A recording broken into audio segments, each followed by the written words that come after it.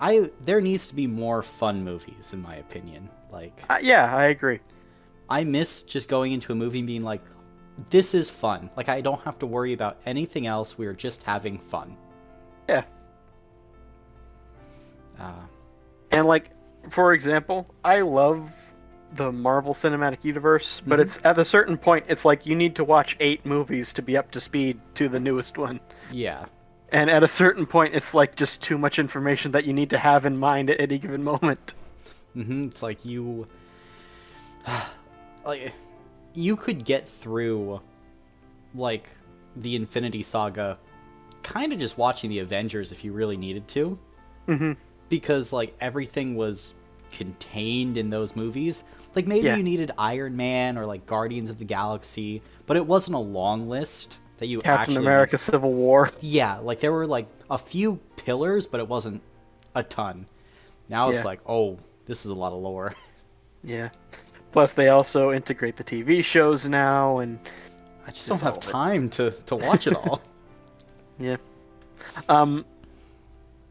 I will also say, like, I could very much tell that some of the people that were in the theater with us had no idea what D&D was. They seemed to also enjoy the movie, but, like, I could tell when there was I think it was a halfling on screen, and they're like, so what, is he just short? I don't... I mean, basically. Yeah, I mean... You don't need to explain a lot. Yeah. Oh, man. But I like that. It was simple enough where, like... It's like, if you know D&D, you can, like, pick out some stuff, but if you don't, it's still a fun movie. Yeah, it's like, oh, like, witchy person used time stop. That means, well, that's in a trailer. Yeah. It's like, oh, man, like, that's crazy. So, yeah, it's like, you don't need to know all the stuff that is happening. Yeah. You can just be like, oh, it's happening, it's going on. Which, it's good. So now I just need to go see the last John Wick movie. Yeah, I also haven't seen that yet. I love John Wick. So cool. Me too. Caleb, Jamie, have you guys seen John Wick? Not the newest one yet. I've seen 0 of them. You gotta at least watch the first, Caleb. Maybe eventually. It's another one of those fun... Well, the opening 10 minutes is not fun. Yes. I'm aware of what happens to Mr. Wick's dog. Yeah. Yes. I do... A part of me just loves the fact that something happening to a dog resulted in 4 movies of him killing people. Honestly, if you kill my puppy, I would make it 5. I'm not blaming him. I completely agree with his tactics and methods. I'm just saying it's kind of funny. Shouldn't have killed his dog and stolen his car. Yeah. John Wick. John Wick. Oh. I was like, huh? Isn't he justified, Shannon? Yeah. Like, look, I'm glad they knew exactly what to do, because in too many movies, bad guy just kills a random person. Who cares about people? They die every day. Puppies? No. Now they all have to die. Anyone connected dies. If you ever think John Wick is in the wrong in any of those movies, remember, these people are connected to other people who killed a puppy. And by the transitive property of puppy death, they're guilty. And who fucking kills a puppy? Those damn Russians. But Ukraine, I sleep. Puppy, wartime. And that's what it's all about. In Mother Russia, we do not let the puppy grow up. Mother Russia, not mother to puppy. No. Except it's not even that, because even the like Russian guy's dad was like, "Dude, you killed a puppy." Yeah. So, note to self, don't have kids. Yes. Is that the answer? Simply antinatalism and I the mean- human race. It's a good 50-50 chance that motherfucker you pop out is going to be terrible no matter what you do. It's a coin I don't flip. know if those. I don't know if those odds are perfectly symmetrical, but It's perfectly balanced as everything should be, Dalton. I mean, I've met some, like, goofy-ass people who have, like, the nicest parents, and I'm like, what happened? They're secretly just psychopaths. Mm-hmm. But it is 8:08, and you asked Mr. Clement to tell you a story. So, we got a session to get to. So who would like to give the recap? Let's see here. Dalton, what about you? okay, sure. Okay. So, trying to think. Last session began with a mad dash to, perform some pathology. Yep.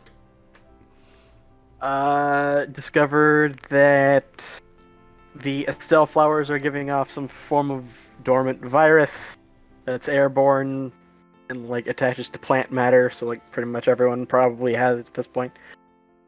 Except for Diana for some reason that we still haven't figured out.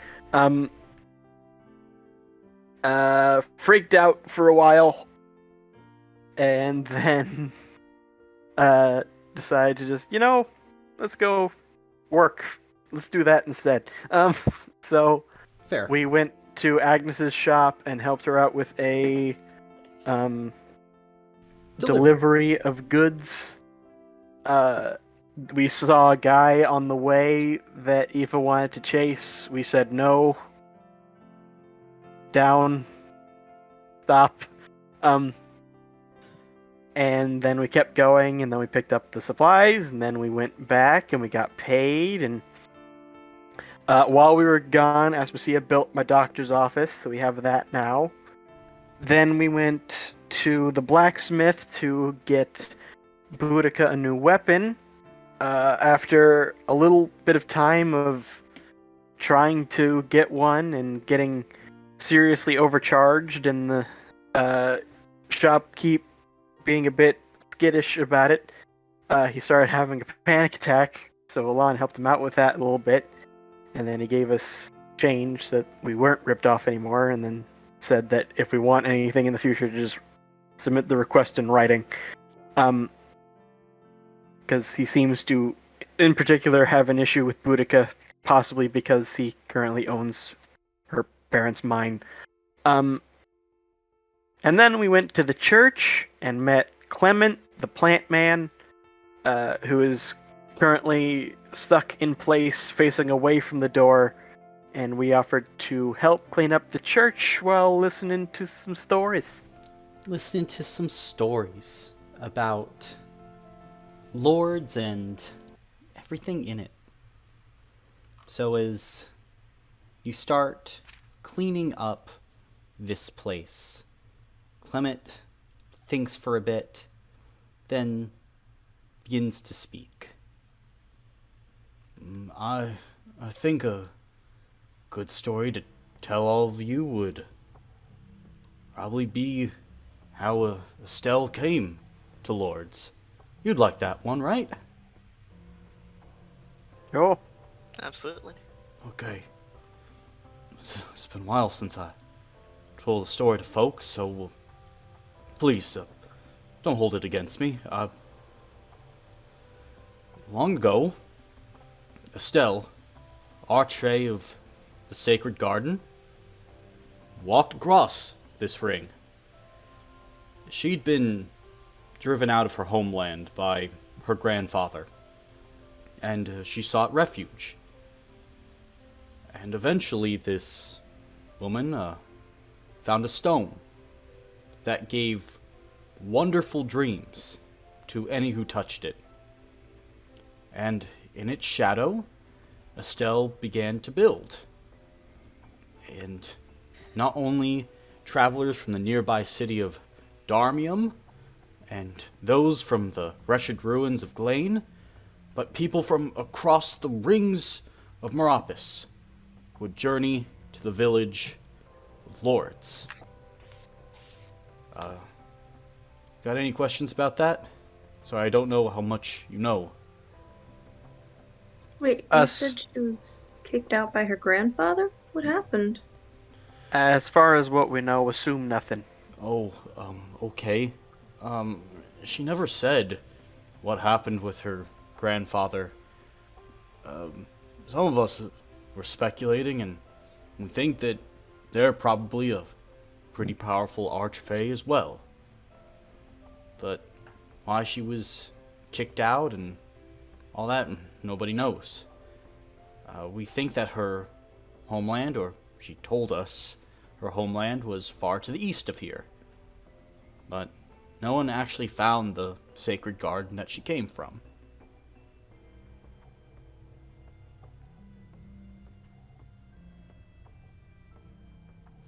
But we do know that for a long time, she lived alone before this place began to grow and fill with people.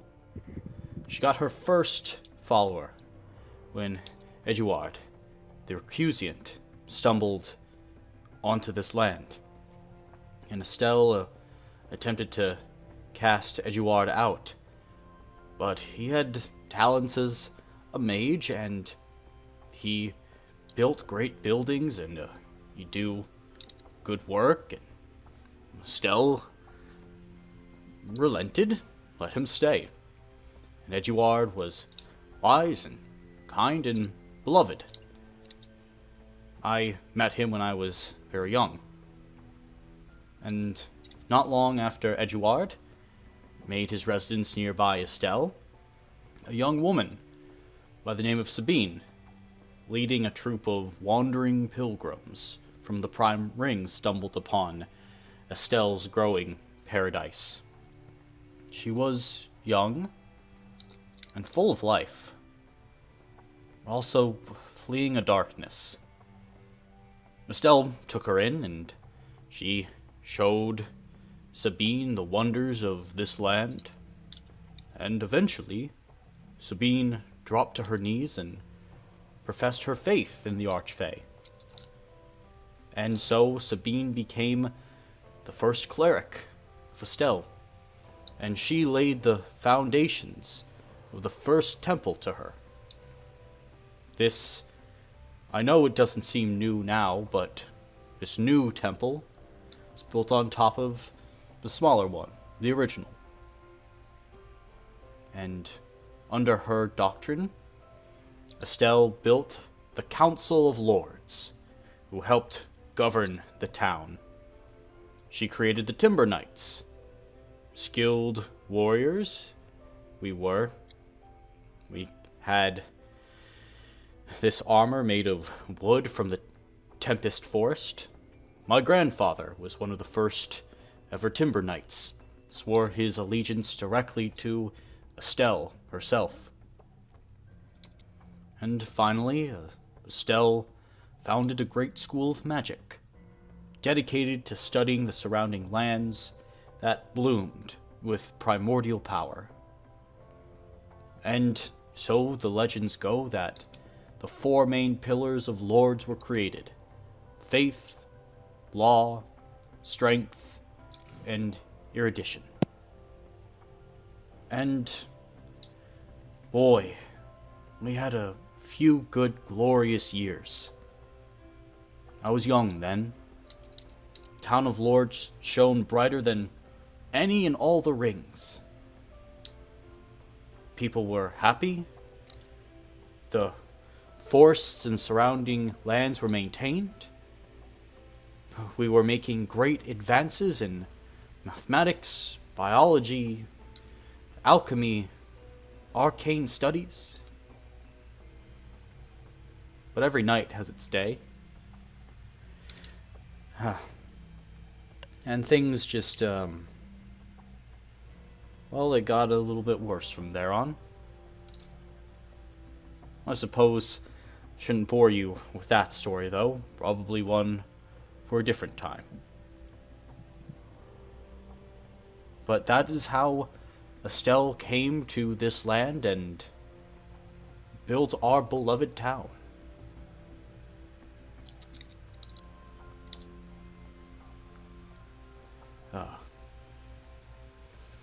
And by this point, all of you have basically removed a lot of the vines and moss growing in the interior and have begun to give everything a good sweep down. And you're surprised, Boudica, as the stonework that had been covered over through all this foliage and overgrowth is surprisingly detailed and fine.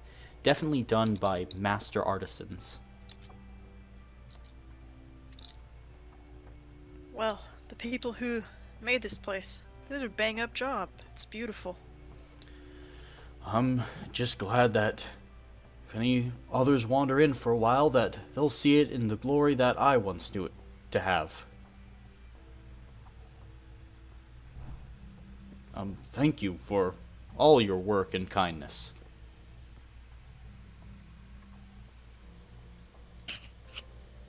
Thank you for telling us the story. You said you'd met Estelle before?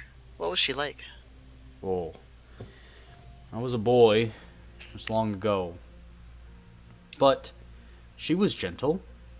She had a wonderful laugh. Estelle went about laughing all the day long, going around, talking to people, making things better. She always loved to garden and make beautiful things. And my grandfather said that when he knew her, it's like Estelle had made a new garden, but a garden of friends. And she tended to all the people here. Otherwise, she was very wise, and valued learning in all its forms.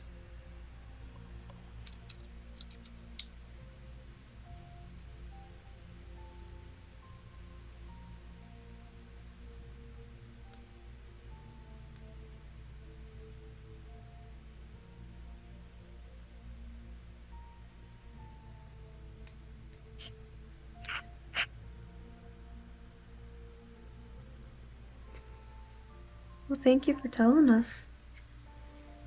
Thank you for giving me the chance. These days get rather long when it's just yourself planted to one spot. I'm not sure how these trees do it.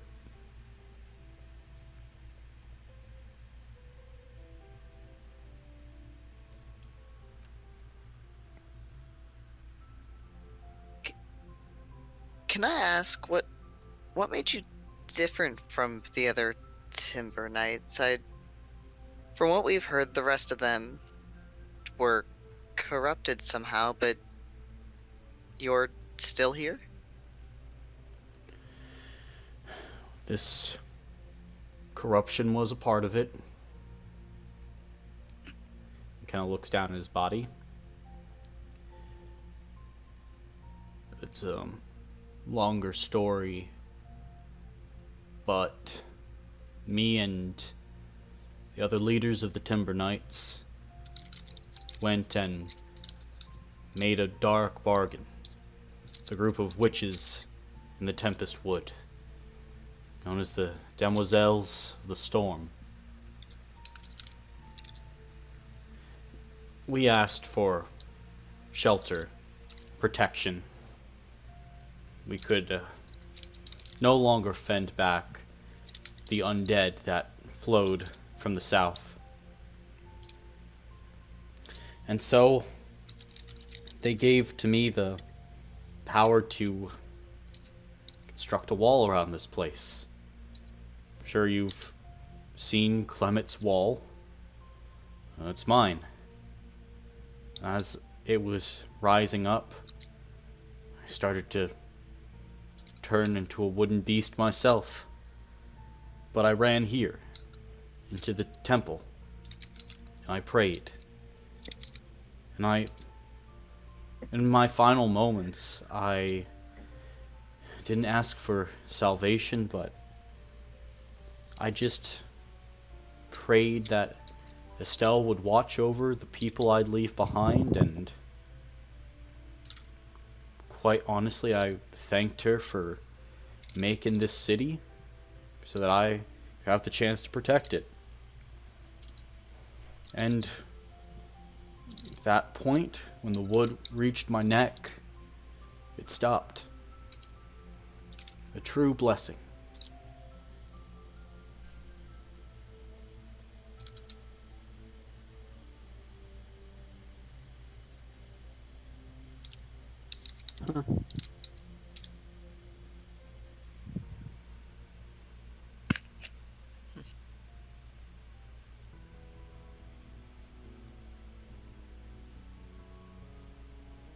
Well,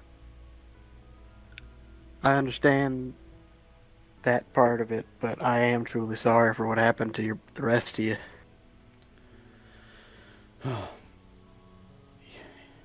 All I do is hear about my lost brothers and sisters out there. They were good people. Kind, noble, and just. You couldn't find a better group. They were strong, but humble. Wise, but personable. I never saw their measure, and I don't know if I'll see it again. Don't know if I'll see anything outside of this temple again. As long as those witches live, they keep me alive with their magic.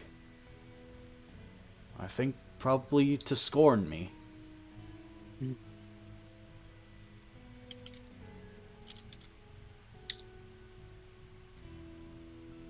But as long as I'm cursed to remain, I can be friendly enough to the people who walk through.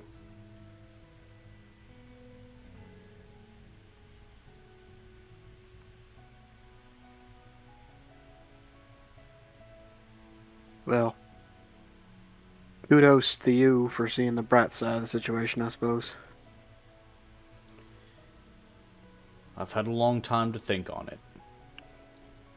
Not a lot of other sides I can look at. At least not this time of day. The sun's shining down right on me.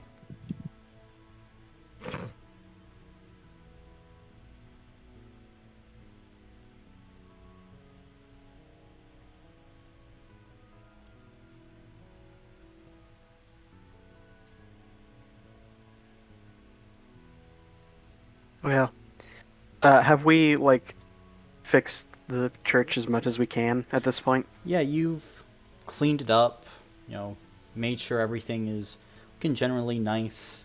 Yeah, it's... The inside of the church is looking pretty pristine. It looks fantastic, from what I can see. Thank you all. I wish I had money to pay you, but, well, fortunately, I left my coin purse, well, it was a few feet from me when I became like this, and wasn't but a few weeks later that some kid snuck in and took all my stuff. I'm sorry about that. Oh. Who was it? Do you know who it was? Oh, they died. Oh. Natural causes.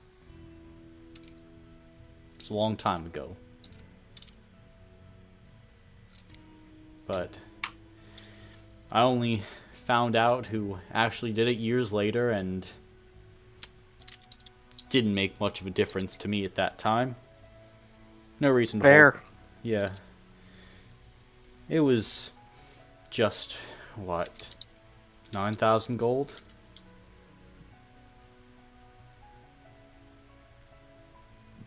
Just Like a- 9,000. Like a vein starts pulsing in Elan's forehead. Okay. Is there a point? He doesn't say at which- anything, but he's like, "Ugh." Is there a point at which they switched from gold to lira? That would be probably 6-7 decades ago. Do you know why? Wasn't enough gold. It became so rare that couldn't have an economy. I mean, gold was going out to merchants, but not really coming back. There was a limited supply. The old generations had all the money, and young couldn't get any. Heck, it got to the point where every copper was so prized. And, if you just happen to lose a coin in a couch or drop it accidentally on the ground, no food for a week. That's awful. It was. So the aristocracy, the descendants of the Council of Lords, they made this plan and began making their tree money.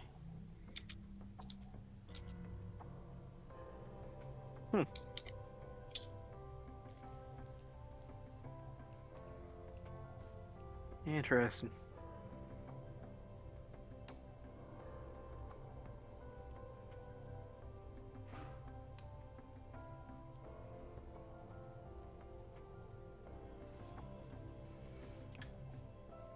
That's the most I know about that. I've only seen it but a few times. Right. You can't exactly check.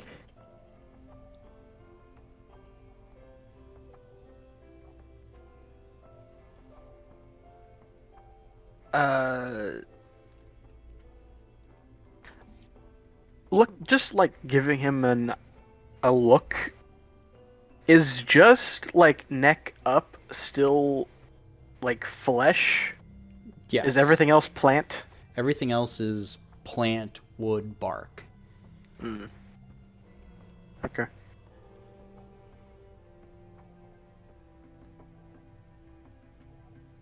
Do you need to eat or do you photosynthesize? Oh, I'm always hungry. But the Oh. Oh. shit. witches, Good. they don't necessarily let me die. Do you want me to like get you a loaf of bread or something? Oh, if it wouldn't be too much trouble. Oh my gosh. I'll be no. back in 5 minutes, and he leaves. Okay. Nasa's gonna go leave too to get him a cup of coffee. Sounds good. And then she's gonna run back in a few seconds later. Do you take cream or sugar? What are those things? Okay, never mind. She'll leave again. And you can see now, like, for Boudica and Aoife who remain, his eyes kind of fall. Did I say something wrong to them? I'm sorry if I offended. Oh no, Oh. you didn't. They're just out to get you some accoutrements, some food. Oh, okay. Yeah, is it like a bakery or is that just Agnes?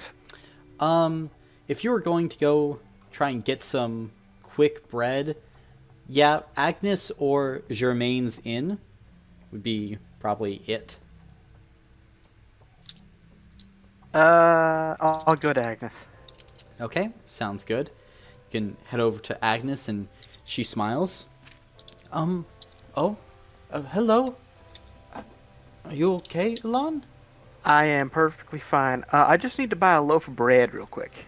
Okay, that's going to be 7 lira. Yep, here you go. And she takes it and hands you over a kind of wrapped loaf of bread. Here you go. Thank you very much. Of course. And he departs. All right, and we'll cut over to Neza. How are you getting your coffee, Neza? Naze is going over to Jermaine's and she gets like a cup of black coffee. And then also like cream and sugar on the side. Like, because she has her own little mug. So Okay. she'll ask for like cream in that, and then maybe like a little glass thing of sugar. And Gotcha. she promises to bring them back. And then I think she was running to Jermaine's, but on the way back, she just kind of does that like waddle that you're trying to do, where you're carrying a very full cup that you don't want to spill, but also want to move with speed. Gotcha.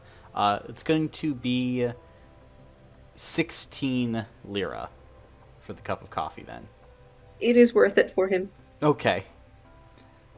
Then both of you would return to Clement at basically the same time.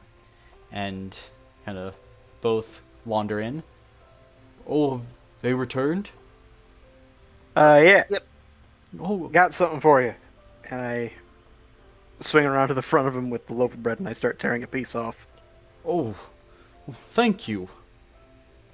And we feed Can he him. move his arms? No, he cannot. Okay. In that case, I guess I'll feed it to him. I mean, he doesn't really have any shame about this. It's food. He will happily take it, and you can see like his eyes kind of are welling up a bit. Man, I think it's been a decade since I've eaten last. It's really hitting the spot. Thank you. Elan doesn't say anything out loud, but inside he's like, holy shit. That is a long time. Yeah. I mean, he just has kind of been left here. But he will happily eat the entire thing of bread himself, as he's just hungry. Yeah, I'll feed him the entire thing. Oh. Estelle's blessings to you, Elan. You are truly a saint of kindness. I am a doctor, sir. It is my job. A doctor? Well, many more kindnesses to the rest of these people, then. I believe Neza has something for you, too. Oh. I have coffee for you. And she'll let him try it first without any cream and sugar, and then she'll put some in so it's like richer and sweeter. Because I imagine he hasn't had much of that either. No, he hasn't. And he will just be overjoyed as he smiles. Oh, man, it's strange. After a few years, you forget that Cottonmouth isn't normal. He just continues to drink the coffee very happily. Oh, the water! Shit. I forgot people need water. You forgot people need water? See, Jamie doesn't drink water themselves, so I drink water. they forget. But Clement will happily drink the entire thing of coffee. I think I probably would have also asked Jermaine for a straw if he had it. That way he can go at his own pace. Mm-hmm. His pace is fast.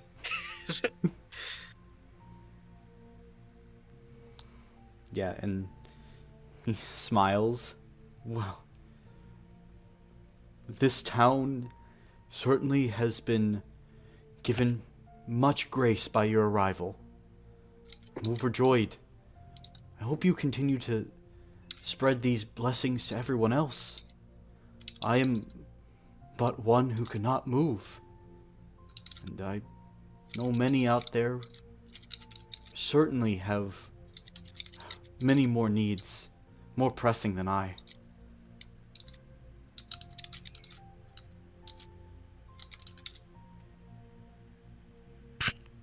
Oh, we'll do all we can. That's what we're here for. Well, thank you.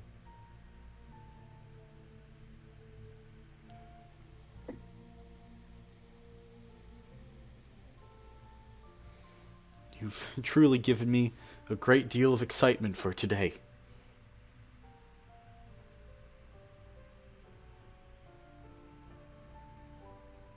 And you've given us a lot of information that we could appreciate. Thank you again. Of course. And he just gives the deepest head bow that he can.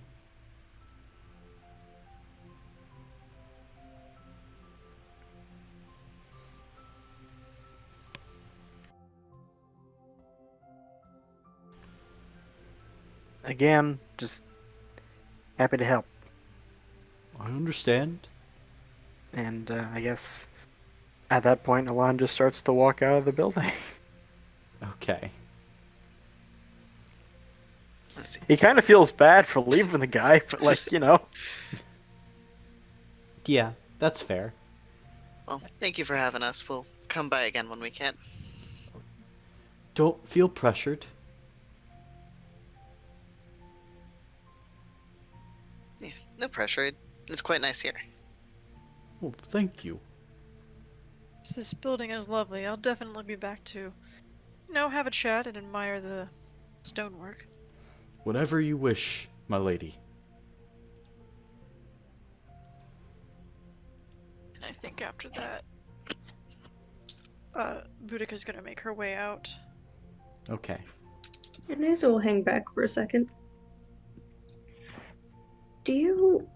And I'll use one of my, the gossip ability. But I'll use it to say, hey, do you still feel like Estelle's presence is here in the temple? Truly, I do. I think Estelle is everywhere. Across Lourdes, though she might have left, her care is still here. And while many have lost hope that she will ever return, I know that my Lady of the Sacred Garden will eventually come back. And I think that her power is still here. And I like to think that my prayers and me updating her about what's happened puts a smile on her face every day.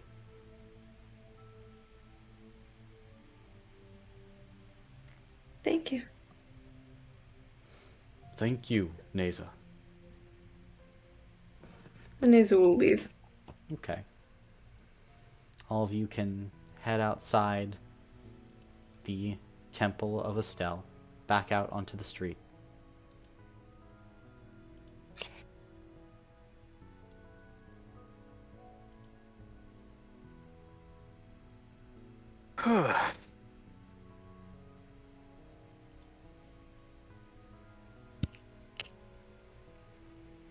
What are you guys doing now? I don't know how far it is, but Pascal mentioned an ocean to the south of here, didn't he?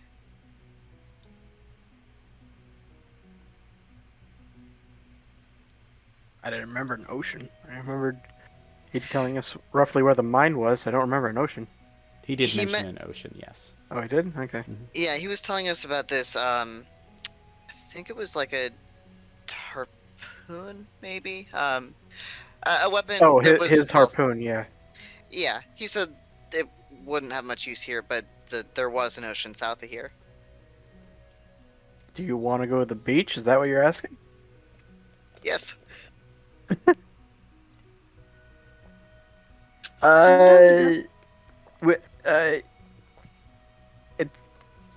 Well, because that coven of witches is down to the south too, isn't it?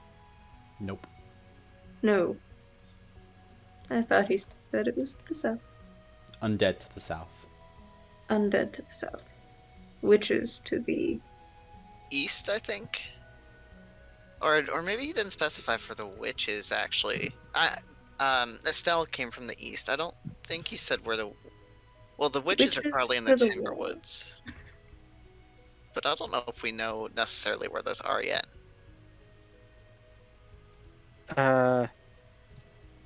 listen, y'all have been quite capable in what we've done so far. I'm not sure if y'all are ready for magic users and or zombies.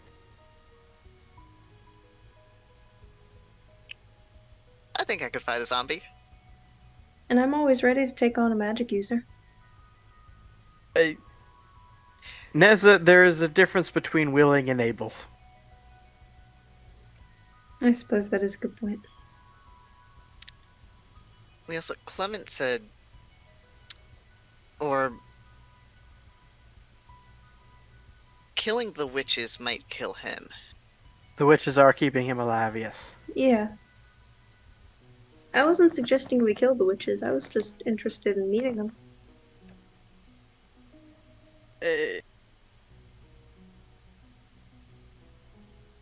From what we have been told, they don't seem like the most pleasant individuals.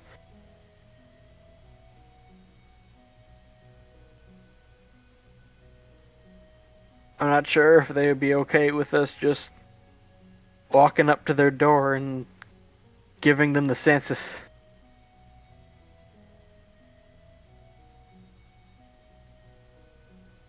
Honestly, this ring could use a census more.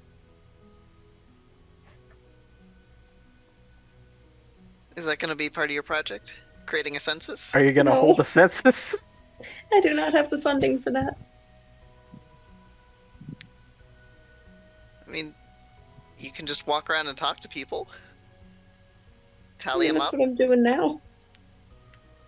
But it's not exactly a census, it's more a survey. I don't know the Technically difference. speaking. Well, a census kind of covers as much as possible. No matter how like shallow it gets, really its goal is to collect pretty much everyone, which is extremely difficult and impossible for me personally to do. It's a pretty small town. I don't think there are that many people. Oh, I thought we were talking about the whole ring. Yeah, that would be a feat to do by yourself. Absolutely would. That would be impressive, but I was envisioning the town and, like, I guess the surrounding woods if you're trying to get a census on the witches. If you weren't already an Aether Soul, I'd say the weight of all that paperwork might do it. In fact, you might have been the first Aether Soul to be born out of bureaucracy.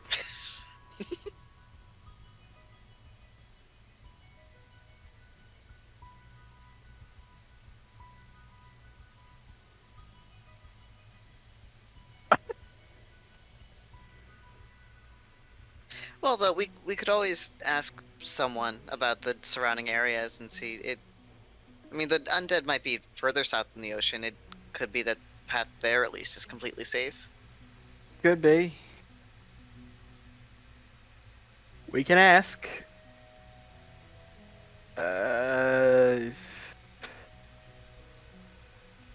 Who do we feel has gone the most far afield? Probably Agnes. Yeah, but that's in the other opposite direction.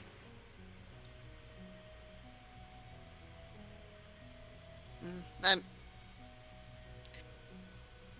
Well, like, she might go to multiple places for supply runs. Suppose. Oh, also, I need to talk to Florian again.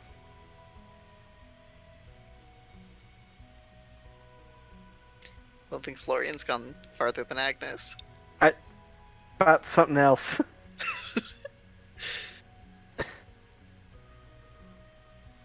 Also, Elon speaks a little quieter so that no one outside this group can hear this.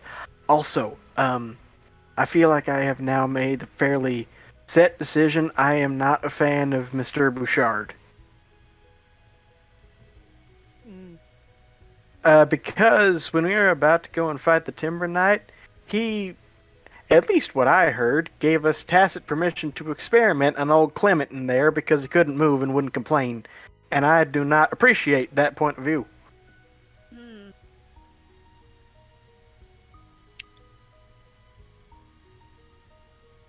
Yeah, no, I get it. I don't think I like him that much either. He seems very...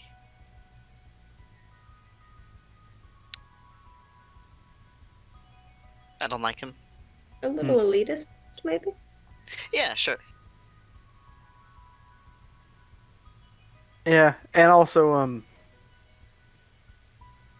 I mean, this is based purely on his opinion of Clement, but has a distorted view on the value of conscious life.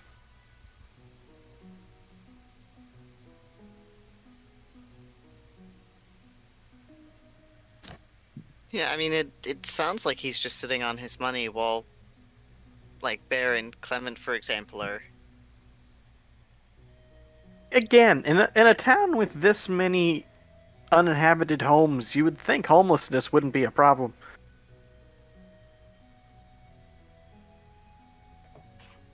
When I was reading for some of my classes, there is an economic system I came across called socialism. Yes. I know about that. Sounds like this town could use a little bit of it. I know nothing about economics. Spill it to me.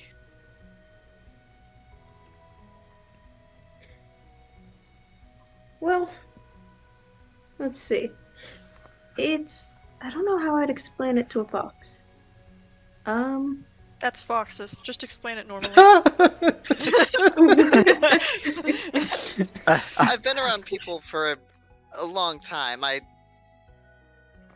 think understand money for goods and services. I got that down. I think, well, it's a little bit more complicated, but I think what I personally would do in Lourdes, and I think we should do, is kind of redistribute the wealth. Oh, you're talking about seizing the means of production. Yes. Well, that's a little bit more communist, but that would work. Absolutely. Well, I think that if there's what, 3 aristocracy members here? I believe that And was they the have- number. In theory, they have a ton of money. And so if they just used their money to help, the town, whether that money is given by force or not, that would work. I think that would improve the lives of many people. Now, the difference here is that we are still using money to fund or to power the economy instead of just giving people the basic needs. So there is a difference there, where we could literally just say nothing costs anything and then give everybody, like, houses, for example. But I think instead, if we still wanted a money-based economy, we could just go force the aristocracy to help out the town with their money. And why do we want the money-based economy? I don't know. Well, one of the biggest things is that the surrounding towns still have a money-based economy, so it would be really hard to get goods or things like that in without exchange of money out. And if the money isn't really circulating in here, then it can't really circulate outwards either. So we'd have to be either completely self-sufficient or just kind of accept that since other people around us are money-based, we have to be too. I think we should all live in caves and grunt at each other. I like that. That's a good one. I like that too. Hey, Colin, Yeah? what is Quiz? Quiz? Like, economically? They are an authoritarian control state. Okay. Yeah. Alright. Yeah, they are nationalist, authoritarian. I think Belarus with undead. Okay. You got the picture? Yeah, sure. Cool. Now, see, the process of overthrowing a government is a bit more complicated than you might think, and you might think it's quite complicated, but doing that as well as instituting a new economic system, that is a whole other thing. You just have to think fast and punch hard. You see, that line of thinking is what gets new nations into deeper trouble. You have to think these things through ahead of time before you're at the point where you need it. Otherwise, you're just going to spend a lot of time tripping over yourself trying to figure out how to actually run the thing after you've done it. And at that point, it's basically too late. Source? Classified?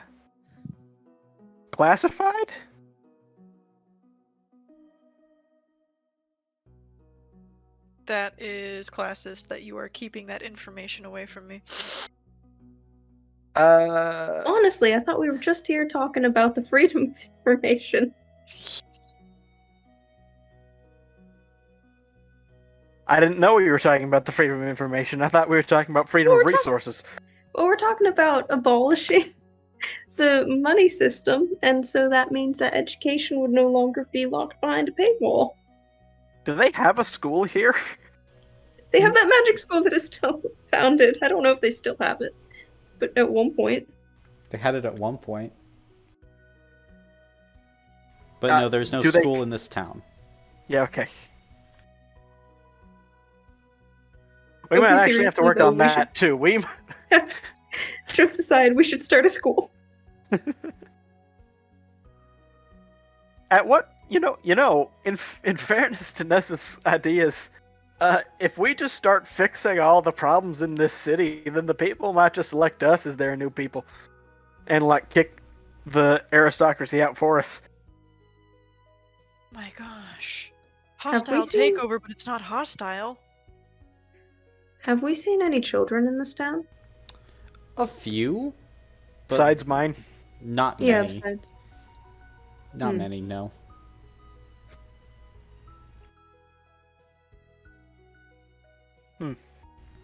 But yeah, there are some children. Are there... Okay, this might seem like a weird question. Are there, is there any construction going on in this town whatsoever? From what you've seen, there is some construction going on. A lot of it is maintenance to buildings that people are inhabiting. There are some areas of the town of Lourdes that aren't completely run down. And there seems to be usually some construction happening in the northern part of Lourdes where a lot of the Satyrs live. Mm-hmm. But other than that, not a ton. But also, they've been trapped inside their walls for a while. So any material was brought in from the outside, basically by Agnes, and she had to continually dodge hobgoblins. Yeah.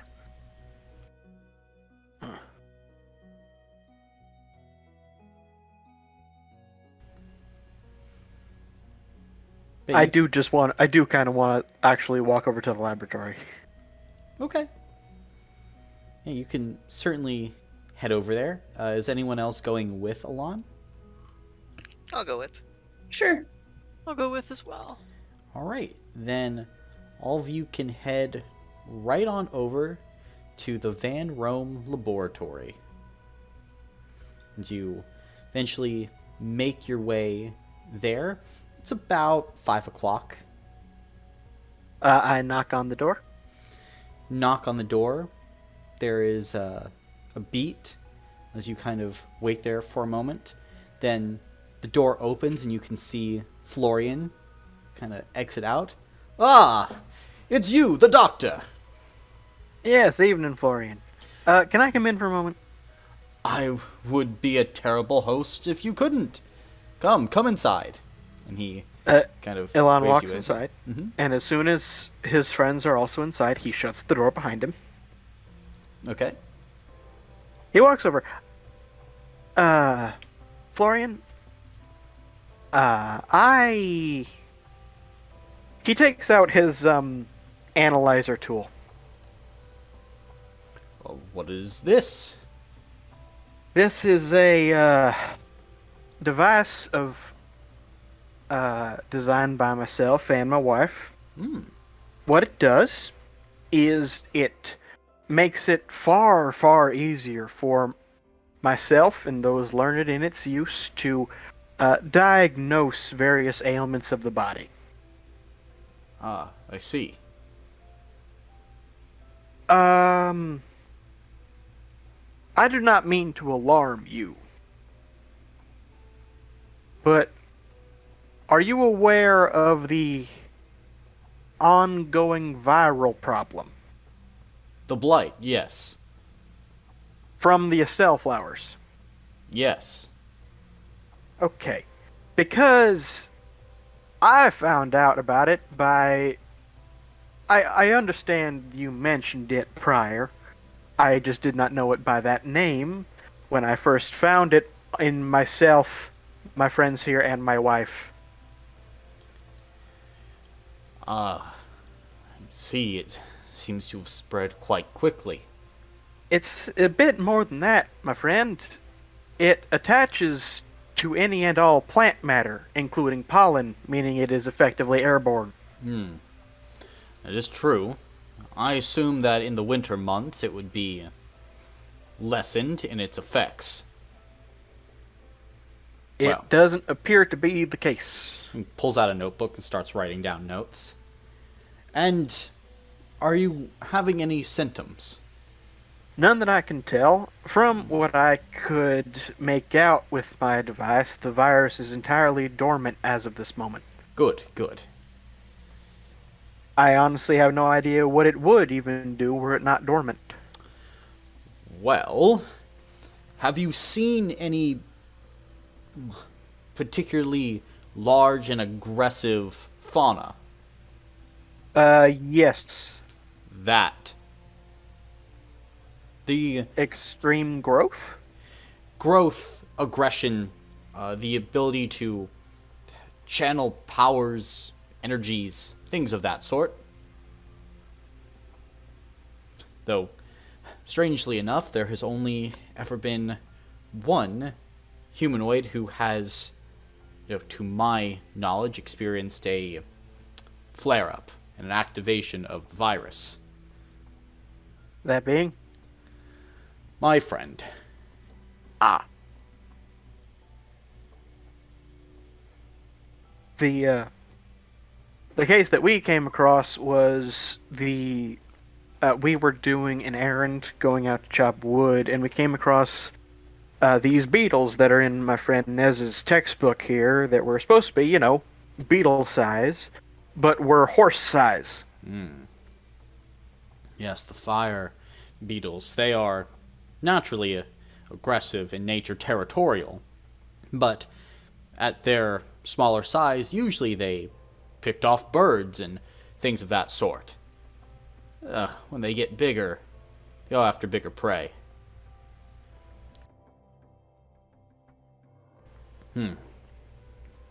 I do find it particularly interesting that fellow that lives by our house. Are you familiar with Borrelian? I am familiar with them, yes. I was quite surprised that he didn't have any more blatant symptoms, considering they are growing out of his face. Yes, it is troubling. I have tried to actually approach him to study his condition, but he has rejected me on all advances. When I checked him with my device, were his virus levels crazy high? No. Huh. No, they were equivalent to Agnes's levels. From what I've been able to glean from him and his condition, he is at standard levels, standard infection for anyone else living in the town.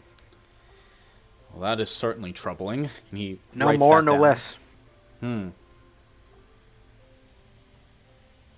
Have to keep that in mind. I also fear that I understand that it is a necessary precaution for other things, but I do fear that the consistent burning of the same flowers allows the smoke into the air, which can also cause infection.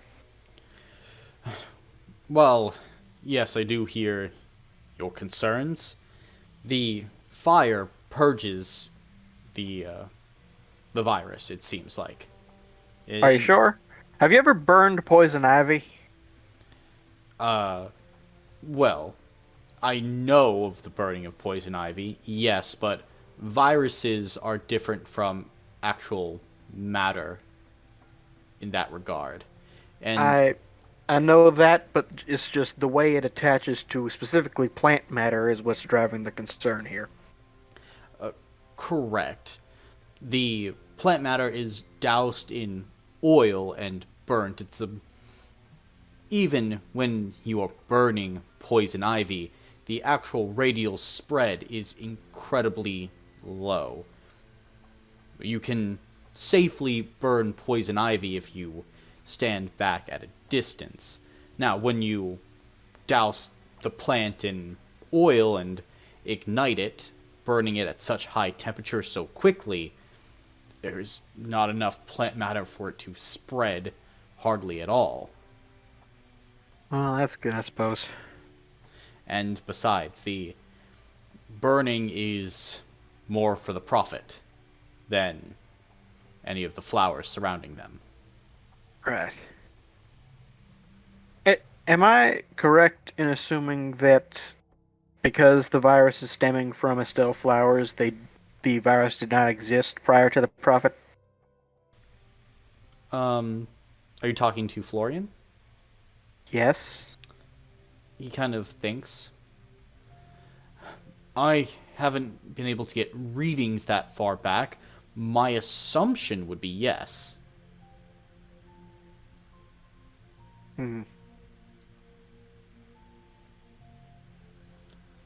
This virus seems to... Well, then that would make this virus only about 7 years old. Yes. But Also, have you... I assume you have. Have you also noticed that despite remaining dormant and not seemingly actively doing anything, it still manages growth? I have, yes. It is likely from continued exposure to the virus, but that means that their vectors, like the Estelle flowers, are generating viral components, but there must be other vectors as well.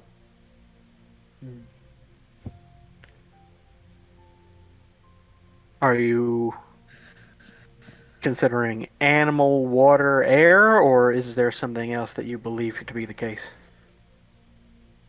Not quite sure. Right now, my main concern is finding a way to remove the blight safely. As if there are flare-ups, I'm trying to solve for the worst possibility.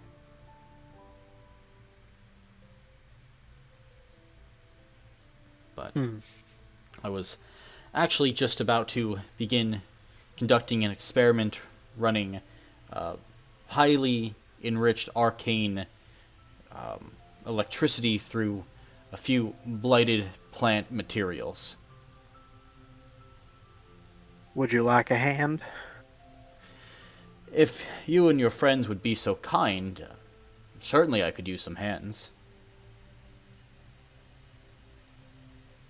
Ilan looks to the rest of the group.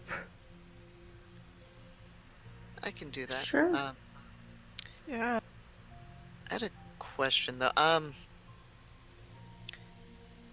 Wait. Can you remind me what evidence we have that it's specifically the flowers causing it? I know we initially thought that because of Bear, but It's because last time when Ilan was running around trying to figure out what the heck it was, he specifically scanned an Estelle flower and it seemed to be emanating from it. gotcha. Okay.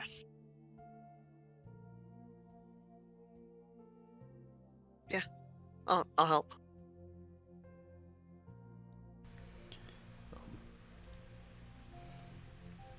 Alright, just you two then? That's fine. We can have... I'll help as well. Oh, I also agreed to help. oh, thank you then. Then, here, let me lead you into the laboratory proper, and he takes you inside, begins opening some doors, and you find yourself in the middle of a laboratory with beakers, machines, electrodes. It's kind of in a seeming state of disarray, but Florian will show you these bits of what appear to be like bright violet plant matter in between these glass slides with bits of gold wire running into them. A series of machines and dials that control the flow of electricity. Essentially what he is going to need from all of you is to help him properly control the flow of electricity so he gets just the right kind of interactions that he wants. And Okay. you guys down for that? Yeah. Then we are going to have our first mini game of the campaign. Oh boy. Okay. Oh, minigame. Okay. I So, love minigames. well, so for a lot of these tasks like cooking or gardening or running scientific experiments, there are little side activities outside the game that we can do that have a general equivalency. For this particular scientific class and kind of type, we're actually sending you back to class, back to 3rd grade, as we're doing quick math. Oh no. Okay. Oh yes. I no longer like minigames. Can't we do trivia again? That's I there as became well. I became a history major for a reason, man. Oh, I'm sure. This particular one with the actual adjusting of dials and things, this is a little math-based one. So, we're going to I'm gonna put... call you. Sorry. I'm gonna call you ableist because I'm currently concussed. Well, rip. We are going to put 70 seconds on the clock, and then we'll go through each one of you, starting with Caleb, going to Shannon, Dalton, and then you, Jamie, on a repeating pattern, trying to get through as many of these questions as we can, and the more you get right, the more accurate you'll be in your experiment. Let's see. In total, there are 24 questions. So, when all of you are ready, I will begin. Are all of you Suppose ready? I'm ready. Okay. Yes. Sure. Okay. In that case, 3, 2, 1. Caleb, 6 minus 3. 3. Shannon, 8 minus 5. -5. 3. Dalton, 3 plus 4. 7. Jamie, 5 minus 3. 2. Caleb, 9 minus 3. 6. Shannon, 6 plus 6. 12. Dalton, 4 times 2. 8. Jamie, 6 minus 5. 1. 3 plus 2. Oh, shit, is that me? 5. 3 times 6. 6. That is 18. 2 times 2. 3 times 2? 2 times 2. Oh, 4. 8 I times didn't 2. hear you. 16. 7 minus 3. 4. 2 times 4. 8. 7 plus 2. Oh, 9. 7 plus 6.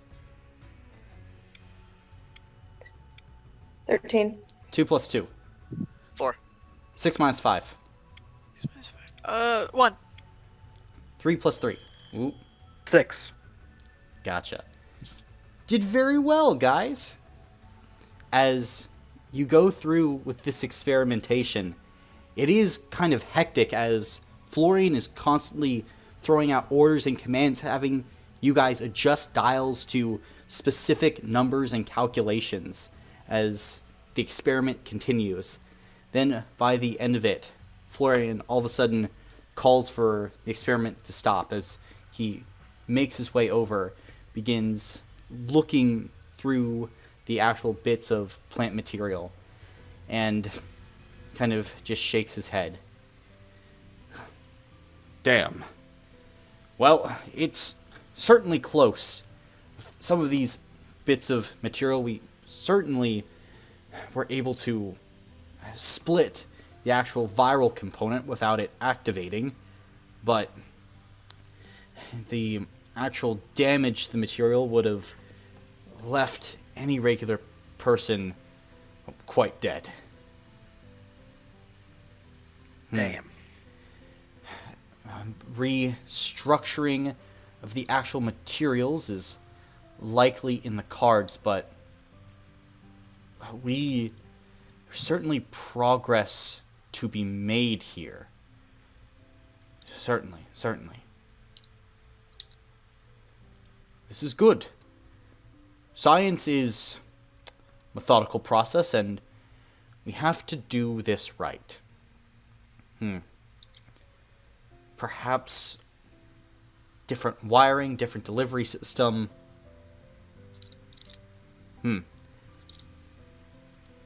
This is good. Could you help me? No. Maybe later. Maybe that could work. What? Well, if you come back tomorrow, perhaps I could line the entirety of my lab in some of these materials and set the voltage to higher settings.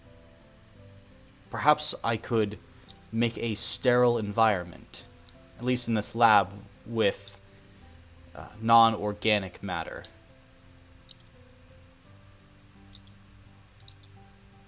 I suppose I could try to help.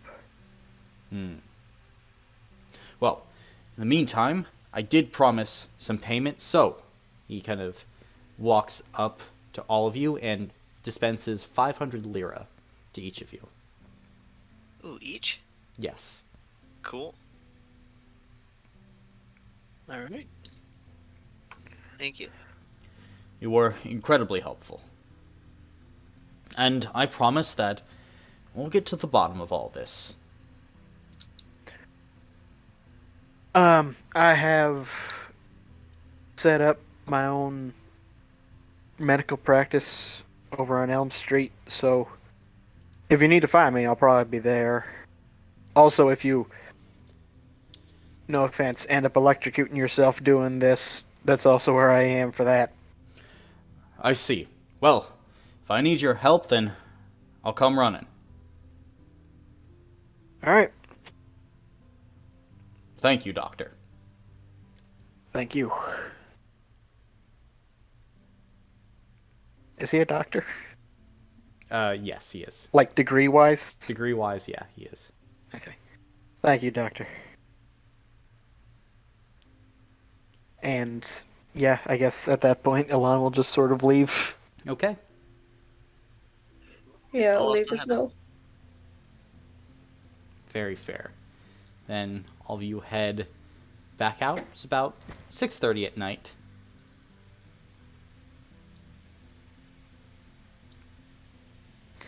Let's just head back to the house, I guess. Okay. I suppose.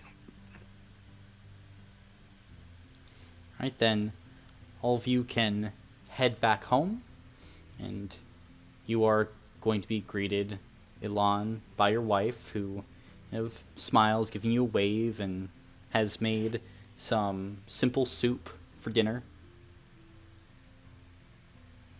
How was your day, darling? It was alright, all things considered. That's good, Met good. the fellow in the church. Oh, how was he? Pleasant fellow. That's good. Which, frankly, he has every reason not to be, but he's, plant from the neck down and cemented to the floor. What's so bad about being a plant? Nothing. But being attached to the floor and not able to move is a bit rough. Seems a little Especially- ableist of you. Well, I don't think he would agree with you, considering I gave him the first food he'd had in over a decade. Oh, yes, that's a bit... Ooh. Ugh. Maybe I'll take some trips up there and be sure to get some food from now on. I'm sure he'd enjoy the company at the very least. I'll see what I can do. Apparently most of the town doesn't exactly keep up with him. I feel so bad for that man. As do I. But, again, very pleasant fellow. Well, hopefully we can brighten up his day too. Can we dig him up and plant him back outside? I'm not sure. From when we were in there, did it look like he was, like, rooted in the ground. Yeah, he was rooted. Yeah. It would probably take a lot of digging. Because his roots were in there. But, I don't know, maybe. Well, I certainly know roots, so... I know you do. I know you do. Adeline will just sort of like sit down for dinner while he's thinking this through. Alright. Is there anything else you guys are wanting to do tonight? Hey guys, I think I'm gonna go say hi to Bear if you guys want to come too. I'll go. Okay. I mean, yeah, I'll come along, sure. Awesome. I don't really have anything to talk about, just saying hi. Oh, maybe we can bring him some of Mhm. whatever dinner we're preparing. Soup. Soup. Yeah, that would be awesome. I was also thinking about bringing him coffee. Well, we make coffee here at the home, right, Colin? Yeah. Yeah, I was thinking about also making and bringing him some coffee too. Kind of like Do we we- did with Clement earlier. Yeah, after we eat, do we have extra? Yeah, you have some extra. Okay, yeah. Then yeah, Alon will like just fix a bowl. Okay. And I'll put together a mug. Fair enough. And I'll bring myself. Fair enough. And I will be there. Okay. Then you guys heading out to go and find Bear? Yep. Yeah. Alright. Then, as you exit out, you basically head next door and find him inside his, makeshift home. He's there and smiles as you come forward. Oh, it's all of you again. Do you need some more firewood? Nope. No. Do you need some soup? Oh, yeah, And some coffee. I love coffee. And that. And Alon will just sort of extend the bowl to him. And he'll take it and then just start wolfing it down. This is so good. Is this carrot? I think there were some carrots in there, I yeah. love carrots. And he just continues eating. And, in a matter of minutes, he has completely drained his bowl of soup. And I'm setting the coffee down too. Ooh, it's warm. And he places his hands against the mug and basically is using it to heat himself up.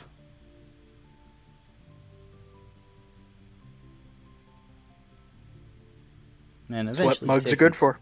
Yep, eventually he takes some sips and smiles and very content. Thank you for bringing this to me. Yeah, we had some extra. Oh. Thank you for thinking about me. Of course. I'm sorry I don't have much to give you in return. No, Don't there's even think about it. nothing we need in return.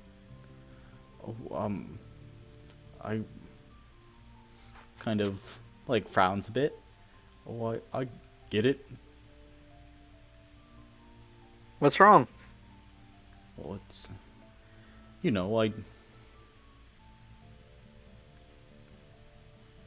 never mind.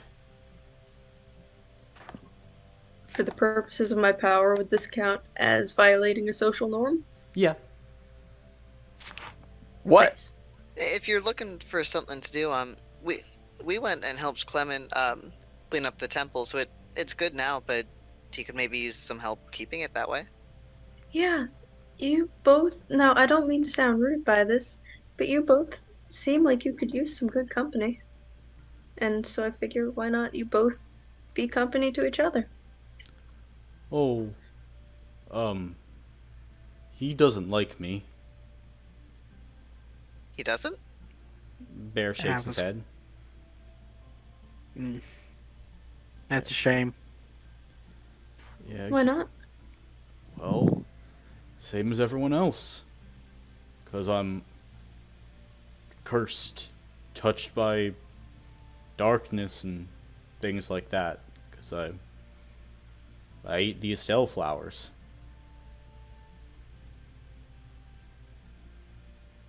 Well, that seems a little hypocritical on Clement's part. Oh, I guess so. But If Bear, have you considered that your true enemy is the aristocracy? Have you considered the finer points of socialism? I do not say this in character. oh, okay. To be clear. Well, also out of character, while we're on that line, didn't last session, I know we talked amongst ourselves about inviting Bear to the temple, but did we say that in character to We Clement? did not. We did not. Okay. We didn't mention it around him.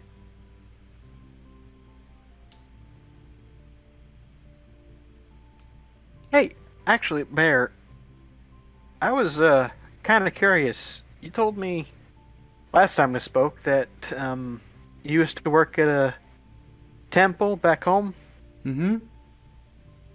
Which temple? Like who for, I guess, would be the question. Temple of Meron, the god of rebirth, and he was mostly near the town of Wassern, near Del Ankh. I'm not sure if you've ever been there, but I worked around, was generally a temple hand to the cleric Nazreen there. It was a good life, but I just felt like I wanted something a bit more. I heard about this place, and I guess it was some old rumors about it being really nice. Came out here and, well, wasn't as nice. I don't know. It's crazy. Before you came tonight, I was thinking about leaving this place and heading east, probably. What's east? Well, there's a church out there. Supposedly, this is. Oh, you guys keep a bit of a secret. Yeah, of course. Always. Okay. I heard that there was a church out east, and it's run by the devout, the people that the prophet was a part of. And I hear that they're not doing too bad at all. Maybe even better than here. And I think they'd probably treat someone like me a bit better. Although I'm a bit scared because, I mean, everyone, well, the aristocracy and Quinn and Clement, a few others are all saying they're really rough and tumble bad people, but I don't see much of a difference. But I also don't want to leave you guys.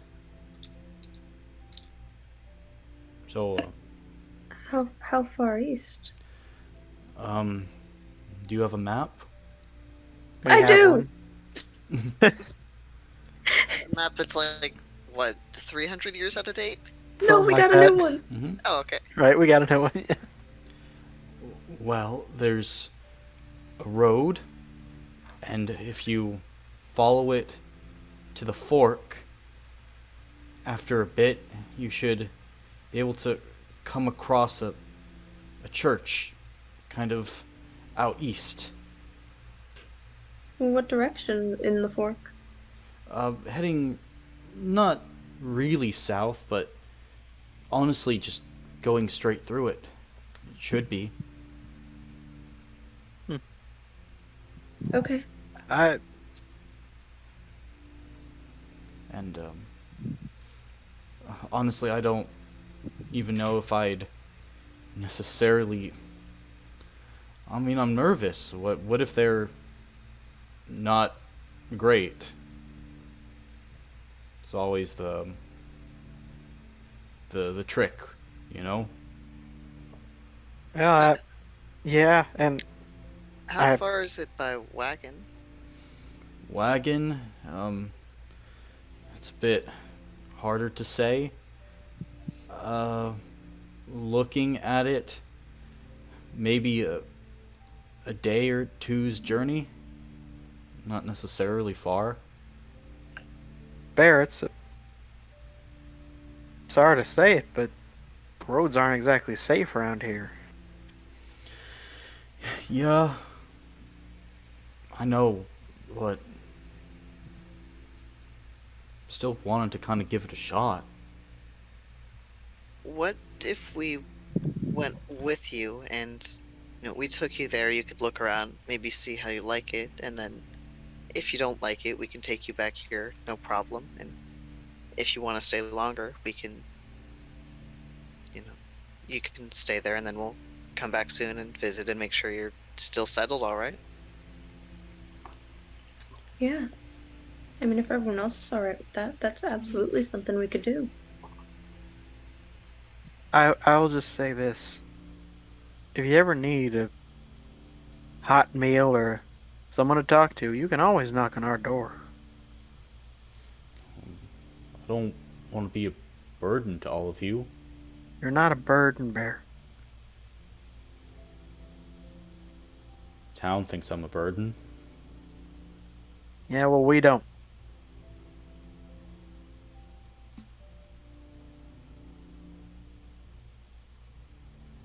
Don't think of yourself that way.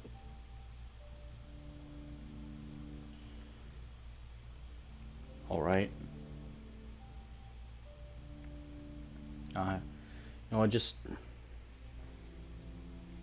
want to know more about it.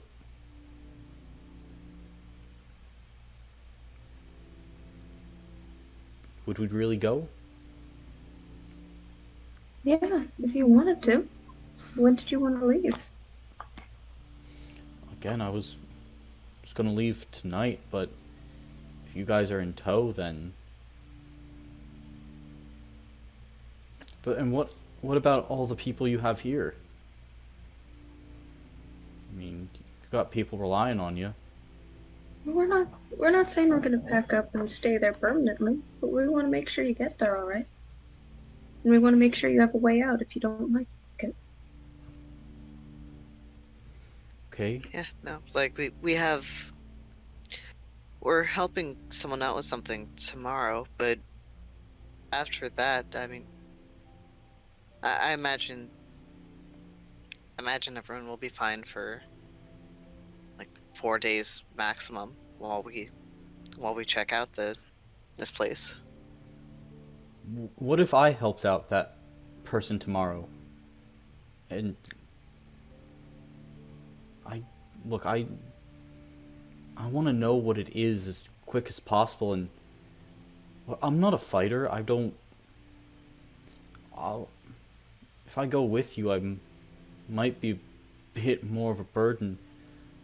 But I'm pretty good That's at all right. helping people. So, do you want us to go and check it out for you and Yeah, tell and, you what it's like? yeah, and if you give me a list, I can stay here and I can help people out. And if your family needs anything, I can help as well. I'll be your gopher. Gopher? Gopher stuff, you know? When you send just a guy that goes for things, I'm your gopher. I've never heard it phrased that way, but okay. Uh-huh. So you'd have your bear as a gopher, and you got, lots of stuff like that. I mean, animals are kind of crazy nowadays. Sure are.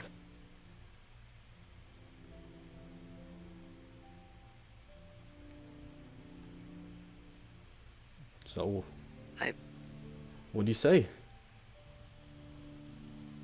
I'd be on board for that. Okay. Yeah, I'm on board. I mean, I have to, discuss it with my wife first, but Of course. Of course. We'd also have to double check with Florian that he's okay having Bear instead of us.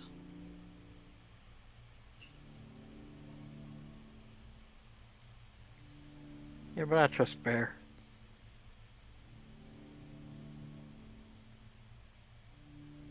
Well, how about this? We'll talk it over, get you an answer in the morning, huh?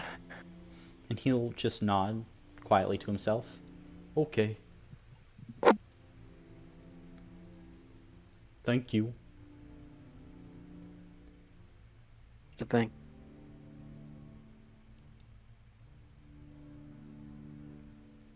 And thanks for the coffee, Neza. Of course. It was really good coffee. Yeah, I hope you enjoyed it. I did. I enjoyed it a lot. If you ever want more, you can come knock. I like making it for others. It would be a gift to be able to do it. Oh, okay. Sure. But I feel more comfortable trading for things. I don't... Is there anything you would want in exchange for coffee? How about a story? I make you coffee, you tell me a story. Yeah. I'm writing a book, so it works out. Oh, I can do that, sure. I know lots of stories.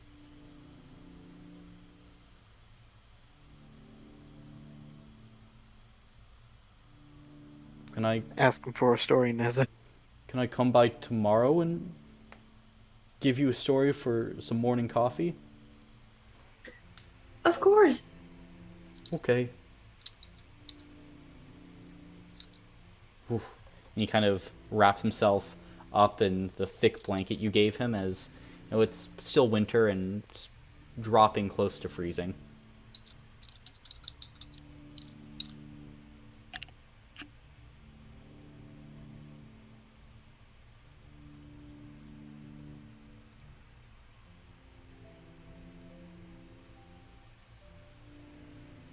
So what are you guys doing now?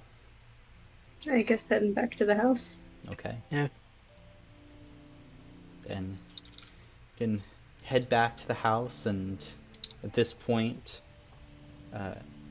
Aspasia is just finishing cleaning up for dinner.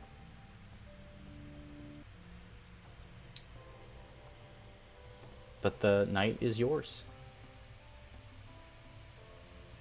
As soon as we shut the door, Alon looks to everybody else and says, "What are you all thinking?"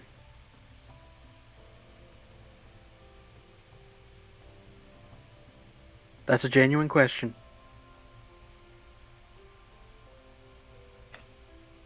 I'm thinking it would be a great kindness to do that. To go out and check it out. Oh, I'm Yeah. fine. I'm fine with checking it out for him. I'm asking what you were thinking about offering to escort him there. I was hoping that's what we could do. Neza, Like you I- said, it's... I feel I have to remind you, there is a pandemic in this town. Yeah, but how do we know it hasn't also spread over there? Well, if the We don't, Well, but if on the these are off chance, these are the same people the prophet was with. Aren't they the ones who brought the flowers? I don't know if they brought the flowers. From my vague understanding, I feel like they just started sprouting after she got set on fire. Well, I think if they're at all aligned, then they probably already have it. Maybe that's why we would go alone. To scout it out, see if the virus has made its way there. And then we can come on back. Listen, I have been looking at diseases for a long time now. And the fact of the matter is that you shouldn't be just taking chances with this type of thing.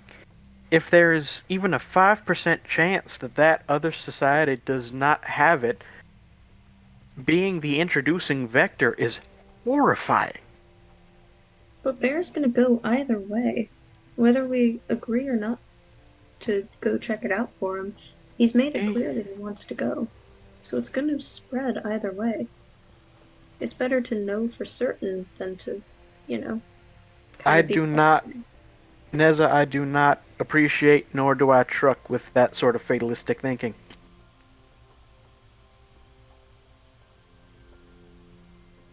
There's always something you can do. And just sitting by and letting it happen is not something I'm willing to do.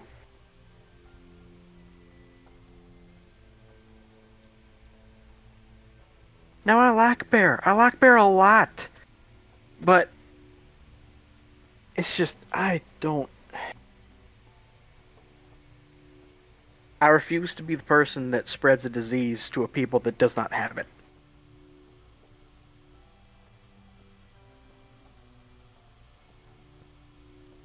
How about the rest of you?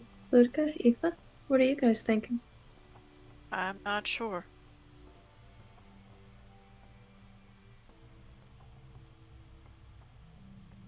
Now, if we can find somewhere that has, like, I don't know, a telescope or something, and we can just observe it from, like, a hill off to the side and just check it out from a distance, then I'd be fine with that. But let's not forget, we have it too.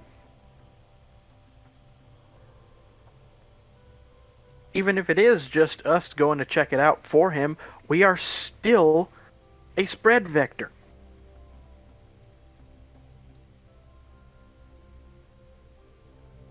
I mean, if it can turn into a bird. That doesn't help. No, I'm saying you wanted to view it from a distance, right? That is better, yes. Yeah, I can do that. I'll see. I don't know how to work your little glass thing, but I can at least see if there are any of the flowers. That would be better.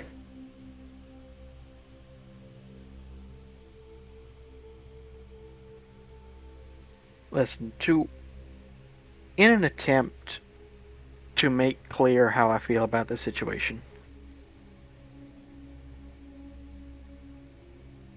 allowing a disease to spread, or worse, being the reason that a disease spread, is literally my worst nightmare.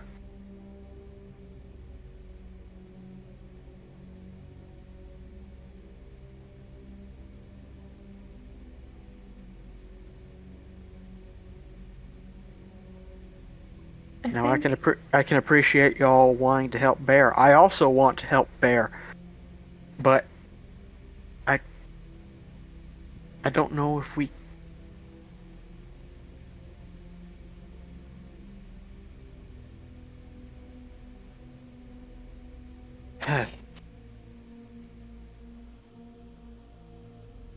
Fly over the city.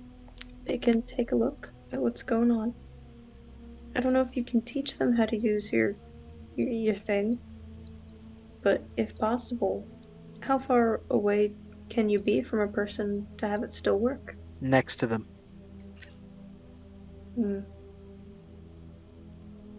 I also don't know if I even could operate it with talons, or if as a bird, I might even still have the disease, but I'll at least be able to see. They probably do, even as a bird. Because they still have it when they transform back, so it's... That's true. I was just saying, with a bird, you could keep a little more distance. And the reason I was asking how far away you had to be was because, maybe they could land on a faraway rooftop or something, transform back.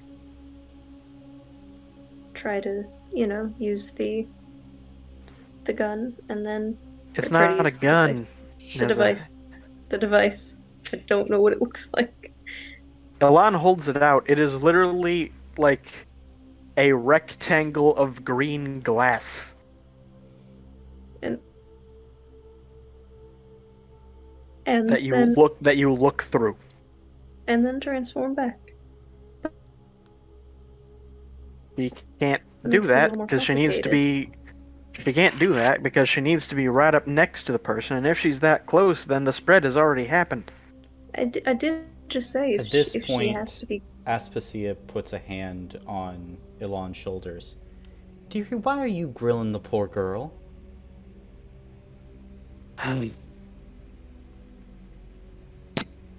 Because I'm terrified.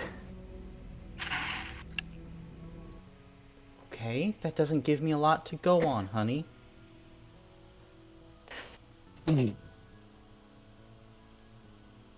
Why are you terrified? Because there is a disease that is extremely virulent that is spreading through the air and through all of the plant matter in the entire city, and it has infected basically everyone in the entire place. And from what I have learned earlier today, the eventual symptoms are extreme growth, aggression levels, and the ability to wield power. Vague power. And you know, as well as anybody, that this is a sore spot for me. I do, yes. Grilling the poor girl ain't gonna change that, sweetheart. I know. I'm sorry. Now, you're concerned about it spreading, but if it's already spread to all these people, then it's not gonna change nothing.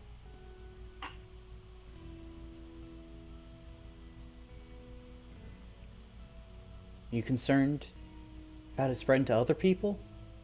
Yeah? Well, look, you're a doctor, and Yep.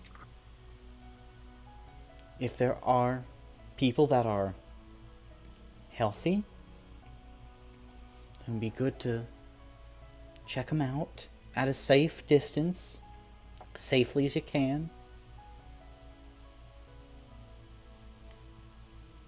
But look, obviously there are some things that can make a person immune. You Yeah. gotta find those out eventually.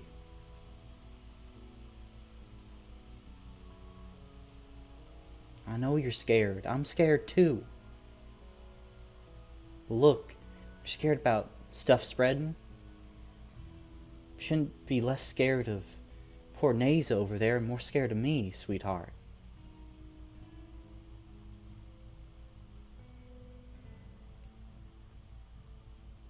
Now I'm gonna go read our little girl a story before bed from the other side of a door. Just remember that. And she gives you a kiss on the forehead and heads upstairs.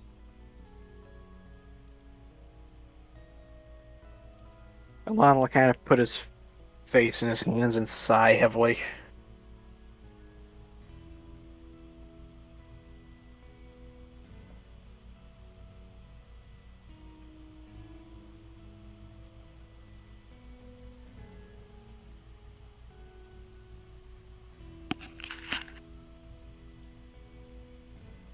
I think if we check out the place from a distance, that will help Bear. That will also help us get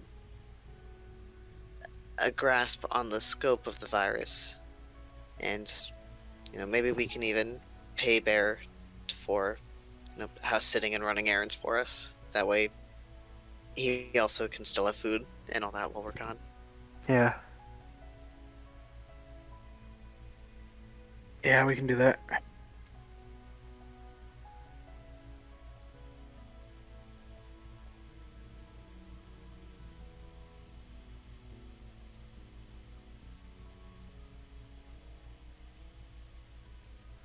Sorry if I raised my voice.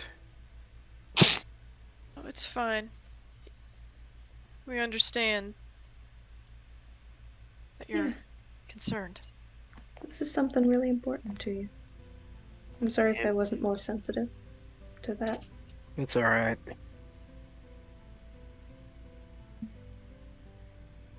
I appreciate y'all understanding, though.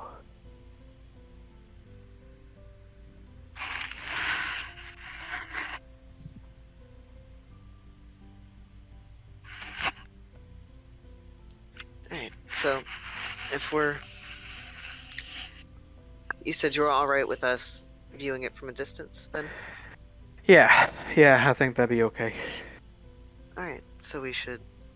After Aspasia is done with Diana, we should run that by her as well, and if we're paying Bear, we should also figure out how much.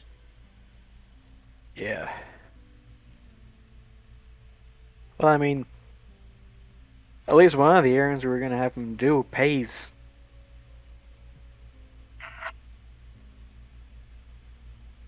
We might be able to also talk to Mr. Boy, and because she mentioned that she wanted us to weed her garden, but I mean, if it might, help endear Bear to the local population.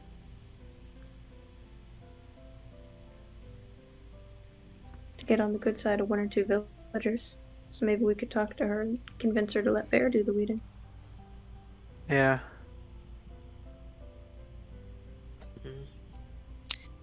She might be good for that. She was one of the people who said she wasn't really that scared of the Estelle flowers, right? Well, she said that she would love to study them if she could, but due to cultural taboos, she was not allowed to. It could be good for her then to have access. Could be. She might also reject Bear. It's possible. Which is why we need to ask ahead of time. Exactly. We can take a trip there tomorrow morning.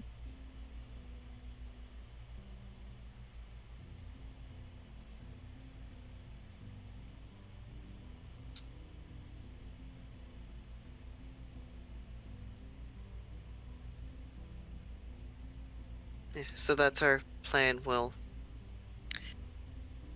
see her, and we should probably talk to Florian as well in the morning, and then we'll head back to Bear and tell him what the verdict is. Yeah.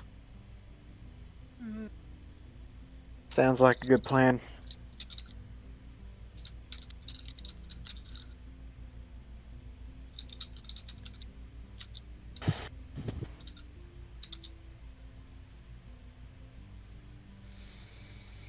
Alright, are you guys doing anything else before bed?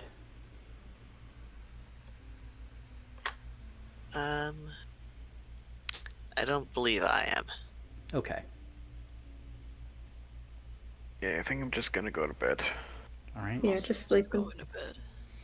Then all of you can certainly head to bed, get a good night's rest, and wake up the next morning.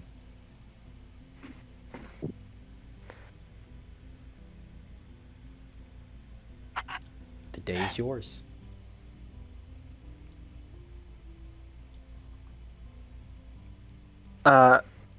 I will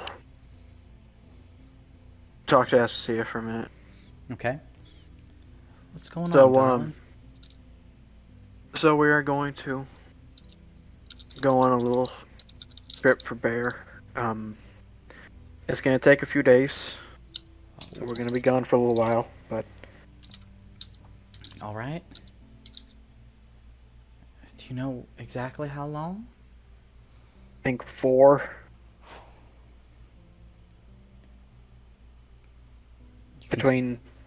Somewhere between 2 and 4. It's a long time. Yeah, it is. And this will help him, though, right?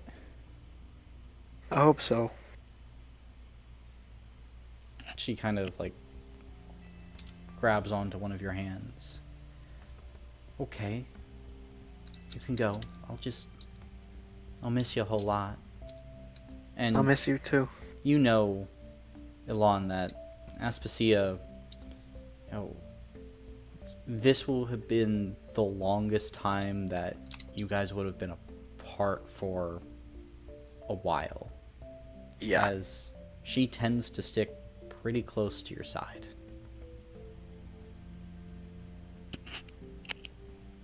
But she accepts it and smiles. Just make sure you help as many people as you can and get some samples of the local environment. Remember that. And I will. remember, take your socks off before bed. You'll start rotting your feet. Something fierce. I know. Okay.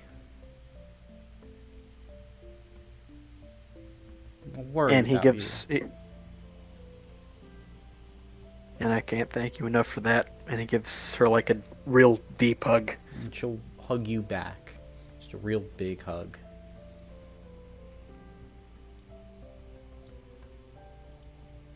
Alright, here, let me help you pack a suitcase. Thank you. She'll start throwing some clothes together. Way too many pairs of socks, like a absolutely ridiculous amount of socks for you.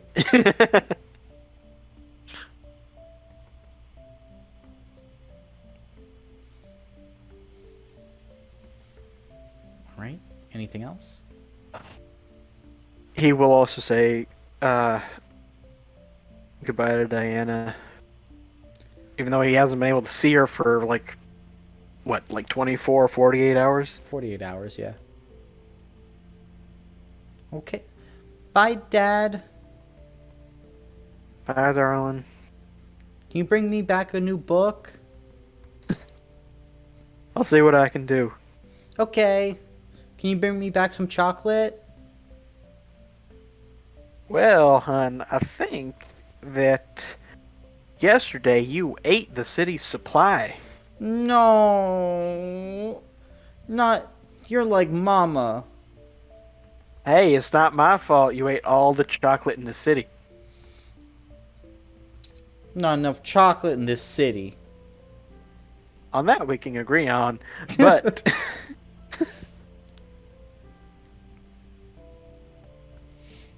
But, hey, how about this? While we're out there, I'll see if I can scrounge up some honey or something. How's that sound? Okay.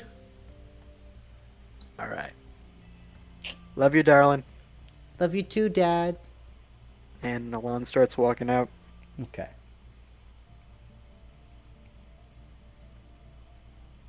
Anything else for the rest of you?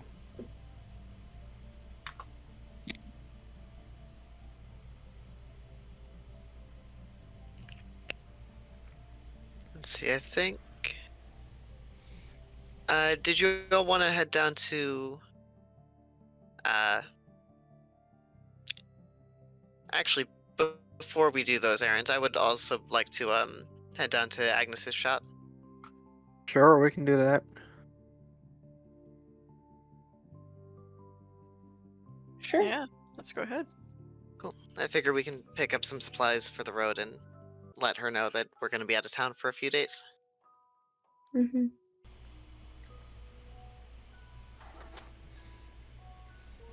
Right then. On our way, I'm gonna drop a second cup of coffee by Bear because I know he mentioned wanting to come over in the morning. Mm-hmm. But since we're leaving the house fairly early, I'll stop by and drop it off so he doesn't go looking. You actually, like, as you're leaving, see Bear is approaching and sees you all are leaving. Oh, I'm sorry. Am I too late? No, we're just getting started early so that way we can have a resolution as quickly as possible. Okay. Here you go. Thank you. Yeah, we think we're good to go for you. We just need to check around and see who you can help for us while we're gone. Oh, okay. Thank you. Yeah, no problem. We'll be back to talk to you in probably like an hour or two maximum. We'll be quick. Alright, I don't have a clock, so just wait around.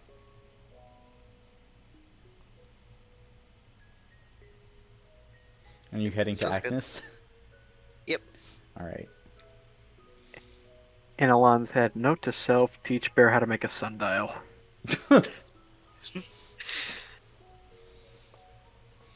Then eventually you guys make it to Agnes's store, and as you walk in, you can see she's just setting up for the day. Oh my, you all do still just wake up so early. And you too, Aoife? Are you becoming a morning person? Not if I can help it. What are you looking to buy today? We were looking for rations for a couple days mainly. We're gonna be heading, We're going on a trip outside the wall. yeah. Oh, exciting. Anywhere that I know? Just kind of ranging out, see what's out there. Exploratory. Okay. So, food that won't go bad then? That would be helpful. And how many days are you looking for? We expect the trip to take 4, so let's say 6. Okay. Then for each of you for 6 days, let's see, that would be 400 lira total. Gotcha. Do we want to split that 100 each? Is that good with everyone? Mm-hmm. Okay, that was total, not per person. Total, yes. Okay, then yeah, 100 each. Alright, I'll pass forward my 100. Yep, same. Mine as well. All right. Yeah, so will I.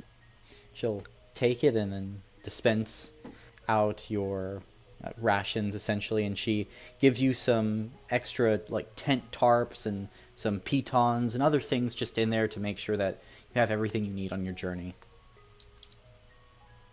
Thanks, Agnes.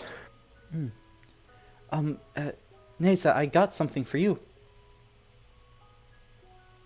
Oh, It's one of the people that lives here, a woman. She does carvings. It's a thing that she's passed down in her family for generations, and I know you're writing the book, so here. And she gives you this what appears to be butterfly carved out of wood, dyed red with all of these different like swirling lines and symbols on it. I thought you could use this as an example of art here in Lourdes for your book. that's beautiful. Who did you say did this? Oh, so woman lives a few blocks from here, not that far. I need to think. Believe her name is Mona. Gotcha. That is beautiful. Thank you. Of course. I hope it helps. It definitely will. And she'll tuck it away in her bag. Okay.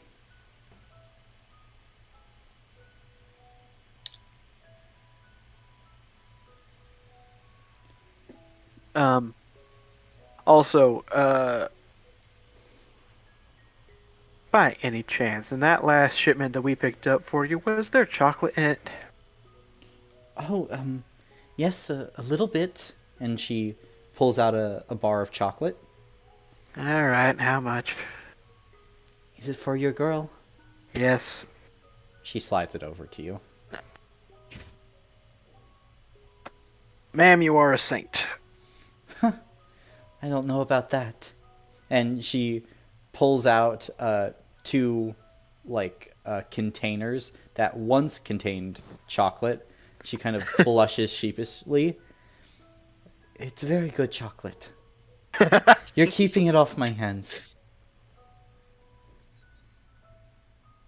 I'll make sure to order more, though. Perhaps while you're gone, I I should be getting another shipment in. All right. Well, thank you. Of course. My pleasure.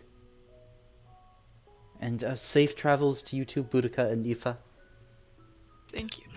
Thank you. We'll see you in a couple days. Okay.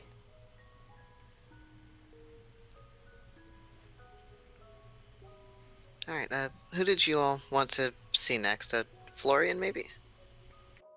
Sure, let's do that first.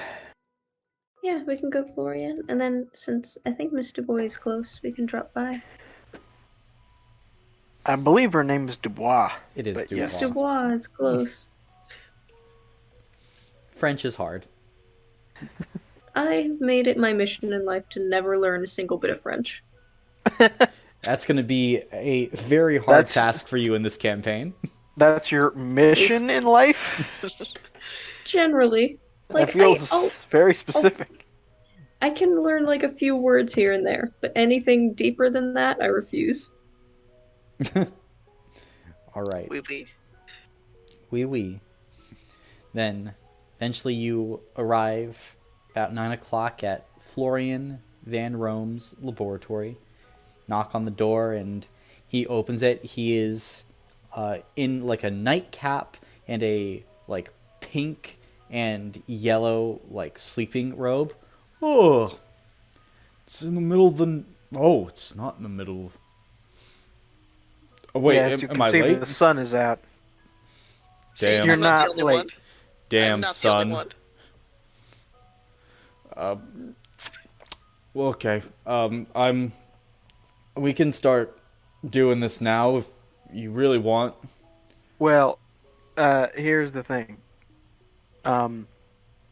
We are going on a bit of a short notice expedition. Oh. So it's just me today. Okay, Well- I can sleep in. Well, you can do that, sure. I also will say, Brilliant has offered to do some favors for us while we're on this expedition. So I know you had a level of interest, so if you would not be opposed to it, he can drop by. He is not taking 1 foot in my laboratory. Any particular reason for that? He is infected. So are you. It's growing on him. Plus, he's shifty. I mean, just look at him. He's What not do you trustworthy. mean shifty? Always What does this... darting around in the shadows, scraping by. Look, there are rumors that he's in with the cult. He's probably nervous because y'all are always rude to him. You We know, are wary of him. Mr. Florian, I have to say I find this supremely disappointing. Have a good day. Have a good day. And he closes the door behind you.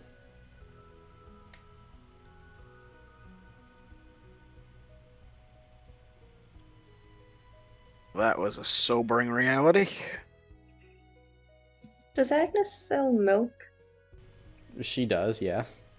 I'm gonna march back to her shop real quick and just purchase some milk. Why? What you doing? I'm scared. Why? Alright, it's going to be an additional 6 lira for you then. Sure, no worries. I am now going to go back, and obviously, so Florian was clearly about to go back to sleep. So I'm gonna kind of very carefully look for any like cracks in the outdoor wall and just kind of pour milk wherever I can, so it will eventually sour Oh. and smell awful for him. Ugh. Okay, Goodness. fair enough. I love this for you. I'm assuming that was in like a glass jar too. Yes. I'll return the glass jar to Agnes in case she wants it for future milk transports. What did you do? Nothing. You're a terrible liar. I was thirsty? Was it fun? Very. That's good. And she just puts the glass milk jug behind the counter. Maybe love stay her. away from the east side of town for a while. The entire east side? Southeast. Noted. Get out of here before people start associating us together. I need an And I alibi. will leave. Okay. It is at this moment Alon thinks, one of my roommates and friends is basically a teenager. Mm-hmm. I feel like this thought hadn't occurred to him up until this point.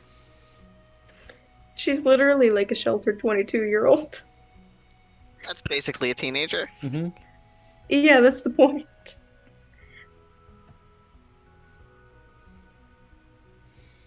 Then yeah. 100%. So after vandalizing the laboratory, what are you doing? Alright, let's check in with Miss Dubois and see if I end up hating everyone I thought I liked in this town. Right. Then as you head over, Julie is outside her house sipping on some tea and she waves you. Hello there. Morning. Morning. Where are you all off to? We're taking a bit of a trip outside the wall. Oh, well, that's lovely. Would you like some tea before you go? Actually, I would. Let me make a kettle. And she kind of wanders back inside and starts to boil some water.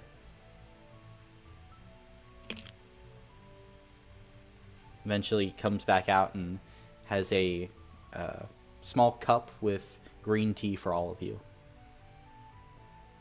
Lon takes it and starts to sip at it. I also sip at my green tea. Delicious.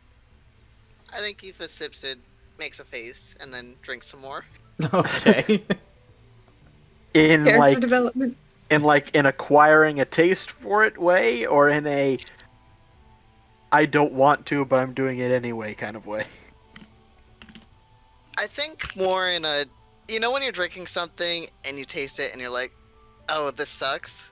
And then you're like, maybe the next one won't be so bad, and then you take another drink and it sucks again, and you just keep going like that? Yep. I think it's more like that. Alright. Fair enough. So, how can I help you? Are you familiar with Mr. Beryllion? Vaguely, yes.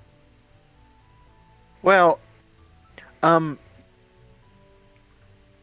he has been very good to us. He got us firewood in our first night here. He's been a very pleasant fellow, and he apparently has... He does not believe in charity, unfortunately. So, we are doing a favor for him, but he does not accept just a favor and wants to do favors for us in return, and we were wondering if you would be amenable to allowing him to just help you out with your gardening stuff and just sort of accept his help around. Takes a long sip of her tea. I don't have anything against it on principle. He would need to be discreet. I don't know if you realize he is not well liked in the town of Lourdes.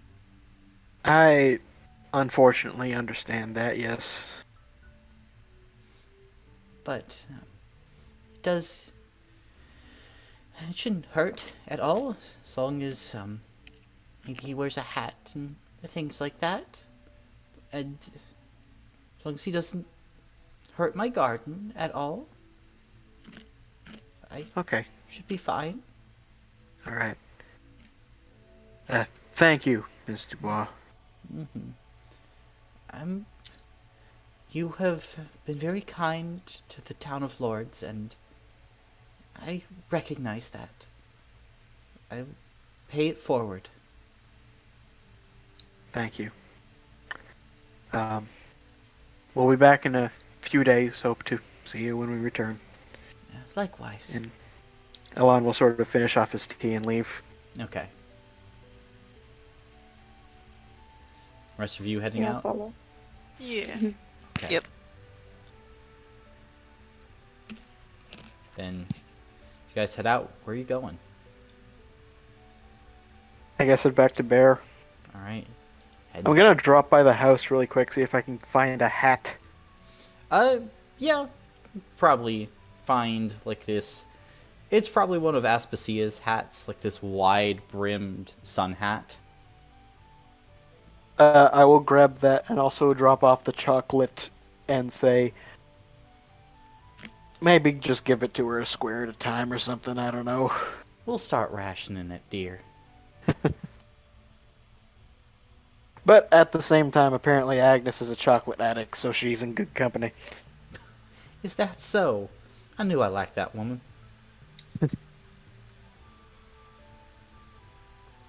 And yeah, head out again. Okay. Head out and find Bear. And he's there just waiting underneath his blanket, and he's sipping his coffee. Oh. Hey guys. Hi there, Bear. So, we're about to head out on that trip for you. Oh. Okay. Wait, you're going? Yeah. Okay. What do I gotta do?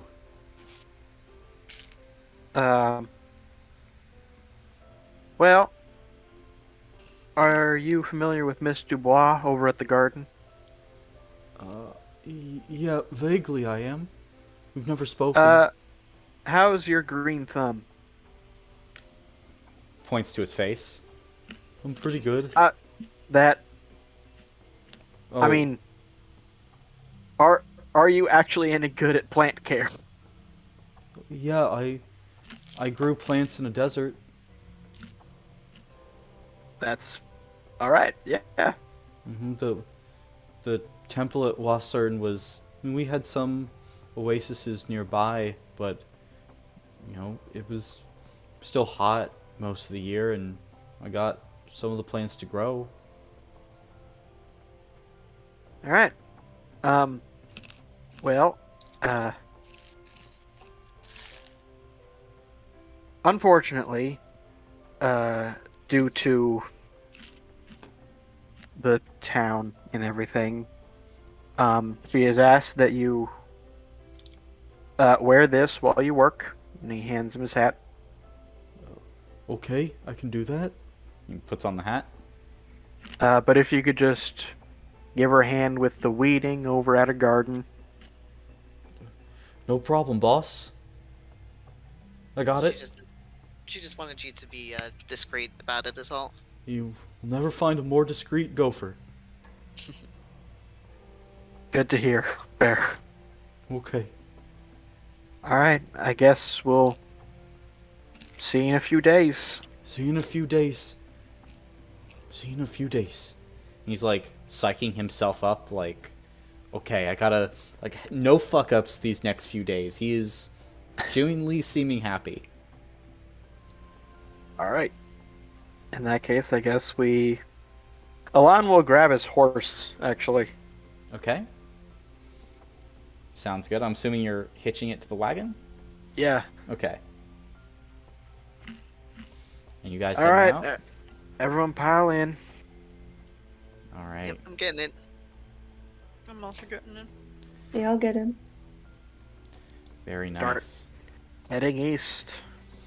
as you start making your way to the eastern gate, we find now our scene pulling out a bit as we see now something is arriving in the town of Lourdes from the western gate. A courier pigeon with something tied to its leg, a letter.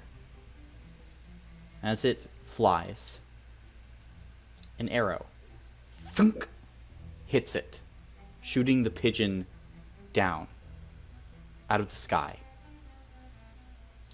We see a figure make their way over to this pigeon quickly, pick up the letter. They look it over, and the specific name it is addressed to is to Neza Kovacs from Dusan Kovacs.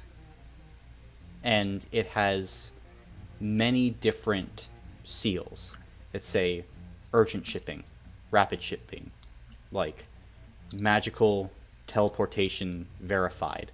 Like this was an urgent letter. Person rips the letter open, reads it, looks around, tears it up, and the pieces blow gently into the wind near the western gate as Neza, Ilan, Aoife, and Boudica ride out the eastern gate. With that is here where we will end our session for today, and all of you can take a level up. Yeah, boy. That is an act of violence. Mail fraud. Mail fraud. Mill fraud!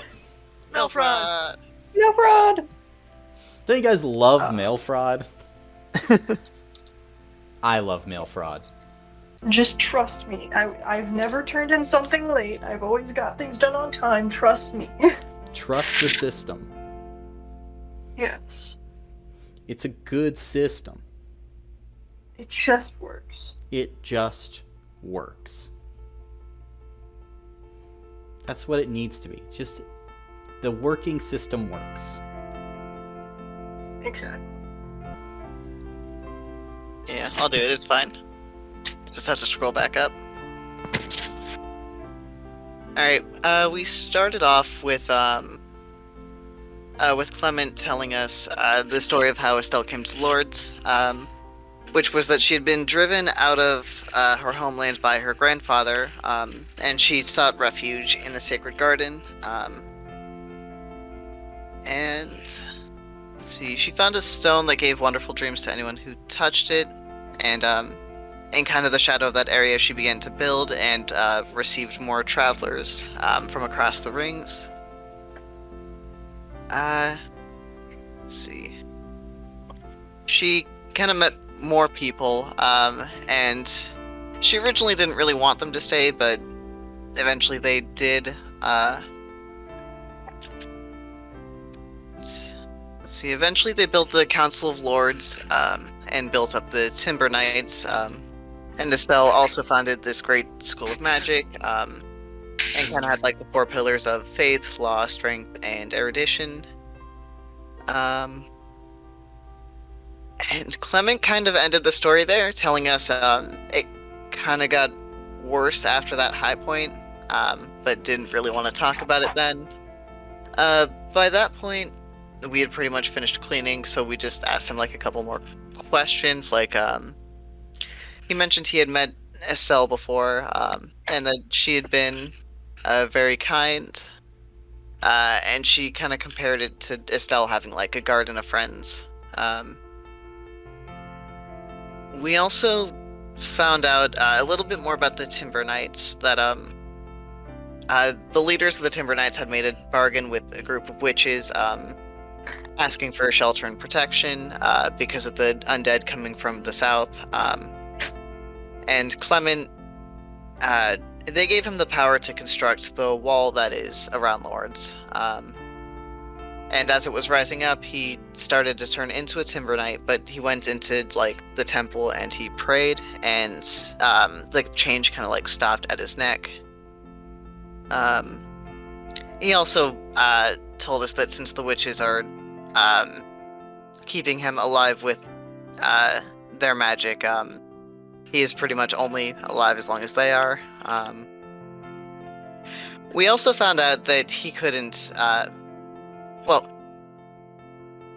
he could feel hunger, he couldn't die of it, but we were like, shit, dude. And we went and got him some food and coffee, and he very much appreciated those.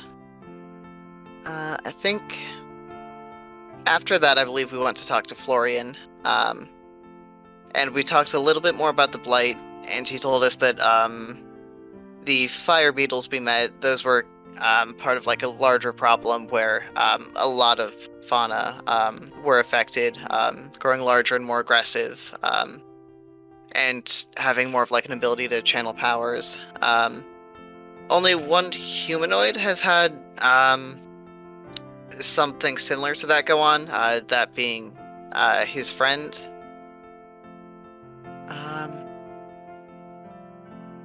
Let's see, we helped him with a test, and we had a little mini game for that, which we actually did pretty well in, I believe. You did very well. Yay. And then, let's see, he told us to come back tomorrow, and we could help him more then. Then we went to talk to Bear, we brought him some soup, and we found out that Clement doesn't really like him. And he actually told us he had been thinking of leaving out east to go to this church that's out there. But he was nervous about it, and so we ended up kind of offering to go in his stead. After talking to Aspasia and making sure that was okay. And we ended up talking about it.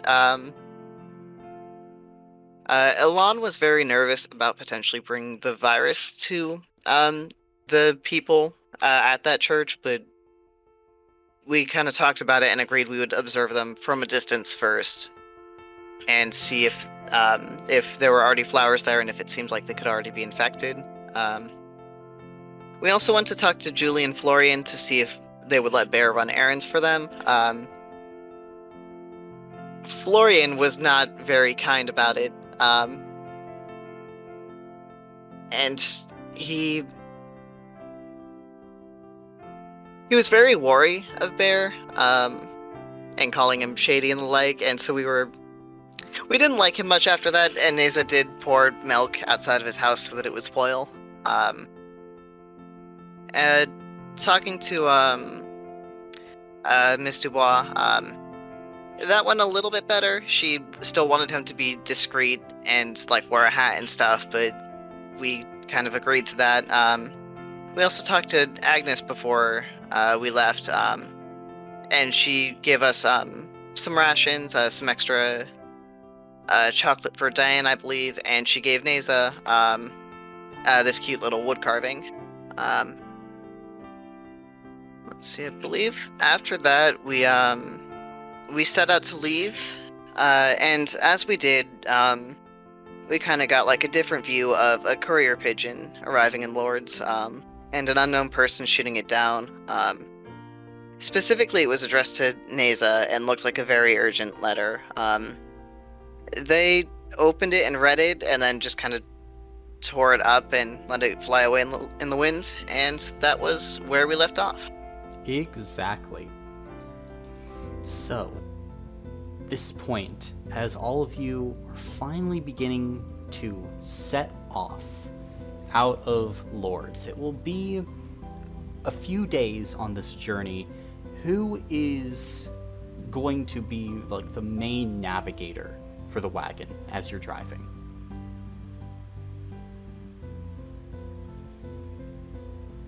If no one else wants to, I can.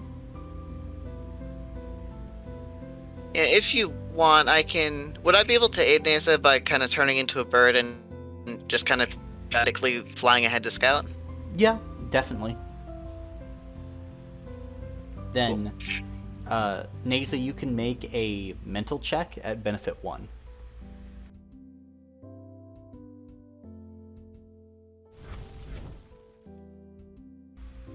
Very nice. I forgot I also get to roll an extra dice for my roleplay ability. Sorry, that's my fault. Okay, 4 successes. Very nice. Then you will be able to make this journey in only 3 days, as you will be able to move extremely quickly down the path and avoiding any obstacles, as there are sometimes fallen trees in the road, but you're able to navigate around it. Sometimes if a path starts to look sketchy, you meander the wagon around it, and overall, doing pretty well, Neza. Is there anything you guys are doing, any conversations you want to have during the travel?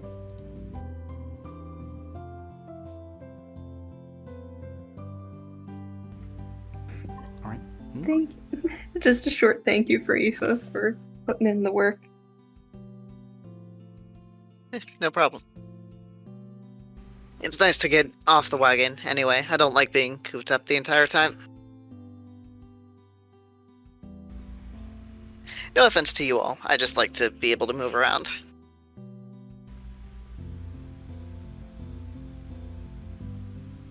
None taken. Alright, well, as you are continuing on your journey, you, on the second day, reach a fork in the road. And there is signage there that is looking fairly old at this point. One part of the signage that points northward points to the Archfey pit and the New Burn mine. And then there's another sign that leads south along kind of a southern path in the road that directs travelers to Maltris University. And then you will be able to see, Neza, that there's a third path that is rough worn, not like gravel, paved, or anything. Mostly like a hunting path, if you will, that goes straight through the fork and heads due east, towards the location of this church that Bear talked to you about. I guess we're heading down that one. Okay. Then you begin heading down that one. There's another day of travel, which is definitely a bit slower as you're not on this well-kept trail anymore. Instead, going over more hilly, rocky terrain. At this point, you are kind of on the edge between the normal rolling kind of violet grass that you're used to in trees and this gray, rocky, rough-hewn terrain that seems to stretch on endlessly to the south of you. But you continue to approach your destination. And eventually, you begin to see more signs of life. And as the cart goes up and over a hill, you stop. About a quarter of a mile away, there is a large church. In the lands surrounding this church, people walk, and they walk across fields filled with crops and Estelle flowers that are blooming everywhere. These people tend to the fields, they wash clothes and do other tasks out here in the sunlight. Some older women sit on the stoop of the church. They appear to be sewing some items of clothing. To the east, there are storm clouds over this massive forest that you can see. And Aoife, you would be able to see torrential rain just rolling in sheets constantly down over this forest. And Boudica, once again, from this higher vantage point, you can see the south is just this flat, gray expanse. And it's not just the ground that has this gray tone. even the sky turns from this light blue to gray as it moves over this area. But you have arrived at this church. I guess if they've got the Estelle flowers there, we don't need to worry about carrying the disease or passing it on. Yeah, seems like it.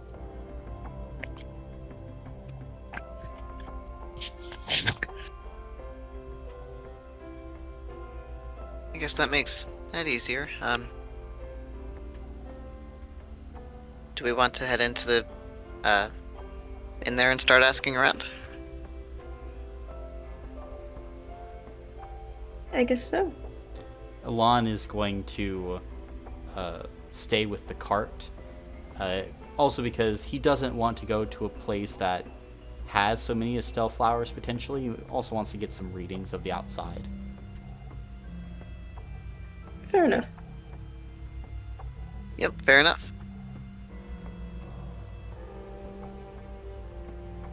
Alright, and I suppose the rest of us are heading closer to the church. Mm-hmm. Okay.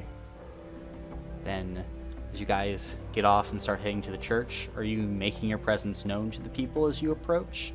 Or are you trying to be stealthy at all about it? I don't think we need to be stealthy. I think we're everyone seems pretty chill just at a distance, right? Yeah? I think it's like we're not announcing, but we're also not hiding. Okay. Then, as you begin to stroll up to this church, towards the entrance, you can see there is a man who is taking some planks of wood, cutting them in half, seemingly like preparing for like a house build or something like that. Though he's wearing the robes of like a cleric or some type of clergyman, and he kind of lifts his head as you guys approach. This individual looks vaguely humanoid with kind of darker brown skin, black hair, really well-kept beard, and this white clerical gear. He smiles as all of you approach. Hello there. Hello. I don't remember seeing your faces here before. Oh no, we're new. Hi, I'm Naza. And he stands up and kind of walks over to you and goes to shake your hand. My name's Bo.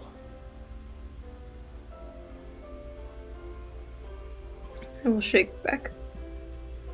I'm one of the deacons here at this church.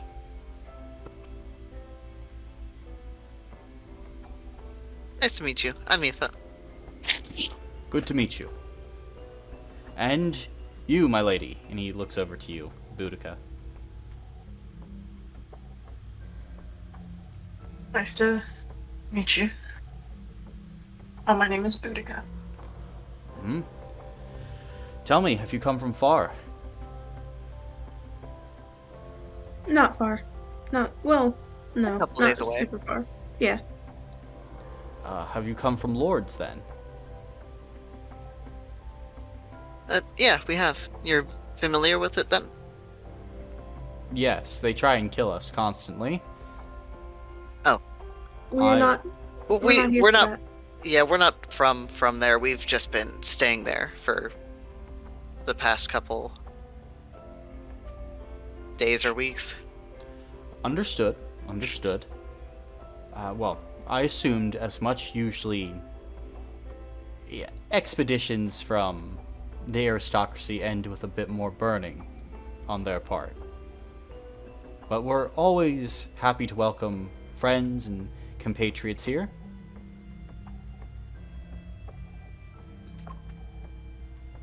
Tell me, will you be requiring a place to stay for the night? Are you... why have you traveled here?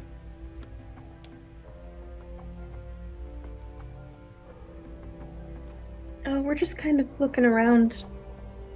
We've got a friend who was thinking about moving here, but he didn't really want to just jump ship so quickly without knowing what was going on. Fair enough. Well, if you want, I could show you around a little bit and give you the lay of everything. That would be great. Mm-hmm. Yes, thank you. Of course. I do have a sermon to lead at 3, but we should have plenty of time for all of you.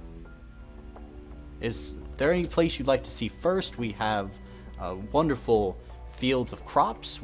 Currently, we're in the process of trying to grow tomatoes to add to our harvest in the community garden. We have our magic training hall, although I can't let you into the interior. I can show you the architecture. We have schools for the little ones.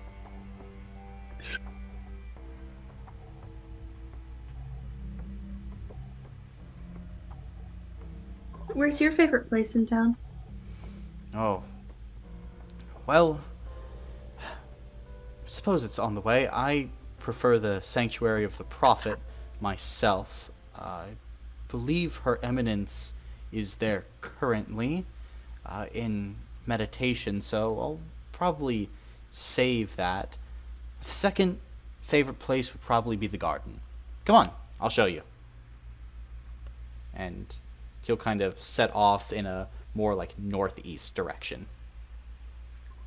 We'll follow. Yeah, I'm following. And Awesome. gotcha. So you all begin to follow Bo as he makes his way through these lands. You can see, people are tending to the garden.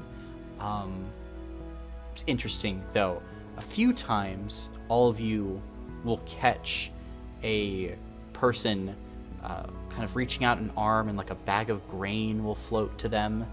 You see some people going over near these crops and saying a small chant, and Boudica, you swear that some of these crops are growing right before your very eyes. And you see that Bo is completely not even really paying attention to any of it. So we are a commune here. Everything is collectively shared between individuals based on needs.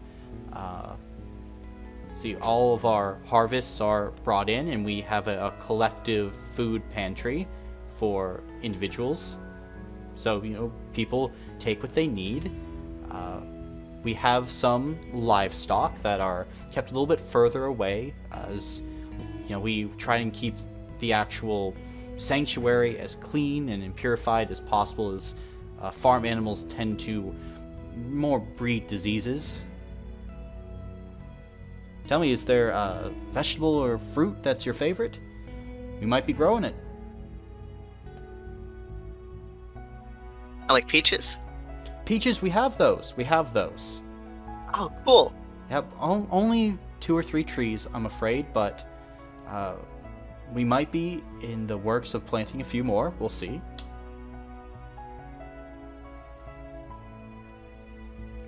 But now, over here, and he makes his way over to a group of buildings. They are kind of little more than wooden shacks clustered in these semicircles. You can see that they're like family homes here, people walking in and out. You peek inside one of them, Neza, and it's basically just some beds, fireplace, some storage, an outhouse close by, but it's a very ascetic lifestyle in a lot of ways, as a lot of things is just like community oriented here. This is where a majority of our people sleep. Right now we are about at half capacity, but over the summer we are still going to continue to build more, so hopefully as more travelers like yourself come along, we are always welcoming for new guests or just people that need to stay the night on their travels, wherever they may be coming from. And as he continues on, you make your way to this long one-story building with this high vaulted ceiling made out of this like bright blue painted wood. It's kind of like a dome shaped.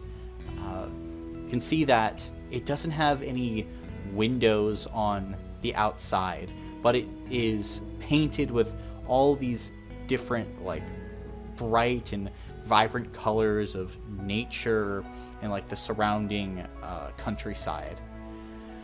This is our magic training hall, only accessible to those who are practicing, unfortunately, but as a person who's been inside, I can assure you that it gives the devout the best opportunity to train and hone the powers that Estelle has blessed upon us. And let's see, I think at this point, yeah, she should be out of meditation now. I could take you to our sanctuary itself, my favorite place. Sure. Yeah, sounds good. Do any of you have any questions about this place? I think so. We saw a lot of Estelle flowers out around here. So you just like let them grow then? Yes, we foster them. They are flowers from the Archfey herself. They are how she communicates with us after she made her way to the sacred garden.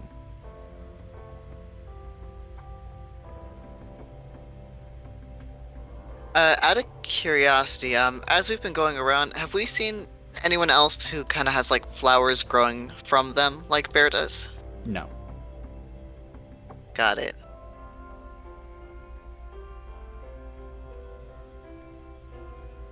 But yes, I understand it's a bit different in Lourdes, but I can assure you the custom is not the same everywhere. They are a bit more on edge. We have noticed. Yeah. They are trying their best, and Estelle, in her grace and wisdom, teaches us that must have patience and be willing to guide as many as we can, and the outreach and the help that we provide is enough. But the sanctuary, I should probably not keep you waiting any longer. And at this point, he leads you to this large building in the center of basically this compound, this large stone church with this 4-story tall steeple, with this large bell at the top. And kind of listens for a moment at the doors and then goes and opens them. The church itself is almost an exact replica on the inside as Clement's church. Kind of same interior structure, same pews, altar at the very end, certain inlets that lead off to the side for clergy to go or for the storage space. You can see kind of at the altar there is a woman with what appears to be like this bowl of water next to her, and she's scooping her hand into it and like dropping this water on it and going through and like saying a bundle of prayers together, kind of like this holy worship. That is our current leader here. Technically, suppose you could think of her as third on our general hierarchy. That is the eminence of patience.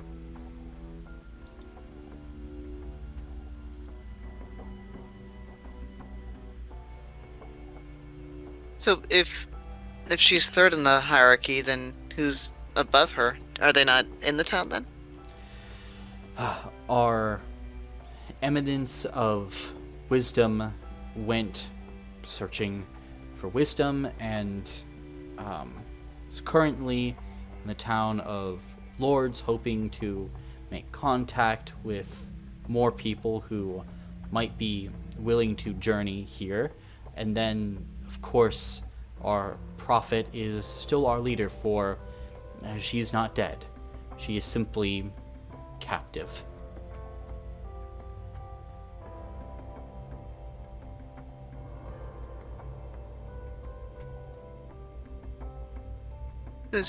You said your eminence of wisdom is currently in Lourdes? Yes. Who are they, if I can ask? I've never met them, unfortunately. But the eminence of wisdom also tries to keep a lower profile. While I do offer you this space, we've had previous eminences of wisdom who have been killed, as their identity was revealed, whether accidentally or on purpose, and they met a similar fate as our prophet, only they stayed dead.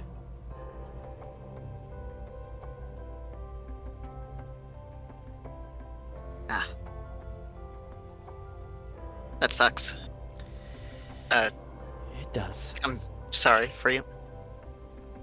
Well, the individuals who make pilgrimage and set into hostile land with the sole intention of helping others, it's a noble pursuit, but often thankless.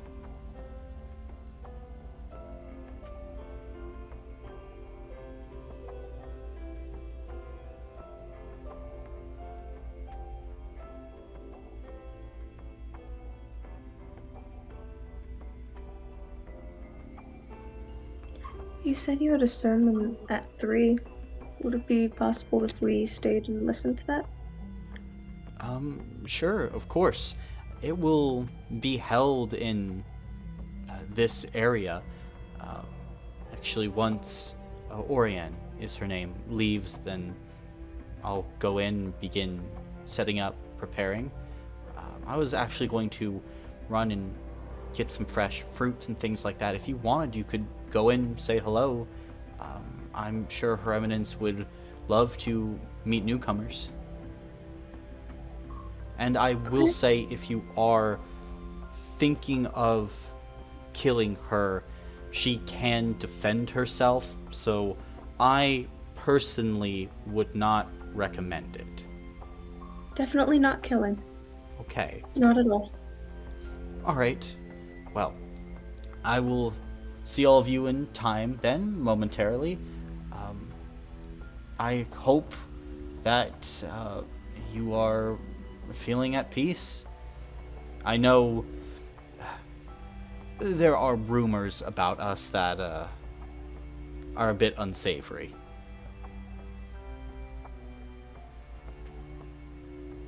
But What kind of rumors do you think there are?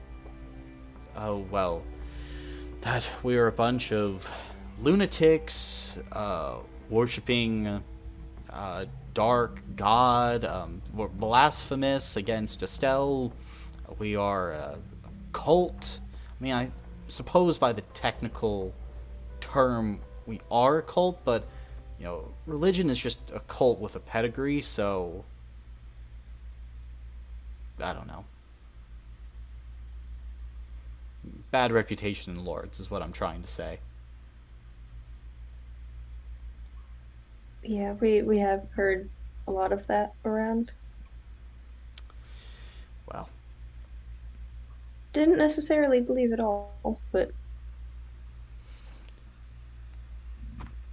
I know many do. So, what can you do? Well, I'm going to go get those fruits. I'll be back shortly. And Bo will head off, kind of going back down into the street, waving at people, saying hello, generally getting sidetracked at some points, but he's making his way in that general direction. What are you guys doing?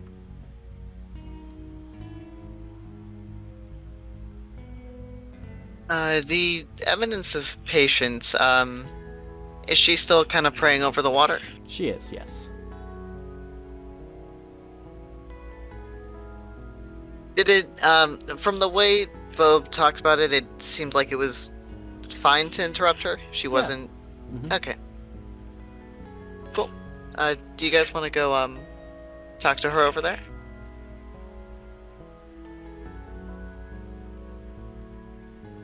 Sure. Okay. Cool. I'm just gonna kind of walk up then, kind of, I guess standing somewhere she can see me and say, hi there. You can see the woman turns around, and she is dressed in like a similar kind of white gown, white hair. She's got these rainbow-colored eyes, Aoife, that are immediately kind of startling. And she kind of like holds herself a little bit higher. She stands about 6 feet tall, maybe 6'1", but she gives kind of a gentle smile. Oh, hello there. I don't believe we've met. My name's Orianne. And she extends a hand. Hi, Orion. I'm Aoife. I like your eyes. And she'll kind of take the hand as well and shake it. Oh, thank you. A blessing from our Ascendant power.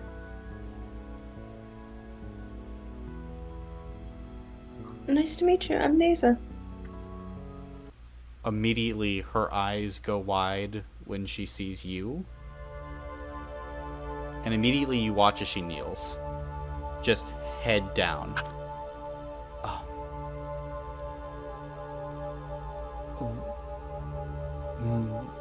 My lady, you have returned? I'm sorry, I don't know what's going on. Please don't do that. My apologies. And she stands up.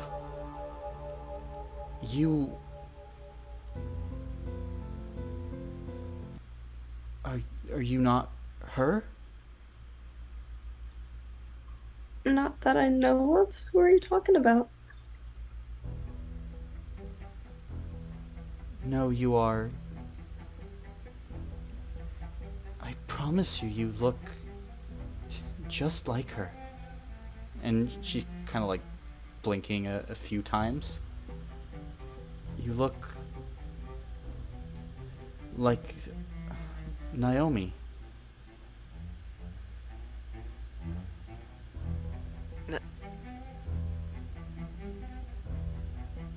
You're gonna have to catch us up. Who's Naomi? My apologies. Can you follow me? And she will make her way towards kind of like a side passage in the church.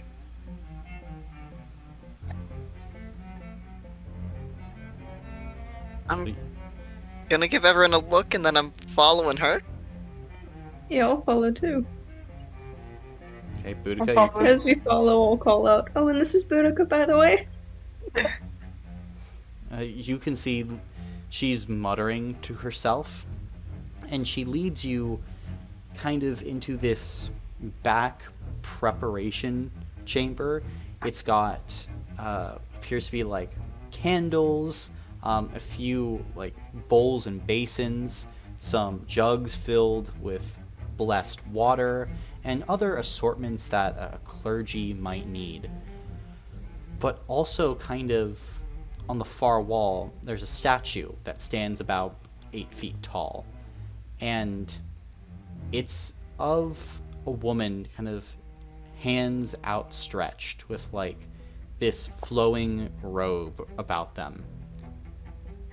And Aoife, you have to blink a few times as this statue does have a striking resemblance to Neza.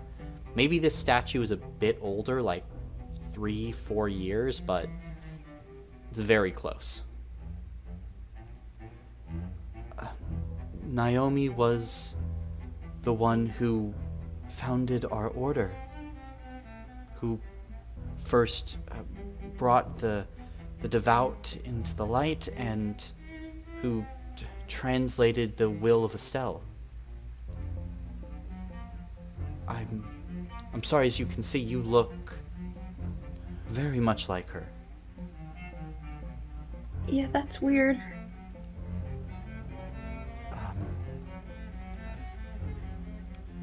Why have you come back to us? Who are you? What does this mean? The three of us are, well, we're traveling from Lourdes just to look around at the town. Yeah, our friend was hoping to move here, so we were scouting it out for him. Oh, I see. And she crosses her heart and looks up to the sky. Then it must be a sign of you've been sent to us. You must have been, I don't know. I'm at a loss. But, and she kind of gives this deep bow. I am most honored to meet you all.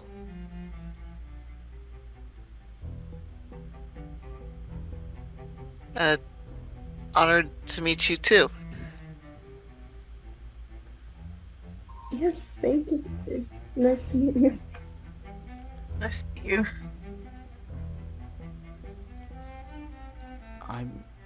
I apologize for any disturbance, but your coming does appear to mark a sign of some kind. I just hope that we would be enlightened to know it at some point, some moment.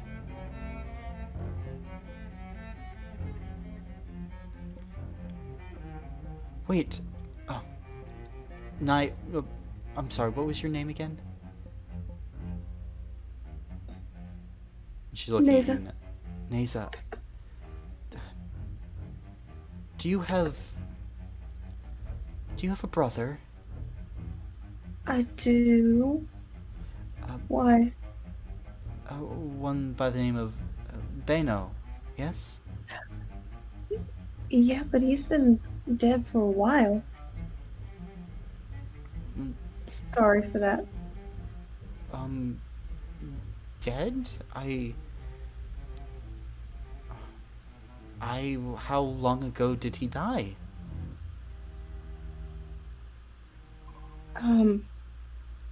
Oh goodness, I was just a child. But... Oh, then... No. Then he's certainly not dead. Where is he? Well, I don't know exactly, but he came by this church just a few years back.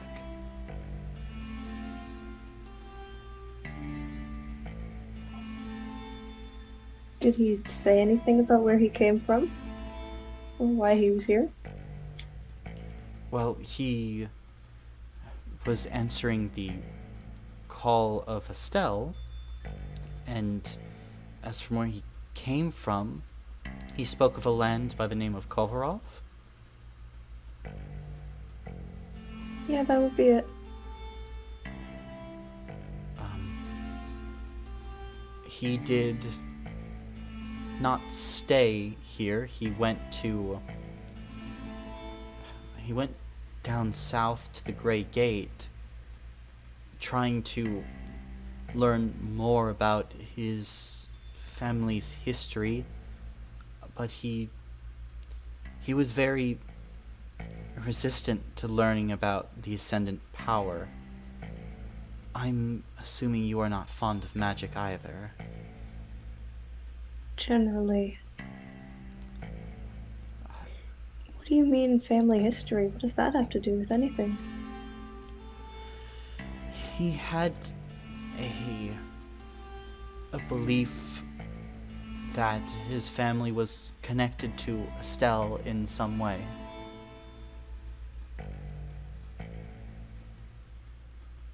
I can see why that might be a consideration. She'll give a meaningful glance at the tower.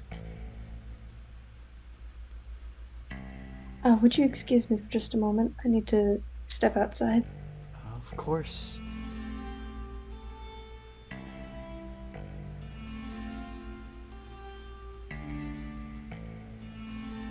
Do you want us to come with you? No, I just need to take a second to breathe. I'll be back in soon. Okay.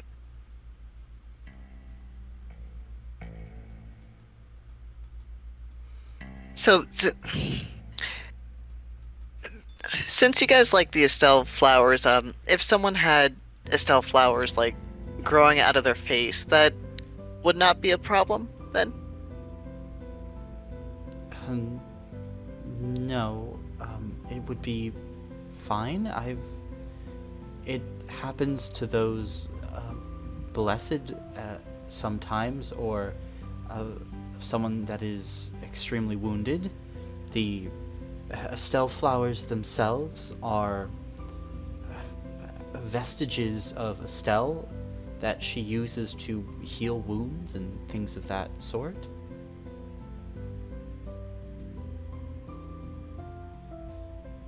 Alright, cool. Our friend has that going on, and the people in Lourdes don't like him much for it, and he was worried he would be met with the same thing here. Oh. And you can see she kind of thinks for a second. Yes, I would imagine they would not be pleased.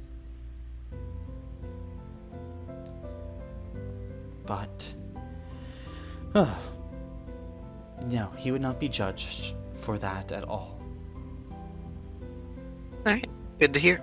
And she kind of pulls up, like, part of her gown a little bit, so that you can see kind of like the right side of her chest. You can see that there's a small bloom of Estelle flowers kind of right below the last rib. A spear wound would have mortally injured me a number of years ago, if not for the powers granted to us via the flowers, and they were able to heal me over.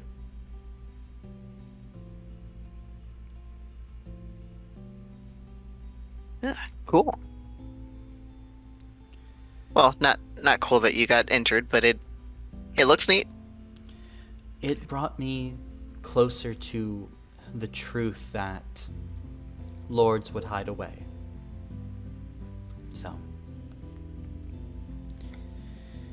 I think of it as a blessing, as much as a scar.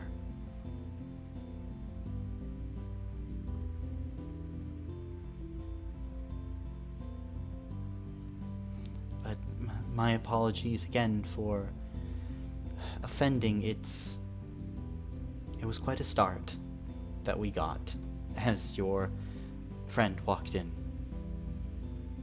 I should have put it together that she was Benno's sister earlier. It would have... I always hope that one day Naomi will walk back through those doors and see us again. But it has not turned out that way.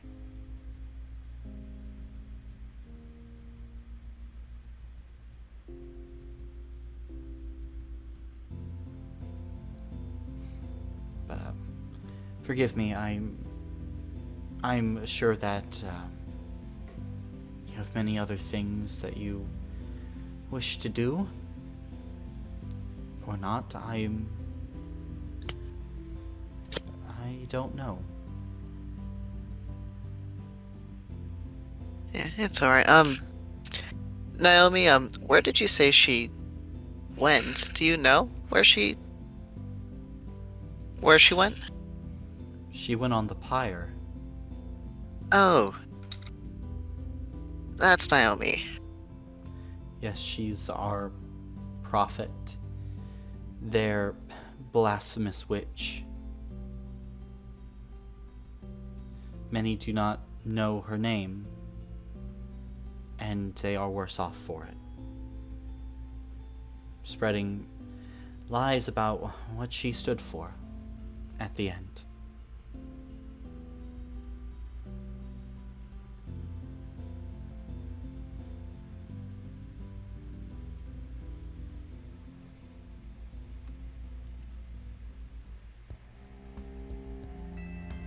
Right. Yeah, we've seen her. From what I understand, she's rather hard to miss. Yeah.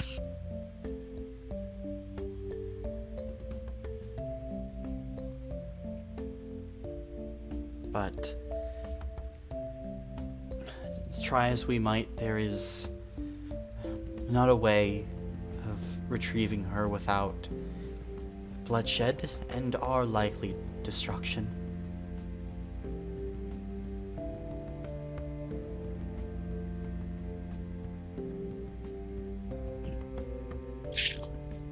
Yeah, well. We'll see. Maybe there... I hope there's a way to free her. Through the Ascendant power, I believe all things are possible. And perhaps with Neza's coming, things will continue to change for the better. Thinking of at this point, she'll probably wander back in. You can see, almost on reflex, Orianne just kind of like bows her head a bit as you enter. Sorry. Do not apologize, Neza. I have made you uncomfortable. It's I who must apologize. No, I appreciate the information. I've thought my brother had been pretty much dead for a very long time, so I appreciate the information that he's not. Thank you. She nods. Of course.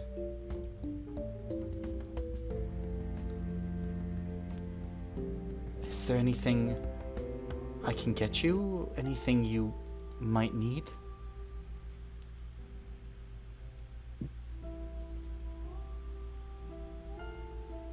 Oh, Nasa will turn and look at the other party members. I think we're good. We were actually, hanging around for a bow tournament as well. Oh, yes. He will begin momentarily.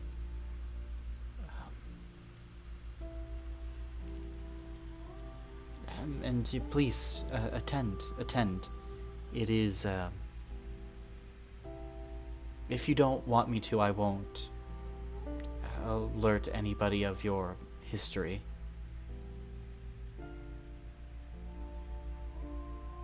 I think that probably would be best. Although I will say that people come out of this room frequently. Bo he's lively. I'm sure he was not expecting our prophet. I don't want to.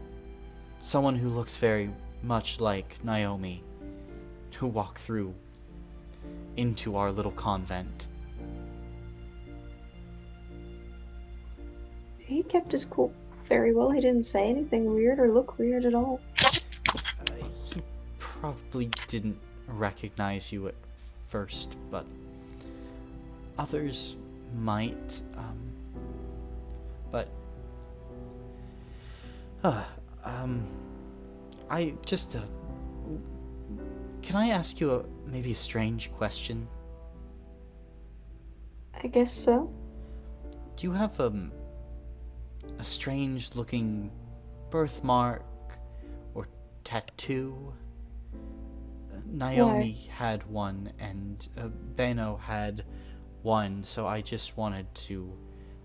I mean, if you don't, then you would probably not be a similar conduit for the Ascendant power. Hazel hold out her arm and kind of point to it. By the graces and the glories. And she kind of like bows her head. Then you are touched, you are marked. What is the Ascendant power? That doesn't mean that she's a conduit for it. You can see at this point Orion goes and sits down on a chair. Well, that is what Naomi called herself. She came in the early years of 699. And, well, she was here before that, but she made herself known. She touched the Ascendant power then. Previously, Naomi had been a member of the aristocracy. And Estelle had reached out to her through, I suppose, the flowers. Naomi revealed to all of us that the flowers were Estelle's way of calling her people to the garden. She had finally found it and made it pure, a paradise for protection. And Estelle spoke to Naomi through symbols and the silent whispers in the world. The way to the garden is fraught with danger. But for those who would make it, Naomi said that Estelle would provide shelter. And she also said that Estelle spoke of a coming war and the doom that would befall the people who stayed. And, of course, we asked why Estelle had not come back. And Naomi said that, well, she'd seen a vision. And that Estelle had become one with the garden, the power, the world itself, that Estelle is everywhere. She is the very land now, attempting to aid and help us. And Naomi said that people would worship the Ascendant power, the real true God of Lourdes. And, well, the prophet Naomi grew their followership and began to use this Ascendant power for aid and for good. We help to grow our fields with the power, build things, to tend to our animals. It's all a blessing from Estelle herself. But this made the aristocracy of Lourdes fearful. And one day, Naomi declared that they must begin the construction of a new temple to the Ascendant power. They would need to channel the power. We all would, and practice it to reach the garden. For the journey is long and fraught and dangerous. And so Naomi called for a blessing upon all the lands and the crops and the people in the name of the Ascendant power.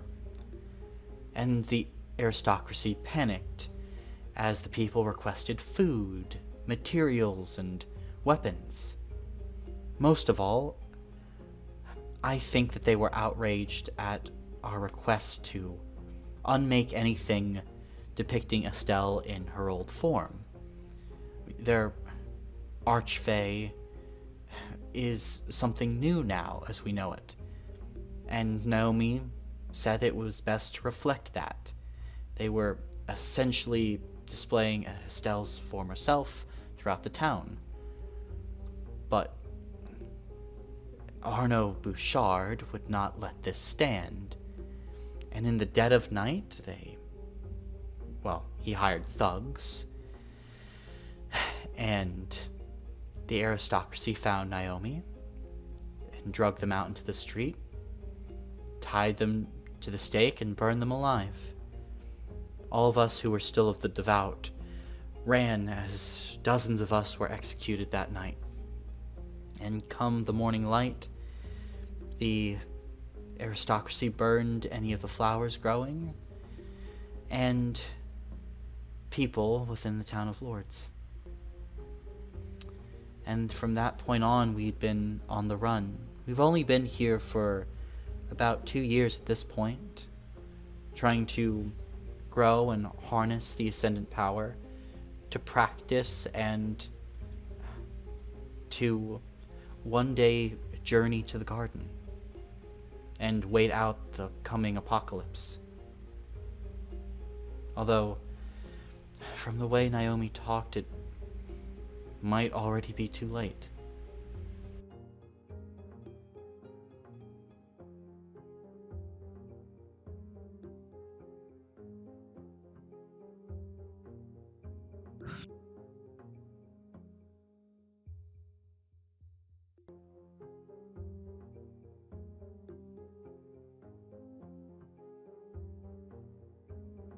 Wow, that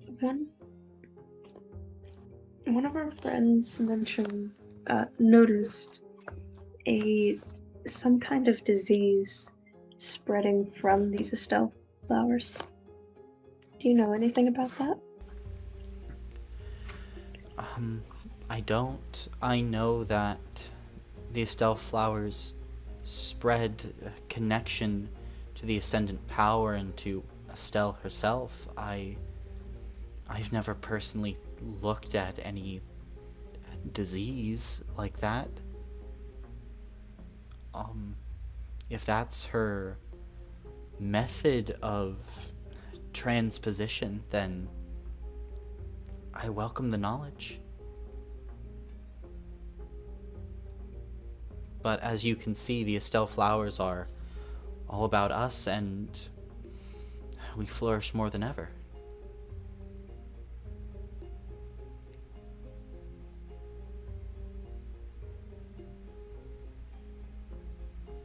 Have you noticed any animals that are maybe larger and more aggressive than normal?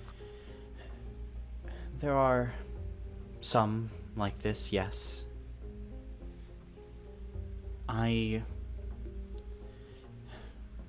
sometimes think about that myself, but with the overhunting that's come from Lourdes and the darkening of the land, I believe perhaps Estelle is taking care of everyone within her lands, making creatures that can protect themselves versus the darkness that has come.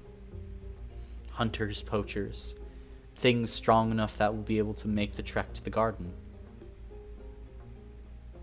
But like everything, without proper care and maintenance, and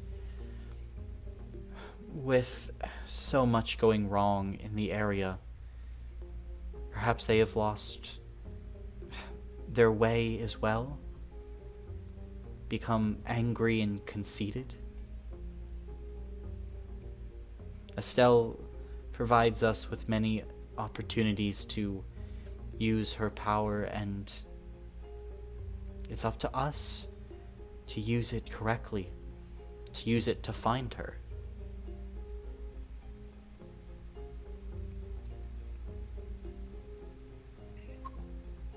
Bo mentioned the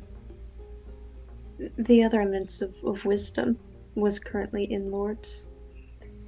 Yes. He wouldn't tell us who it was, but would you? You can see he kind of stops for a moment. I am hesitant. The eminence of wisdom has put themselves at great risk being in the town of Lourdes. And previously 2 other eminences of wisdom have died. I would not like to lose another friend.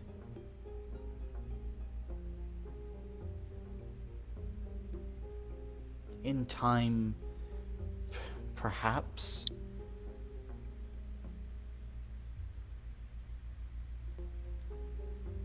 But trust is a very tricky thing. That is reasonable. You're just it feels like everyone there doesn't really want to talk about is things like this. And so I personally was hoping we could find someone that wants to talk like this. But there is danger in that town as they spread lies and try to stamp out the truth. But it's my job to have patience with them, to have patience with all, to channel the Ascendant power, and to hopefully guide those towards something better. And perhaps one day, free Naomi from her prison.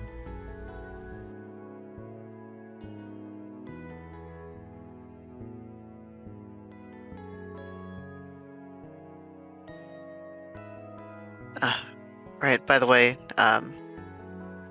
Neza, the, Naomi is actually the prophet we've seen.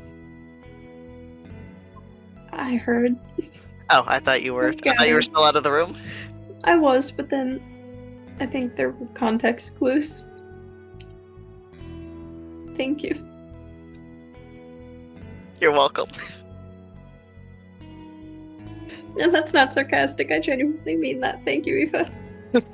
Okay, you're welcome.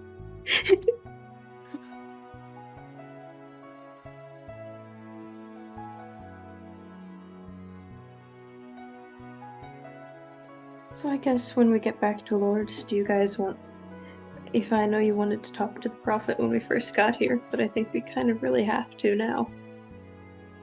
Yeah, we do. I think that is probably also something we should discuss with, well, yeah, we probably should at least run it by Elon, so he has the option to come with us. He may want to sit it out, just in case, but we should probably tell him before just doing it. Yeah, we have That's procured fair. some information that he might want to listen to. At minimum, he could, like, keep guard. If he doesn't want to be caught himself. I'm sorry, but you can talk to Naomi? Well, I mean, she's still pretty burned up. I don't know if we'll be able to talk to her, but she's kind of just on display in the square. When we first got into town and saw her, I wanted to wait until nightfall when no one was around and try to talk to her, but everyone else said that was a terrible idea and we'd get caught. You were with you. Me. You were with me. But we got outvoted. It is in the town, it is very, very strictly looked down upon to have any interaction with the Prophet. Illegal, I think. Yes. And you would risk Or this? not. Well, we need to know. Know what? Anything?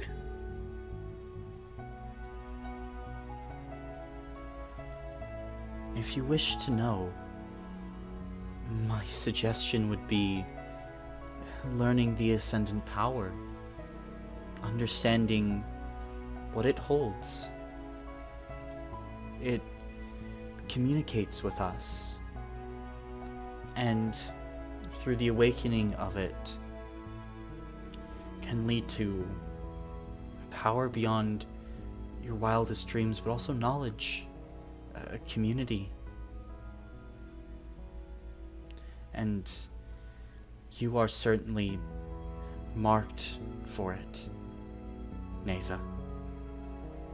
Just as Naomi is marked, and just as Beno was marked. What does the mark mean? I know you said it means we're a good conduit for the power, but what does the symbol itself mean? It is essentially the new mark of the Ascendant power. It is what the power uses to display itself. It's a sign of blessing, that you are divinely touched.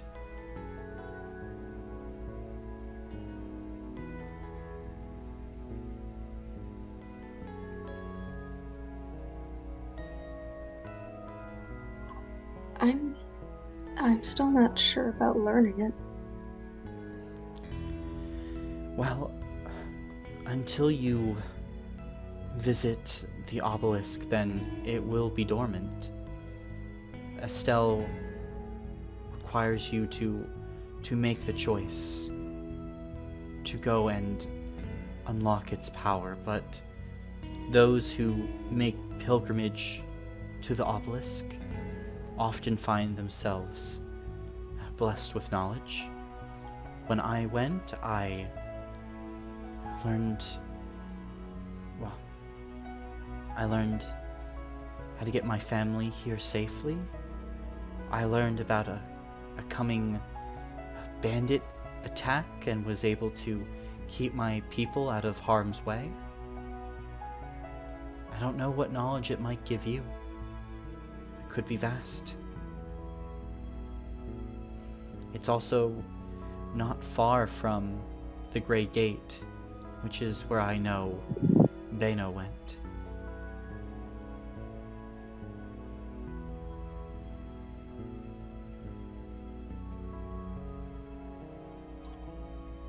I'll keep that in mind.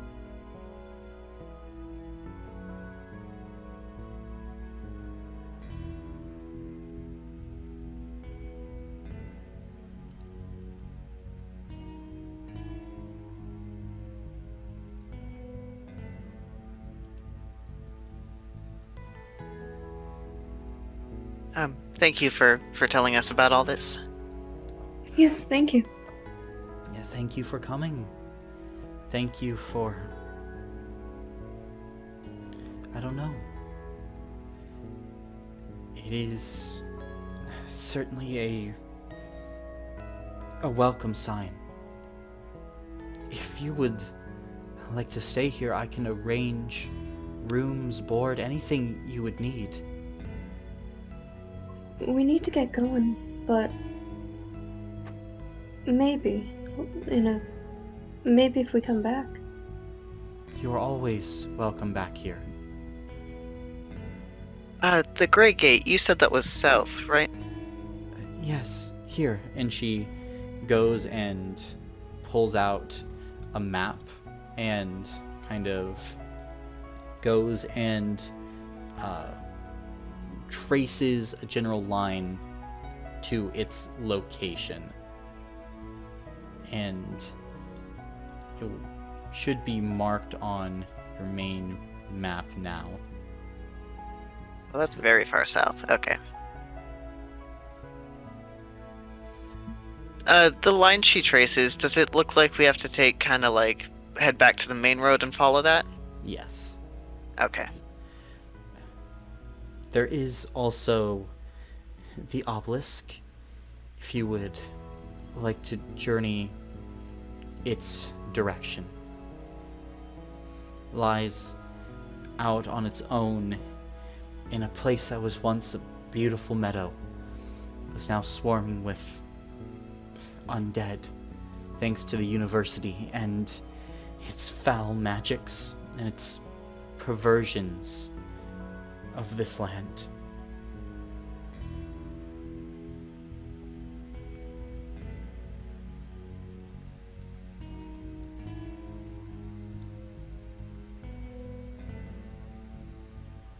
She said this one over here was the obelisk. Mm-hmm. Gotcha.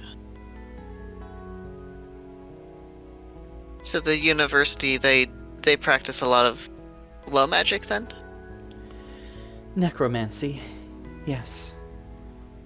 Ah. They and their founder, Benjamin, draw their power from a place they call the Black River.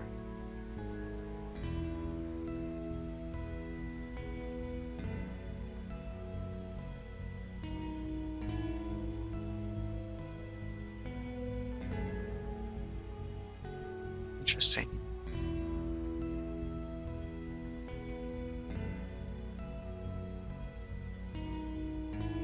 Yes, they are of grave concern to us, but we lie close enough to the Tempest Wood that they don't venture close to us. At least not usually. We are far enough from the hags that they don't send their beasts out to attack our convent.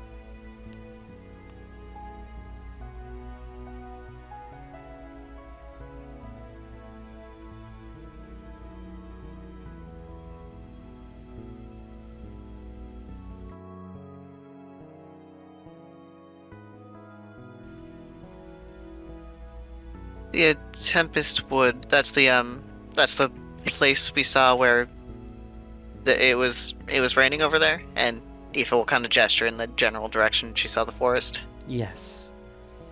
That is the Tempest Wood. Surrounded in a wall of storms. Those uninitiated that attempt to walk through are harassed by the magic of the hags. And within days, the Demoiselles of the Storm drain the life force and the energy of those that walk through the woods and prey upon them with their timber knights.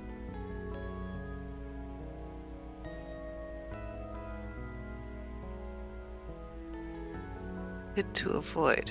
Got it.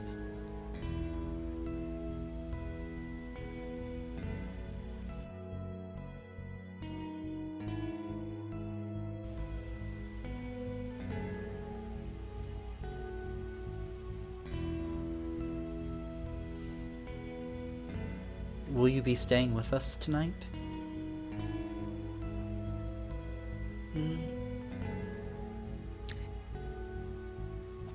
I don't think so. What do you guys think? I mean, I'm fine either way, but the sooner we get back, the sooner we can talk to Bear. That's what I'm thinking too. Andalon's, still away from his wife and daughter. Yeah, that's it. Oh, do you guys have chocolate in this town? We do, yes. Would you like some?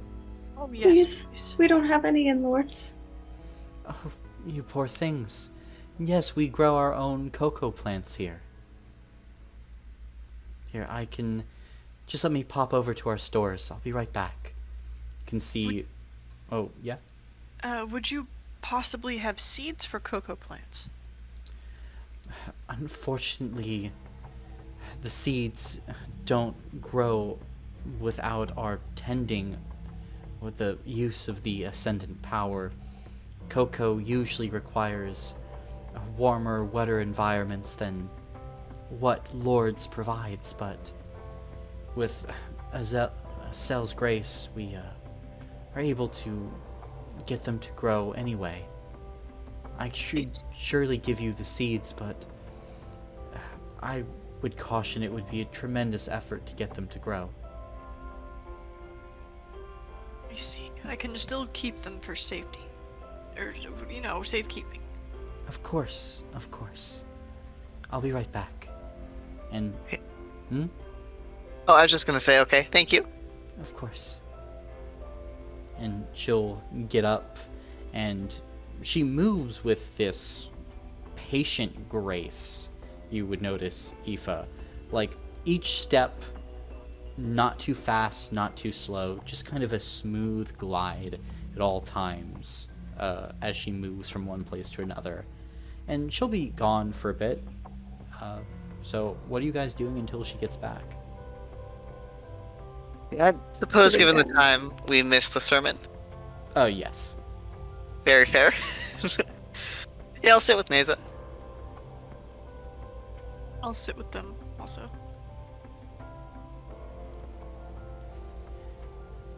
Are you just sitting together? So, Neza, after we talked to Naomi, do you want to go to the gate? I don't know that I want to go immediately. But after we talk to Naomi, I would like to come back here. Especially if we're escorting Bear here. Right, I guess we probably should escort him. And I think it would be good for Aspasia and Diane to see this. Mainly Aspasia. I think that she would really like it here. It is much better than Lourdes. Very nice place. They even have schools. It is very nice, but we...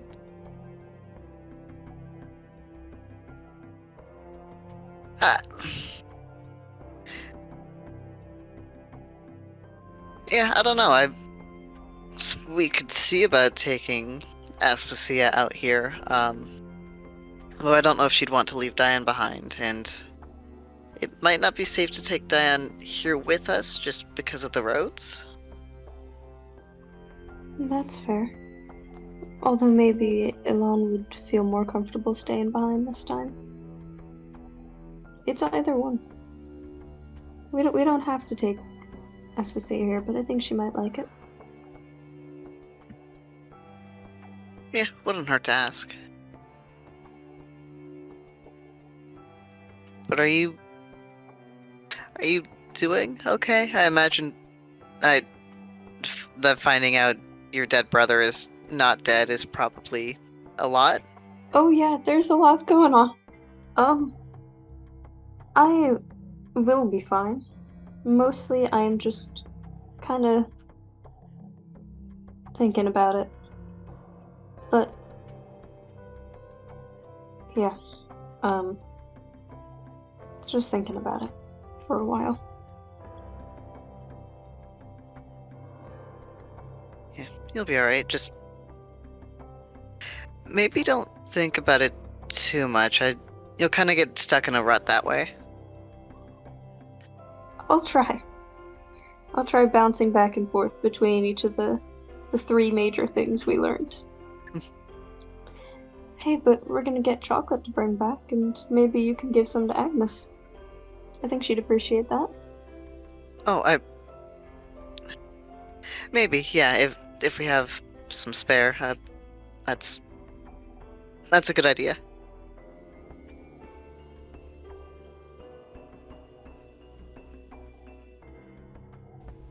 And it's about at this point that Orion comes back with some bundles of fruits and bread and a few bars of chocolate and a small bag of chocolate seeds that she presents to all of you. For your journey. Thank you. Do you want any sort of payment for any of this? Your payment was coming here. Coming with peace in your hearts and for giving us hope about the future.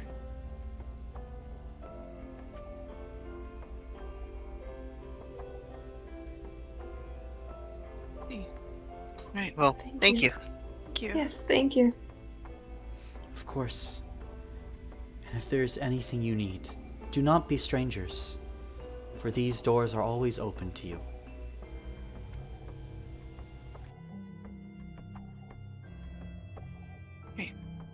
Thank you. And we'll be back, I think. I think we'll be escorting our friend here in a few days. Oh, okay. Say, have any of you guys ever eaten an Estelle flower? Every day. Really? Yes, they provide you strength and energy and vitality. Oh, I already asked her about the flowers from the eye socket thing, and she said that was cool. And Oh, okay. She kind of rolls up the side of her gown, and there is like this old wound that is sprouting Estelle flowers that you can see, Neza.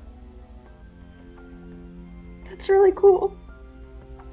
The Estelle flowers are meant to fix, to aid, to allow growth.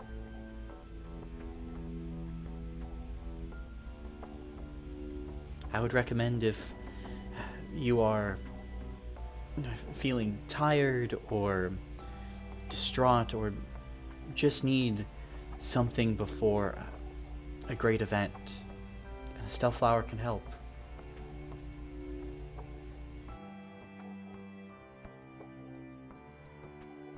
Well, thank you. Of course.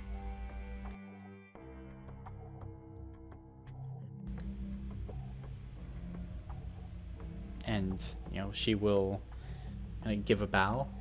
I have to go tend to my duties, but you're free to come and go as you wish. And Orion will give a bow and gracefully exit the room.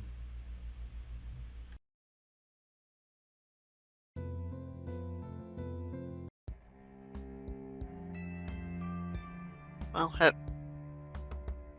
everyone seems pretty nice here. I think Bear would do well here. Yeah.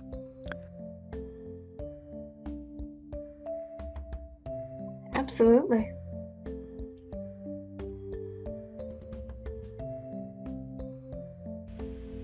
Right. Well. Outside, has the sun set yet? Let's see. It's about to set. About to set. Okay. You guys want to travel through the night, or should we get a room here? Because I can see in the dark. So we could ride through the night if we wanted to. I would say just for tonight. Well, because we already told everyone that we're leaving. So it would be a little awkward to stay instead. Please, you don't need to just say you won't stay out of politeness. I'm sure they'd love to have us because we don't know what's out there at night. Well, Alon's also still waiting by the cart, so if we are staying, we should go get him. Of course, yeah. I'm not Right, suggesting we just leave him out there to dry. That's true. He did say he didn't. He was nervous about coming in the town, so maybe we should just travel through the night. Oh, hey. Hi. Okay, we need to move here immediately, by the way. Okay, yeah, you sent me a message saying that we have to sell the house. That was also, for the record, for everyone else, that was before we found out about the weird thing. That was the moment we entered the town and Colin said there was so I have a VOD to watch, I guess. Are you guys going to go and head back to Alon, who's waiting at the cart outside? Yes, as we were discussing right before Dalton jumped on. Yep.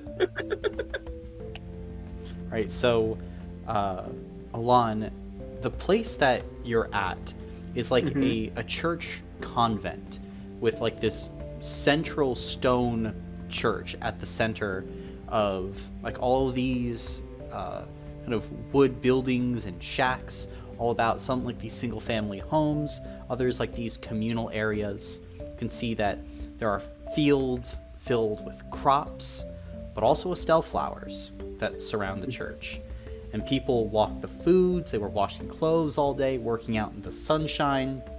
They have a bountiful harvest that you can see as you've just been watching them for the better part of like the last 5 or 6 hours as the sun is going down. And as you're there, you can see your companions returning to you. This is an incredible town. Yeah, it was really cool, actually. Everyone is incredibly nice.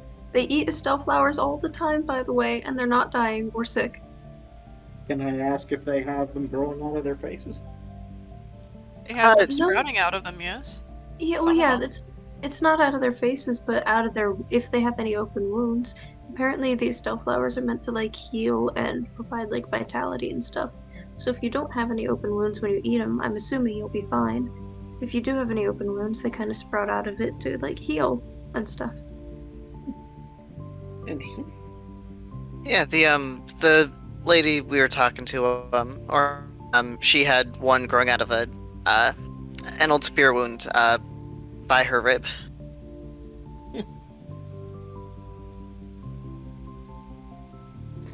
And like we said, everyone is super nice, and we got some chocolate for Diane.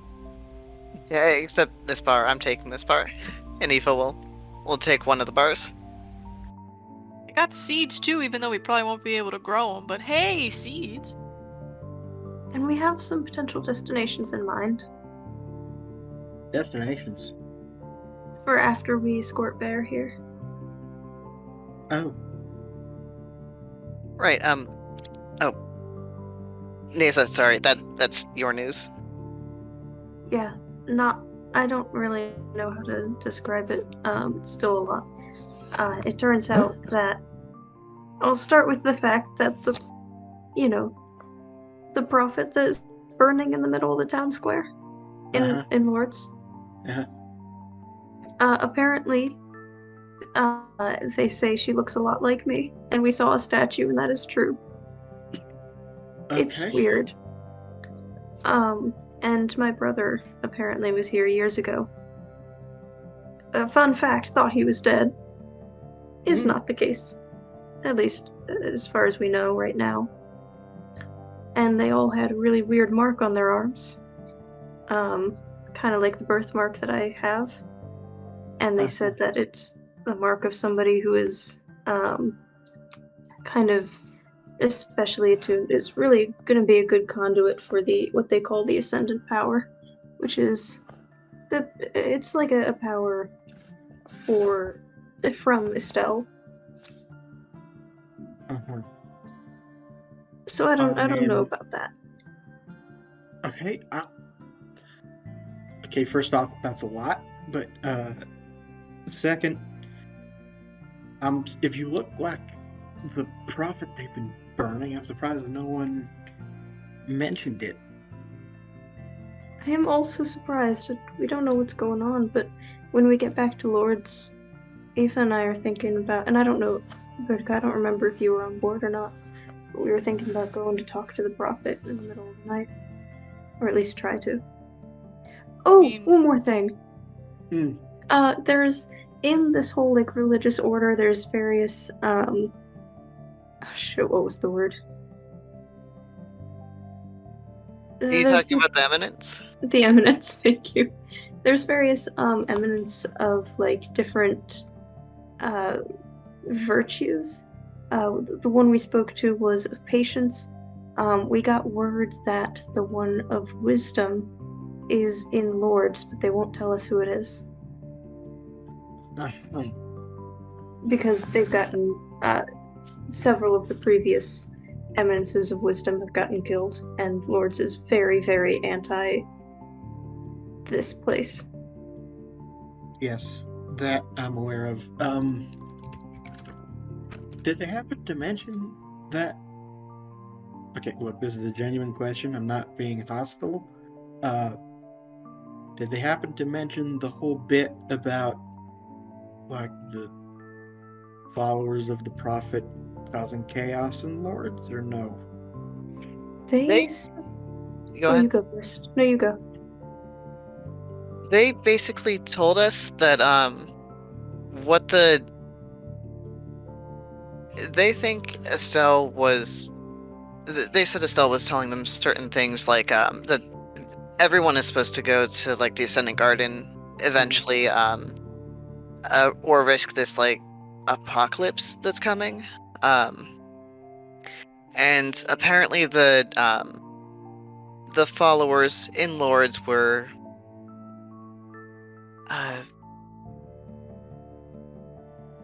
they were requesting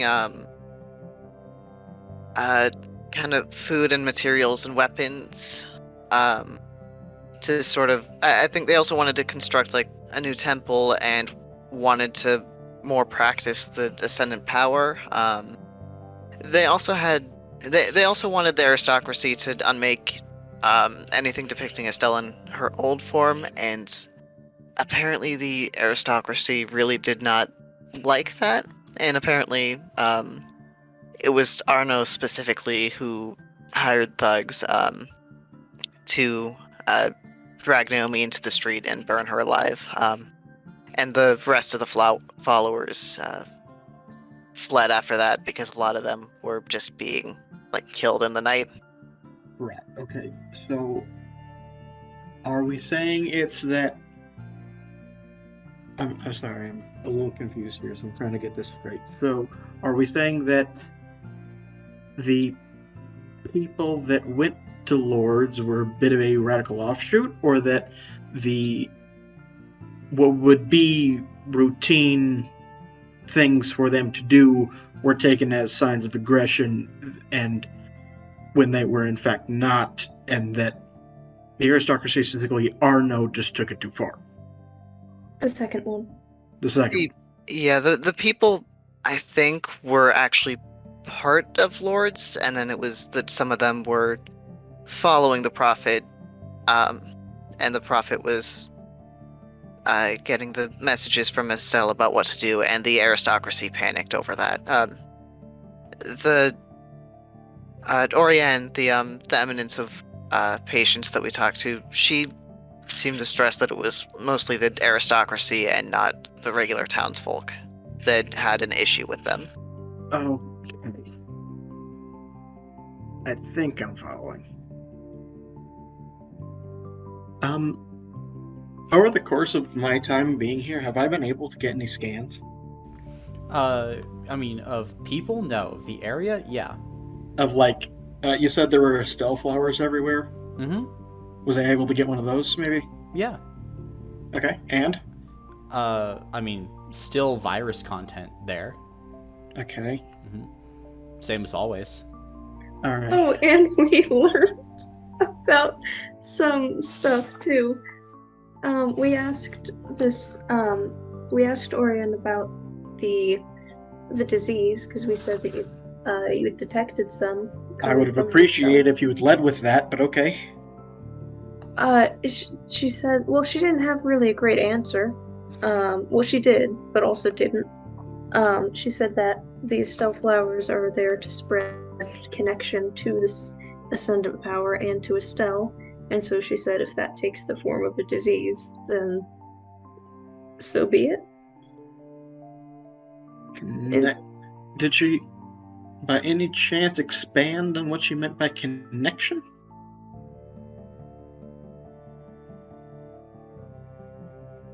He's just gonna glance over to the other two.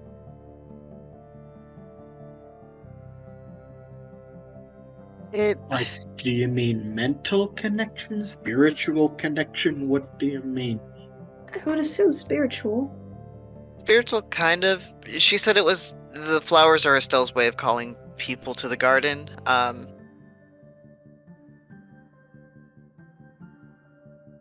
I guess it's just something spiritual like that, aside from the healing. Apparently a lot of them actually routinely eat Estelle flowers. And she said no one has been seeming sick or anything, and everyone in the town just looks fine.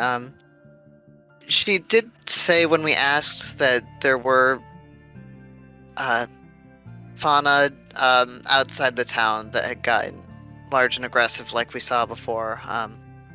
She said that she figured that was Estelle giving them strength to protect themselves from poachers and the like, basically, and strengthening them to make their own journeys to the garden. But she No. said that potentially, though, they've gotten confused and lost recently, and therefore are becoming aggressive towards really anyone. Okay.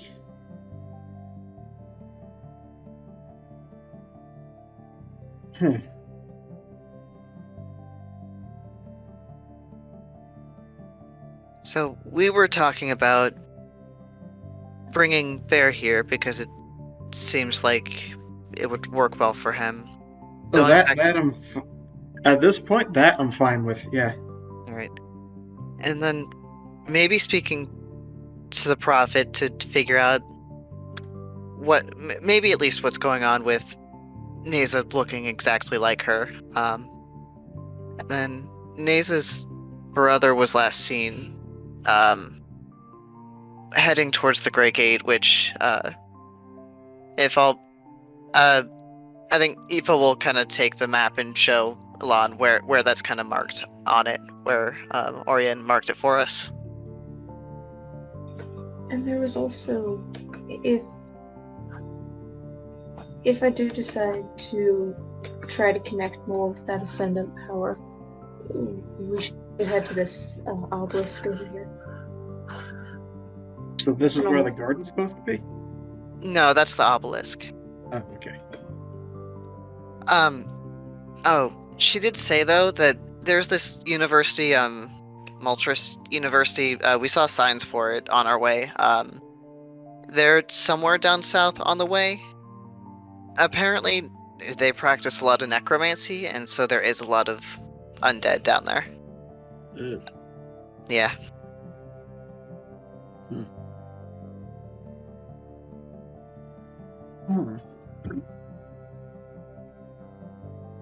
Yeah, she didn't really like the university, but she said that kind of the location where the church is kind of gives them some protection from the undead because it's near the... Oh yeah, that's the Tempest Wood over there, and Aoife will point to where it's storming. All right. That's where the hags are from that we learned about from Clement. Yeah. Yeah, so the church's proximity to there makes it so that undead don't really come up this way or try to attack them or anything.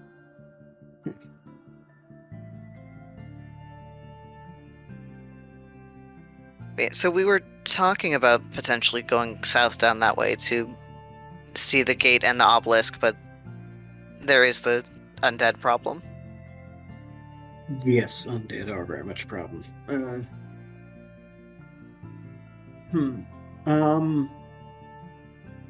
I hope you mean doing that another time. Another time. Yeah, right now our focus is on Bear, I think.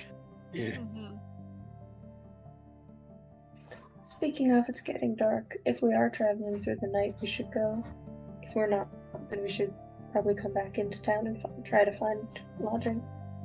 Yeah, they told us they would be happy to host us, and they don't require like money or anything. They give us a bunch of free stuff, and apparently a lot of it is just take it as you need it. But I also can see in the dark, so if we want to drive through the night, I can guide us. How long have we been gone at this point? 3 days.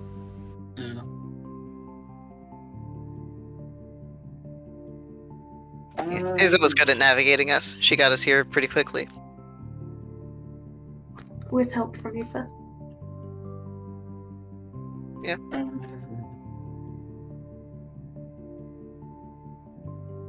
I mean, if y'all are okay with traveling, I think I would prefer to do that, but if you aren't, then we can stay, I suppose. I'm fine with traveling. I would prefer to travel. We can go ahead and travel. Yeah,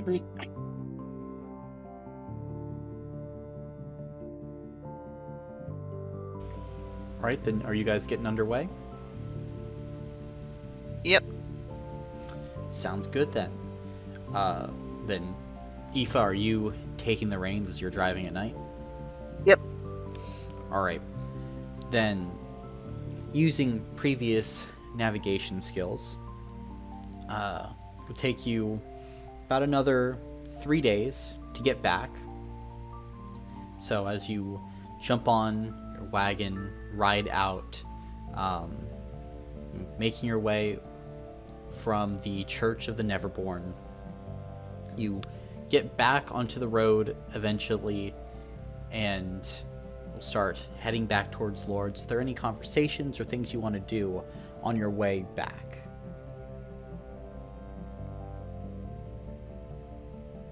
If there is nothing, then about noon on the third day, you can arrive back into the town of Lourdes, coming in from the eastern gate. Do we see Bear and Mr. Boy's garden? As you are kind of riding by, from like the road, you can't see like really into the garden that well. You see Miss Dubois on her porch though, sipping some tea. I'll wave in her direction. She'll smile and she'll wave back. I assume we're moving the cart kind of slow. Yeah. Because we're in town. Maze will kind of hop off a little bit and head over. Okay. Oh, hello, dearie. Hi, ma'am. How are you doing? I'm doing well. How was Bear? Is he doing okay? Yes, he was very zealous. Dug up a few of the wrong plants every now and again. Had to rip out one or two Estelle flowers that started growing, but overall he was a big help. Oh, that's good. Just wanted to make sure it didn't go poorly. No, didn't go poorly. Okay, thank you again. Of course. And then Mason will hop back on the cart. Like, I assume running to catch after it. Gotcha. And are you guys heading straight home? Elon will do that unless anyone objects. Would Right, imagine almost good. that's what I want to do. Alright.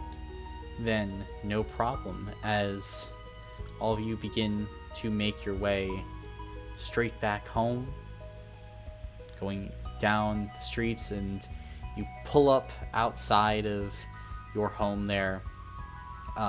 It's midday, so, things are kind of slow in the town right now, but are you guys going in? Yeah. Alright. You head inside, you can see Aspasia is reading a book on one of your shabby couches. Oh dear, welcome back. And she stands up and runs over and gives you a big hug, Elon. No one returns it. I've missed you, darling.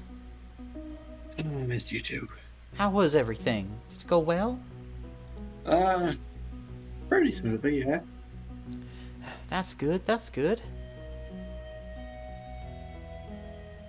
It's an interesting place.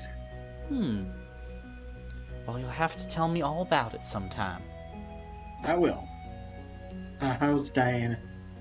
She's good. I've given her free reign of the upstairs for now. Okay. Everything seems to be fine. I've been waiting until you could get back and give her a check around. Yeah. You know what? I'm actually gonna go do that. You head up, and she's currently in her room playing with a few dolls. Dad! And she, sees you and, runs over and, hugs your leg. Hey, hon. Where did you go? What did you see? Oh, a lot of stuff. But, really quickly, before I tell you about it, I need to check something, okay? Okay. Alright. And he takes out his tool and does his thing. Okay. Take out your tool, do your scan. Still nothing. She's still clean. He gives her a big hug. Gives you a big hug back. We went to a really interesting place. What kind of interesting place? Well, it was a church. Churches aren't interesting, Dad. Yeah, but the people had plants growing out of it. Oh, like Mr. Bear? A little bit, yeah. Whoa. People where mom's from are so cool. They are pretty cool. And I'll just kind of like pick her up and take her downstairs, I suppose. Okay. What are the rest of you doing?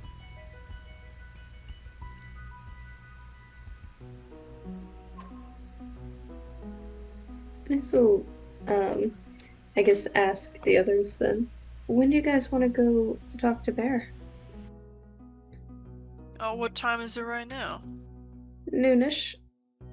Oh, well, perfect. I don't know about you, but I am itching to go out. I need to talk to Bear, and I need to see if I can find some yarn and a crochet hook. I am itching for some crafts. That sounds like it'd be Sounds an Agnes thing. Yes. Yeah, oh, maybe we should have some lunch and bring some of it to Bear. That sounds like a good idea. We could also invite him in and Yeah. all have lunch together. Can I go out and try to find him? Yeah, he's where he usually is. Oh, he is? Mhm. Okay. Oh, welcome back. Hey, Bear, how you doing? Miss Dubois didn't need me today, so that's why I'm here. I've been working every other day, though.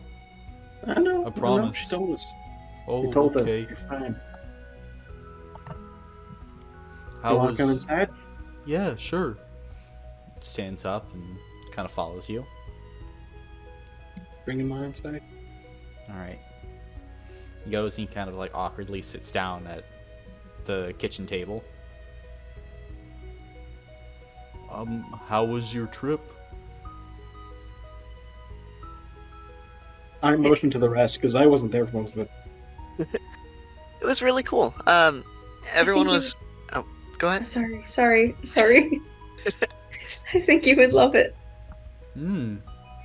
Back to you, Bifa. Yeah, everyone was really nice, and there was one of the leaders there, the Eminence of Patience. She actually had flowers growing out of a wound like you do. Hers was near her ribs, though. I see. So, yeah, so they're cool about all that. They let the Estelle flowers, well, they actually cultivate them, I think. And yeah, they're really like communal about it, and didn't really seem like they were charging money for stuff. It was just kind of, take what you need. Well, that's amazing. Yeah, they seemed like they were doing pretty well for themselves. Well, thanks for going and checking it out for me. Yeah, we actually, if you want, we can escort you. I'd love to see it, yeah. Will you be coming too? If it's so nice?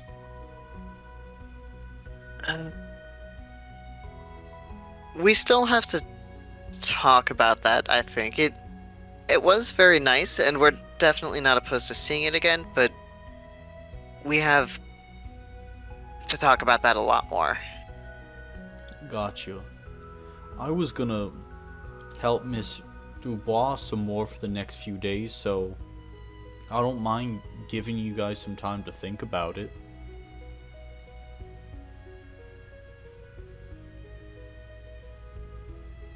Yeah, a couple days might be good.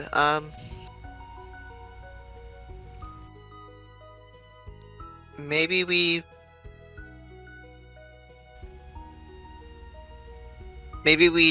head out on the 14th, and then that gives us, like 3.5 days to talk about it. That works for me.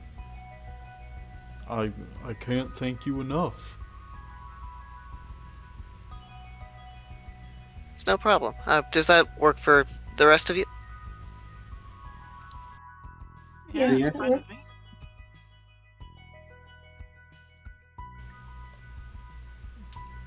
Alright, do you need some help cooking or anything?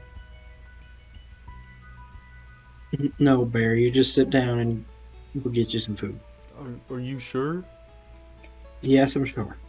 Okay. I could tell you a story in exchange for some food. Alon Yeah. gestures to Neza. Sure. Oh. And he gets up and starts helping to cook lunch. Do you ever... You eat the flowers often, right? Mm-hmm. Do you... When we were there, they mentioned that these flowers are a way to kind of connect to Estelle. Do you ever feel anything like that? I feel less hungry sometimes.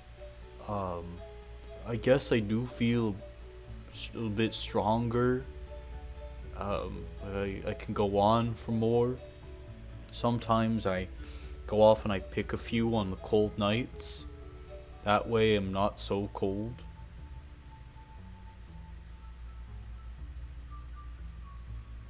So, yeah, I that's a connection to Estelle and everything, then yeah, I suppose I'm kind of connected. Were you there? Wait, sorry, out of character. How long ago again was that issue with the fights against the Prophet? Like about 7 years ago. Okay. Were you here for that initial brawl they fought against the Prophet and their people? Oh, yeah, I was around. Can you tell us about that? What was it like? I mean, I didn't really notice that much at the time. I still was looking pretty bad. I ate some flowers and I got better. There was all these new people and they had all these really cool ideas.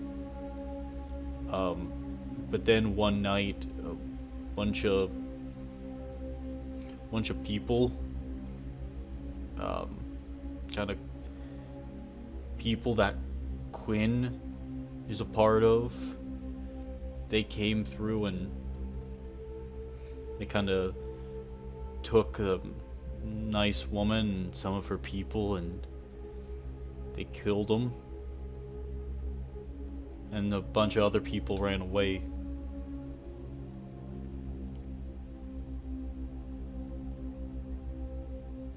Was Quinn part of that group at the time? Or did they join after? Oh, no, they were a part of the group at the time. Ah.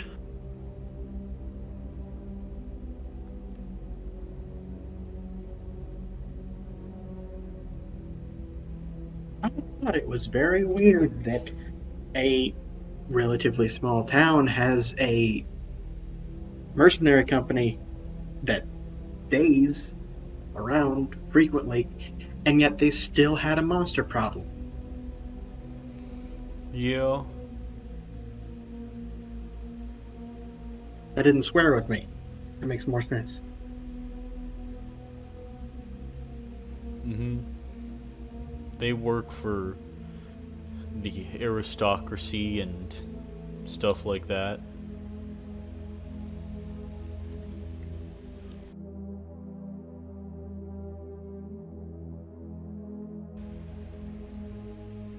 Yeah, but they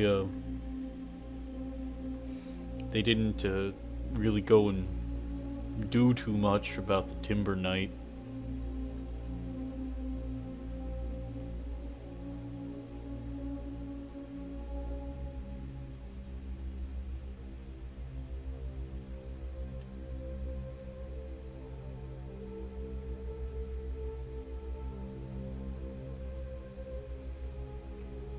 but why is... I hope you, did I do something wrong? Oh, you're No. fine there. Not at all. No, yeah, you're fine. We were asking because the people in the town mentioned the prophet. Mm-hmm. Okay, then. We were just curious because so far we've heard two very different sides of what happened. Kind of shrugs. This town's crazy sometimes. It's kind of why I wanted to head out, but, now you guys are here, so it's not that bad.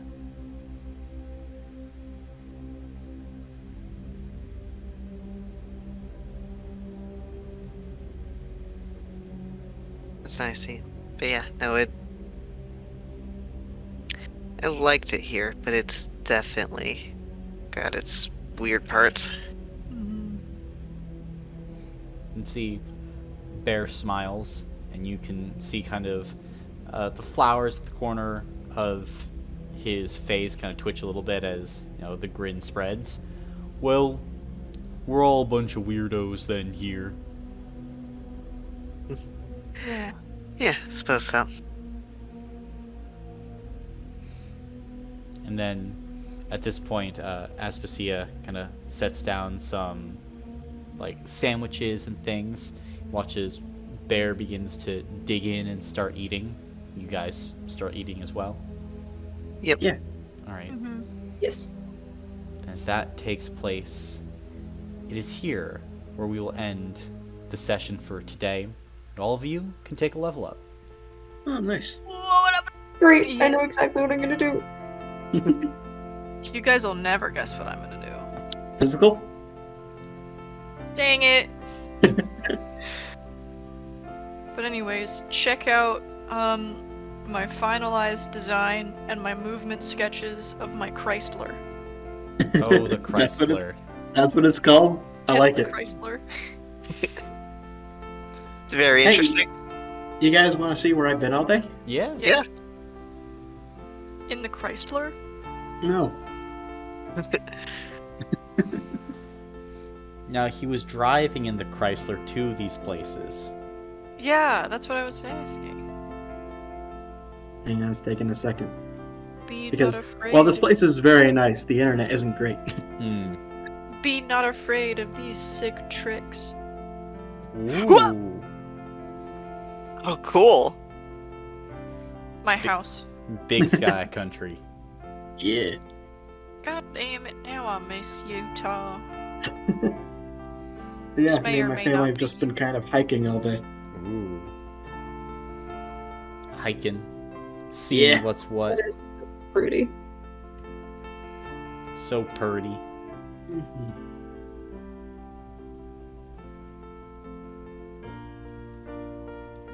Very nice, very cool. But I was very confused when I got off the trail, and the first thing that I saw when I opened my phone back up was Jamie saying that we had to sell the house. Pretty Very nice. How was your trip, Dalton? Huh? How was your trip? It was fantastic up until the last possible moment. Oh dear. Was this the delayed flight? Yes, indeed. So what happened was, entire trip, amazing. Just, absolutely perfect. Everything is great. We get on the plane to go home. We're on the plane. I'm sitting in my seat, about to fall asleep for the flight home, when no. an announcement comes over on the plane saying, hey, the captain didn't show up. Wait, he just didn't show up? Nope. He just ditched? Yep. Damn. So, we were there at midnight to do the flight, and they're like, yep, see you all at noon tomorrow. Oh. That's kind of funny. So I can also now say that I have spent a night in an airport. Less nice, less nice. They didn't give you a Yep. voucher? They did, but my family and I pretty much looked at each other and was like, we do not want to have to go through TSA again. Yeah, that tracks. Because, frankly, Vegas, bad airport. I can't say I've had the pleasure of flying through there, so I'll take your word for it. Yeah, and like the area that my family and I were trying to like, sleep in, they were like blasting music in the entire night. Yeah, that's not great. No, it isn't. And yeah, it was just everything about the trip was fantastic up until the last possible second. Well, see, you took all the shittery that was going to happen on the trip and you just condensed it into the part you'll forget in 10 years. Pretty much. So, it works. It tracks. Yeah. Pretty good. Well, glad you got home safe and it was a great trip. Yeah, it was. Mm-hmm. And Caleb, you're all moved in. Yep. Nice. How's pork chop? Awesome.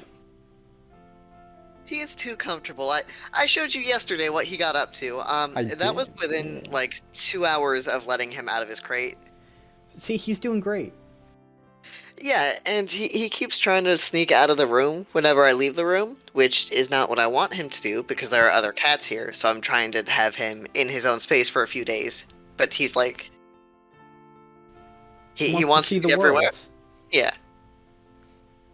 But we'll see. I am happy he's doing so well. It just makes him annoying. He's being so creative. Mm-hmm. He better not... Oh, actually... Dolan and Jamie, I guess I didn't. I think I just told Colin this, but he there's a mattress protector around my mattress, and there was a hole in the bottom of the mattress protector.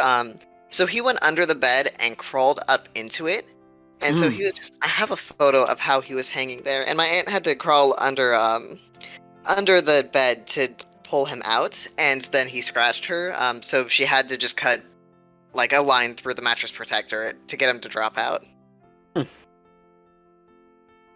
And then we taped it back up, but that's probably not going to stay. He was very naughty. Mm-hmm. Yep. Unfortunate. Yep. What a man. Mm-hmm. A naughty man, but a man nevertheless. Indeed. Well, it's good that it all worked out in the end. Yep. Yeah, it was weird. I was expecting at least one thing to go wrong on the like on the way there, but like it was fine. Yeah. I mean, I was kind of miserable by the time I got to the truck stop we were meeting at because I didn't want to leave pork chop unattended in the car, and so I didn't really stop for like lunch or anything besides gas. But I mean, I got food and everything in the end, so. It all worked out. That's the moral of the stories. It all worked out. Now, will the latest actions from last session work out for you and Jamie? Who knows? We'll see. I did get a chance to watch the VOD, by the way. Oh, not of your guys' last session. Oh, right. I did notice, like, yesterday that you had, like, a dozen people. Yes. The Shadow Government had their little Avengers moment. Now, the Shadow Government also stabbed their god with a blade of sin. With sloth. So, I kind of support that. We were gonna have to stab him eventually. But we if we stabbed him then, we needed him. We did not stand a chance at any other time. We would have been absolutely smoked. But now we're gonna be smoked because he was the only thing between us and the 3 different enemies converging on us. That's true, but the man in red never lies. So y'all stabbed God? One person went ahead and stabbed God before we got there. Not me this time. Not Jamie this time. I like how you can say this time. Yeah, so now the canon reason for, hey, why didn't the shadow government stop this thing? You know, because they were really trying, was because, you know, the god who was responsible for it got stabbed between the ribs at the critical moment when, like, the defense that was going to keep the Talata and Abaddon and everyone contained was going on. Just got fucking shanked. Yeah, and well, I'm glad you got to see the VOD of last session for the Ascendant Garden. Yeah. Mm-hmm. Boy. Yep. Lower stakes. Yeah. You know, I'm comfortable with that. I'm alright with that. It's okay. It will creep up on you eventually. Yeah. But I'm also fine with it being a slower burn. Mm-hmm. Yeah, it's not balls to the wall crazy yet. Yeah. It's chillin'. We're all chillin'. And that's what I can get behind. You know? Meanwhile, over in my campaign, the crew just dropped through the ceiling of an enemy base. Tracks. So, that's going to be a fun combat to run next session. Are they outnumbered? Yeah. 3-1? Not quite, but close. 3-1's the magical number, Dalton. We have the element of surprise, though. They very much do, because they zip-lined through the roof. Whoa. Well, zip lines are very cool. I would just give up then. If someone zip lines through my roof, I'm not fighting them. Yeah, just drop the guns, say, okay, yeah, you got us. Mm-hmm. It also helps that the enemies are stacked on different floors, so we're not facing them all at once. I would assume. It's a Well, base. I still need to check on exactly how much Featherfall slows you guys, because 60 feet around. I guess. Yeah, alright. I guess the bottom 2 floors can't quite hit you. Maybe? I don't know. Good old Featherfall. Yep. All reliable. Well, I have things I need to get to after this session is complete, so we gotta go ahead and get started. So who would like to give the recap?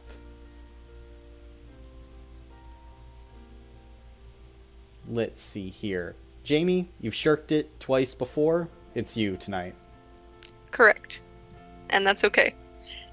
So I believe we started right before going into the new town.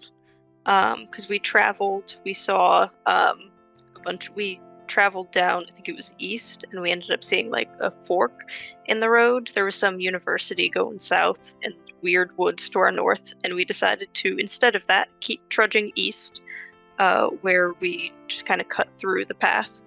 And then we happened upon the town, got some preliminary readings, figured out the virus was still there, and so we were free to go down and, interact with the town since we knew we wouldn't be spreading the virus anywhere. Elon stayed with the cart. We went into town. Very, very cool town, by the way. It's awesome. They already had their revolution. We met him. I don't remember his name, but we did meet like the head priest. And he kind of showed us around. We took, like a tour around town. And then he dropped us off at I always forget the title. The person who is supposed to embody patience the most, or strive to embody patience the most in this religion. And she also gave us a rundown of the town. Turns out, also, surprise, Neza looks a lot like the Prophet and can channel the Ascendant power, which is like some Estelle, an Estellian power. Other surprising stuff too, but the main lore things that we learned was that they at least the main things that I personally took away was that they eat Estelle flowers to feel like energized and help heal wounds, so that it's not like a horrible curse to eat them. They do. And potentially the virus is a way for Estelle to kind of connect with those. And let's see. It was the eminence of patience. I apologize. She mentioned that not all viruses are bad, and so potentially this is one that would allow, again, that connection to not necessarily a bad virus. But then she gave us some groceries because we asked and sent us on our way. And we, again, traveled right back to town. I believe we checked on Miss Dubois to make sure that Bear did a good job, and he did. More to make sure that she didn't have problems with Bear, and she did not, which is good. But then we went back and we talked to him, and we let him know everything. And he was like, wow, that sounds like great. And we were like, yeah, we'd love to go with you, but we're not sure if we want to move there permanently or not. So he was like, all right, look, you guys a few days to talk about it. And I believe that is where we ended. Yep. Or very soon after. Yep, you ended just as all of you were eating lunch. And pick up right after that. So all of you are chilling, relaxing after getting back to Lourdes. What are you doing? Oh, Nisa, I wanted to ask you, this Angel's Blade I have, do you know if it's in your book anywhere? Can I skip my book? Sure. Skimming the book, you don't find anything about an Angel's Blade. No, I don't see anything. Worth a shot. I suppose it would be too easy if the other pieces were just listed in there. Well, Caleb, usually, with a broken blade, if you know where the pieces are, it's not going to stay broken for much longer. Yeah, funny how that works. It's crazy. Mm-hmm.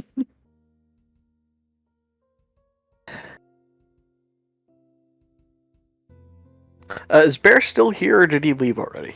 Oh yeah, Bear's helping to do the dishes. Oh, okay, cool. Hey, Bear, can I ask you a question? Oh, yeah. What's up? They heard over at the town that apparently the flower part only happens if you had a fresh wound. What happened to your eye before? Oh. If you don't mind my asking. That's, it's a bit of a long story.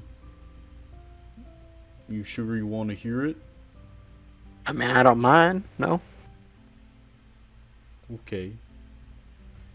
And he kind of goes and sits down. So, do you know about a creature named Banker of Bones? I don't think I do, no. Well, they're not nice. And he begins to give to a general description of what they look like, what he remembers them looking like. I'll post what they look like in the chat. Ugh.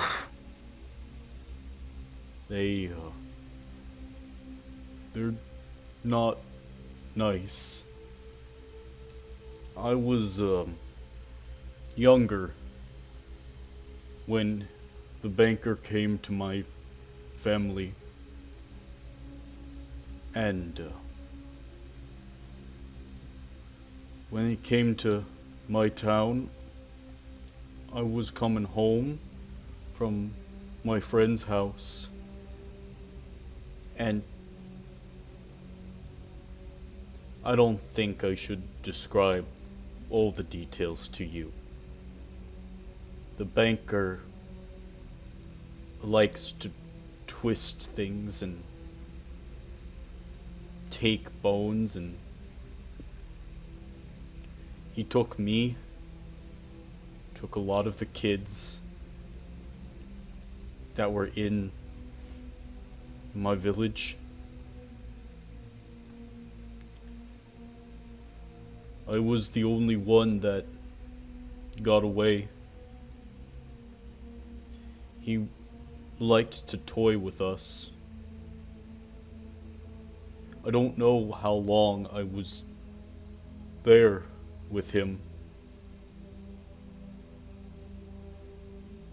Lon, can I tell you a secret? Sure. I used to be a dragonborn. Oh. He wanted to see if he plucked out all my scales, if he could change me into something new.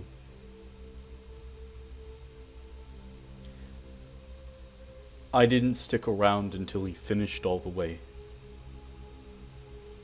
I knew that once he finished his experiment, he'd have no other reason to keep me. I got away when he was still looking for an eye to put in me, and a toe, and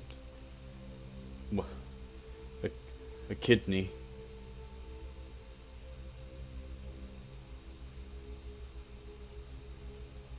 I ran away, but it took me a long time before I was anywhere close to okay. Eventually I made it here. I'm still a little afraid that one day he'll show up.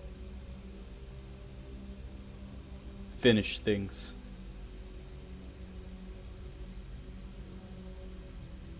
Just another reason why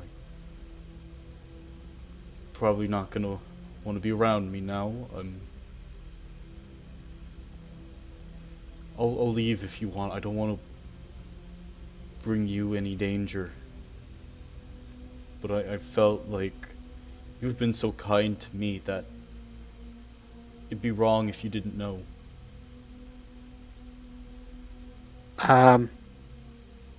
Elan goes over to him, and if Bear seems okay with it, he's gonna try and give him a hug. And Bear will get this look of shock, and then will accept the hug. Why? Why what? Why are you hugging me? 'Cause it sounds like you need it, my friend. You just feel him nod.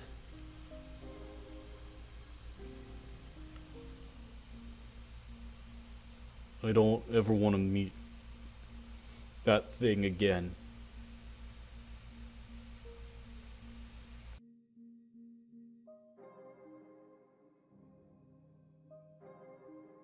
I know it means very little, but I am so sorry that you had to go through that.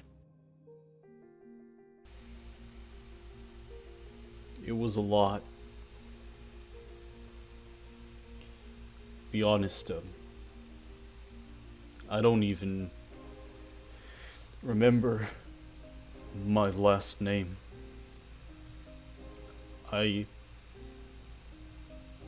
He referred to us as his kids. Sometimes people call the banker Nicholas Black. And so I became Borellian Black.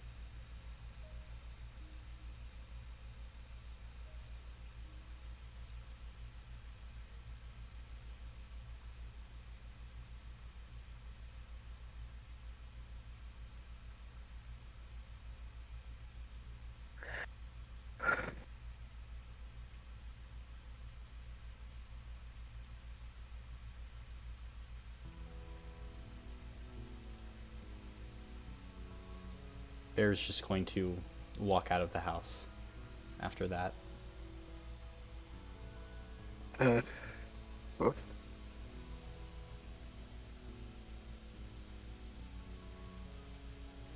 Yeah, I guess I just let him, because I don't know what to say after that. God.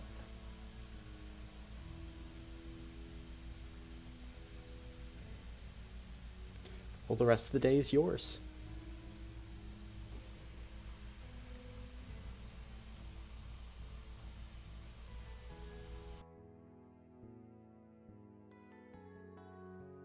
Um.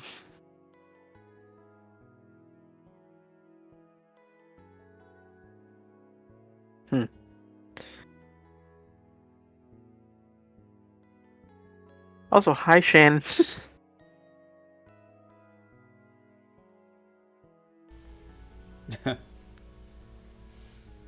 Hi, I'm muted because I'm eating, and I didn't want to just be, you know? Yeah. Um.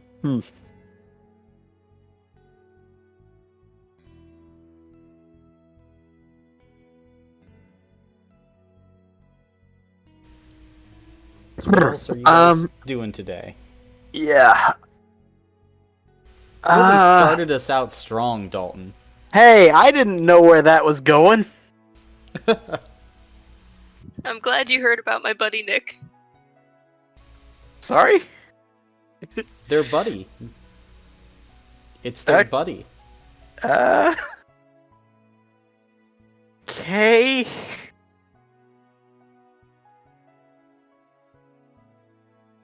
Alright.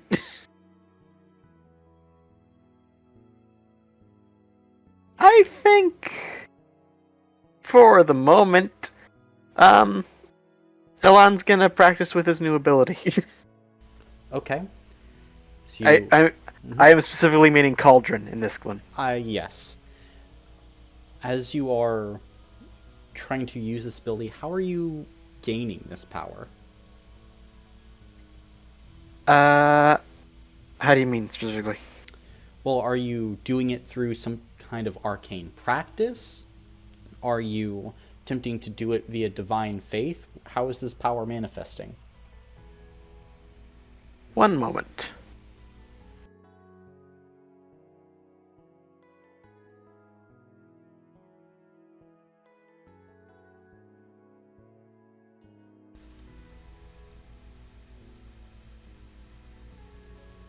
Yep, that's fair. Okay. Then you can certainly practice with it. Okay. I would like to try to make the Gambler's Tonic. Okay. Then, as you begin to do that, we'll get back to you in that regard. Is there anyone else who wants to try and accomplish some things?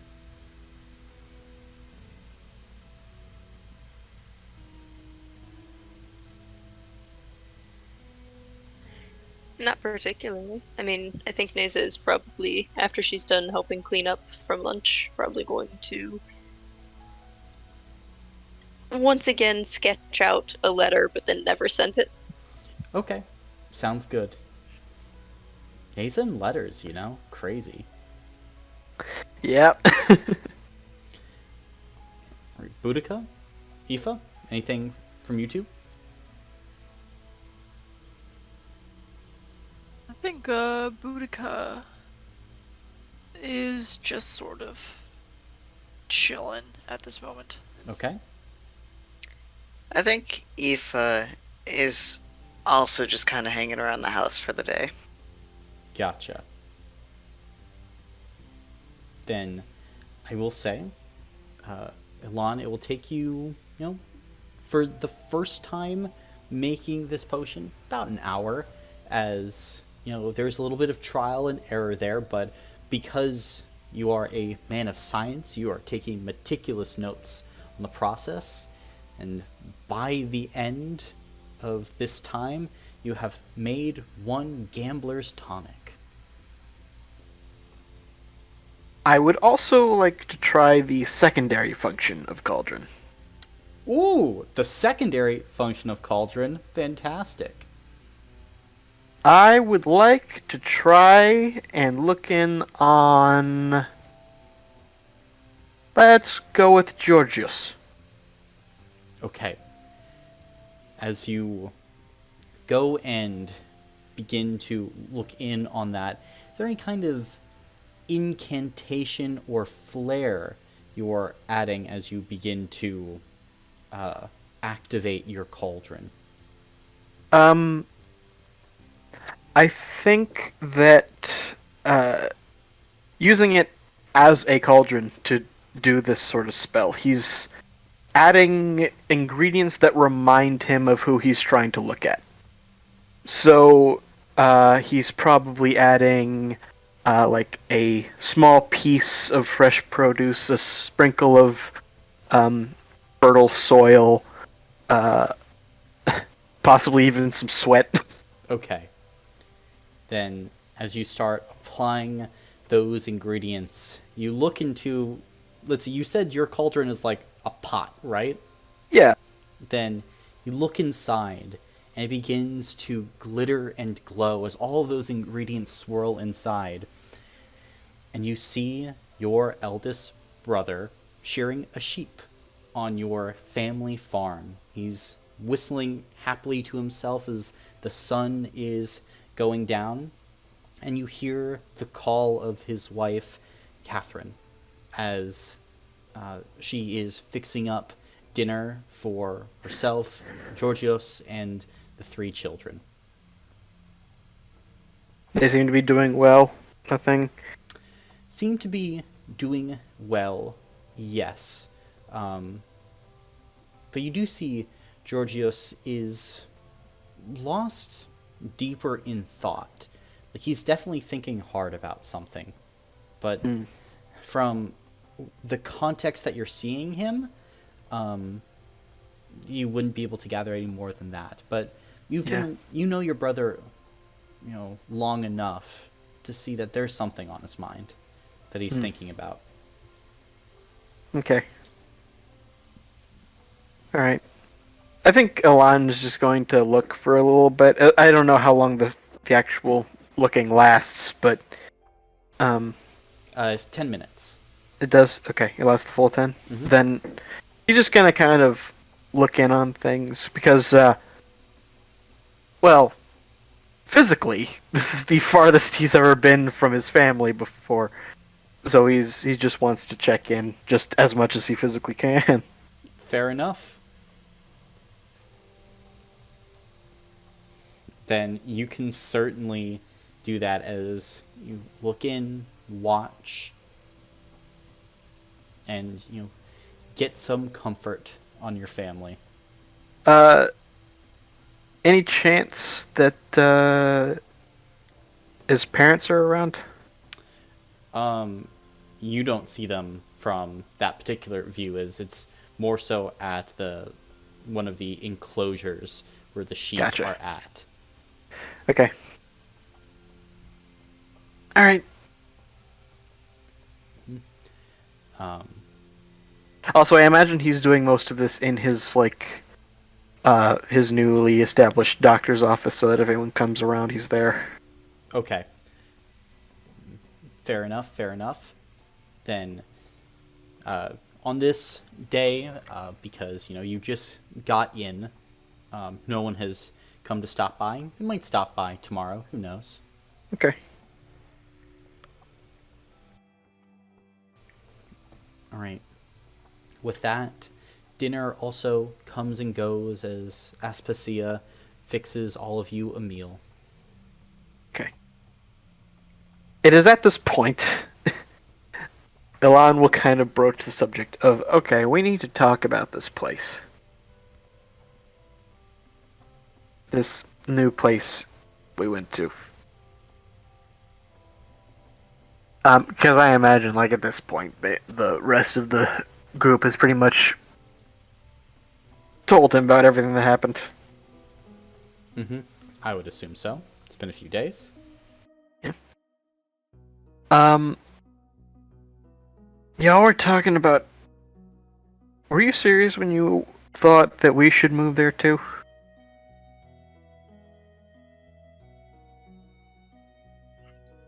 Potentially. It's a lot nicer than this place. Well, yeah, I suppose. They have some really good schools.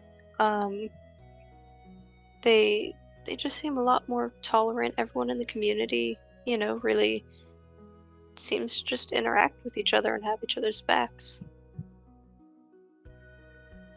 I'm not trying to make this about the revolution again, but they are not consistently bogged down by an aristocracy that doesn't care about them and left to die in poverty. The community provides for each other. Okay.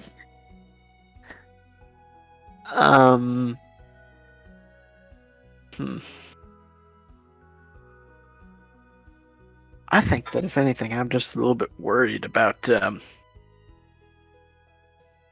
Well, I'm worried about the disease in general, but despite the sort of reasoning they have for it, it still doesn't quite square with me. But at the same time, I'm also a bit worried because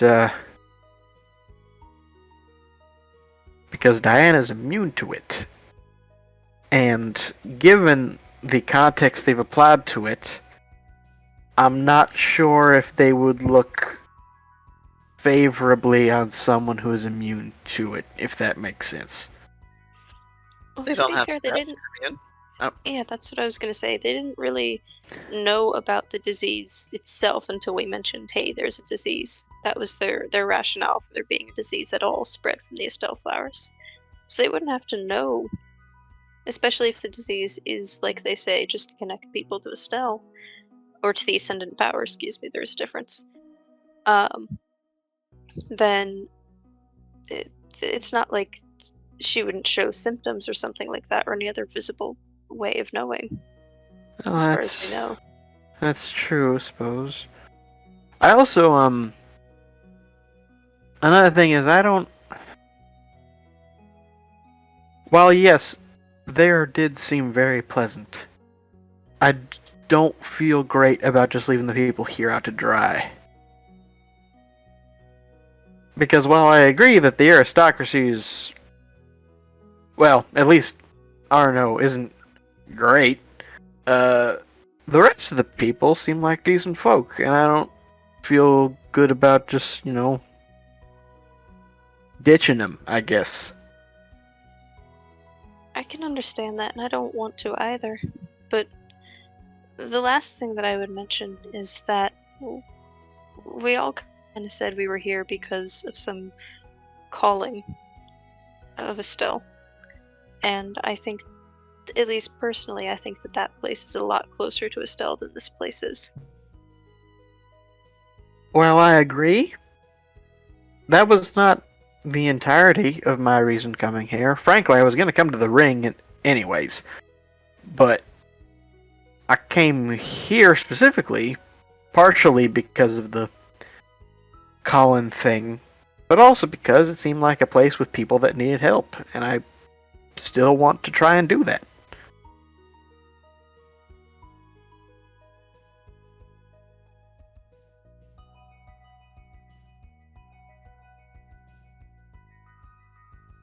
Also, all of this not considering the fact that the house that we are currently living in was not paid for. It was a down payment was made on it, so we still owe money to Mr. Bouchard. So, and if we left without paying it and we tried to come back at any point, we might be arrested.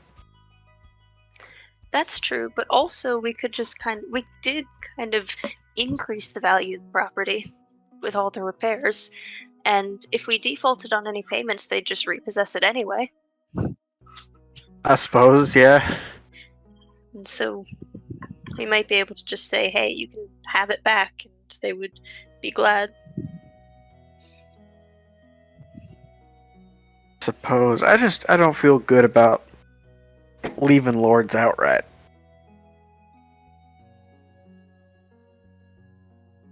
What do y'all think?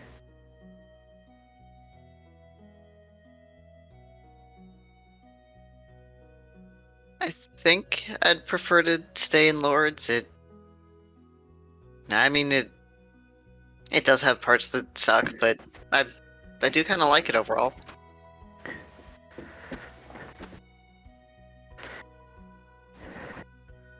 Yeah. Also, again, from what you've said, it sounds like the aristocracy is the primary issue.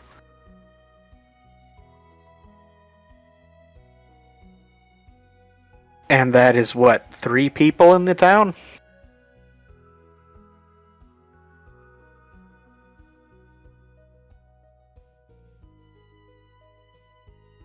I mean, that's true. If we did get rid of the aristocracy, I feel like a lot of the problems could be maybe easier solved. To be clear, I am not advising assassination. Just to be clear. But accidents aren't out of the question, right? I'm not. I would never advocate for an assassination.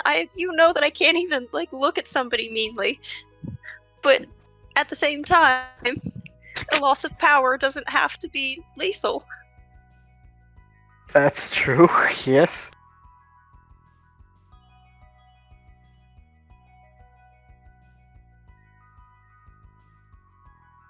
Looking at the map, is there someone standing outside our house? That's Aspasia's token, but... Oh, it is? Okay. Yeah. Alright, cool.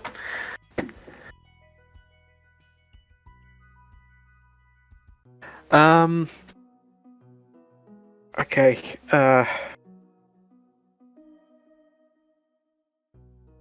also wouldn't exactly mind going back to check the place out more, or visit a little bit, or talk to more people. I have no objection to that. I'm not sure how I feel about, pulling up and moving there. That's fair. Heck, I mean, I might have even been willing to do that if it was closer and it wouldn't be 3 days to try and go from there to here. 3 days if we move quickly. Yeah, it's... I don't know if we're really... It's not like we actually have time to move anytime soon. Well, in a couple days we're going back with Bear, but then we were kind of talking about, shoot. Where was your brother seen again, Neza? That was the place down south. Yeah, he was seen there in the other town, but then they said he went south to the gates. Potentially. Oh yeah, I didn't even mention that. You have a brother? Yeah. I mean, that's good, right? No. Well, No? Yes. It's good, but also I thought he was dead since I was I don't even know, really, really, really young. Oh. And then I found out that he's not, but also now he might be, because the last they heard of him was years ago. And then he went south. Apparently everyone else who gets the call does. And you have a family connection in the area? Apparently. I didn't know that, and I'm still not convinced. But the prophet apparently looks a lot like me. Same birthmark and everything. When I looked at that mark, I thought it looked like an arcane rune, right? Yes. Okay. Not like a specific one, but it just looked like the sort of style of one. Yes. Okay.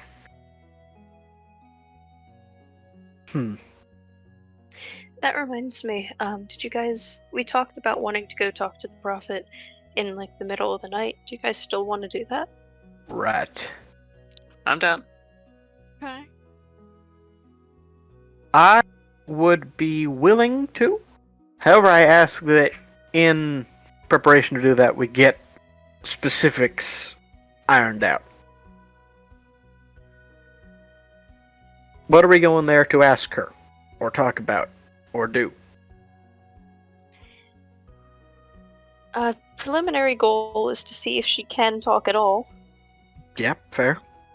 I didn't really think that far about what exactly we were going to ask. I figured we'd kind of play it by ear. Follow Well, up on prompts that she mentions. I mean, I get that on a certain level, but at the same time, I feel like if I've been burned daily for years on end, and someone finally talks to me, I would want something a bit more than hi.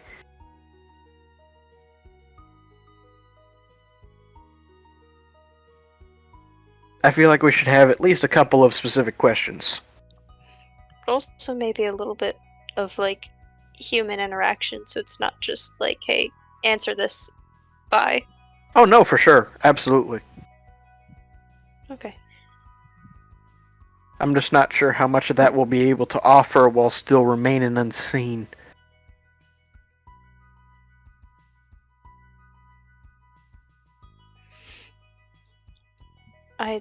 I'll be honest, I don't have any real specific questions. I'm just kind of interested in looking at all due to the theoretical family connection.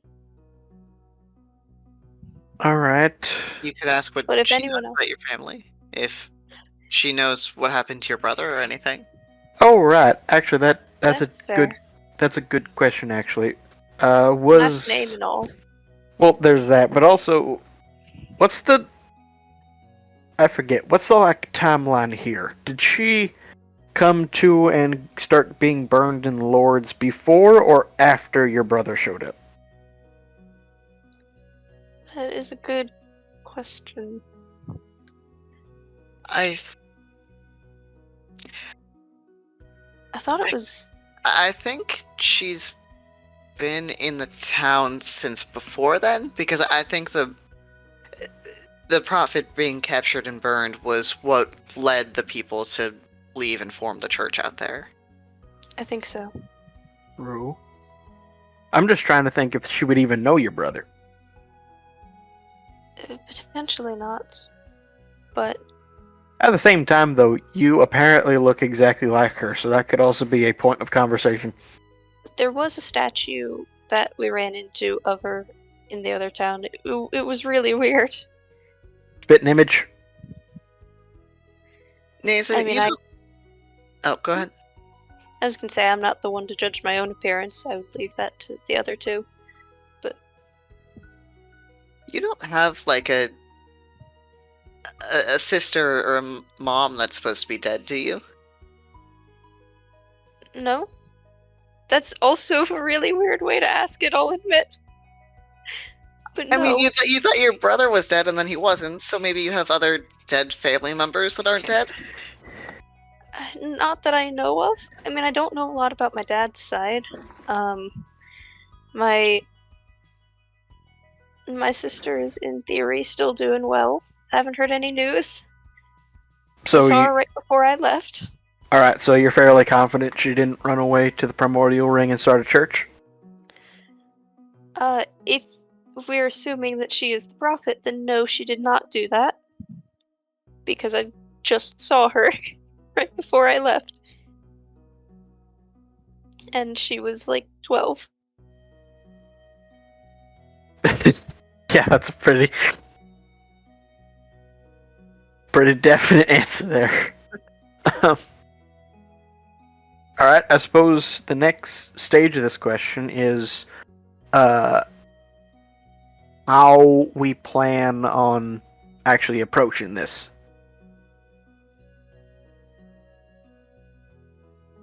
Because I can fairly reliably remain unseen.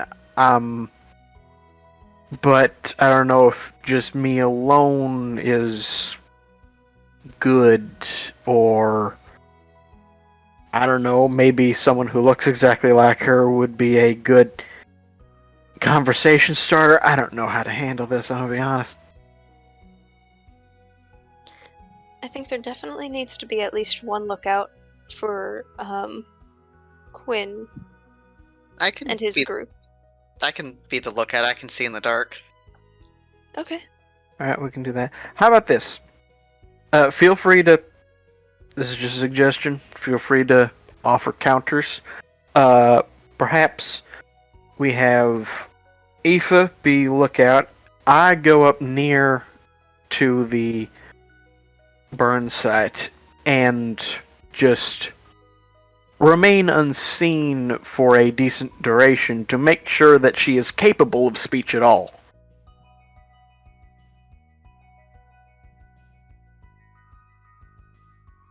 That works. I would like to go with you, though.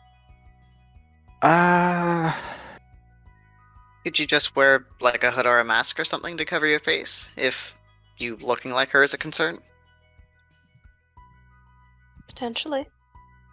I'm also wondering if, like, though, if she doesn't... If talking is a lot of strain, she might not do it for just anyone. But if it's, like, a family question, maybe that'll be worth the effort. That is also fair. From the times that we have been near the burn, how does it look like she is secured to the pyre? It looks like at one point these thick steel chains, like, basically tied her to this now kind of like stone pyre. Over time, those chains have melted, so it's like she's partially welded into this, like, spot. Gotcha.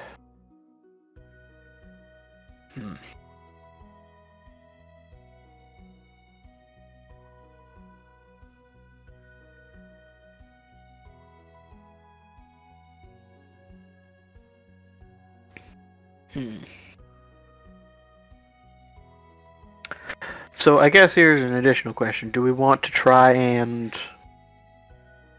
have one attempt where we just confirm that she wakes up at all, and then on a different night attempt actual conversation? Or do we want to just go all in on one trip and see if it works out? I'd prefer to go all in. What about the rest of you? I think doing it over, not all in one night, might be better, just so that, if... I feel like we're probably more likely to get caught if we visit her multiple times. See, I kind of feel the opposite. I feel like multiple trips is less risky. Maybe for the duration of time, but if Quinn and his people are as vicious about making sure, vigilant maybe is a better word, about making sure people don't talk to the prophet, then I'm assuming they would notice things like trampled flowers or other disturbances, and maybe would be on higher guard the next few nights. That's true.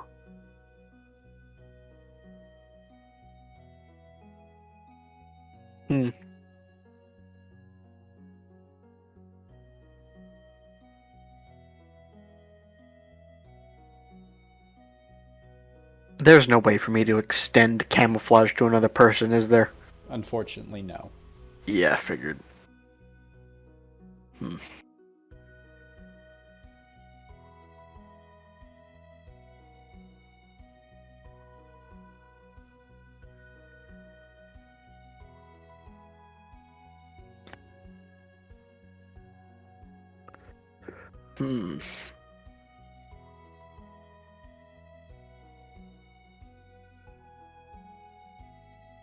I guess the other question is, are we trying to do this tonight or tomorrow night or what?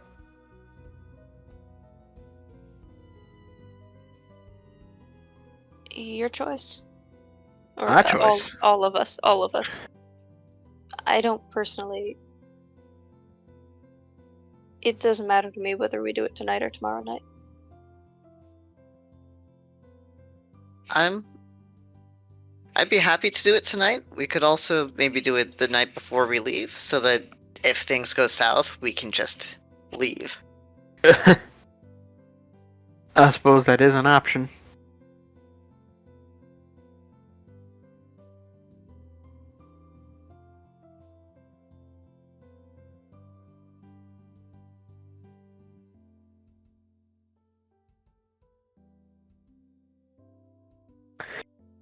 Boudica, do you have a vote here? I vote for we get it over with as soon as possible. No time like the present, no time like just trying to get all the information we can. Alright.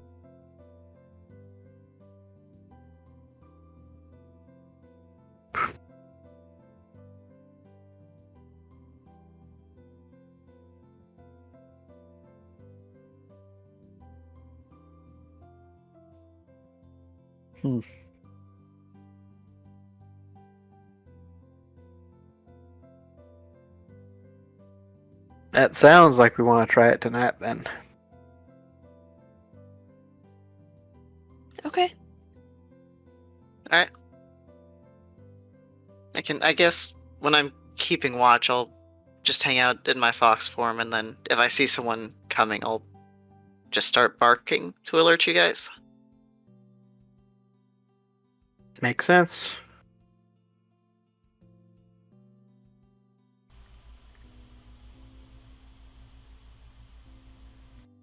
If one tries to investigate the spot, just like go up and bite his heels or something, I don't know. Oh, absolutely.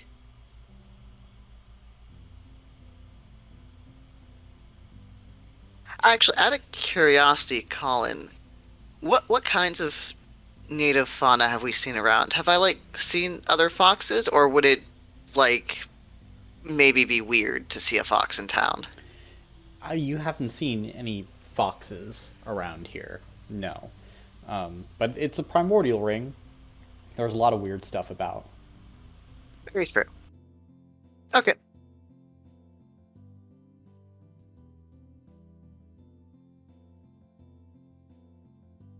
You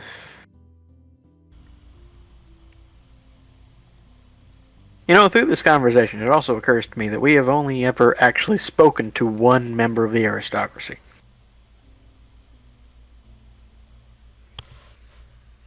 That's true. Specifically, apparently, the one that called the mercenaries in the first place. Yeah, I was gonna say, we potentially met the worst one.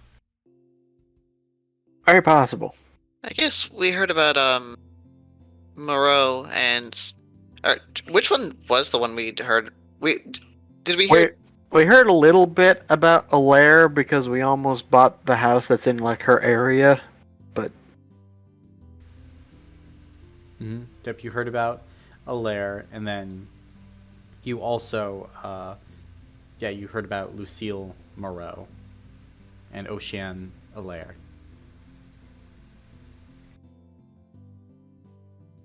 Okay, so we have heard a little bit about both. I mean, I recall hearing their names, and I suppose a little bit, but not much. Yeah, you haven't really asked about them. Yeah. I feel like we should also maybe try doing that. To be clear, not to the Prophet, but just to people around town.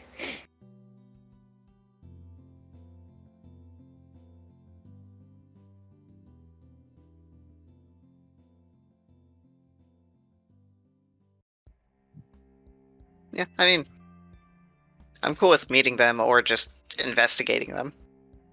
No harm in it. Yeah. Alright, so. Sounds like the plan currently is tonight to try and make some form of contact with the Prophet. And then tomorrow act like nothing happened. Alright, What time are we going tonight? Like, I think it's 6 a.m. when they start the burning, isn't it? Yes. I feel like midnight would be the best idea. Because if it's a matter of a regenerative thing, then she'd probably be as close to peak as she's gonna get. It's also the most dark time, so we would probably have less of a chance of getting caught. And I don't know if they patrol the area 24/7, but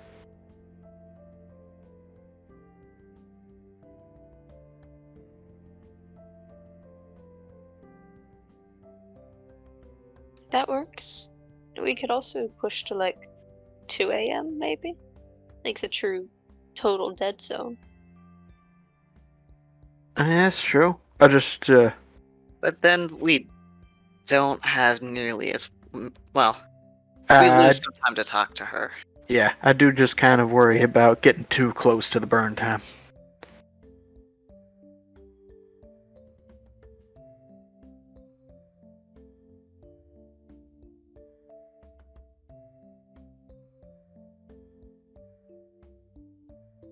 So what do you think?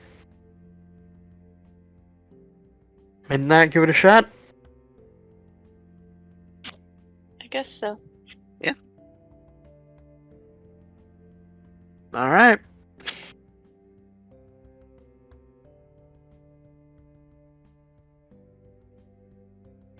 Okay, are you waiting until the midnight hour then?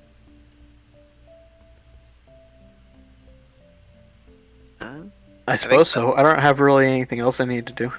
Alright. Then, as that time rolls around and darkness begins to fall upon the town of Lourdes, midnight has come. What are you guys doing?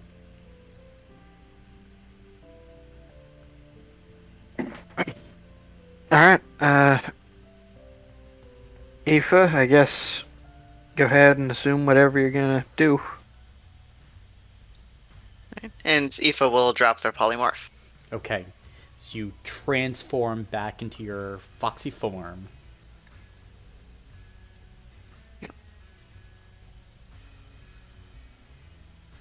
And then I guess they'll probably just go on ahead to the Prophet's Burn, kind of make sure things are clear around there. Okay, make a physical check for me.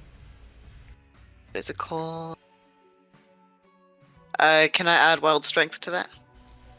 You can, yes. Alright.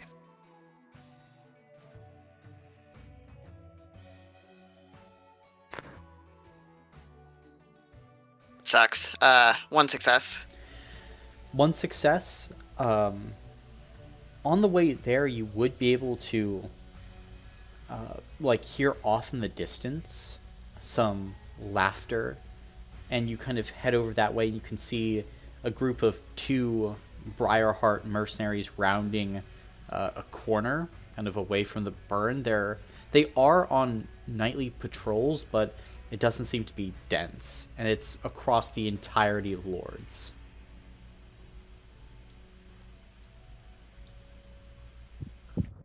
Gotcha. Does it seem like it's just the 2 of them covering the whole of Lourdes, or does it seem like there are more small groups of Briarhearts around?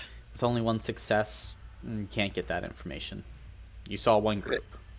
Very fair. Gotcha. I will actually go ahead and head back to the party. Trying to get to them before they get there so I can relay that. Okay. Then you can find them when they're about halfway there. Gotcha. And I'll morph back into a person to say, just letting you know, there are some Briarhearts on guard. Not a lot of them, and they're patrolling the whole of Lourdes, but you will want to be careful. A thought occurs. It might be safer if we have 2 lookouts. So, Aoife, you keep up your thing, and go on one side of the burn, and I will take up a lookout on the opposite side. So we can have as many eyes on the area as possible so that we make sure we don't get caught. And then I guess Neza and Boudica can go and do the talking. Alright. Okay. Sounds good. What's gonna be our signal for we gotta go? Because I assume you're not gonna shout, we gotta go. I will not. You could whistle, maybe? I was thinking that. How reliably do I think I can make a bird noise? With your background, pretty reliably.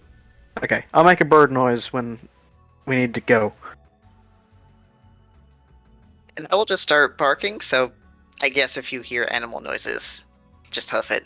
Like very pronounced ones. Okay, sounds good. It's with intent. Got it. Yes. Neza, how...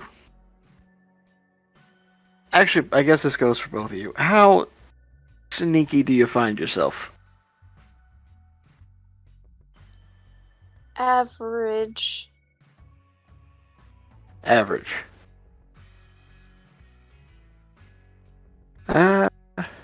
Boudica's just gonna flex her arm and sort of gesture to that. I'm not really built for sneaking. Okay. Like system-wise, is stealth a physical role or? It's either physical or mental. Okay. I lied. I can be very sneaky if I need to be. All right. What I'm asking Put your mind is, to it. do either of you think you need a boost, or do you think you'll be fine? A boost would always be nice. I will be fine.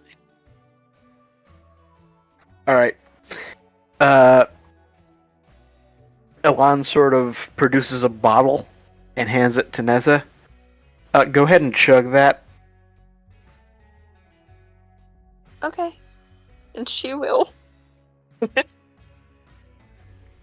Alright. Forgetting every drug safety lesson ever taught. System-wise, next check you make, you get to add 4d6. That's really cool. Thank you. Mm-hmm.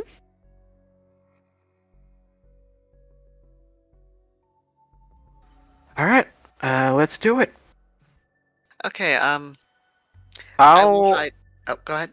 Oh, I was gonna say that I was gonna try and post up next to Agnes's shop. Alright, I'll post up on kind of the northern side of the burn then. Works for me. Alright. And Aoife will turn back into a fox and scurry away. Yeah, Elan will make his way over to Agnes's. Okay. And Boudica, Neza, how are you getting to the Prophet's Burn?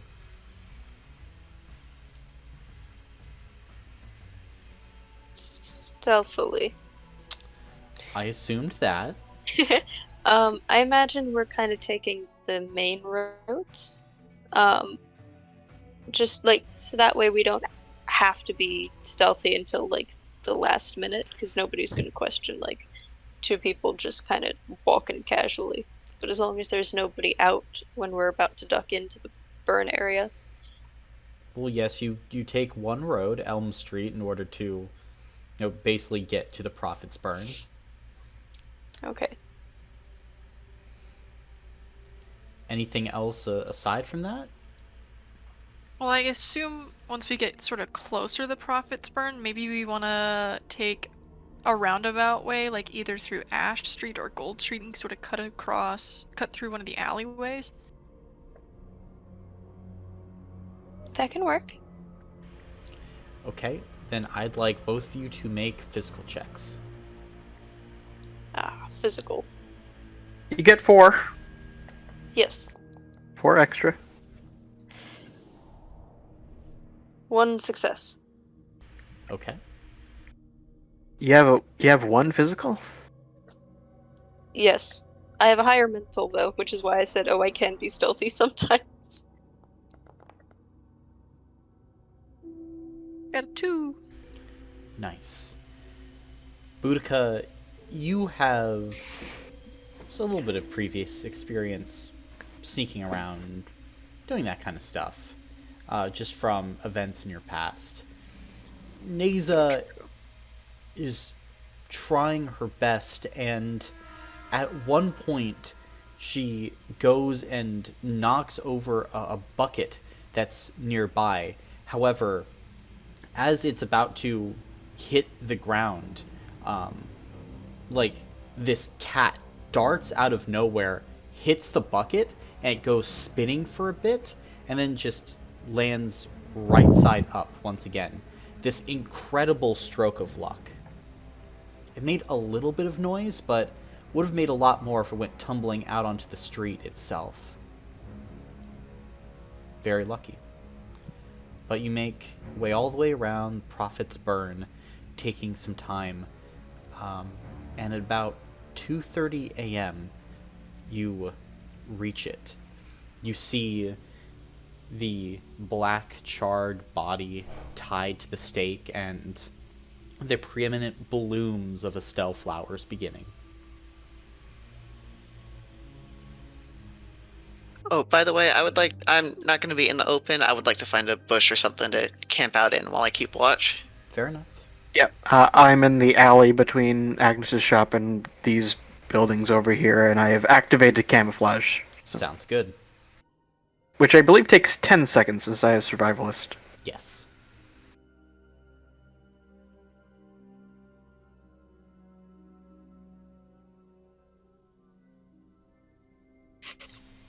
So are we pretty much at the Prophet by this point? Pretty much. I guess we'll go up. Nazel try whispering because we're not talking loudly. And once they get as close as they can, whispering, hey, Naomi? Is that you? As you approach, again, you see it's this blackened, charred body. Like, everything, including the outer skin, muscles, just charred black, hairless on the head. But you do see the body faintly breathing. Very long and shallow breaths. Can you hear us at all? Or even respond? As you ask this, you hear the slightest of gurgling in the back of the throat. Okay, that's good to know. Hi, my name's Neza.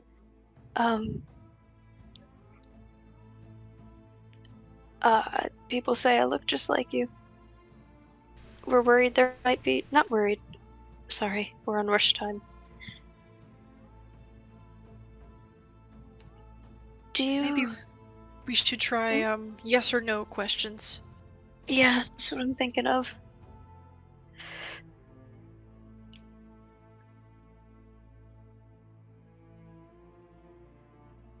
Do you have anything that you want to ask Boudica? No, it's all you.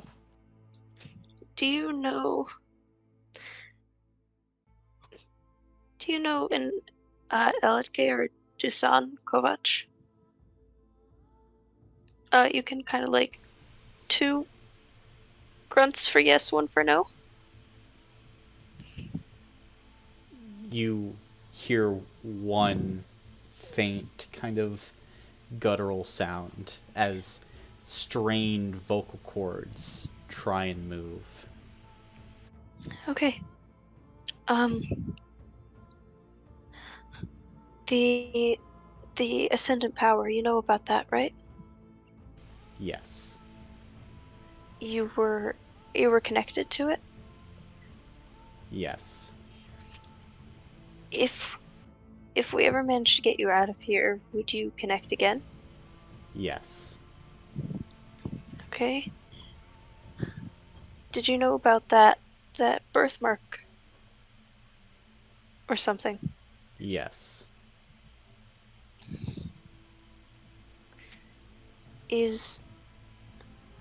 Is there any way others can connect to the Ascendant power too?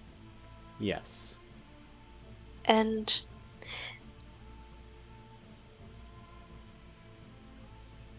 you were a prophet, you saw a lot. Did you know... I'm going to...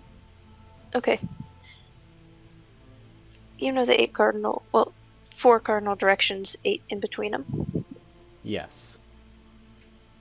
Imagine north is 1, east is 2, or east is 3, I'm sorry. Like a circle, counting like that. What direction should we head in to start finding the garden, the secret garden that Estelle set up? 3 noises are made.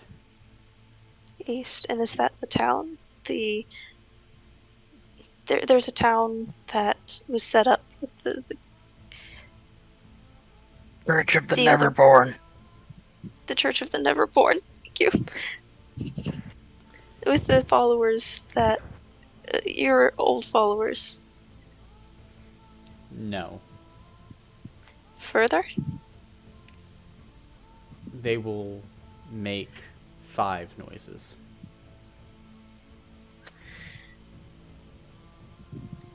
Was that a direction? Yes.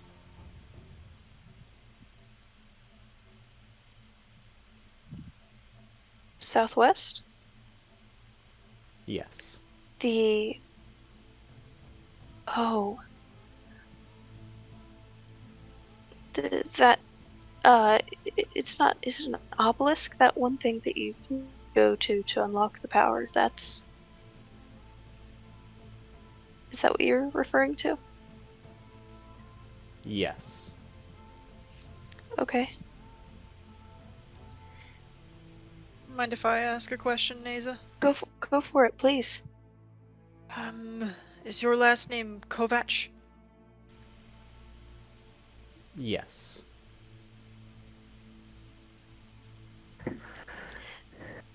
Can...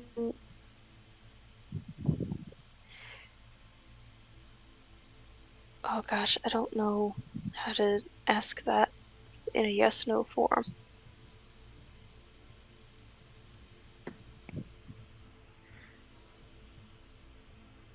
Is there something important to Estelle about the Kovac family? No. Okay, I was kind of worried about that, thank you.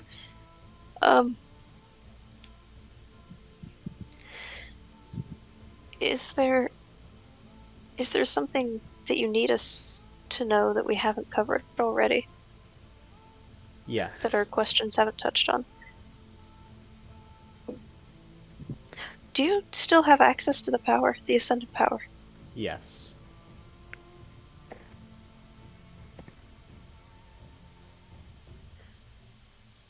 Can I have a moment, please? And Neza's gonna try to gather up some of Estelle flowers to kind of gently place in the prophet's mouth.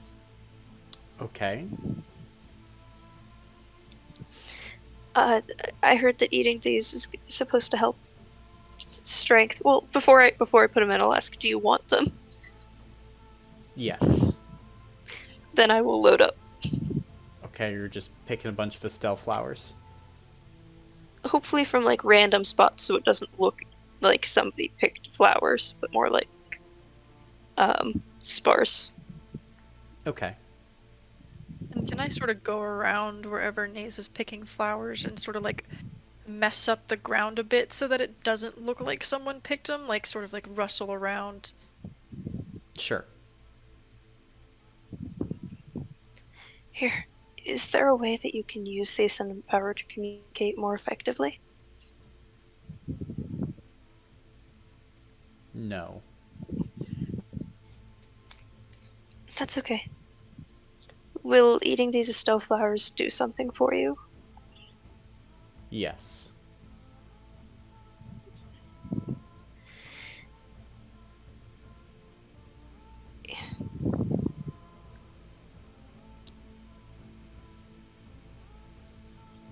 I don't know what else to ask. There's something that we're missing, but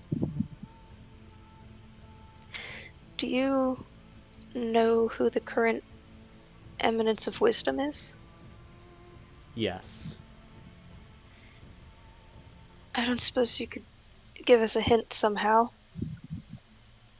Aoife is going to start barking. Okay, we have to go. I'm sorry. People are coming, and the Neza will hurry off. I will hurry off as well. Okay, where are you hurrying? Wherever Aoife isn't. So Aoife was north, right? That's what you believe. If Aoife was north, then we will head south. Okay. Both of you make physical checks.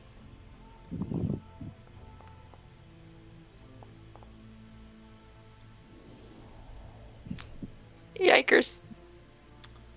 1 success. As you begin to head off from behind, both of you hear, "Hey, you! Stop!" What are you doing? Do we recognize the voice? Oh, sorry. I would like to run up and bite the ankle of one of them. Make a damage roll. Ankle biter! So, question, because this is occurring in the dark, can I add my Umbral adaptation to it? Sure. Awesome. Okay, so for a damage roll, that is just a physical check? Yes. Just sever that Achilles tendon. Awesome. Because of Umbral adaptation, I get to roll 7 dice. Nice. Man's never gonna walk again. Am I rolling for successes or just for numbers? Successes, yes. Okay, just making sure. I don't know if that roll sent. It did not. It's not okay. I'm going to try to reload. Oh, hold on. For this, when you make a check in the dark, my apologies as I'm rereading it. Remember, checks are not damage rolls. Oh, okay, so it should just be my physical then. Okay. Alright.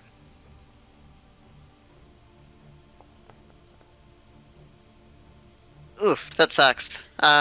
0 successes. Alright, as you go racing out of the dark towards a Briarheart mercenary, this burlier looking half-elven man with like this cudgel, they dodge out of the way as you nearly like bite into their leg, as from this point he can see Boudica like helping Neza run, as you know, Neza, you're not the best physically.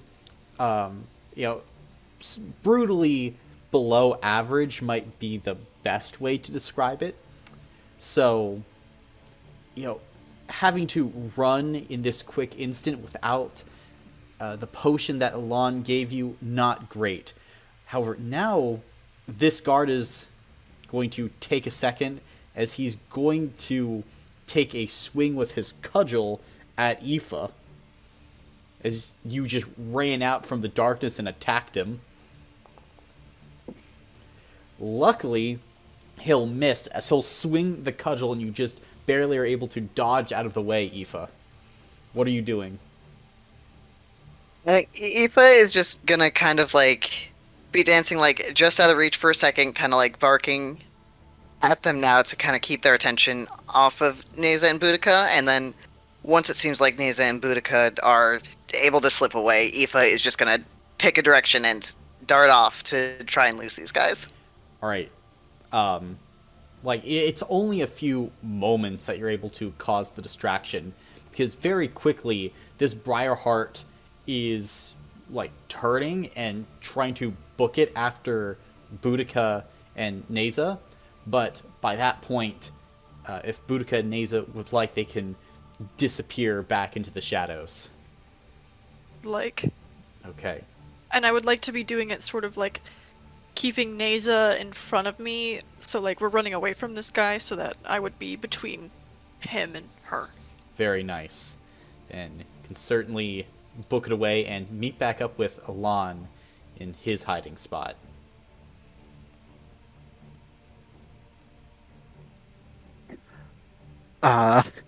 Does it seem like they still have line of sight, or no?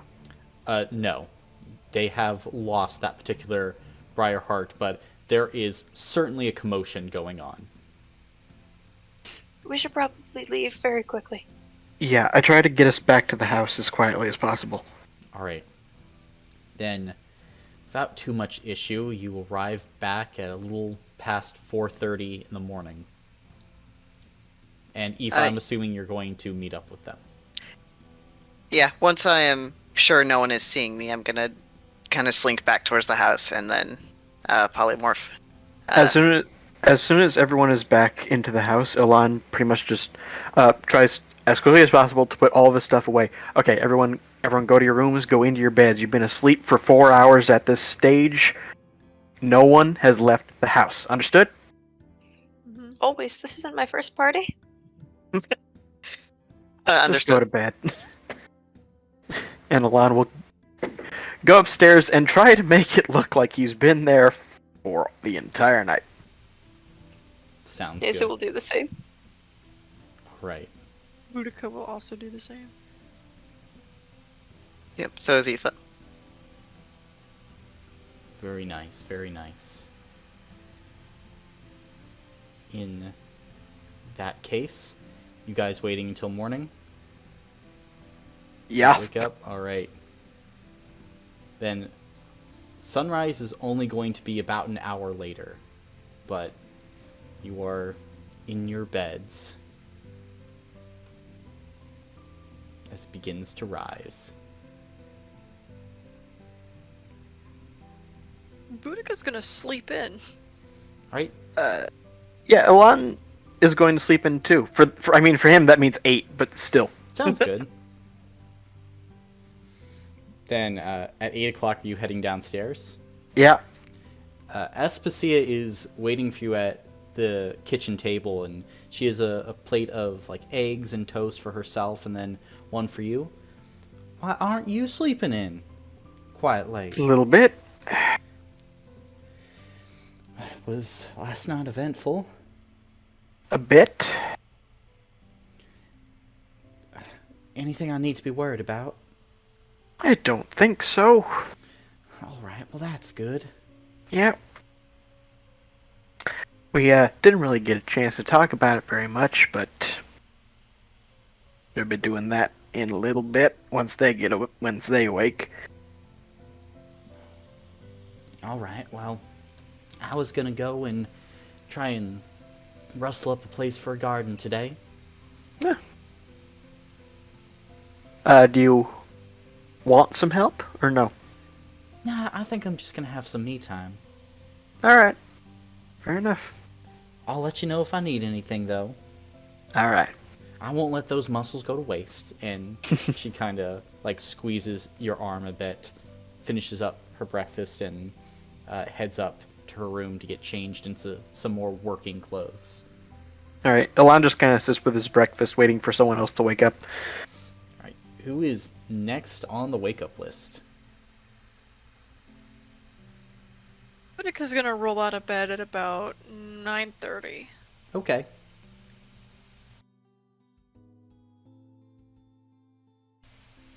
I don't think Aoife's rolling out of bed until like 11 or 12. Fair enough. Same with Neza, yeah. Then how are you greeting Boudica as she comes down, Alon? Did you sleep well? I could for only a couple of hours.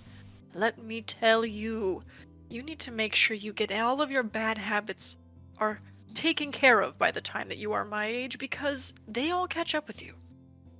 She's gonna sort of stretch, and you hear her just, all of her bones just sort of like crack.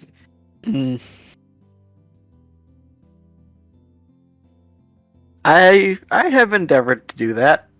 I don't think I've taken care of all of them quite yet, but most of them. Also, I have the impeccable ability to fall asleep on a dime, so... I think back to when I was young and I'm thinking I should have been going to bed all those times because now I feel like I'm 200 years old.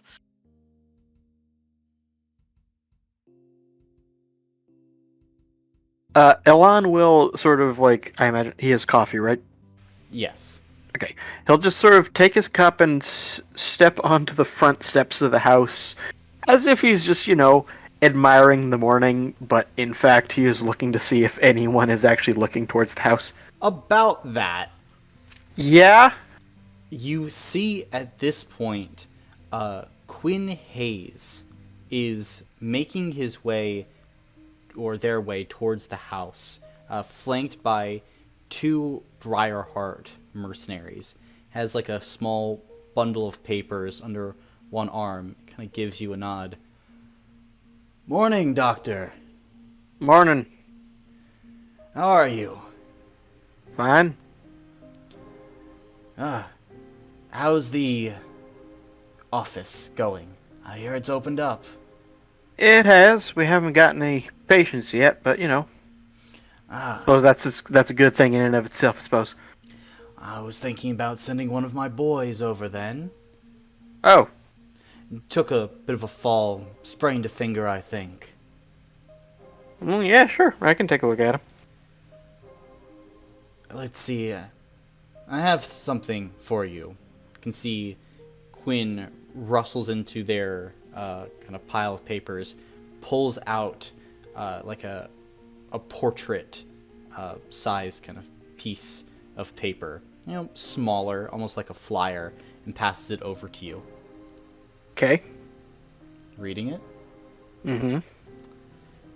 It says that you and all your family are cordially invited to the Spring Blossom Festival on the 2nd of Asra. We realize that you probably wouldn't know about the local holidays. The Lady Allaire hosts the annual Spring Blossom Festival. It should be Excellent. small feast should be going on now that the roads have gotten a bit safer and Agnes is able to import a bit more.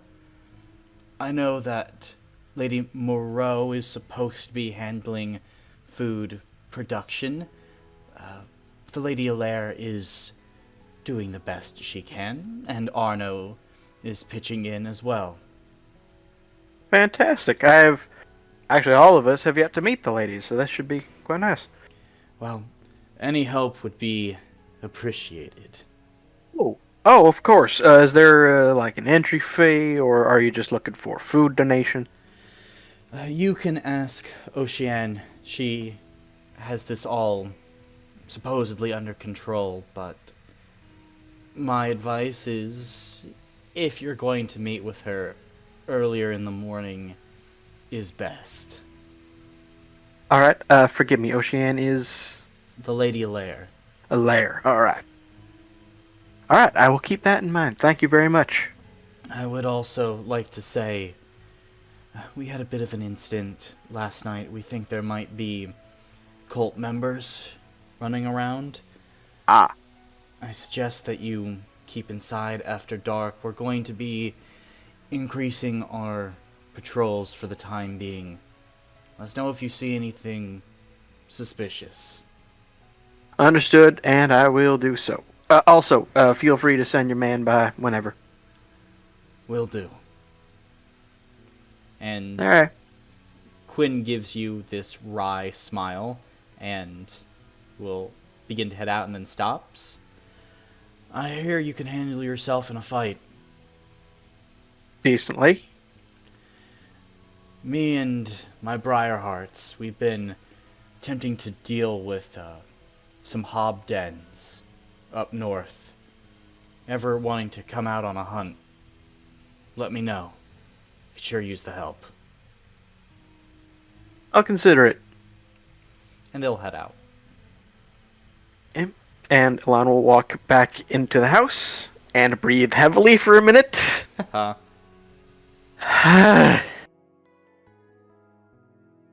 that was Quinn. Okay. Apparently there's a festival in town, and we're invited. Oh, that's lovely. Oh, That- cool. Yeah, the it's better great, news right? than I was hoping for.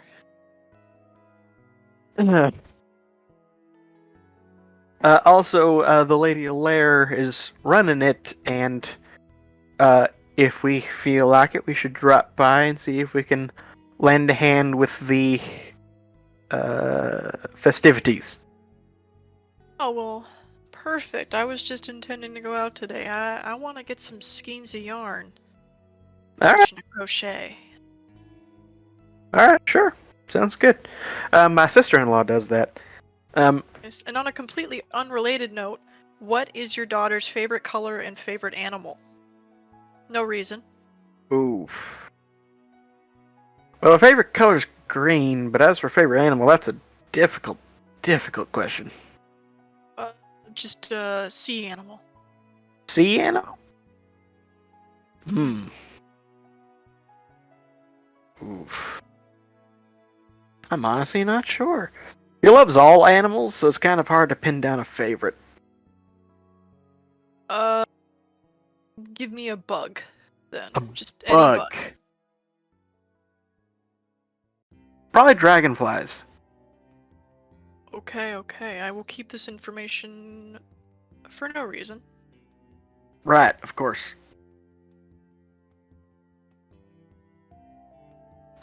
Elon just sucks back his cup of coffee. This action will have consequences.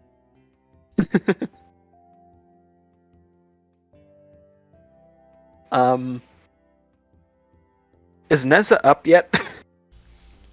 Is are you up at 10 a.m.? I think she would have been awake, but kind of procrastinating actually getting up. But if she kind of heard the driftings from downstairs of there's someone at the door, oh, it's Gwyn, she would shoot up. And then by then she's already awake, so she might as well head downstairs.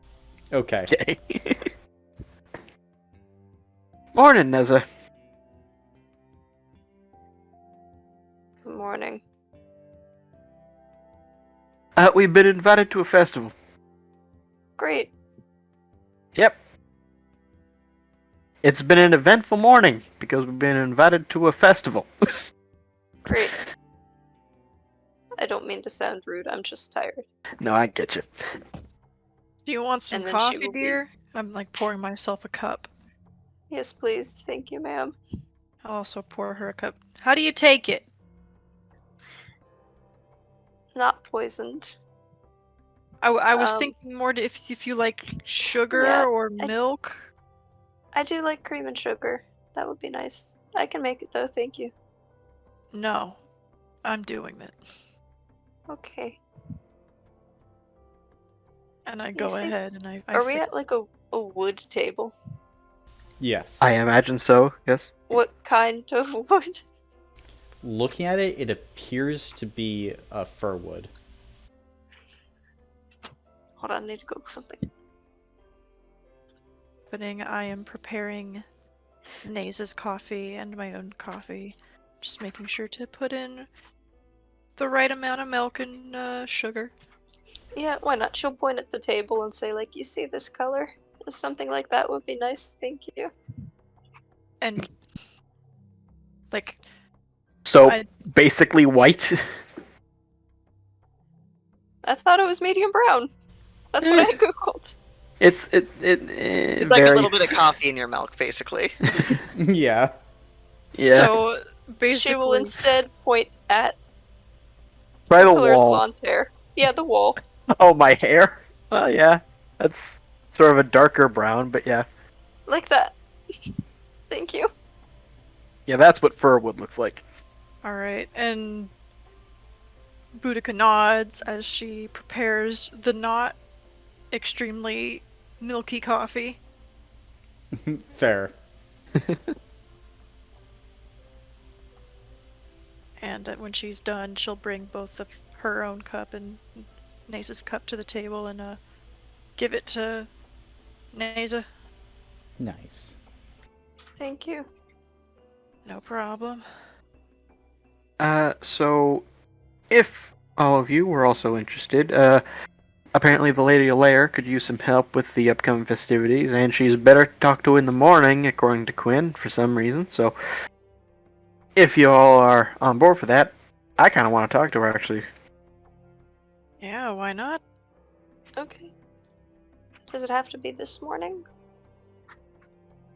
I mean, Or are unless... there multiple mornings in succession before the festival? How many days away was it? The 2nd of Asra. So, Yeah, so what day is it today? it's the 11th of Enon. So Okay. that's about 10 days away. Okay, cool. Mhm. Yeah, wait. It can wait like a morning or two.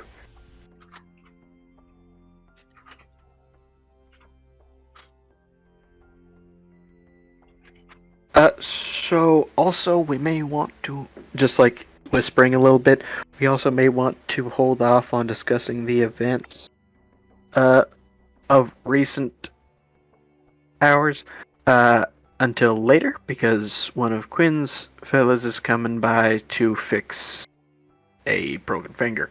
So Ah, gotcha. So we should wait until he's around for you to treat then, or until after that. yeah, until after he's left, the Yeah. idea. That makes sense. And if that's the case, maybe me and Neza should stay hidden when he's around, just so he doesn't get any recollections. That's also fair. I don't know if it's like, I don't know if they were on duty recently, but just on the off chance. Maybe just, I don't know, either stay in the house or be somewhere else. I don't know. I will look Just- like the most innocent old woman ever. I will drown myself in yarn skein so he cannot see how large I am. And I can start baking so that way it smells good inside, and that can contribute to Boudica's grandmotherly facade. We can What? gaslight him. I mean, there is that, but there's also the possibility that if the baking smells too good, he'll want to come inside for a piece. Well, you don't tolerate dirt in your house, and you can bring him one outside. Alright, fair enough. You sound like my mother, but okay. So I I, was imitating you from yesterday when you just told us the plan. I don't recall saying I don't like dirt in the house, but okay. No, but you just kind of said like you guys haven't been home all day, and just kind of Oh. saying it like that. Yeah, yep, alright, sure. Off in the distance, That's you where the all comment hear comes in. Aspasia's voice go, "Oh shit, what the fuck?" Oh god, I run outside. Running. I also run outside. Nick is coming downstairs from their bedroom and going outside. I vault the table and run outside. You see Aspasia, like, outside of your shed with a Briarheart mercenary whose middle finger is bent at, like, 110-degree angle. This. Honey! Yeah, I gotcha. And you can see it's like this Goliath man who's just looking down at it, and he goes, "So, like, do you think it's bad?" I mean, yes I do. Please step inside. Okay. Thank you, lady. And you can see Aspasia is just standing there with a look of, like, what the fuck? Out of curiosity, he's not one of the two guards I saw. What was he? No. Okay. Elon goes inside because fingers should not bend. No limb in the human body should bend that way. Well, it bent that way. How did that happen, if I can ask? Oh, well, I was fighting this hob, and, well, I hit my finger with a mace. Right. I was giving it the middle finger, but it was still fucking alive. Uh-huh. When did this happen? About a week ago.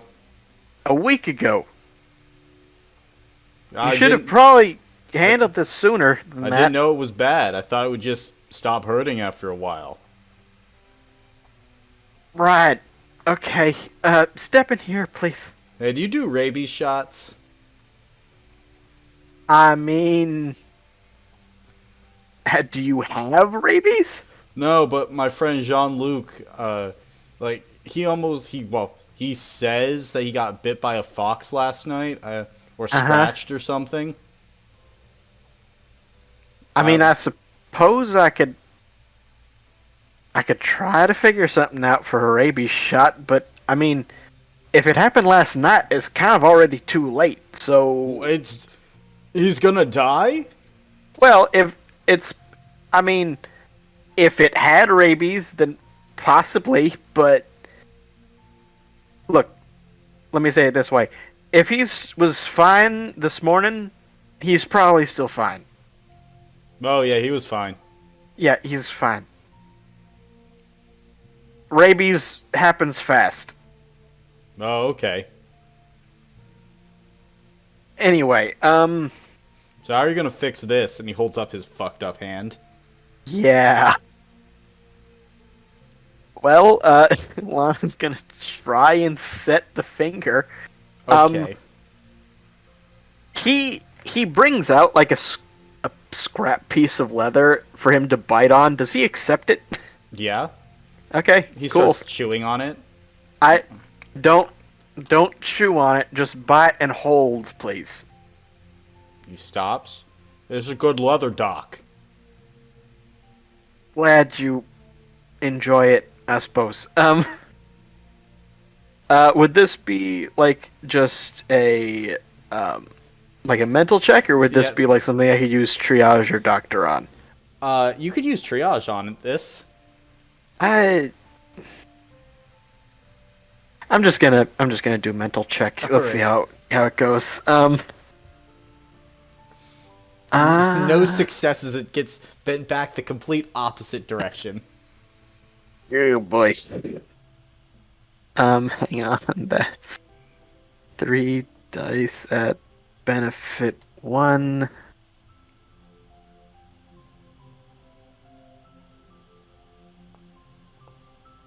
Two successes. Ow! My fingy.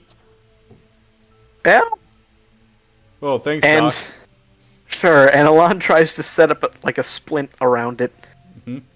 You do set up a splint around the finger, and he just looks you dead in the eyes and goes, "You got lollipops?" I have some chocolate.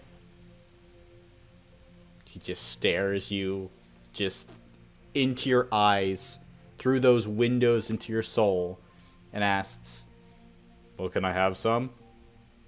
Sure, 1 sec. And Alon will step out to find the piece of chocolate. Okay. He grabs just 1 square of it. He doesn't grab like any significant portion, but just a little bit. Okay. And he returns, and he hands the piece of chocolate to the Goliath. And he's gonna eat it. The best, Doc. How much for this? Right. So first off, don't take that off for a while. How long? Couple weeks. Couple weeks. 3 Look, days. Take it or leave it. if you are okay with your finger falling off, then okay. But that will be your decision. Does it have to be like 3 weeks all at once? What do you mean by that? Can I do it in the aggregate? Do it in succession, please. This fucking sucks. Yeah, next time, check to make sure the hobgoblin's dead. Shit, you're right, Doc. This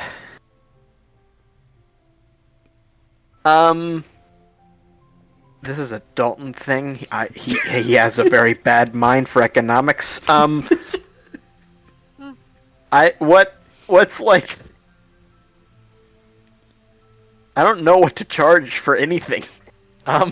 It's up to you. Yeah. Consider that a lira is about $1 in our money. That doesn't help him. that doesn't help me at all because, like, if that's the system, like, I should be charging a couple $1,000s for a doctor's visit. But you're here to be nice, so 1 lira. I mean, I know. my copay's 20. That's what you want to go based off of. 40 lira. Okay. And he reaches into his pocket and pulls out 40 lira, pays it to you. Damn, Doc, you're cheap. Great. Have a pleasant day, and don't take it off your finger. Gotcha, Doc. He turns around and slams his forehead directly into the doorframe. Ugh. Why? I didn't mean to. Sorry, Pops. Duck. Duck next time. That's right. Duck. And he ducks this time. Heads out. Elon, in his head, is like, next time I need to give him, like, an exam. I need to, he needs some help. Goodness. I've heard dumb as a brick, but that's worse. He's dumb as mortar. Fantastic. Elon steps back outside. It's like, well, that was something. You can see Aspasia is just looking in shock. I think these people need you more than we possibly imagined. I agree. 'Cause, goodness. He would have hit his head on both doors if I didn't tell him to duck. Do they have survival instincts out here? I guess.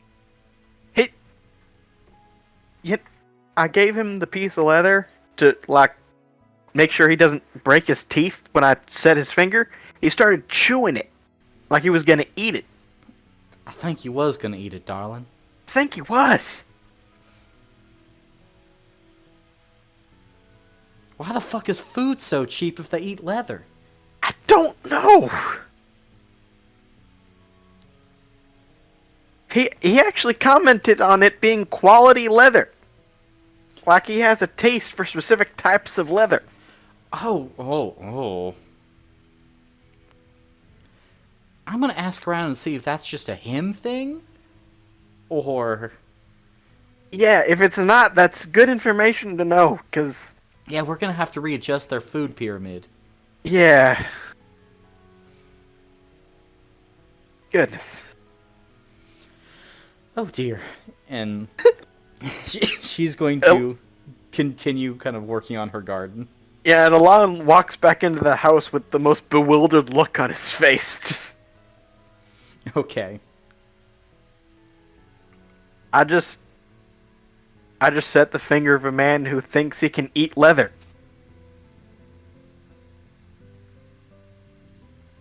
I mean, I think anyone can eat leather. Yeah, but you shouldn't. Yeah, it doesn't taste very good. I've met many a man who loves to eat leather. It's not one of the essential food pyramids, babes. It's not, no. They all ended up with broken limbs, broken hearts, broken minds. Was that directly related to the leather? Maybe. I mean, they all ate it. So... Okay, I feel like you and I should talk about the difference between correlation and causation. Maybe. I don't know. Right. I don't know why you would. I haven't eaten leather before. Uh-huh. Alright. Elon doesn't know what to do anymore. I want some yarn. Okay. Go get some. Yeah, let's go get yarn, I guess. Yes, please. Alright, are you heading to Agnes to go get some yarn? Yes. Alright. So, let's see, who is going to Agnes's then? I'll go. Okay. I'll go. I'll go. So it's a family trip, gotcha. I think everything's going to be a family I trip. was going to say, is it ever not a family trip? I don't know. It wouldn't We're all norm. attached to the hip. Alone. It wouldn't be normally, but I think in this instant, Elan needs to step outside a minute. Okay. Then, as you enter into Agnes's shop, she's wiping down a counter, and she kind of smiles as you come in. Oh, you're not here at 8 a.m. No, I had a patient. That explains it. Usually it's all or nothing with you guys. Yeah, I was wondering if you had any skeins of yarn. Oh, I do, yes. And she will walk you over to one part of her store. You can see that she's probably got 10 different skeins of yarn of various colors. Does she have any, green ones? Yes. Okay, so what... Does she have, black ones? Yes. Does she have, light blue ones? No. No light blue. She's got a Shame. darker blue. Darker blue, that'll be fine. Does she have any pink? No. She's got red. I'll skip on that. Boudica will go ahead and grab a green, a blue, and a black skein of yarn. Okay. Let's see. So how many skeins? So, what, 4 skeins then? A green, a blue, a black, that would be 3. 3 skeins, and that would be 27 lira. A bit. I will so totally pay that. 27. What are you making, if you don't mind me asking? Oh, nothing in particular. I just got these colors because I was drawn to them, and I'll figure out what I'm making from there. Would you like me to find some more skeins of yarn for you? If you could, at some point, maybe find a light blue and a pink. Light blue and pink. Yes, I think I can do that. Thank you so much. This is one of my busier times of year do you know about the Spring Blossom Festival coming up? Yes, I've heard of it. Do people make things out of yarn or something? Well, yes, and usually it's, after the winter, people like to celebrate, usually. The last one was cut a bit short, thanks to the coming of the Timber Knight, but this year, I think we're trying to get more back into the tradition. If the Lady Allaire would pull herself out of her stupor, but... Out of her stupor? What do you mean by that? Well, she's a nice woman, just tends to overindulge in wine sometimes. That's why you got a visitor in the morning. Oh, you know about that trick, yes. Yeah, Quinn sort of dropped by the invitation and let that slip. Okay. They didn't really explain why. Yes. Well, Ocean, she tries her best. She doesn't really let anyone that close, though. Mainly we see her for the festival once a year, and not much else. A few public events and things, but she's more of a recluse. Shame. I was just telling everybody that since we got here, we pretty much only interacted with Arno, so we don't really know anything else about the aristocracy. Well, they're an eclectic bunch. Mainly, Arno handles a lot of the general defense, maintenance, upkeep of the city. The Lady Allaire handles a lot of the public works, and the Lady Moreau currently handles more food production, record keeping, things of that nature. Mm.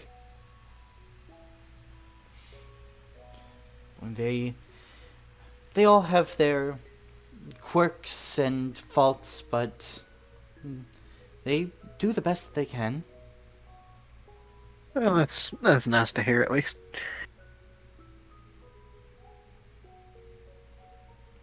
Are you looking for anything today, Alan? Well, he kind of gives a sigh. Do you happen to have any more chocolate? You see this smile cross Agnes's face. Just so happens I do. And she pulls out a block of chocolate. Alright. How much? 10 lira. Here you go. But I'm thinking about buying the next batch in considerably bigger bulk. Yeah, probably. Trying to lower some prices. Well, thank you. I appreciate it. Of course. And will you be needing suits? Maybe some dresses for the festival? Is there a dress thing? It's usually a bit nicer. Ooh, darn. Okay. I suppose so, yeah. I don't have any in stock right now. Just wanted to ask, and if you would even be going. I would like to try. Okay. What, a black tux for you? I suppose, yeah. And would the rest of you need something, or? Probably, I Suppose don't. Spring, a new dress couldn't hurt. Yeah, I don't really have. I didn't bring a lot of nice clothes. Okay, I have 0 nice clothes. I see. Well, I could purchase a few, and we'll see if any are to your liking. Usually, the retail value for them is not high, but with you being my best customers, I always try to provide. Yeah. Thank you. Thank you. It's not too much trouble. Could you keep your eyes out on a pink dress for me, please? Yes, of course. Neza, is there any type of dress I can get for you? Maybe just something with like a black base, but like bold colored patterns otherwise. Yes, okay, I can do that. Thank you. And, Aoife? No idea. Whatever you get will probably be fine. Okay. Oh, actually quick question, Colin. The chocolate we got from the church, is that kind of like the same, like, brand as the stuff she sells, or is that... Oh, no, this is, like, very pure, like, dark chocolate. Like, Oh, right, not 'cause of they make any it brand. themselves. Yeah, this is, like, made by them. Gotcha. It's not much, but while we were out, I got this for you. And Aoife will, hand over the bar of chocolate she got. Oh, what? And you can see she takes a bite and kind of wrinkles her nose for a second. Ooh, it's very bitter, very... Where did you find this? Oh, just while we were out, one of the towns we passed through, actually grew their own, cocoa. Which... There's another town out there? Somewhere, just a small place. It seems like it might be migratory. Can you give me their location? I haven't had anyone else to really trade with, especially if they're close to Lourdes. How have we missed them?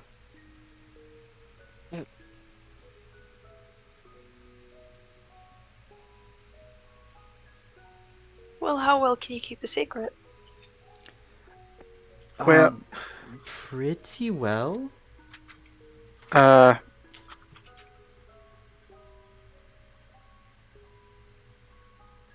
They're not exactly on good terms with Lourdes. I think they would prefer.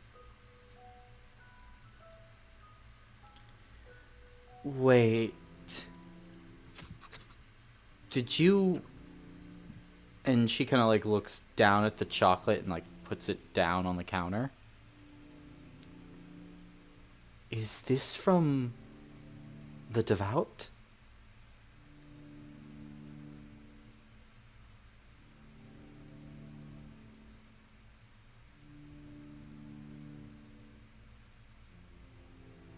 Neza is going to be staring at Aoife, the bringer of the chocolate. Eva's gonna kind of shoot Neza a glare back because it was Neza's idea. And they'll just pick the chocolate back up and say, "Look, sorry if this isn't something you wanted. I thought it might be a nice gesture. That's all." Okay. Thank you. I'm going to take a lunch break. I'm gonna close up the store now. Okay, bye. Goodbye. And Eva will hurry out. Okay. Neza will follow and immediately say, okay, I feel like she might rat. I think we should probably leave soon.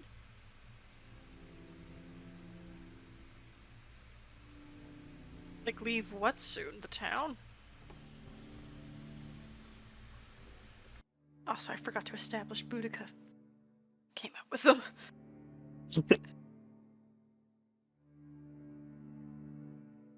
I don't know. Maybe it'll be fine. We're leaving in a couple days anyway. Well, I guess 2 days now, or 3 technically.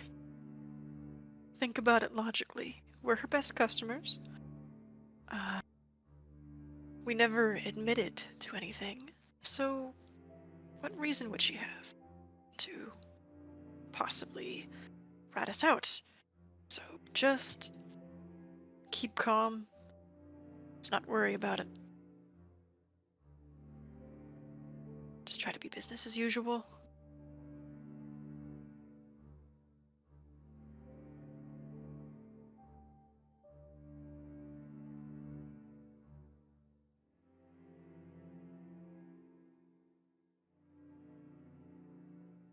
Right? Next Yeah. time, Oh. if we want to get a present or something for Agnes, we can find something along the way, like a cool rock or some flowers that are not Estelle flowers.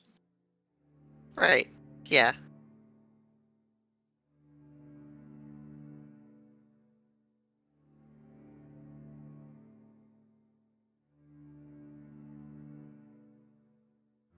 Right. Shall we head home? Yeah, I don't really feel like staying out. Alright then, let's go. Alright. You guys are heading back to the house then? Yep. Okay. And as you make your way back, as you walk inside, you immediately smell this, like, fragrant, savory smell of, like, cooking chicken.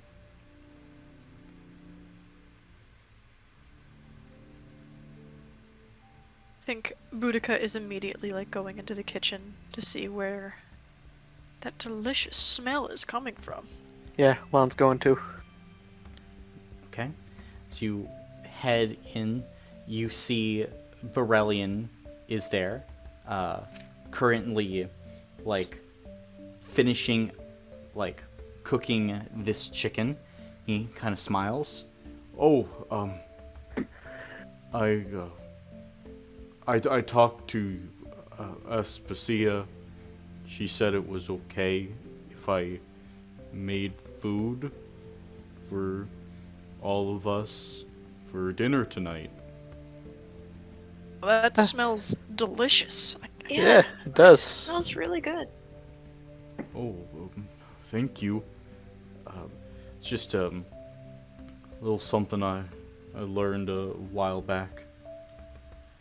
Did you use any spices or herbs on it? It is so fragrant and delightful. Oh, yeah, it's got lemon, some fennel, head of garlic. I cut it half clockwise. Obviously some yellow onion. Got some carrots in there as well, and salt, pepper. I couldn't find any thyme, but usually I would use that. That's something we should have. We should have a little herb garden, so we can just have fresh herbs for I think Aspasia is trying to work on that, actually. So that would be great. She talked to me a little bit about that. And of course I got some carrots to go along with it. I'm roasting those up real nice. Excellent. Well, thank you very much. Of course. Just happy that all of you are helping me out. Yeah, should we dig in? Yeah, let's do it. Yes, please. All right. And, Alana, I'm assuming you're running out and getting Aspasia. Yeah. Right? She's already tilled one portion of a field. Like, it's probably no larger than 20 square feet, but she's, got it good and prepared, and she comes in, sweating a bit, covered in grime and dirt, but happy as a clam. Diana comes down, and as all of you eventually kind of set the table, start to dig in, it's some very good food. Brilliant is surprisingly a very good cook. And as all of you dig in for this meal, is here where we will end the session for today. And all of you can take a hero point. Ah, cool. Thank you for the session. Yeah, thank Yeah. you. No problem. Sorry I was late getting into the session. Like, I got home at 7:55 and I had to clean up some stuff. It's alright, you just missed a little bit of Borellian's backstory. Dang. Yeah. But that's what VODs are for. Yeah. Yeah, I'll just watch the beginning of the big video that I missed. Good old Borellian. Yeah. Shannon update. I learned how to crochet. So Oh, I nice. It's kind of crazy. Okay. All right. Yeah, so I didn't know the backstory. Yeah, the entire time that I have been in college, this book has been on the way. So, yes, it is an ancient and mythical thing. Of the Okay. ancient tomes. Yes, it's the ancient tome. And well, here's the thing, because Jamie got the PDF. They had the ability to get the PDF a while ago. They were like, no, I want the book. And so, it's just been an ongoing process of waiting for the book. Do you have not a publisher, but do you have it in print somehow? Jamie doesn't have it in. I don't think they have it in print. I think it's supposed to be coming, but you'll have to ask them when they get on in exactly 5 seconds. I Oh yeah, see. no, they told me they still don't have the physical copy. Although it's supposed to come in sometime in It was the summer or supposed to something. come in sometime 2 years ago. Well, yes, but yeah, no, they're working off of the PDF for it. Mythical. And it arrives. Hey. Just had to have patience for it. Mm-hmm. Hey, Jamie. Hello. How are Hey. you doing? I'm alright. How are you? Damn, ghosted. Sorry, Winston. Mm-hmm. He messed up my computer for a second. We're good now. Mm-hmm. Not the Winston jump scare. How are you doing? What happened? How about you? Still fine. Oh. Well, I didn't hear you when you said before. Oh, okay. It's like playing Pong with one brain cell. Just, it bounces back and forth. It's crazy. Absolutely wild. How are you doing, Shannon? I'm doing alright. I'm trying to, like, finish a draw-in before midnight, which I should be able to do, but I'm like, you know. Gotta finish the drawing. Finish the draw-in. The doodles. Yeah. That's good, Yeah. that's good. I had a So, yeah, surreal moment today, because I took my last exam ever for college, and I was like, damn. This is it. You graduate this weekend, don't you?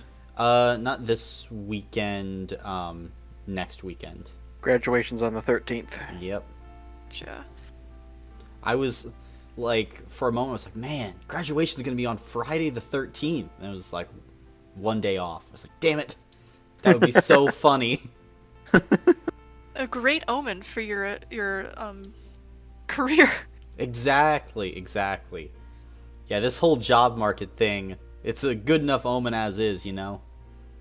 Yeah, I don't know how it is with your guys' jobs, but like I think just the entire job market, from what I've been hearing from everyone, is just really slow right now, which is really great to just graduate into. Oh yeah, you know, they really took the economy back out behind the shed and Old Yellered it, so I'm having so much fun.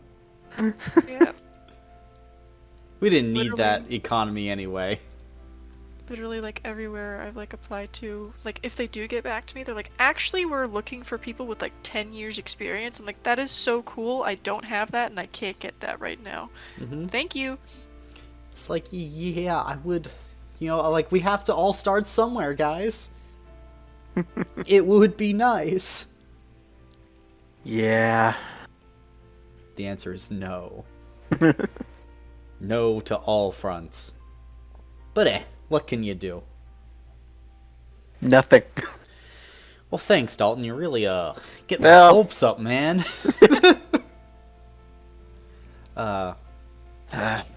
Yep. When are you heading back down here to Newport News, like, the day of graduation? Dalton? Yeah. Yeah. Come down here, chilling, getting a diploma, heading back. Yeah, well, I mean, like, it's only like 45 minutes to an hour Oh, drive. that's right. You're in. I'm in Virginia Yeah, Beach. you're in Virginia Beach. Yeah, it's not that long for me. Yeah, you're just around. I Gotcha. used to commute that for an old job. So, Wow. Oh, that's yeah, not it's, too it's bad, not that yeah. big a deal. Yeah. Mm-hmm. I suppose it's not that bad. Yes. However, it is why I am trying so hard not to get sick right now. Oh, true. Yeah, because you get sick. If I get sick, yeah, that's kind of out. And considering I have family members coming from across the entire country, that would be bad. Yeah. Are you prone to getting sick? No, my mom has COVID at the moment. Oh! I see. Yeah. So hopefully he's not prone to getting sick. Yeah. I mean, you're already sick all the time, Dalton. You know, you just can't get more sick, man. Gotta make sure you take some vitamin C, Well, I've been drinking a lot of lemonade. so I can vitamin C you later. Oh. Okay. You walked right into that one. I didn't see that one, actually. You're not drinking enough vitamin C. You're dying. You can't even detect a pun. That means it doesn't bode well. Mm-hmm. Uh, Well, that's the way it goes. Now, hopefully, this session goes a bit better than the one last night for Jamie and Caleb, because both of their characters fucking died. Oh! Oh It got boy. better though, and so did Jamie. It's that Ice Age thing, but I lived. Exactly. Fucking died. So they were only mostly dead? Well, I mean, they were fully Technically- dead. dying got me a big payoff though. Me too. Yeah. They went about the most roundabout way of doing things. It's fun like that sometimes, you know? Mhm. Sometimes you just have to die. Don't take that out of context. That's a very It's like contextual quote. it's like that the like list of writing advice, like when you don't know where to go with like a book or something. One of the pieces of advice is kill somebody, and it's like in the book. In the book. Not within the pages, kill somebody. I mean, you probably could outside of the pages, but that would give you some inspiration, but that would also give you some jail time. Well, if you're bad at it, yeah. I mean, the advice is sound if you're not bad at murder, you know? People are bad at murder because it's not designed to be easy to get away with. Well, all kind of depends. If you're good at murder, then you know how to do it. If you're bad at murder, you think murder's hard. Obviously, you're bad at murder, Shannon. You know what? There are worse things to be bad at. Yeah, you sacrificed all that murdering ability for your drawing talents, so... Actually, I sacrificed all that murdering ability for responsible tax-paying abilities, you know? Gross. Fucking government shill. You say gross, but the IRS is not after my ass. I cannot be governed. I can be. I'm a little lapdog. Bark, bark, woof, woof, snarl, snarl. And with that, I think we should start the session. Who would like to give the recap of the last one? Let's see here. Dalton, what about you? Sure. Let's see. Where were we at the beginning of last time? Oh, right.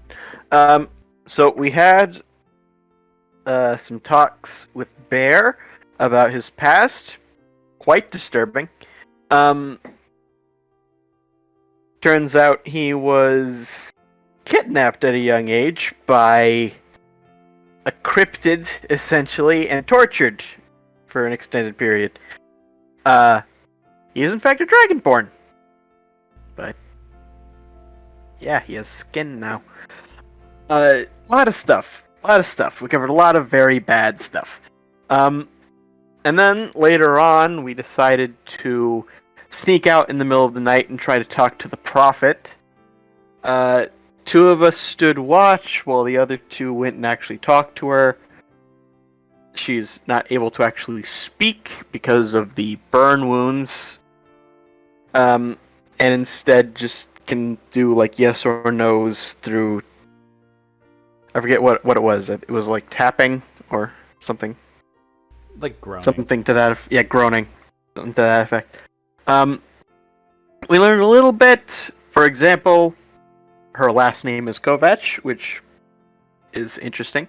But we may have been slightly spotted at the tail end of that, because Neza and... Well, specifically Neza was very bad at sneaking away from the scene. Aoife went up as a fox and bit the guard in the ankle, though, so who knows, maybe it worked out. Then the next morning, after seemingly successfully making it seem like we had nothing to do with it, Quinn came by, told us about a celebration that's going to be happening in a bit. Proceeded to give you a heart attack. Yes, pretty much. But it was benign. Just a benign invitation to the local barbecue. and that one of the other aristocrats in town is like in charge of it. So we should talk to her if we want to help out with stuff. Then I fixed someone's broken finger. Then we went and talked to Agnes, which may have gone. It's unclear how that will pan out, but yeah. The assumption is bad. Well, I think that's where we left off, more or less. Yep. Only one way to find out how this will turn out. As we pick up on the morning of the 12th of Enon, all of you waking up to breakfast that has been prepared, but the day's yours. So it's the next day then? Yes. Okay. Well, I actually kind of want to talk to Lady Allaire. I kind of want to meet her, first of all, but I also kind of want to see what we can do to help out with the preparations. If Yeah. you all are on board for it. Yeah, on I'm board. down. Yeah, let's do that. Okay. Let's do that. Alright, so you're going to go see the Lady Lair? Yeah. Alright. As you step out and start making your way throughout the town, pass by the Prophet's Burn, and Quinn will give you guys a wave as you are passing by. Start making your way northward on Oak Street, passing by Rouge in her carpentry office. And as you start making your way to like the more northern parts of Lourdes, you come to the estate of the Lady Lair. This a relatively large 2-story stone building with a gate on the outside. It has like this kind of grayish stone garden on the outside, and just kind of flowing architecture here and there.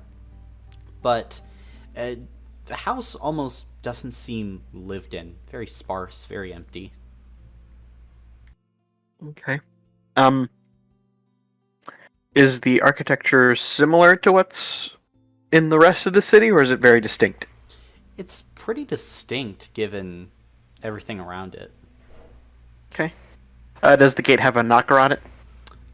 It actually does not. Oh. Is it locked? Are you going to go and try it? I guess, yeah. It's not locked, although the hinges on this gate are a little rusted. So it would take some effort to, like, shove it open. Okay, well, give it a shot then. Alright, then all of you hear the grinding of rusted metal as the gate is opened up. Walk a little bit further up to the actual house itself then, I suppose. Alright. Is everyone following along? Yep. Yep. Alright. Then, as all of you follow, walking up, you find yourselves at a huge set of double oak wood doors. I'll knock. Right? You knock, and the wood carries sound very well. And as you knock, it seems to reverberate throughout the surrounding area. There's beat a moment, and then you hear soft footfalls, and the door opens, revealing a woman in a long red dress, red hair, very dark brown eyes. She has already applied some makeup to her face, probably like in the process of getting ready for the morning, and there's a bit of confusion. I'm sorry, I wasn't expecting guests today. Oh, my apologies. I didn't mean to disturb you. It's just Are you Lady Alaire? I am Oceana Lair. Right. So we are all new here in Lourdes, and we understand that you are in charge of the event that's happening in a few days' time, and we want to ask if we could be of service with any help you might require. Oh. Perhaps? Here, come inside. And she opens up the door and will kind of motion you into the manor. Step inside. Alright. The rest of you following? Yep. Right. Yes. You find your way in. The interior of this home is full of these marble statues and stone architecture, columns every few feet along the walls, these high arcing archways within these long stone halls.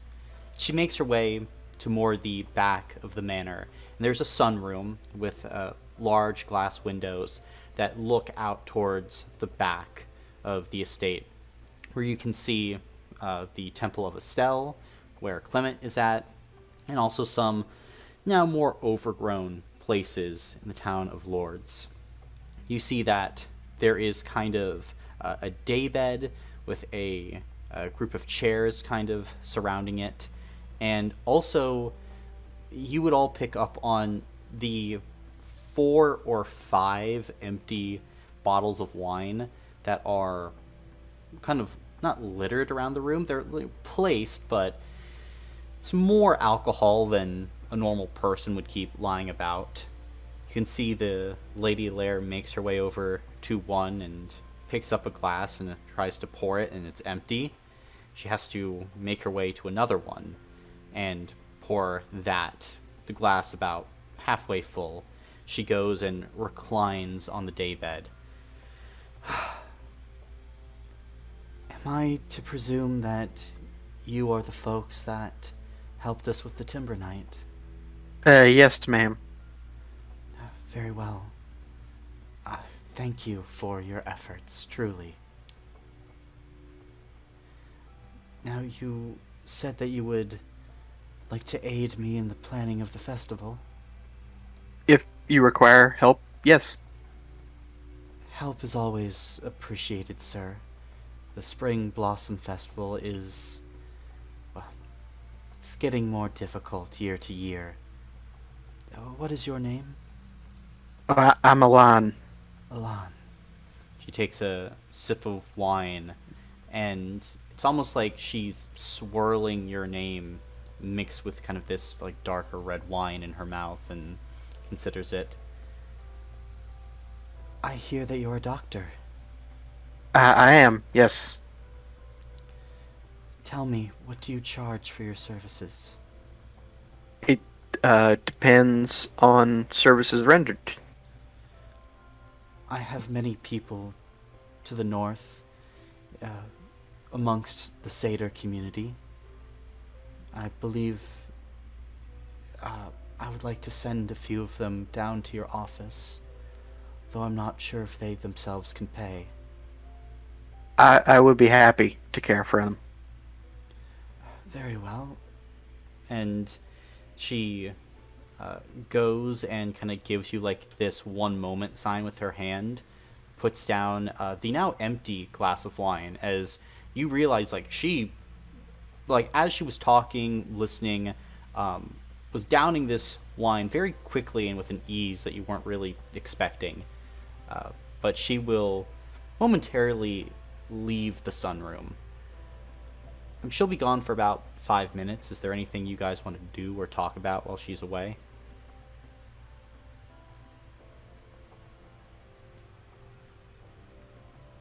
Nothing in particular.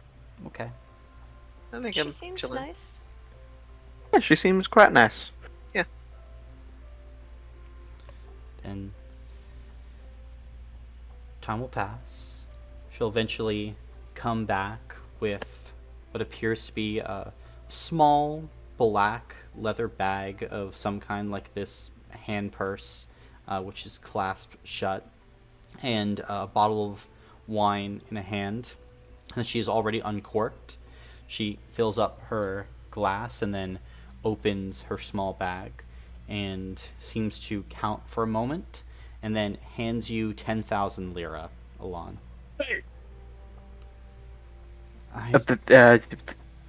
Thank you, ma'am. For your materials, Doctor, I understand medicine is quite expensive.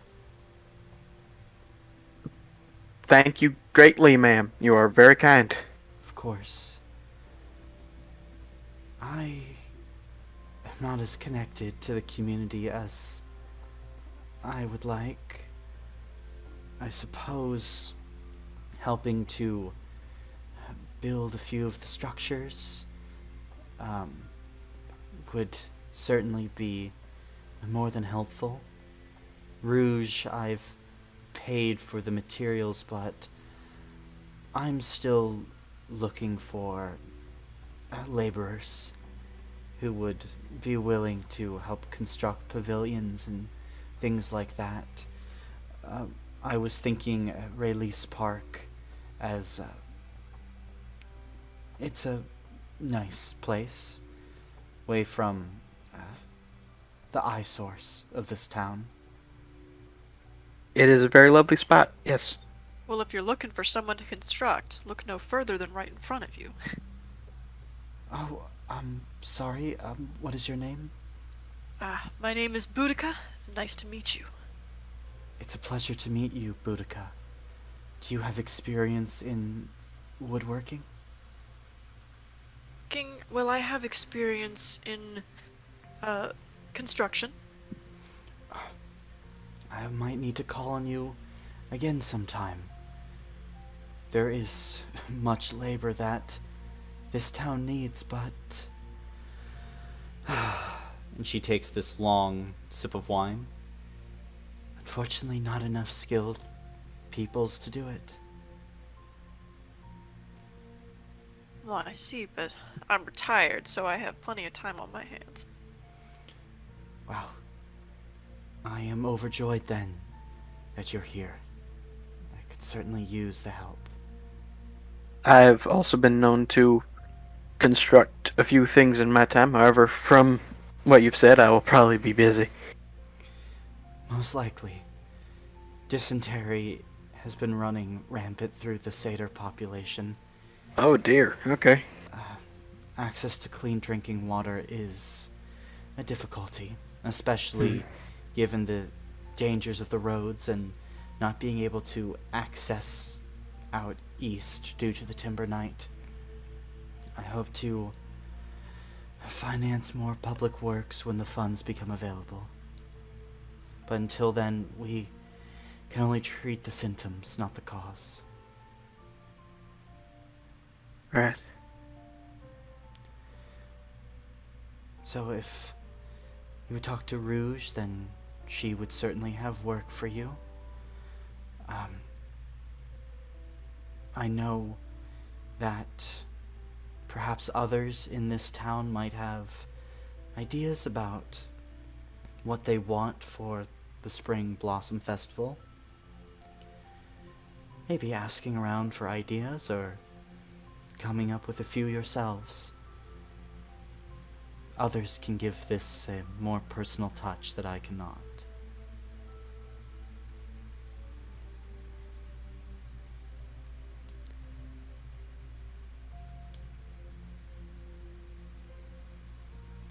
Yeah, I think we can do that. Fantastic.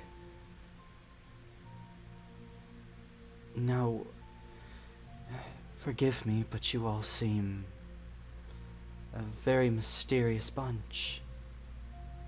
I don't talk to travelers often. Where do you all hail from?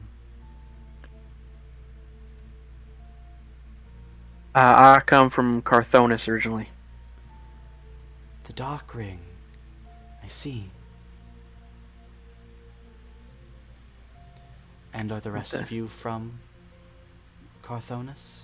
No, I'm from Kovarov. Ah. And you can see her eyes kind of fall upon you. And then she kind of squints a bit, takes a deep sip of her wine. Kovarov, you say? I like your outfit. Where did you find it? Also, Kovarov, Oh, I have never left the country before, until now. I see. Do you have family here? Nope. They are all in Kovarov right now. I see.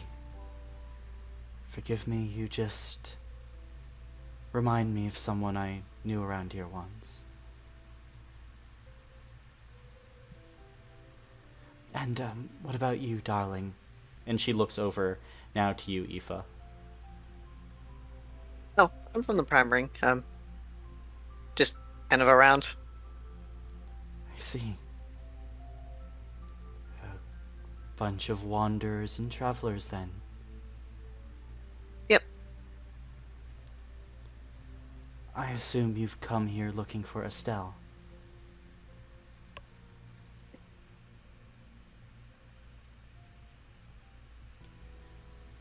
Do you know how much longer you'll be staying with us? I personally have no real idea. However, I only came here partially for that. I also came because I came to understand the forgive me for saying the strife that the town has been going through in recent years, and I wanted to come and lend a hand, help as much as possible. Any hand lent is more than this town has received in a long time. Thank you, Doctor.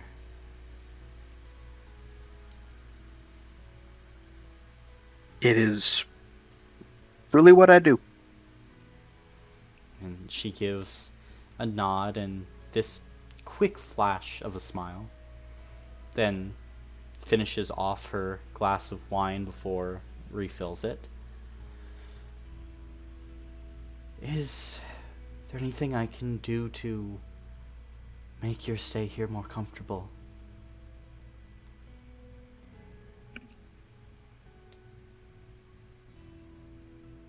I think we're pretty fine right now. We got set up with a decent house. A decent house. Yeah, So- so now I've set up my practice and it's in the back of it, so we've been establishing ourselves fairly well, I think. She kind of gives another quick flash of a smile. I see. Quinn told me about the new house that you moved into. They made it seem, well, I suppose a fixer-upper would be a understatement. That is true, yes. But we've, like I said, and Boudica, we've dealt with construction before, so Tell me, what's the condition of your house now?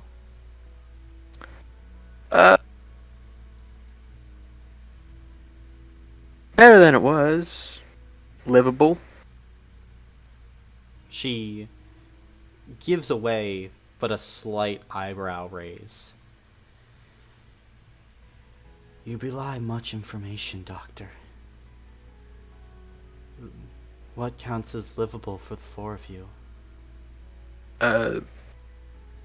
No holes. Won't collapse on us. Yeah. Don't fall through the floor. Is that a problem you faced in the past?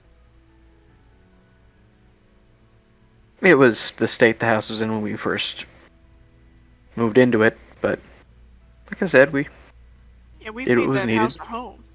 yeah. How much did you put into the repairs of that place? It was what, like 4,000 lira? I'm not sure if it was that much. I think Rouge, she did give us a discount for chopping some wood for her. Right, we did some favors to get the wood to fix it up. It was, I believe we put 5,000 into the house itself. I was way off on my. It was 400 for Rouge to get the wood from her. Well, no, what I mean is to Mr. Bouchard. Oh yeah, just I misspoken. I said 4,000 earlier, referring to Rouge. Yeah, we helped Rouge out, and I think that covered most of what we had to buy from her in terms of wood. I see. And she kind of thinks for a moment and kind of nods. Well, if the four of you are comfortable there, just let me know if there's anything else I can do to improve your stay. I know many of these houses, if the wood is not repaired, tend to rot. Windows and things of that nature break down easily, especially with some more ne'er-do-wells breaking in to the abandoned houses every now and then. We've been doing fairly well, I think. Good. Well then, this is good. Forgive me for taking up your time. Thank you for stopping by and asking. The door and the gate are open. You can let yourselves in whenever. Thank you, ma'am. That's very kind of you. She just nods. Would you like some wine? I'm alright, thank you. If it's after 5 o'clock, maybe, but it's still early in the morning for me. You guys are boring. I'll have a glass. You can see the woman's eyes immediately kind of flash with surprise and then, like this, like excitement. I'll go fetch a glass. And she... I can also try some, if that's okay. Of course, darling. And with this flowing grace, we'll exit the room. I don't think I've ever tried, rich people wine before. Yeah, I've just had, barely drinkable shit from taverns. I'm excited. Drink it slowly. I think the only time that I had wine was the one that we got for the girls' night. Well, Yeah, you're supposed to drink it a bit slower when it's fancy. yeah, drink it slowly, because it'll probably knock you on your ass, but, and don't take swigs of it, take sips. And soon she'll return back with 2 crystalline wine glasses and then a second bottle of wine as she pours out the last of her bottle to fill Aoife's glass a fourth of the way full, and then pops open another bottle to fill it up halfway. The same for you, Neza, and then she fills hers almost all the way up to the top and kind of raises the glass and begins to down the wine. You two both drinking? I'm drinking. Yes, but trying to follow Boudica's advice. Good. That advice kind of goes out the window because, Aoife, this is worse wine than your cheap-ass tavern wine. It is not smooth, it's not subtle, it's really harsh and definitely cheap. That makes sense. I'm still drinking it. Yeah. Neza, how are you reacting to this? I think she will suck it up, and then whenever Alara's not looking, she'll trade glasses with Eva, or try to at least. Eva will accept it. What do you mean trade? Oh, so like your Aoife's I'll more take- drunken glass is now yours? Yeah, so it looks like I actually drank something. Okay. Very nice. The Lady Alaire has polished off then about half her glass. This is nice. Tell me, is the weather nice outside? Was the weather nice outside? Yeah, I mean, it's kind of like the tail end of winter. It's good enough. It's a little chilly. It's a little cold, but it's not bad at all. She kind of looks outside the glass at the world kind of passing by and nods. I see.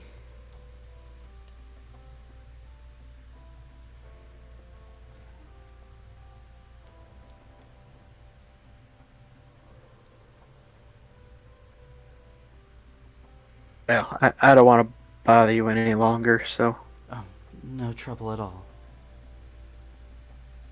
have a good rest of your day, ma'am. Thank you. And she finishes off the last of her wine glass and kind of takes the bottle between two fingers. I trust you can show yourselves out. Of course, ma'am. And Alana will stand up and head towards the door. Yep, it was nice to meet you. Thank you for the wine. Of course. Yes, thank you. Of course. Thank you, and if you have any construction that needs to be done, just, you know where to find me. Of course. I won't be a stranger. Alright, have a good day. She nods. And then, this point, as all of you make your way towards the front door outside, the day's yours. Elon, I know that you're a physical doctor, but, Yeah. Do you know anything about psychology? A little bit. Okay, good. I feel like she needs some. I agree with you. I'm just not sure how to broach it. Gotcha. Maybe we should invite her, like, on a walk around the estate sometime, just to get her outside a little. That's a good idea. We should do that. Maybe after we do some of this work for her, so we've gotten to know her a little bit further. Got some rapport. Yeah. Mhm. Because I fully agree with you, but we should... I don't want to say we should hold off, because she does need the help sooner rather than later, but when you have a bit of a rapport, it goes down easier. Of course. Not to mention, you say Mansell, but addiction also has a physical component, and there's stuff to do there too. Of course. I just figured, you know, she may also be sad. Yeah, I kind of got that too. It's just not something to confront her with upon first meeting. Of course, I wasn't expecting that. I was just asking. Yeah. And I fully agree with you, but yeah, it just needs a bit of time, I think, before I can actually broach that. I kind of want to head back to the house and see what, if anything, I have that can help with this dysentery problem that I'm probably going to be dealing with soon.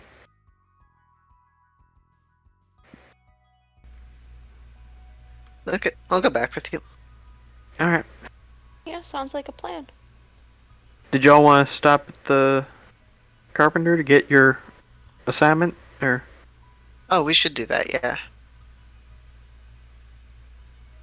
Alright, so you're going by Rouge then? Yeah. Yep. Alright. Then, so you head over her way. You enter into the store.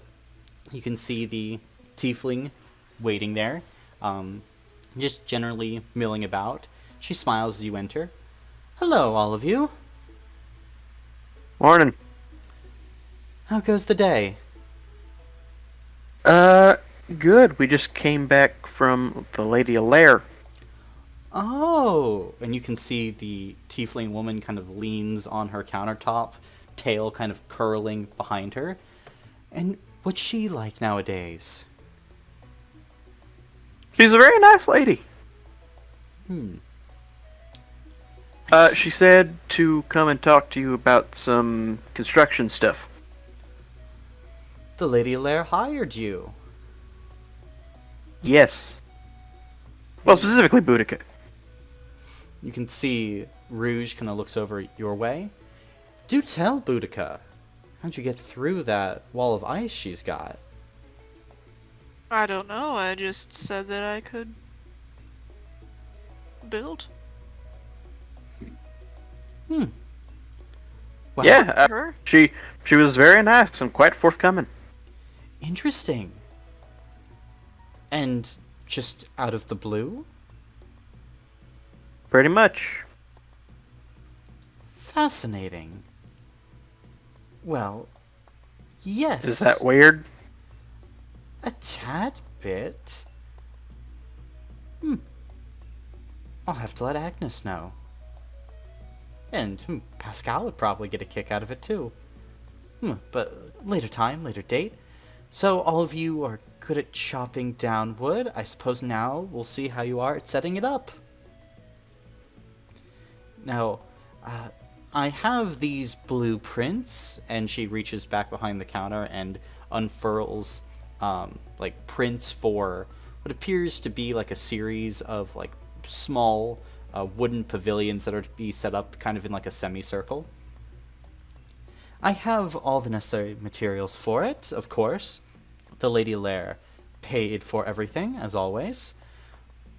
Now, she was talking about getting some help for setting things up. I assumed it would be Quinn and the Briarwoods, although they've been extremely busy as of late. But if I give you these blueprints, I'm sure you can figure it all out, right? Probably, yeah. Good. Probably. All the wood and tools are set out back. They're labeled. You can haul them to Release Park, and I'm sure that the work will take care of itself. Can I take a look at the blueprints? And yeah, she passes over the blueprints to you. Okay. Is these just like pavilions and Yep. benches, or? Yep, pretty much. It's like 3 pavilions set up in a semicircle, 2 or 3 benches for people to sit in, and kind of this long table, probably for setting up food and things like that. Looking at the blueprints, are they mostly like imagery and all that, or is there like a fair amount of text? It's mostly imagery, but I mean, of course, there are like text for specifications about how long something is, nail placements, things like that. Regular blueprints. Gotcha. But that would mostly just be numbers and stuff. Probably something I could still work off of. I mean, yeah. I mean, Okay. It's blueprints. Fair.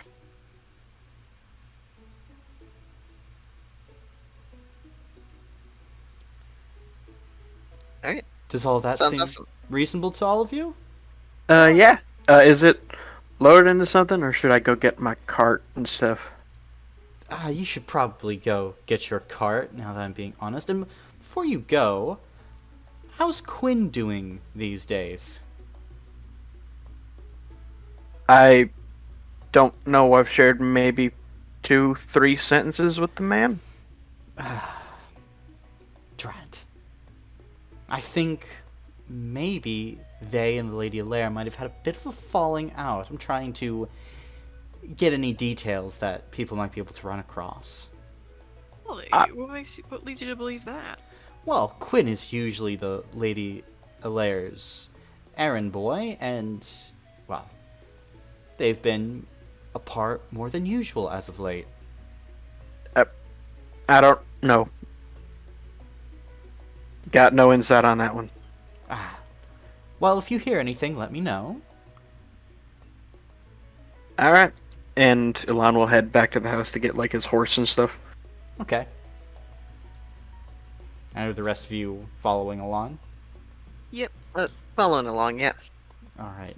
Oh, since Lady Alaire mentioned that, like, maybe we should get input from, like, people in town, like, about what they might want for the festival, I was thinking, like, what if we did, like a bulletin board or, like, a suggestions box or something? Something people could, like, leave ideas around for, so we're not, like, trying to do it all on foot. I mean, yeah, sure. We can It's like a set good that up. idea. Cool. Maybe we can set it up, like, by the pavilion stuff. Sounds good to me.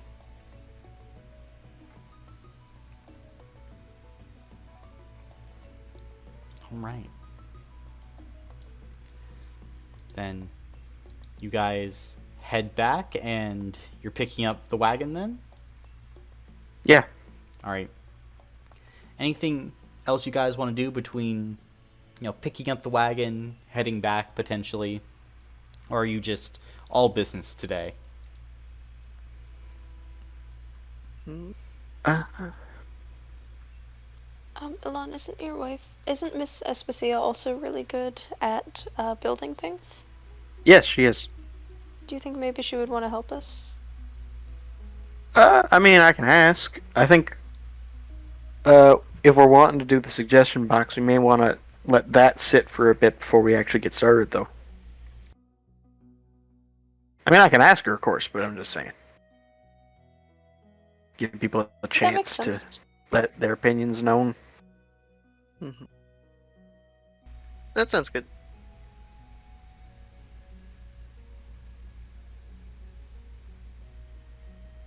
So grab horse and cart and start heading back to the carpenter. All right.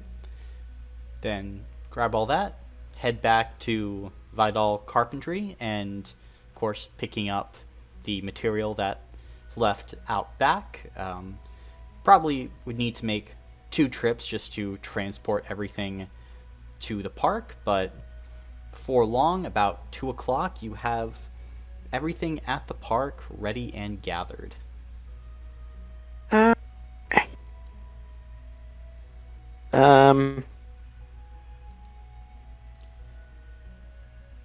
Let's see. How do we want to set this up? So who is taking the lead in this construction? I'd do it. All right, you can do it. Then give me 1 second and see. I want you, Shannon. You see the pencil icon, the drawing tools in your player tools on the left-hand side. Yep. Can you just doodle around for me just to make sure that it works? Cool. Yeah, fantastic. Okay, you got your free write. That's good. That's good. All right. Let's see here. So, we are going to be entering then another mini game. Now, for this mini game, you are going to be connecting the dots for this little carpentry challenge. I will put 30 seconds on the clock. I will move you to a specific screen with a connect the dots thing that you will have to do. You'll have to connect all the dots within 30 seconds. Alright. You ready? Yes. Alright, I'm going to give you a countdown. So, let me preload this. Real quick, is this just Shannon doing this right now? Yep, just Shannon. Okay. No pressure, Reload. Shannon. I'm just gonna reload the page just to make sure it's. Alright. I do not see. I haven't screen. started it yet, so... Okay. Gotcha. And are these dots numbered or do I just connect them? Oh, yep, they're numbered. Okay. Alright, here we go. 3, 2, 1, go. Okay. No, that's not the right one.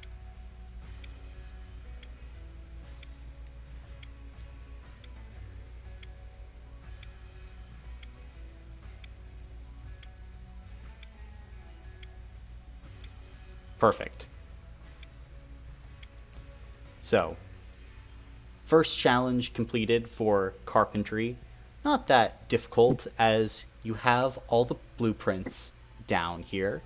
And as you begin construction, probably take you about 3-4 hours to construct what is now like the first pavilion, as all of you start working on it. Get pretty far in the day in general, but so far so good. This is about 6 o'clock after strong day's work.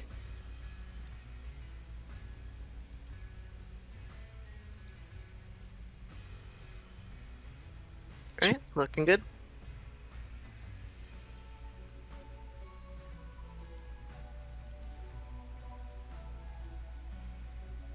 Now, is there any flares you're trying to put on this pavilion that is outside of the blueprints? Well, I would assume, yes, we'd be trying to. Since this is a spring festival, I would assume that we'd be trying to, like, put some spring details on there. Like, maybe sculptures of plants, if possible. Like, very simple ones. Just something that's cute and fun and festive. Okay. For cute, fun, and festive, who wants to take the lead on the design of these sculptures, and who wants to take the lead in the actual carving of them?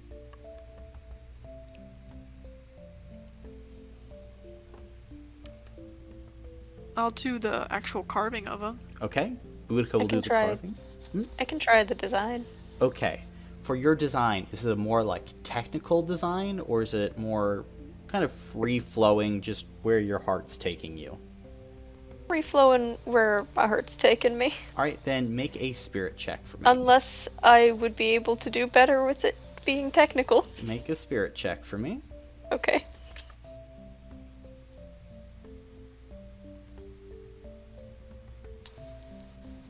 That didn't work.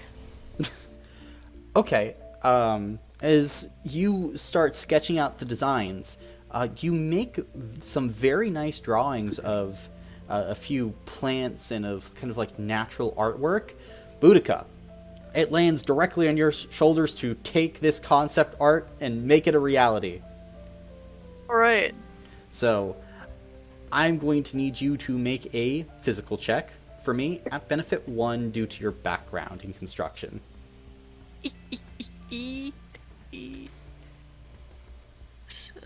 No, I need to do that. There we go.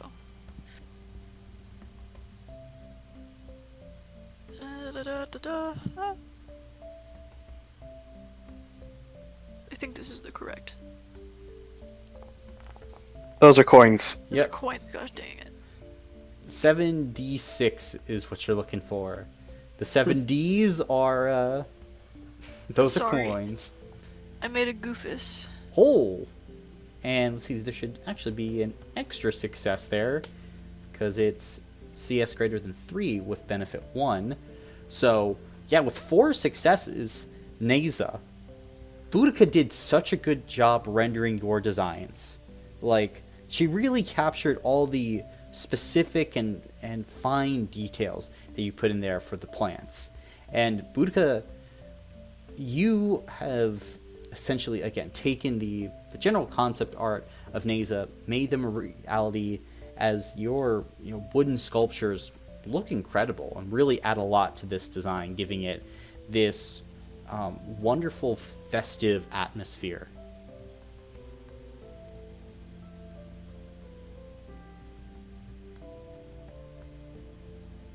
Oh, those look really good. You did a great job. I didn't know you could carve so well. Ah, well, thank you. I didn't know you could design so well. It looks great. Yeah, looks really good. I'd have done it without this designer over here, and I might have, like, gestured to Neza. I mean, honestly, you probably could have. No, shh, no.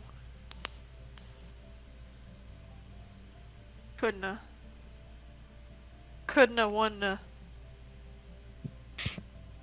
You hear kind of a clapping come from behind you. Bravo, bravo! As Arnaud Bouchard has shown up.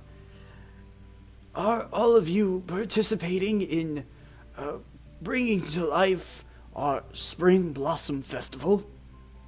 Yeah, we're helping out. Wonderful. Absolutely wonderful. I must say, this will be the best festival in a decade.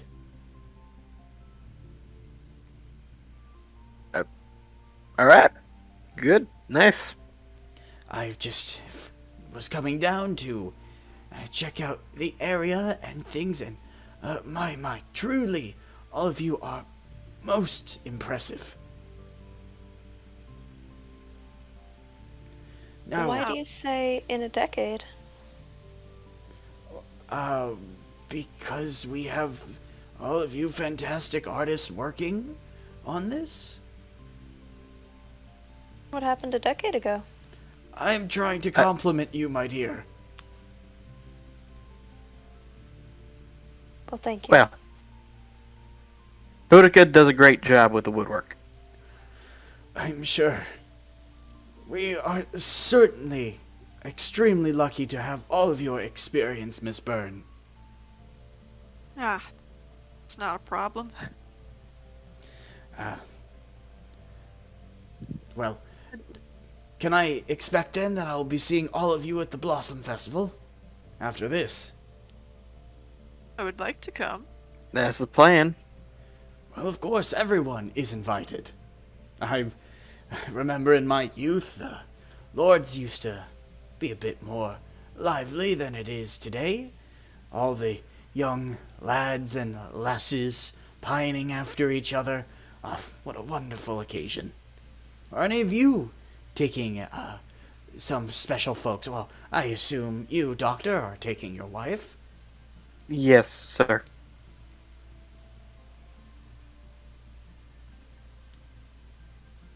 No one in mind? No? Well, there's still time. Haven't decided.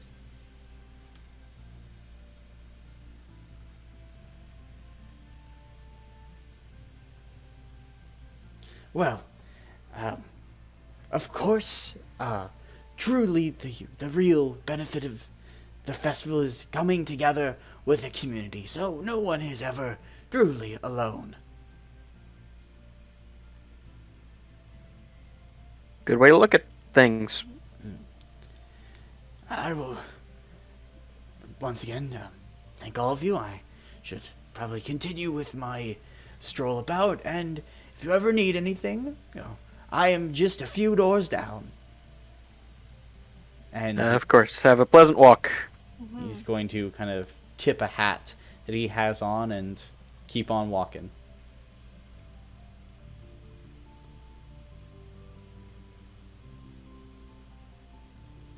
Who would you two think about bringing?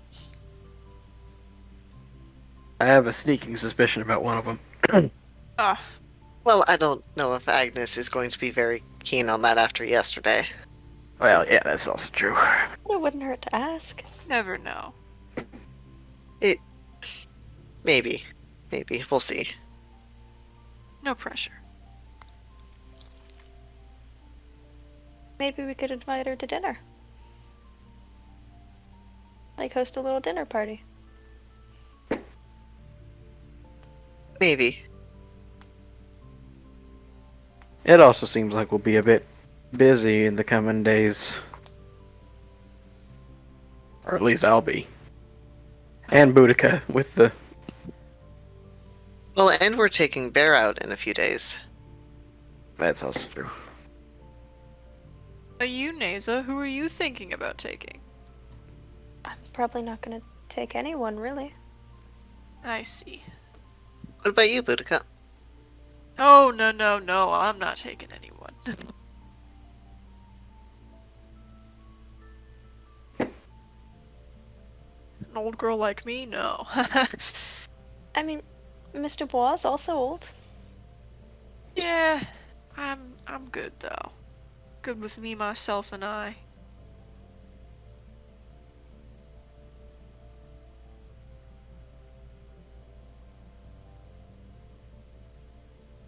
Which is fair. That's yeah. Yeah, power to you. Did we have any more stuff to do with the construction stuff, or are we good for the day? How many pavilions total is there like a number on the blueprints that we're supposed to make, or are we just making... There are 3 listed. After an afternoon of work, you've constructed 1. Y'all want to continue it tomorrow? Tomorrow sounds good. Sounds in order. Alright. Alright. You guys heading back home for the night? Yeah. Yep. Alright. Then as you head back home, you enter inside and smell something cooking. So you enter back in.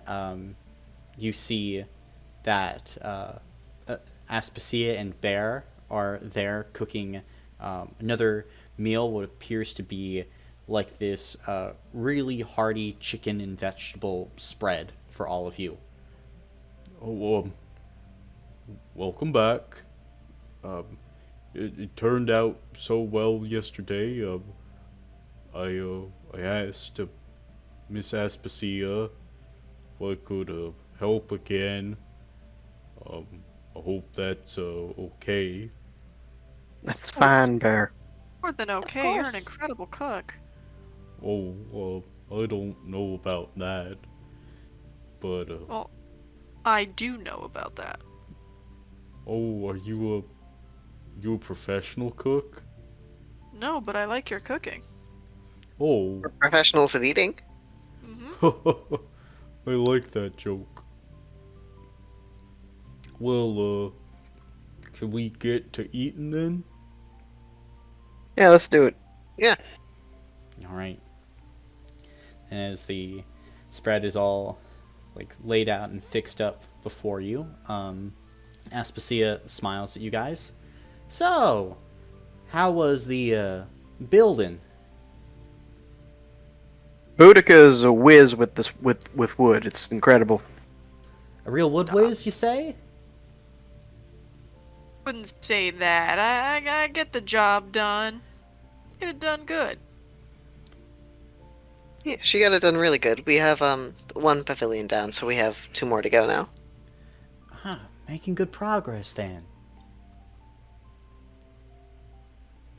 Well, Also, Aspasia, we should probably talk about it after dinner because the specifics are a bit unappetizing. But there's apparently going to be the Lady Lair is going to send some patients our direction. oh, yeah, of course. Well, of course we have our waiting room, so I think we should be fine. How many is she sending? I didn't get an exact number, but there's apparently a problem in the satyr population. She kind of gives you this quizzical look. Uh-huh. So you use the word population there. Not the entire thing. Well, yes, but are we... How many people in general? Well, she paid me this, and then I don't like bring it out in front of the entire table, but just turning in her direction, show her the large sum of money. Ghost snakes! Oh my... What? And then I put it back. So I don't know. Alright. Yeah. So, that's certainly a population amount. Flea. I'm kind of hoping she just doesn't understand the actual value of money. I mean, she's I'm rich, kind of- right? She probably doesn't know how much things cost. Probably? Yeah. Probably? Yeah. I'm hoping that's the answer. Of course. Well, she said it was because of the water, so that sounds Yeah, there's like a lot of people are drinking the water. Wait, what? Oh. And you can see, like, this look of realization flashes across Aspasia's face. When I said it wasn't unappetizing, thing to talk about at dinner. Sweetheart, Yeah. are we treating an entire population's case of the shits? I don't think it's the entire thing. Okay. She looks down at her food now, and Bear, through all this, has just been digging in. He's like, well, you know, things like that kind of happen. They do. Chicken. This is... Guys buy good food. Oh no, Alon's still eating. Okay, yeah, I assume so. Yeah, no. There is next to nothing that will prevent him from eating. Good. Putting that in my notes now. Right, but before long, you know, dinner is polished off, and Bear is going to help clean everything up and kind of give a nod to all of you. Thanks again for the food. Let me know if you need any more tinder or things like that. Well, thank you for prepping it. Oh, Yes, this was delicious. well, it just gives me something to do, you know. It gives me something to enjoy. Oh, Yeah. all of you are too kind. No such thing. If you say so. Have a good night, all of you. You too, Bear. Yep, you too. He's just going to wander outside as he opens the door and kind of pulls out his heavy blanket, wraps it around himself, and trudges off into the night.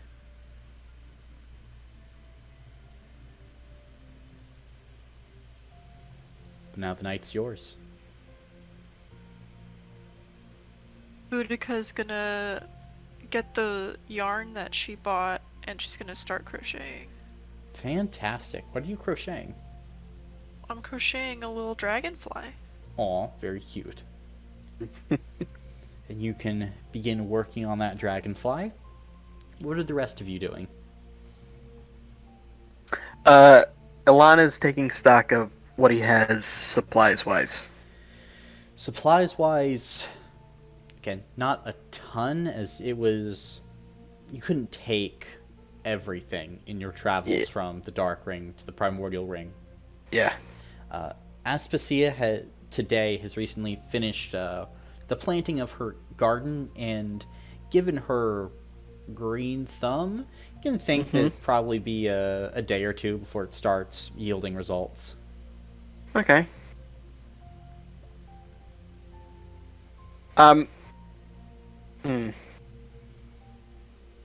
also trying to think if there's anything that he can do to help the source of the issue.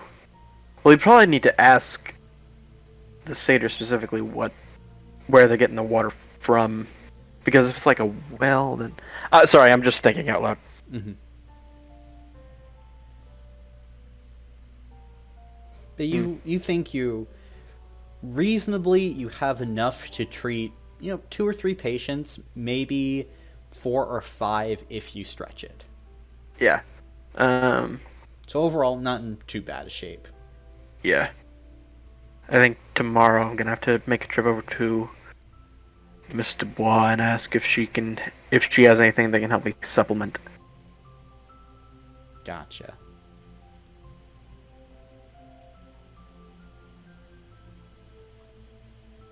See, I think if we do one more pavilion tomorrow, were we still wanting to take Bear out on the 14th in 2 days?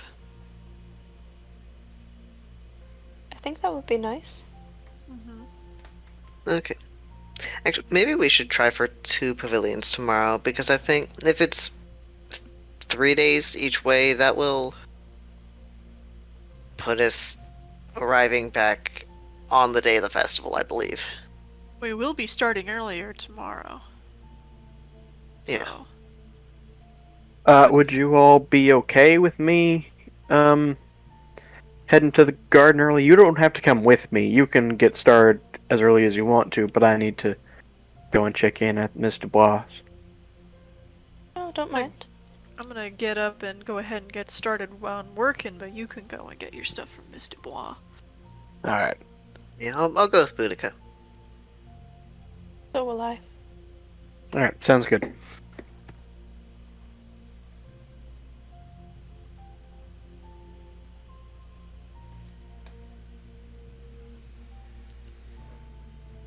Right?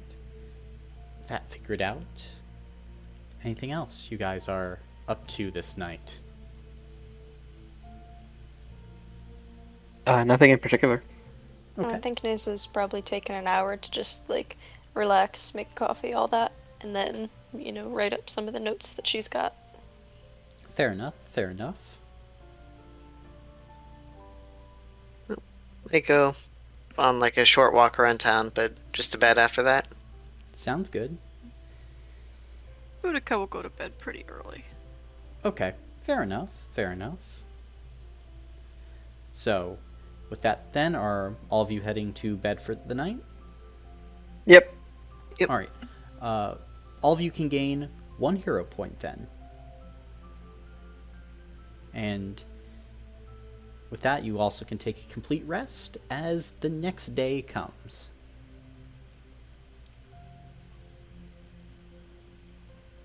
And, of course, the day is yours to do with as you wish. Alright. In that case, I will... Well, how early is it? It's about 6 a.m. right now, as the sun is rising. Yeah, I'll give it a bit of time then. Boudica will wake up and like start either like getting some breakfast, getting some coffee. Like she is like ready to go. Yeah, Sounds Ilan good. will do the same. Okay. Then as you start getting everything ready, eating some breakfast, all of you are set and ready to go by, let's say, 8 a.m.? Yeah. Okay. Yes. Boudica will go ahead and head over to the site to get started. Very nice. And Ilan will head over to Miss Dubois. All right. Naza and Aoife, you guys are going with Boudica? Yep. And along with him, he will take like one of his treatments that he has on hand already. Gotcha. Then we will start with, well, actually, as you all are heading out the house, you see a group of satyrs is gathering out in front of your doctor's office, Alon.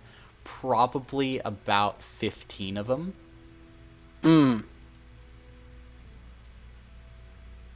Oh, good morning, everybody. I have to run a very quick errand. I will be back as soon as I can, alright? And then I'll get y'all taken care of. They speak back to you in Voixia, the general language of this area. As you speak that, right? Oh, yeah, do you want me to stay with you and help translate? Well, I'm just going to Miss Dubois and back, but if... Well, I meant here during the day. That might be helpful, actually, yes, if you wouldn't mind. Okay, no worries. What did they just say? Sorry. Are you translating? Yes. One of them said, "I don't know what you're saying, sir." Okay, and Nace will Alright. turn back and call out, essentially. The doctor will be with you all in a moment. He needs to run an errand. In the meantime, I will be your translator. Oh, okay. As they're just, Oh, dear. yeah, they're not doing great. Yeah, I'm gonna rush. I'm gonna run. Okay. Screw it, I'm taking the horse. All right. Then all of you watch as Alon, just kind of looking at the situation, runs, jumps on the horse, goes, "Hiya!" and then starts like riding off towards the community garden. Hey, Boudica, Aoife, I'm gonna stay here for the day so I can help translate. If that's alright with Alright. you guys. Okay. It's all good with me.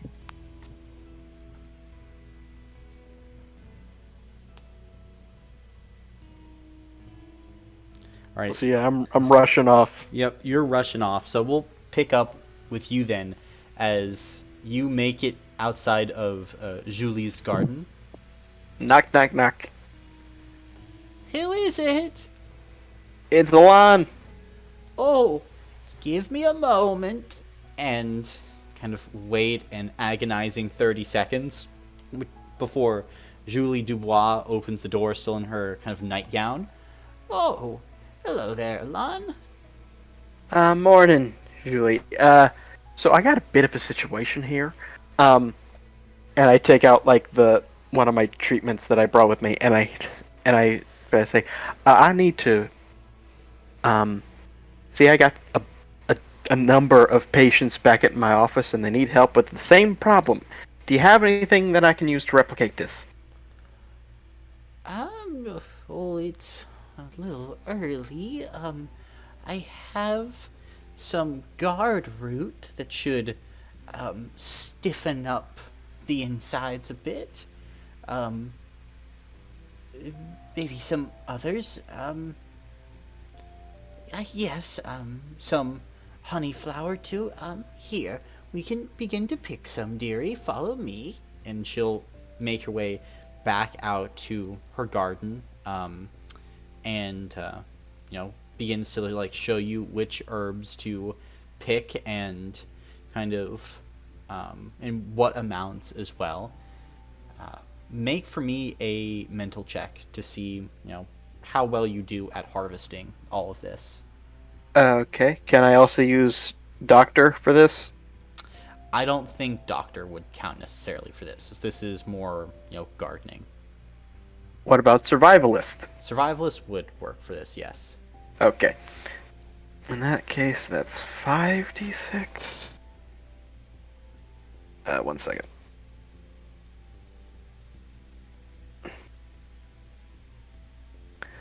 $5d6, and I believe benefit 1 as well, so 3 successes. Very nice. Then you are able to harvest more of this herb. The herbs are less powerful than your actual dedicated medicine. You'd have to probably do some work on them in another batch in order to really stiffen up the potential of these herbs. But yeah, definitely you have something that can help stem the tide of what's going on with these individuals. And at the house, where are we getting water from? Do we have a well? Yes, you have a well kind of more down south that kind of is pretty much right outside of the town hall that you're getting your water from. All right. I head back. I thank Miss Dubois for the help. Okay. And then I head back to the house as quickly as I can. Gotcha. Then we'll pick up with Boudica and Aoife as you two are beginning then the construction of 2 whole pavilions, right? Yes. That's what we're gunning for. All right. So this is going to be... You're trying to get this all done in 1 day, correct? Yep. Then Yeah. Tempting. this will be a bit harder of a construction challenge then, as both of you are going to need to do some connect the dots. The first person who goes will have a longer amount of time than the second one who goes. Go second. Okay, Shannon's going second. Caleb, are you ready to go first with this little challenge? I think. Is it okay if I scribble real quick just to make sure? Yep, you can go ahead and do some scribbling. Okay, cool. Alright, I'm good. You will have initially a minute on the clock. If you're all ready, then 3, 2, 1, here we go.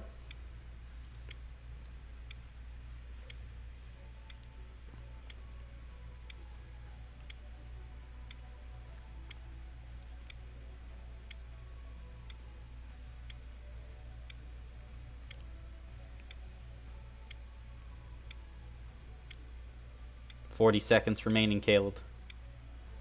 No pressure or anything. 30 seconds remaining. Ooh, I cannot see numbers.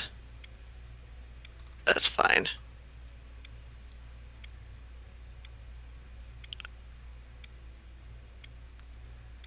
15 seconds, Caleb. It is fine. 10 seconds. 5, 4, 3, 2. That's it. Time's up. All right, not bad, not bad. You are, certainly pulling your end of this whole deal. So, let's see here. That means you didn't get to 1, 2, 3, 4, 5, 6, 7. So, if you finish Shannon with 3 seconds or more remaining, you will pick up Caleb's slack. Are you ready for this? I am ready. All right, Caleb had 60 seconds. You are only going to have 50. But you've seen it done before. Big challenge. 3, 2, 1, go. Oh. Bad start. It's okay. It's okay. 40 seconds. Can the art school... Oh my god, why did it do that? Oh no, Captain Art School. It wasn't my fault. It's my thing is freaking out. 30 seconds. Boudica is having a bad day. It happens when you get old. Oh, but Shannon's trying to pick up. 15 seconds. I'm like, ah! It's not my fault that it's freaking out. Okay. 10 seconds. 5, 4, 3. Time. Oh. Okay. I'll say that's with 5 seconds remaining. It's also, we'll have a little bit of a penalty for skipping over those 2 there. There's no numbers there. That's cheating. They're there. They're just in the dark. I can't see those. Boo. It's okay. You still finish as, for this, you were able to get all of one pavilion done and about 90% of the second pavilion done by the end of the day. However, both of you will lose 15 stamina points as you're really just needing to cruise along this entire day to make sure all of this is, on schedule, on track. But at the end of the day, what are you guys feeling? Pretty accomplished, because that's still a lot of work. Yeah. Good. I didn't think we could do that. A good spot. Yeah. Real good spot. We will. Maybe we should. Go ahead. Oh, I was gonna say maybe we should set up just a little simple drop-off box before we go. That way, people can leave their suggestions while we're gone. Go ahead and make a quick thing. Yeah. Can I try and just find just slap something together real quick so it just has something with a simple slit so people can drop paper in it. Make a physical check. Physical, not a problem. May I add wild strength, or does that not count for this? Definitely. Ah, cool.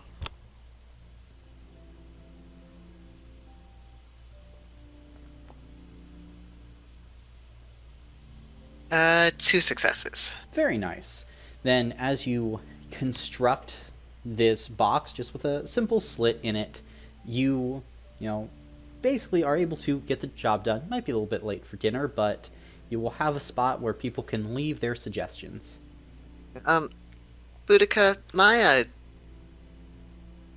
handwriting's not too good. Could you write suggestions or something on it? Or I'll go ahead. So do you not know how to write? Yeah, I guess that was a little obvious. Okay,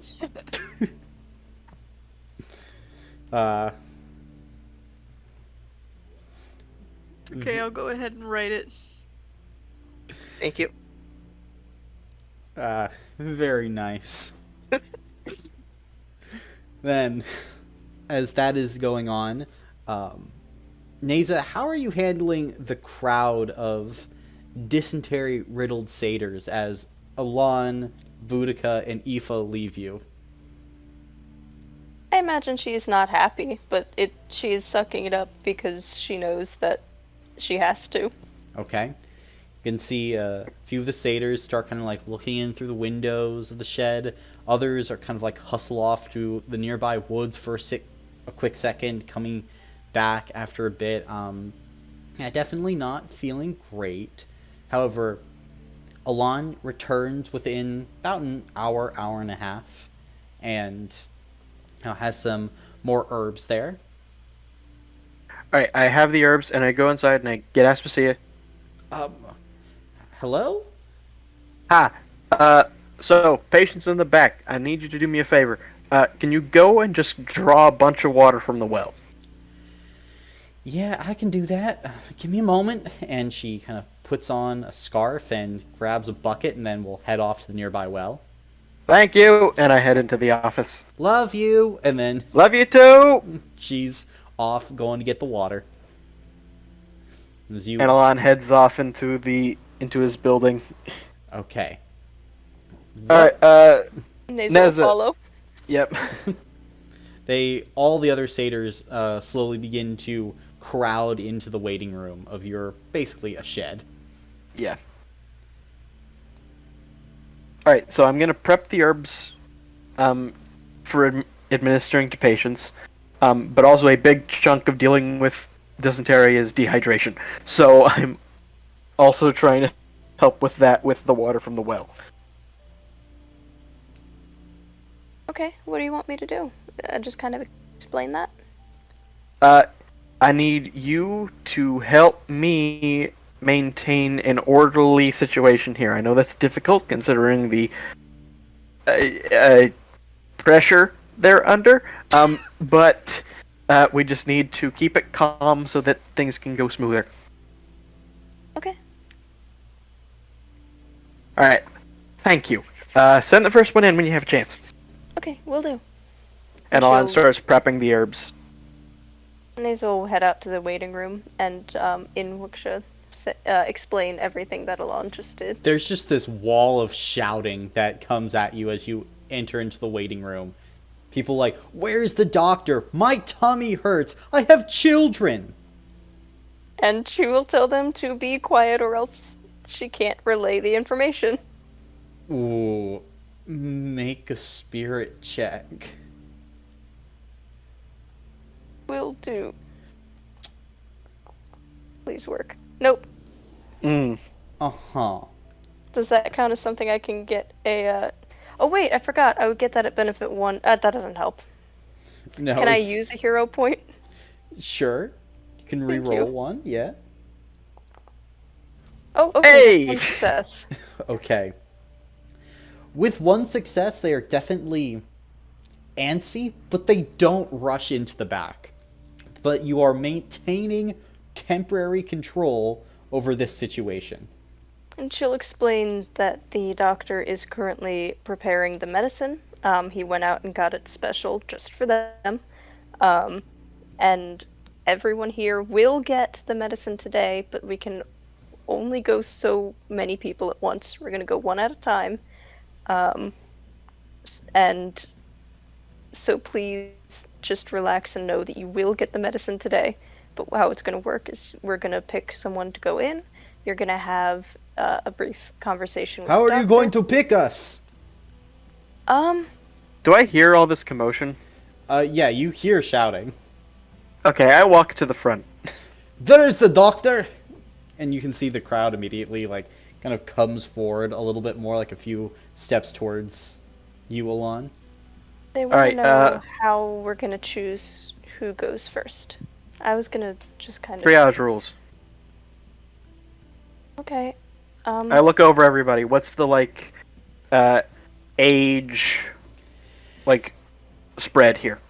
Well, satyrs can live a little bit longer than humans, given general... Is there anyone that is clearly children and clearly elderly? Yes, there is a satyr that's probably between 9 or 10, who is, not looking that great. And there is an older satyr man with this kind of longer white beard, long kind of gnarled horns with a cane, who kind of has this more shallow breathing. definitely dehydrated. All right, I'll start with the old man. Okay, I'll bring him back first. sounds good. Child goes next, and then just go by how, like, intensity, if you can see that visually. Okay, Neza? Okay, I can try. All right. All right. Then, so for your general treatment plan, Alon, give me a mental check to diagnose and generally aid in this treatment of these symptoms. Can I use my tool? Yes, you can. Okay. 1 second. Let me get the specific rules for that again. A good doctor uses his tools. Yep. Okay, so that's 2d6, so that's 5 again. And benefit 2, so... God dang it, okay. 4 successes. Nice job. Then for everyone that you get in here and you're able to use your full degree of medicine on, essentially, like, they will walk out of here, still suffering mild symptoms, but there will be no long-term risk to their health. Now, here's going to be where the rub comes in, Alon. All right. You have enough medicine to, like, fully treat 12 out of the 16 of the people here. Or you could stretch the medicine some way and treat, like, 9 or 10 fully, and then the rest are treated, like, halfway, where, like, there will definitely be a few days where they're tied over, but they will still be in kind of a more risky condition. Like, they're not going to be out of the woods by any means. It's triage work, essentially, from that point. So it's either don't treat some people at all, or treat a larger number less. Yes. Now, the people that you don't, like, these are people that you wouldn't have medicine to give them. Like, you can give them water, you can tell them what to do, but they would not receive any medicine. Okay. I will try to stretch the medicine. Okay. And I am going to stress the vast importance of rehydrating their bodies when they're going through something like this from a explicitly clean water source. If there's anything that I can do to help with that, like, I don't know, give them a spare pot or something so they can boil stuff down. I don't know. Okay. If you want, you could definitely give them a spare pot. And Neza, how are you going to be communicating this information to the people? What are you going to be telling them, essentially? Pretty much translating almost word for word. If Alon's using, like, more technical language, she might try to simplify it a little. But basically trying to stay as faithful to Alon's message as possible, because this is something that he knows more of than she does. And so she is kind of trying to defer to his very careful word choice. Okay. I also try to be very careful about who the people are that I'm stretching the medicine on. I'm trying to look for the people who seem the least off. Gotcha. The people who seem like they're most of the way out of the woods already. Very well. Neza, I want you to make a spirit check at benefit 2, since you are kind of taking Alon's words and then simplifying them when you can.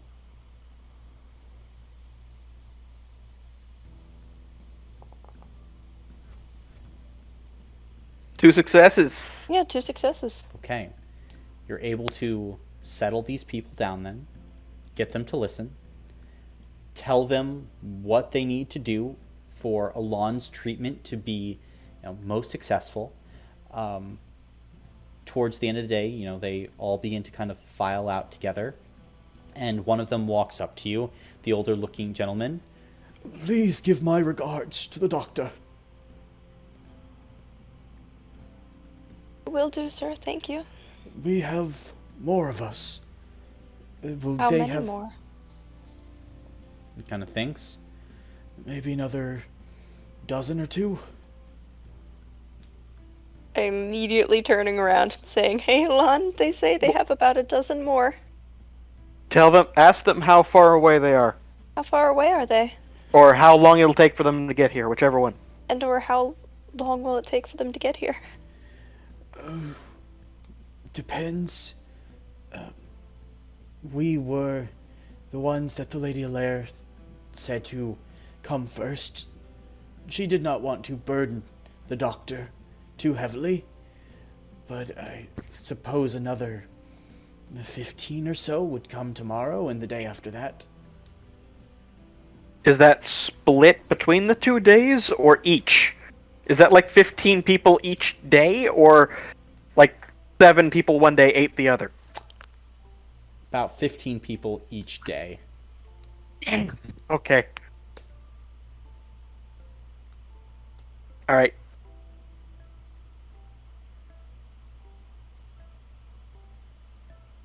Okay, well, thank you for letting us know.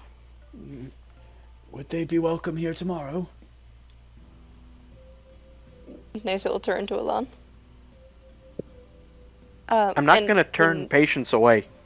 Yeah, in common, she'll say, "That was the day we were planning to be out of town." Listen, you may have to go without me. Okay, and I'll write I'll write down a good translation guide for the speech and its translation. That would be supremely helpful. I need to learn this damn language. Well, we can work together to learn it. When you get back, you need to tutor me or something. Okay, I was also planning on teaching Aoife how to read. I think that would be nice. I mean, sure, yeah. But I would appreciate the translation guide. Thank you. yeah, I'll just write out the speech that I've been given, or that you've been giving me to give, and then some weird edge cases we saw today, and a few sentences, and then a few words, too, that would, might be helpful. Alright, that'd be great. Thank you. Mm-hmm. The patients will all begin to funnel out of the shed, and Aoife and Boudica, as both of you are returning, you can see this long line of satyrs heading out.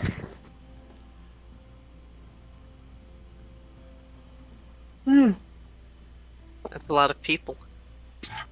Yeah, I hope Delphus was able to treat them all. Yeah, hopefully. Should check in with them and see how they're doing. Yeah. Actually, Alon, if you wanted to write out like a pamphlet that you could give to the satyrs, I'll translate it. That way you can hand it out. Along with the translation guide, of course. But that way it's a little easier. I'll see what I can do, yeah. What time is it? Let's see. It is about 6 o'clock. So Agnes is still open? Yep. Okay, I want to go down to her shop. All right. Lon is heading to Agnes. Oh, Yeah, it'll be quick. It's just a quick thing. I kind of just push past everyone and I'm running. Okay. Then, are you heading there alone, Alon? If people are following me, that's their own prerogative, but he's going. Okay. Then, you enter through the front door of Agnes's shop. She is kind of setting things up on shelves. Oh, hello, Alon. Hi, Agnes. Is something wrong? Not necessarily. How many pots do you have? Pots? Yes. Few? Cooking pots. I have 3 on the shelves. I think I have a few more in the back. How much each? Depends. Average about 40 lira. Take all of them. She kind of blinks. Of course, sure. And she begins to take a few pots off the shelves, put it in front of you, and then goes and finds another few in the back. Let's see. need to check her actual stock for a moment. Give me a sec. She's got 7 pots in total, so it would be 280 lira. Okay. Also, I know this. This is a question for you, I suppose. Are water purifying tablets a thing? I imagine not. I imagine that's a bit advanced. Yeah, it's a bit advanced. In a place like Clover on the Prime Ring, you might be able to find those in an alchemist shop. Here in Fantasy Somalia, not so much. Gotcha. How much were the pots again? 280 lira.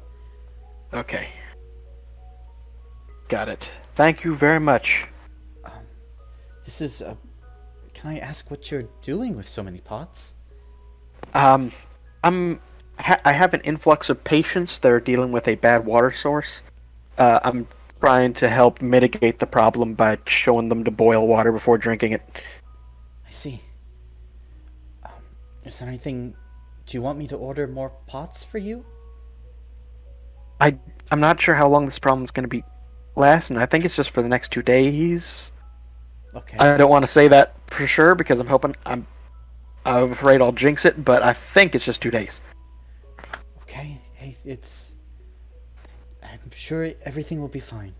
I'm sorry, I'm just a bit stressed. I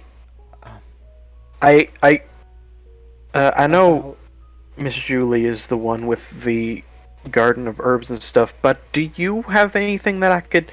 And I sort of describe what's in my treatments. Do you have anything that could fulfill there? I carry with me a few herbs and remedies of that particular type. I'm not sure if it will be exact, but I think you could probably get close. They're very expensive, though. Wait, is this your personal supply, or is this like a thing you're selling? Because I don't want to take from your personal supply. I'm selling it now. Let's see. And she heads back behind her counter and pulls out 2 vials of this kind of viscous green liquid. Probably about 6 or 7 ounces each. Each one of these runs about 1,000 lira here, but I could sell it for 600. That is very generous of you. Thank you very much. These people need it, right? Yeah. Thank you. So it's 600? Yes. Each, right. so 1,200 lira in Each? total. Alright. Yeah, alright. Here you go. You've come into a lot of money. Kind of pockets it and then kind of stops for a moment. It's, this money... I have to ask, is it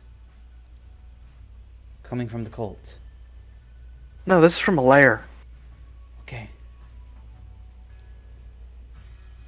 Miss, it's actually partially what I'm doing. Miss O'Lair apparently has, contacts with the Satyrs, and she's sending a bunch of them my way. Oh. So...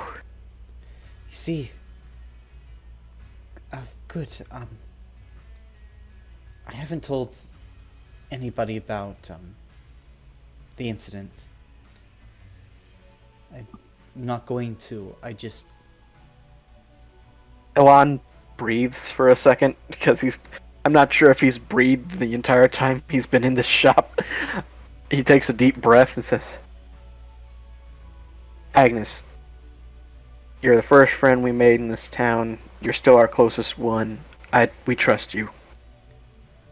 Please trust me then. The cult's bad news. They are known to have violent tendencies. I know that on the outside cults... of course it looks good. It's their job as a cult to look good. Yeah, I know it is. At the same time, I actually haven't interacted with them at all. I stayed with the cart while they went inside, but I'm nervous about them. I'm nervous for all of you. I will yeah, sorry. Brain working too fast. I will relay that message to everybody else, I promise you. I will tell them to be careful. She lays a hand on your shoulder. You're a good man, Alon. Thank you. You're a good woman, Agnes. Thank you too. And I leave with my pile of cast iron pots and Taking your pile of pot that you got from your dealer, I see how it is. Fair enough, fair enough. No, bro, it's not like that. It's just herbs. Herbs It's are herbs. It's natural, guys. Natural totally doesn't make me anxious.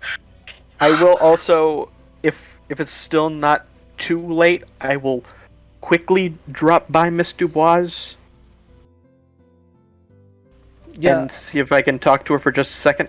She's sitting outside having her nightly cup of tea. Ah, Lon, how did those satyrs fare?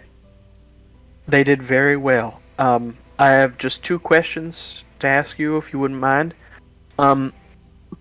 Again, I'm new on the ring in its entirety. How fast do the things like that regrow? She kind of sighs. In good conditions. That takes a season. But here, with me needing to constantly plant and harvest, it's a bit longer. Maybe about 2 or 3 years before they reach maturity. Right. Is there anywhere you know of where they just grow that I can get more from? I believe if you're really trying to look, the edge of the Tempest Wood always has a few herbs growing about. You would be subject to the potential for a timber knight wandering out, but those are the risks that we all take. Right. But there might be another place. Would it be at all possible for me to take just like one more sprig off each of those plants? Sure. If you do, though, I will say there is likely not going to be any more left, so it would be the run of it. I Next understand. season. Right. I understand. Thank you very much, though. I appreciate it. Of course.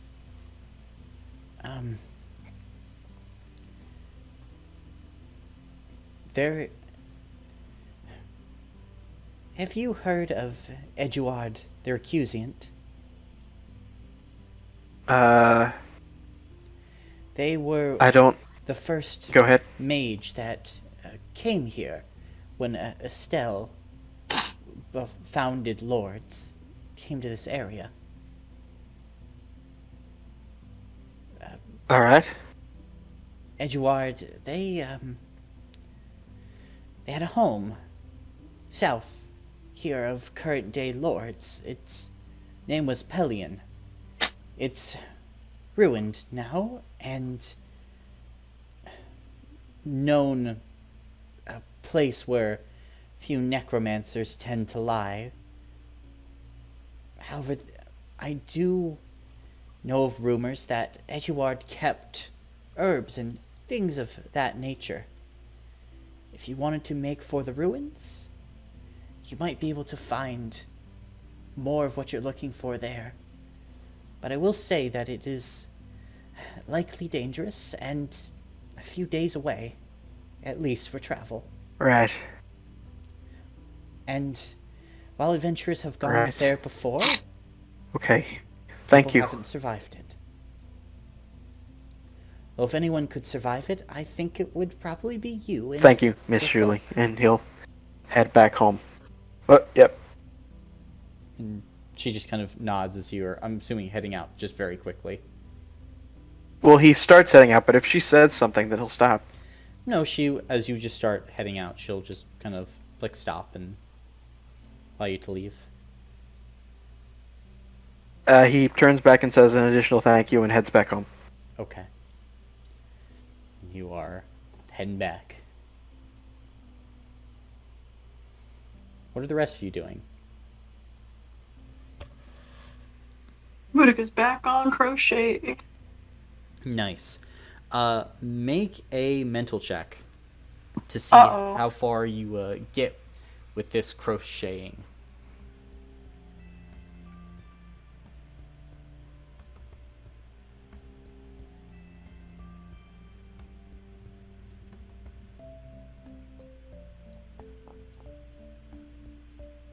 Damn, yarn is hard. She's a little rusty. She's a little rusty. You are making progress, but again, like this is learning. This is getting into a new skill. So, you know, Boudica is making progress, but hasn't necessarily quite finished. Aoife, Neza, what are you two up to? So, are we heading out? And she'll direct this to, I guess, anyone who's near. We're heading out tomorrow, right? For the town? That seems like it's still the plan, yeah. Okay. Do you guys mind if I go grab Bear and we can talk to him about the plan? Yeah. Go for it. Okay. Neza will go seek out Bear wherever he may be. Okay, then you can go seek out Bear, and he's in his usual kind of hovel to the south of where you guys are. He's got a little fire going and kind of smiles as you approach. Oh, hello there, Neza. Hi, how are you doing?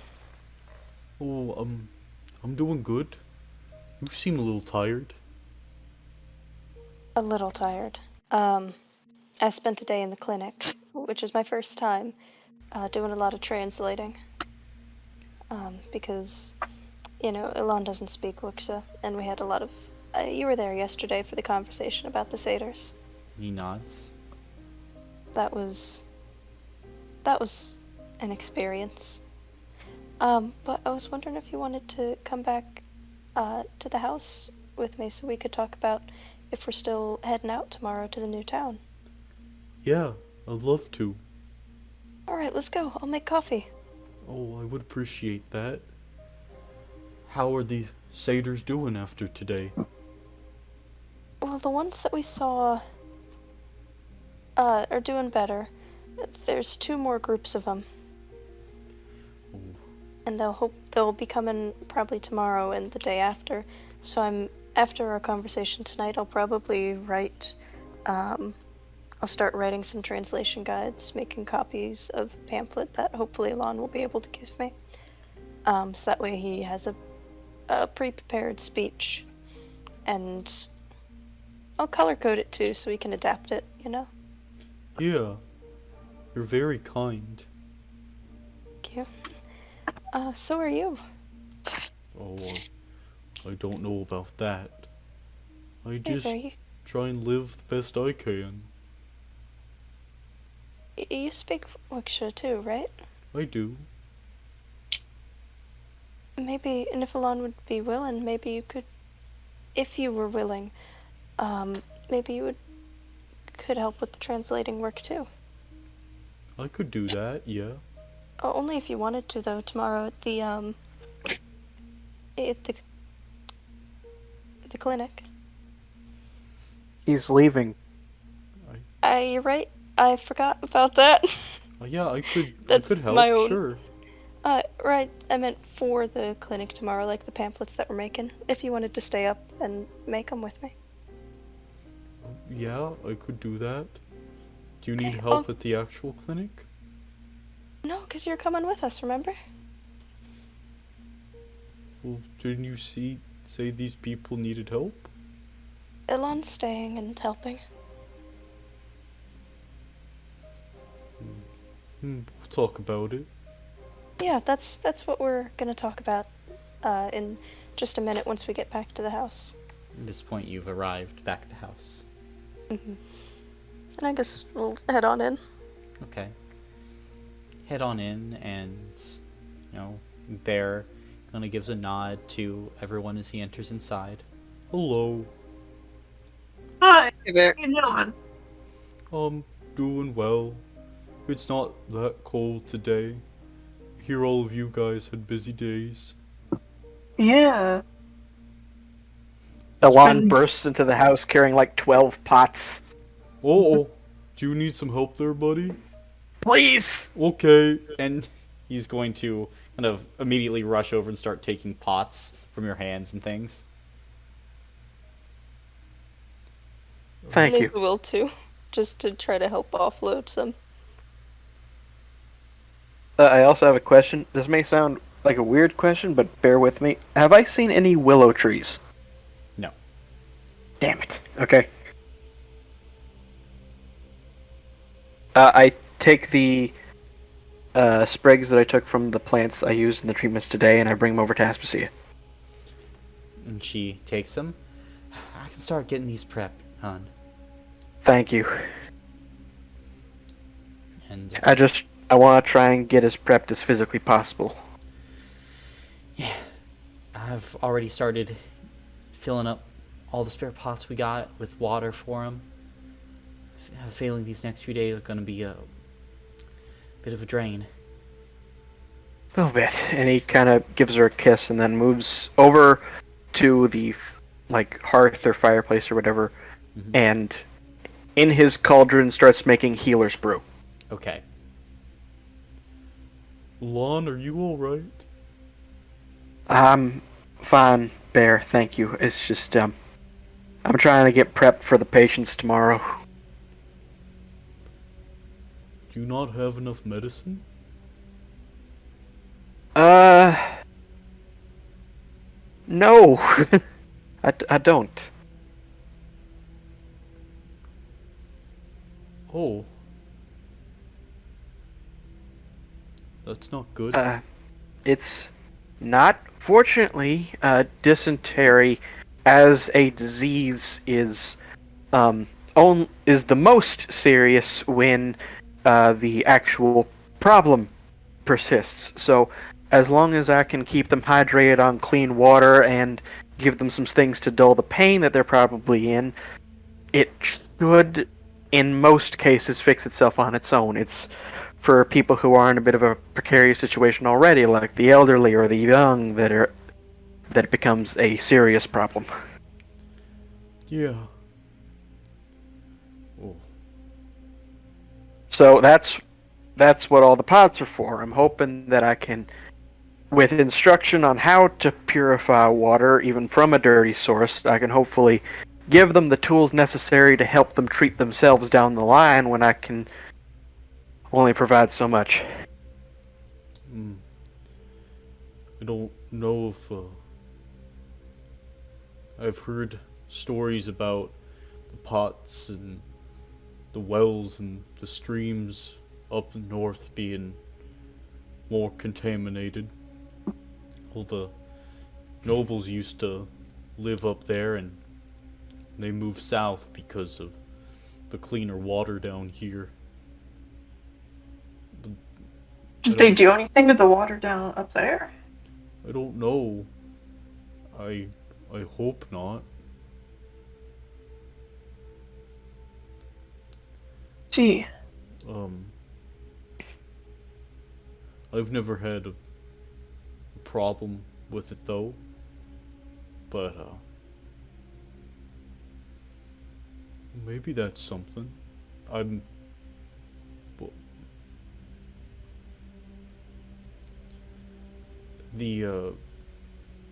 I know you told me in the past the Estelle flowers, they helped fix my face and my wounds. Maybe they could help fix these people.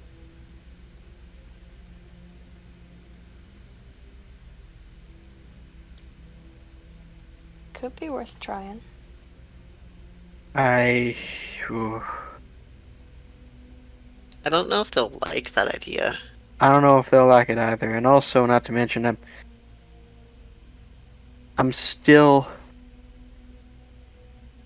I am hesitant to do that purely from the standpoint that I wouldn't know all the effects of what I'm prescribing, and I don't feel comfortable doing that.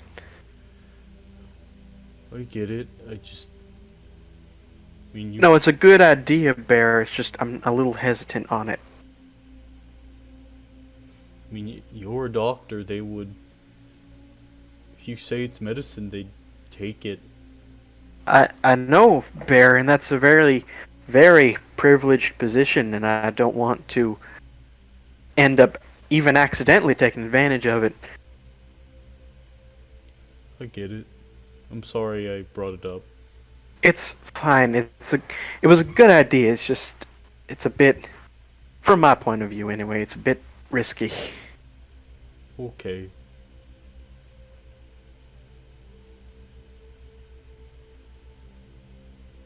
Ignore me. I'm just very stressed. And Elon just keeps stirring in his cauldron. Not stressed. Sorry, what? I said you've never not been stressed. This is a different type. This is Alright. work stress. Gotcha. Occupational hazard. Very much so.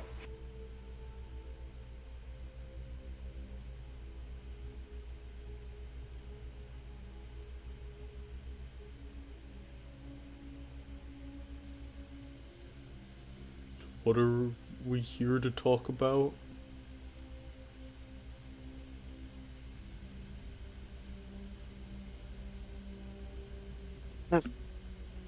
Right, Nessa, I think you wanted to talk Right. more about what we're doing tomorrow.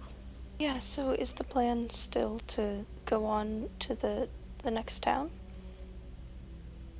Right. Sorry. While I was picking up all these pots from Agnes, first of all, and in a bit of a calmer tone, because he's trying to breathe again, he mentioned that, everything is still copacetic, but also that she warns us to be careful because appearances are not always accurate to what's true.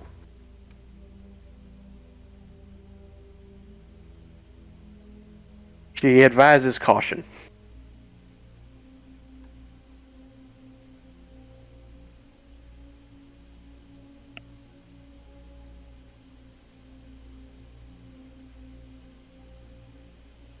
Yeah, I mean, caution makes sense. Are you telling us not to go at all, or just to be careful when we go? I'm communicating Agnes's message. Alright. And frankly, I think you should always be careful, no matter what the situation is. Well, yeah, sure.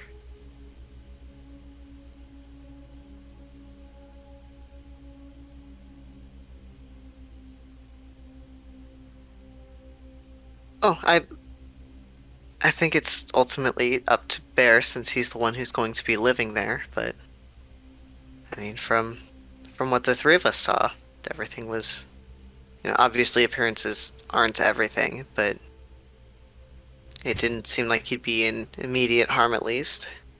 And that's probably honestly better than here. For Bear specifically.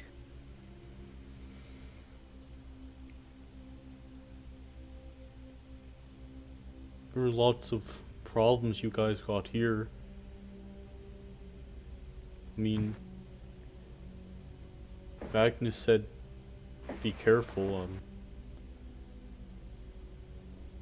I don't want to leave you guys out to dry because, yeah, this place isn't the best, but I like you guys a lot. You wouldn't be leaving us out to dry. We are all more than capable of defending ourselves if we need to. Yeah, but it's not defending that you need, it's, I don't know. You're always rushing around, everyone else doing things for you. or you doing things for them, but not really doing that much for you. And I don't know. Yeah, there's everyone else here isn't that great, but I like you guys a lot. I like you too, Bear. I have an idea. Why not, because we are dealing with these influx of patients and we're also building the pavilion, what if we hold off on our plans to go back to the cult to maybe let you think things over a little bit there? Okay. And to let the situation cool down and let us be in a better, more understanding situation. What do you guys think? Could hold off until maybe after the festival. Mm-hmm. It's Yeah, only I guess a that's few fine. days. Well, it's like a week, but yeah.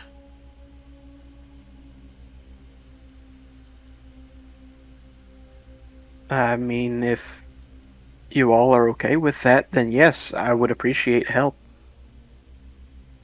Oh, tomorrow I can go ahead and finish up the pavilions by myself, and everyone else, if they're willing, can stay behind and help. Not with you.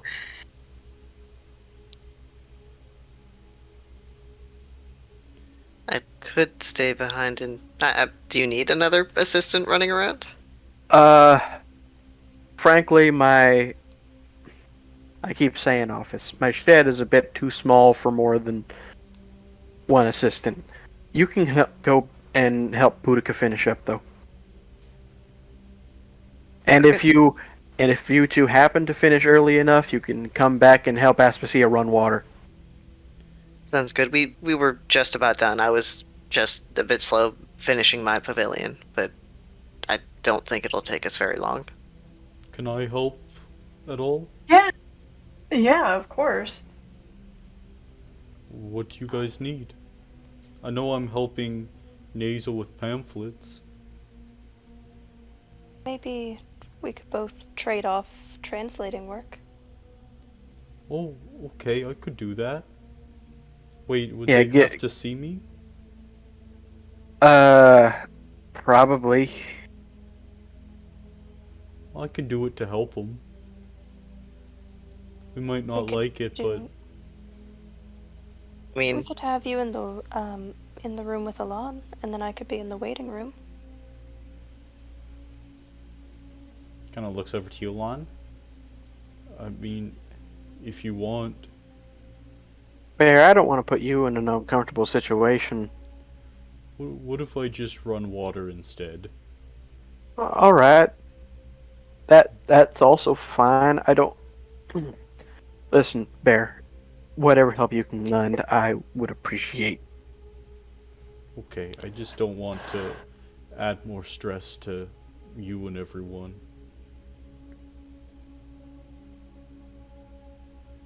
But I'm definitely willing to help you, Neza, and the pamphlets and things. Maybe we could stay up, like, here in the kitchen and do them tonight. With coffee? Of course! Okay. And snacks. What type of snacks? I will check the cupboards. Oh, I know what's in the cupboards. We got some raisins. We got some grapes. Are there crackers? I think so. We have, like, honey or peanut... Does peanut butter exist in your world, Colin? Peanut butter is a product of the Industrial Revolution, mainly, so no. So no. Okay. I mean, you can make it by hand. You can? Well, It's difficult, but, it's possible. yeah, it's incredibly difficult. Like, usually you need actual machines to, like, crush the peanut butter, then a whole bunch of other materials and lots of butter in order to actually congeal it. Yeah, that's fair.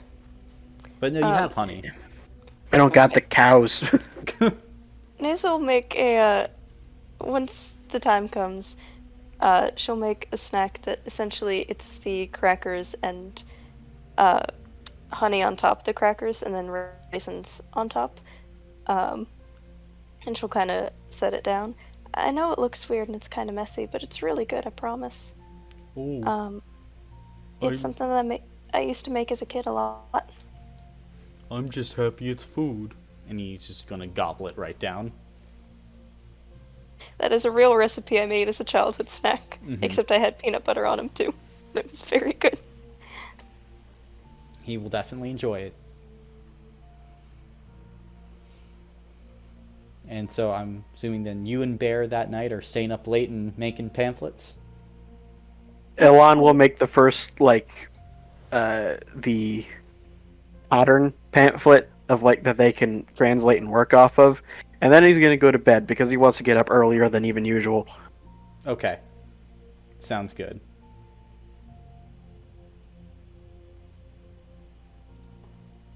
Very nice. And then, Neza, are you, you're just helping as well? Yep. Gotcha. Boudica, Aoife, what are you two doing? Well, Ruka's gonna crochet for a bit, and then she'll go to bed. Alright. Yeah, I think Aoife just kind of watches Boudica crochet for a bit, and then they'll also go to bed. Alright. So all of you go to bed, tuck in, get ready. Is here we will end the session for today, as all of you continue your work, delay your journey for just a bit, and, get ready for, the coming times ahead, and soon the Spring Blossom Festival. Very nice, guys. Fun session, thank you. Yeah, that was interesting. So Thank you. here's the protagonist of my lineup. The protagonists, which is Vex, Yothis, and Sutsui. Ooh. Nice. Let me go ahead and I Very haven't cool. finished the antagonists yet, but did I tell you guys my story behind this lineup yet? No. No, I don't Nope. think so. Okay. So the story is that it's a few years after the campaign has ended, and Vex and Yothis, they have their house, and Sutsui's hanging out with them for a little bit because Sutsui's in the area, and they're like, yeah, you can sleep here, it's chill. And a fantasy village gets built around them, and then this antagonist lady, she is the high priestess of the homeowners guild, and that behind her is her husband, who's really a nice guy. He just wants to grill, but he does her dirty work. He just wants to grill. Just wants to grill. I What can a respect that. But happy wife. Happy wife.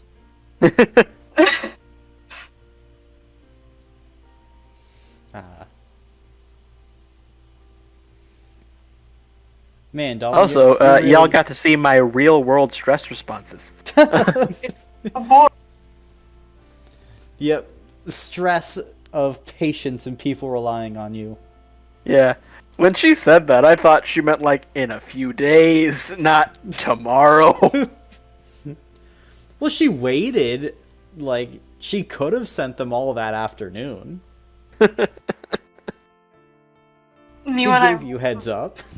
Me and I She play did. roleplay games so I can reenact my stress, but in a fun way. Well, imagine the stress she's under and what that does to a person. I can imagine because she's an alcoholic. A high-functioning alcoholic, but yes, an alcoholic. An alcoholic, just the same. Still not healthy. Yeah. And apparently she's a rich person who's doing cheap alcohol, so that gives you an insight into the exact height of the problem. Yeah. Because we're in the boonies, I'm gonna say it's more likely that since we're kind of just out in the middle of nowhere, that she has to just get what she can get. I But it think could it's also be more. money problems. Yeah, I think it's more of a situation of she is rich, but she just consumes so much To the point that if she got actual good alcohol, she would go bankrupt. Mm-hmm. That was my That's reading awesome. of it, yeah. That was also a possibility. I was just trying to do a more polite spin on it. Well, maybe she just can't get the good shit. Also, the more subtle character details, even just in the like exposition when we first met her, were on point. I thought that was really cool. Thank you, Colin. Mm-hmm. No problem. I'm not sure if anyone else caught on to some of the things, but I'm glad you did. Hey, I got a couple things, I think. I caught. I think I got things. I liked her very much. Mm-hmm. Yeah, I was. All of you were like, death to the nobility, and I was just sitting here like, oh, you haven't even met Oceane. Okay, how about this?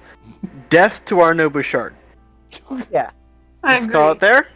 Yeah? We're good there. I think we still gotta meet the other lady. Yeah. So jury's still out on her.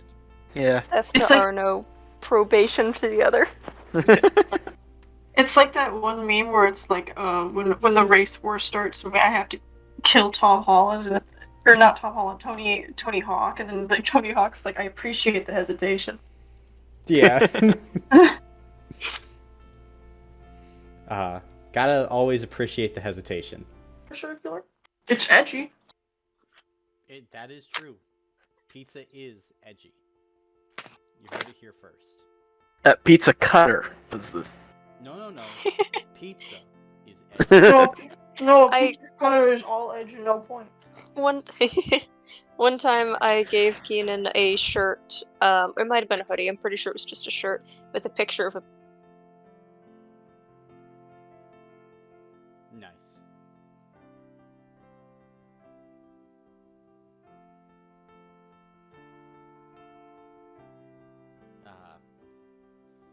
So yeah, you got a lot of options. Yeah, I've gotten advice.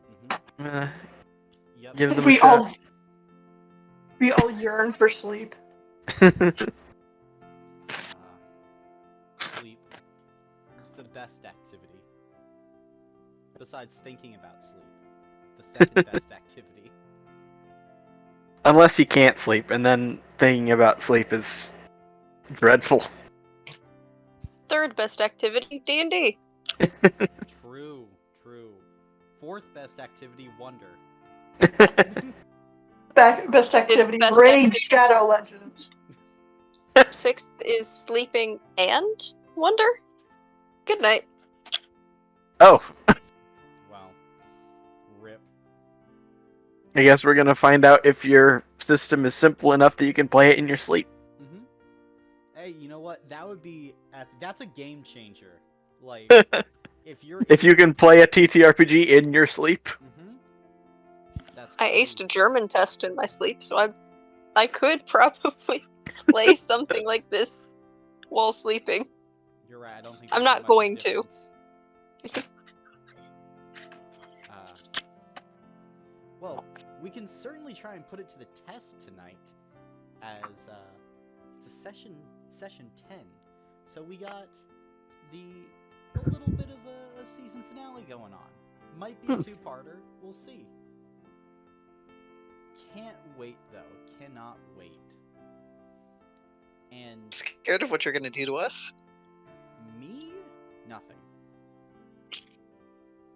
The characters he plays as. Things.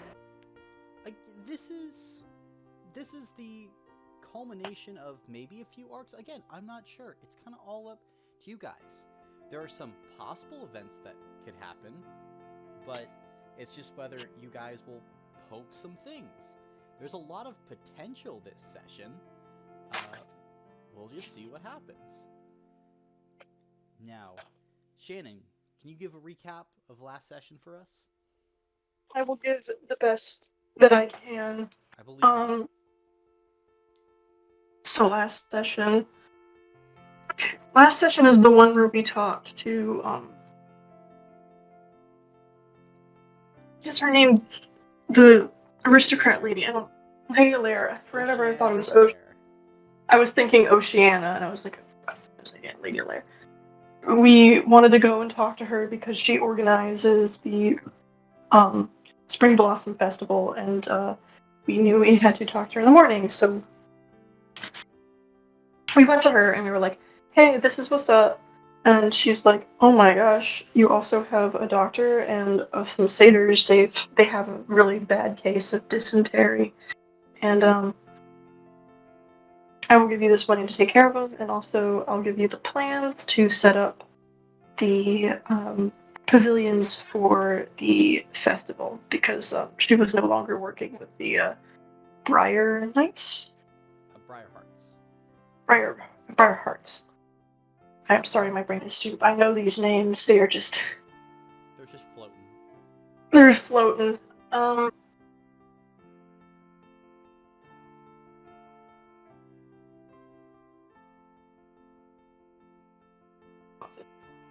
Because eventually, well, before then, sorry, I'm trying to remember if Alon went with us to build stuff at first and then went. I was there the first time. Yes. Then after that, dealt with other stuff. Yeah. Okay. So then we all were building the pavilions, and we got one full pavilion done by the end of the first day. And we went home, and Alon started prepping his practice. He went and visited other townspeople to like get some materials to get things ready, and he came back, and then we all went to sleep. And then the satyrs started coming, and there was a lot of them, and Alon didn't speak their language. But, you know, it's all good, it's all cool, because Neza did, so Neza stayed behind to help translate, and then Aoife and Utica went to go work more on the pavilion site, and we got one full pavilion done and like 90% of the last one, and Alon couldn't treat all of the satyrs because he didn't have enough materials, but he was able to get them tons of pots so that they could boil their water to at least stave off the sickness until he could get more materials. And we were also supposed to take Bear to the new town, but it's kind of an awkward timing because we need time to build the pavilions and all that, and Alon still needs to treat the satyrs. So instead of like splitting up the party and all that, we decided on having Bear stay through the festival, and then we take him after the festival so that we had more wiggle room to get things done. And that is what I remember. That generally sums it up. Yeah.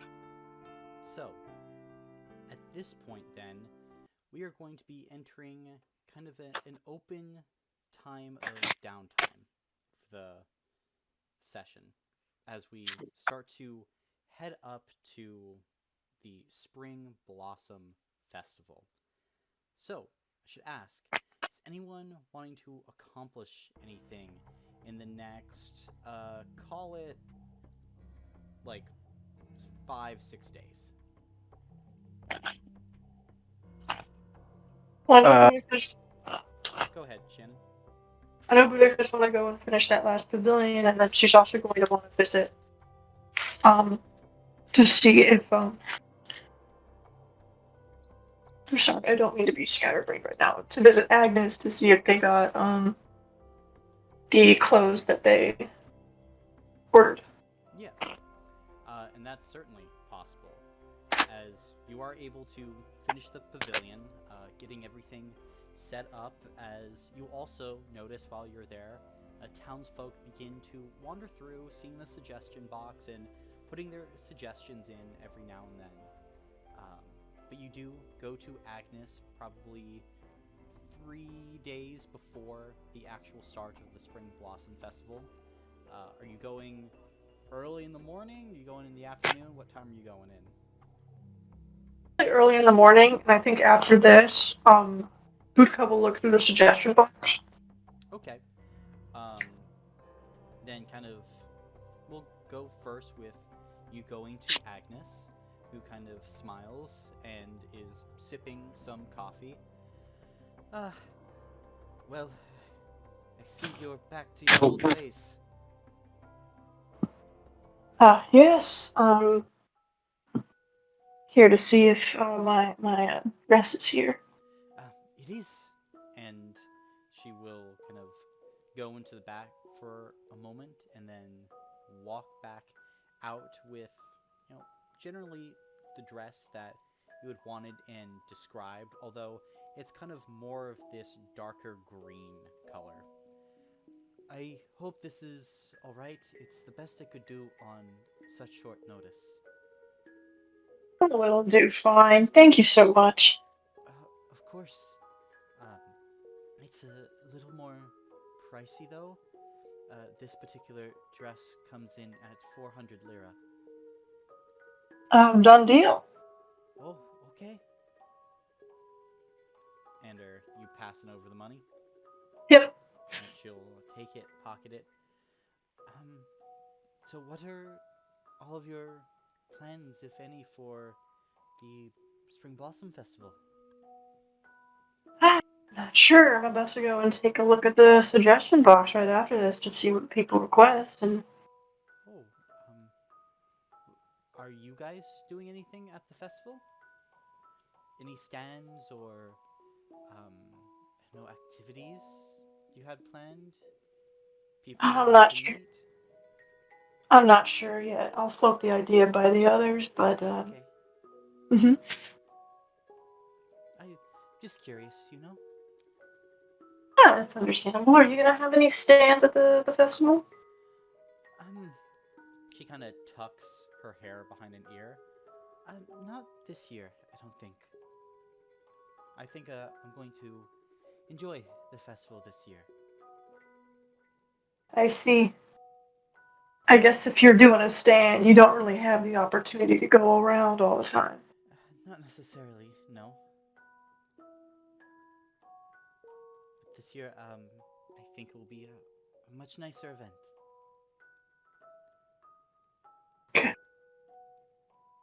Thank you for helping to build the pavilion, though. It's very nice.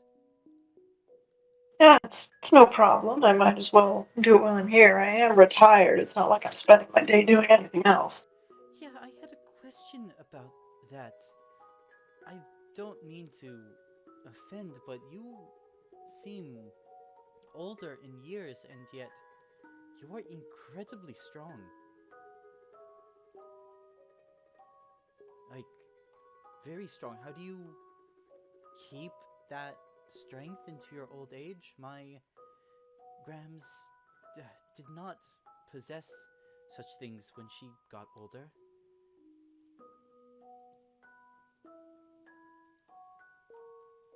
You might have cut out, Colin. All I heard was Grams did not seem to possess much strength, or was that everything you said?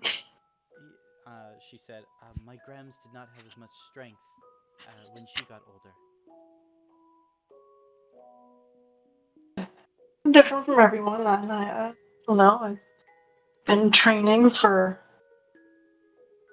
a while now. You use it or you lose it. I guess. Use it or lose it. Okay.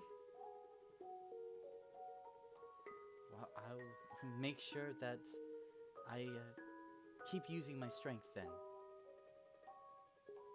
It's good to stay healthy. Drink a lot of water. That's a really good one. Drink water. Okay. Yeah, I've heard that drinking water is very important for overall Yeah. health. Do you drink a lot of water? Oh, I drink so much water. I adore water. Oh. It's good for your joints. It lubricates your joints. It makes you feel better? Oh yeah. So sometimes if your day is just going a little bit crappy, just gulps of water can really just make it slightly better. Okay.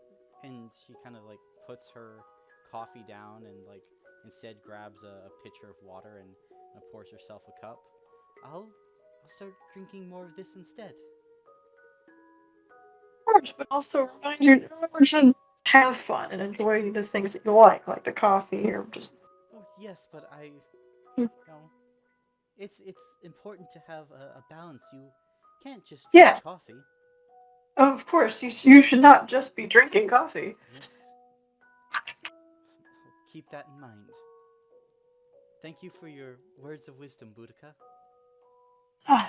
Anytime. I'm gonna go out and see what the suggestion boxes have, and then I'll go and ask the others and see if anyone wants to do a stand. Alright, I'll give you a hero point for that conversation, Boudica. We? Yeah.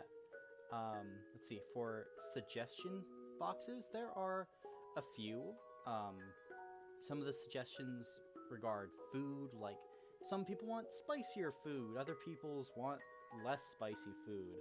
Um, there is a suggestion for a strength competition. There's also another suggestion for freestyle dancing competition that they want.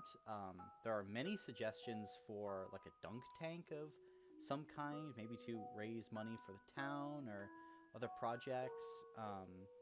Just like a lot of different suggestions about. One suggestion is to build like a massive like structure and then set it on fire. It doesn't specify what the structure is, but someone really just wants to set something on fire. Awesome. I'm gonna take these home and I'm gonna like burst through the door and I'm gonna say, what person in town do you think the populace hates the most? Mr. Bouchard, maybe? Do you think we can convince him to be in a dunk tank? I would love to try. Yes, we should definitely try that. I'm gonna go ahead and show everyone the suggestions. Can we please do the fire one too? Yes, we can do the fire one. We can build something today that we can set up. Well, Also, I talked to Agnes and she asked us if we were doing any sort of stand or anything. Did you guys have an idea or any activity you wanted to plan or anything you wanted to make and sell? well, can I first mean- ask what will we be setting on fire? I don't know. We can just build something. Hmm. Maybe like a man and burning A burning man? A burning man. I mean, as for the stand, we could always set up the med tent. Antenna is something, but it's not exactly an activity. No. It's not, but I mean, someone would need to run the dunk tank. If we're actually doing the dunk tank. That is if we can convince Bouchard to be in the dunk tank. I'm just saying, we could make good money if people wanted it. Just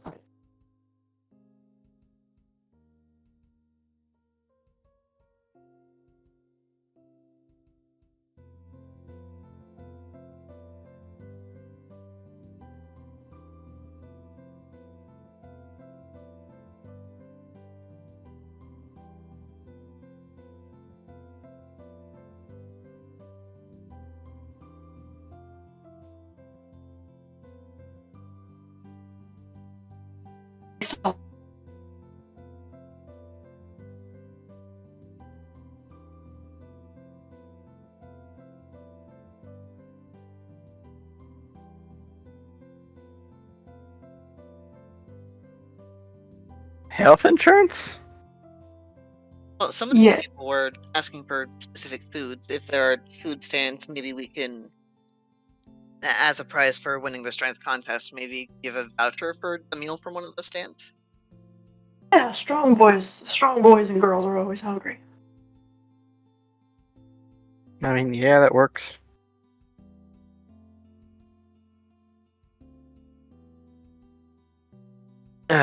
We'll have to see. Maybe Jermaine will. Maybe he can run like a food stand. Maybe he's planning on that.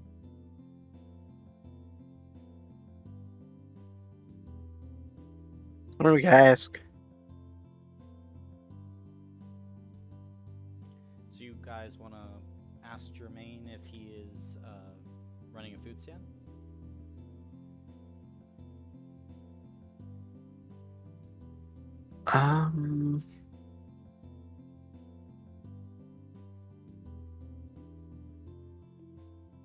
Should we just ask, like, what people are planning on setting stands up, or is it just an That might be. assumption that people will? We probably should ask beforehand. Maybe. Do we know, Colin, if like it's a sort of situation where you have to have like a permit and like official stuff to open a stand, or like can literally anyone just pop one down the day of?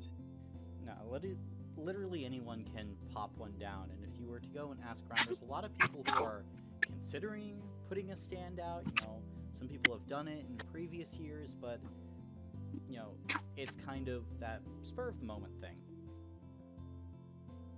You know, some people are putting more time and effort into it. Like, you would hear that Rouge is setting up an axe throwing stand. And if you're talking to Germain, he is thinking about putting up a kind of like food stand.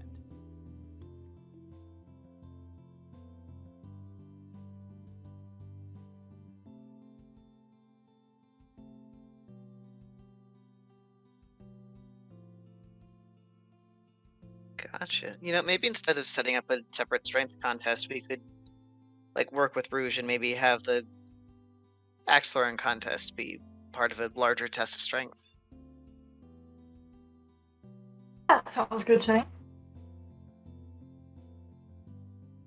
I will say, axe throwing is not necessarily a test of strength. I was thinking more along the lines of like they have to hurl it hard enough to like break something on the other end.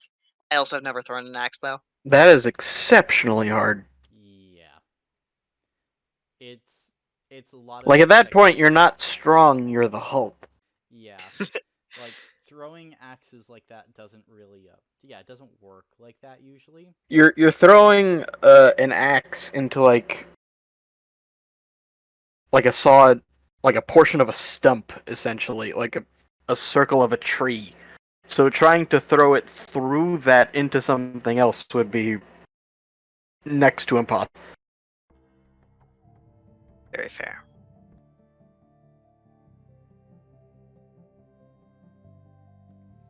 Unless this is like, you know, the 50th person who's thrown an axe at that same thing and it's just been whittled down to the point that it's just paper. Yeah. I mean, if you're trying to do a more all-around competition, that could work, but you would get a lot of like quizzical looks if you made axe throwing a feat of strength.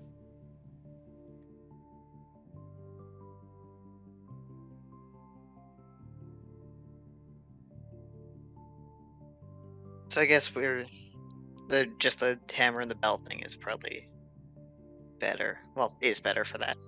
Yeah.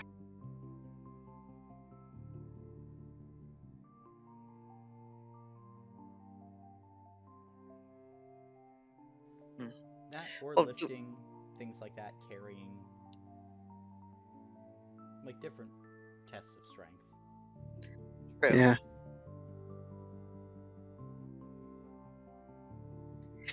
Well, maybe if we wanted to do like food vouchers for the prize or something, we could talk to Jermaine and prepay for like, I don't know, 5 meals or something, and the first 5 people to win the test of strength get those meals. Or well, depends on how hard we want to make it and how many winners we want, I guess.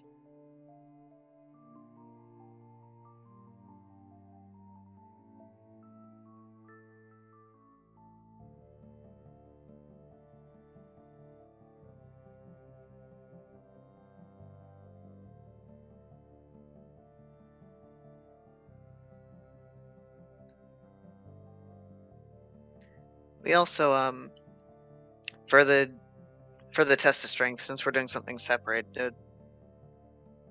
like who of us is gonna run that? I feel like Okay. Boudica has to. Yeah, that could be me.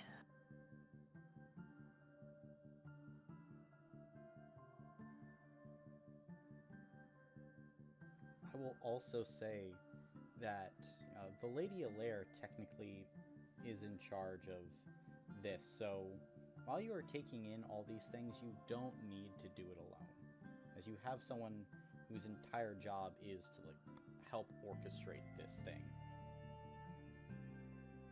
So true. True. Yeah. Do you guys want to take all the suggestions over to the...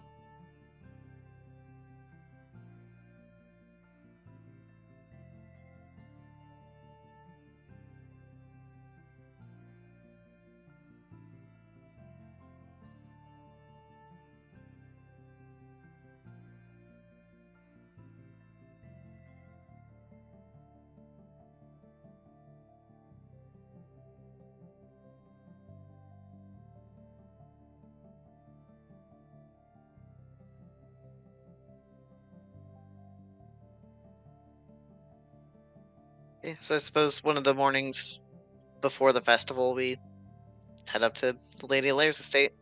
All right, sounds good. Then if you were to head up there and go, then you're just presenting everything to her.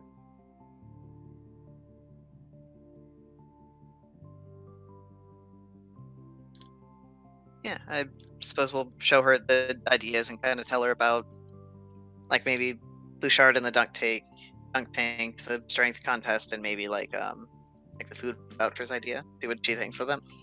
She'll nod. And I must ask, how early in the morning are you doing this?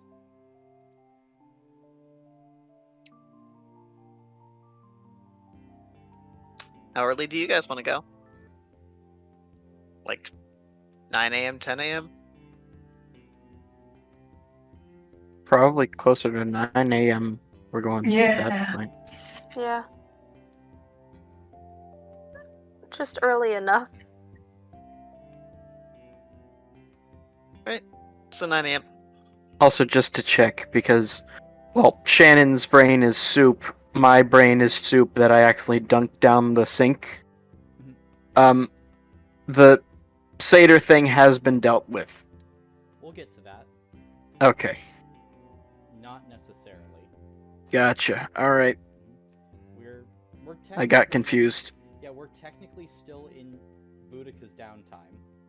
Alright. So we're kind of free-flowing in this moment.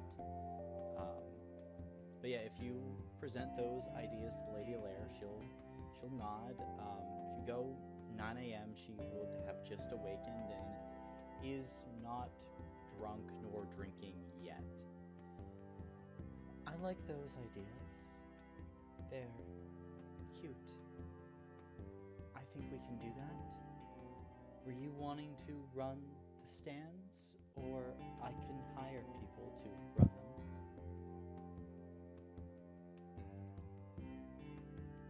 It's up to you. We were thinking I could run the strength competition. Okay. If we do the dunk tank thing, are we going... typically that's done with baseballs. And I don't know why, but I have a sneaking suspicion we don't have those.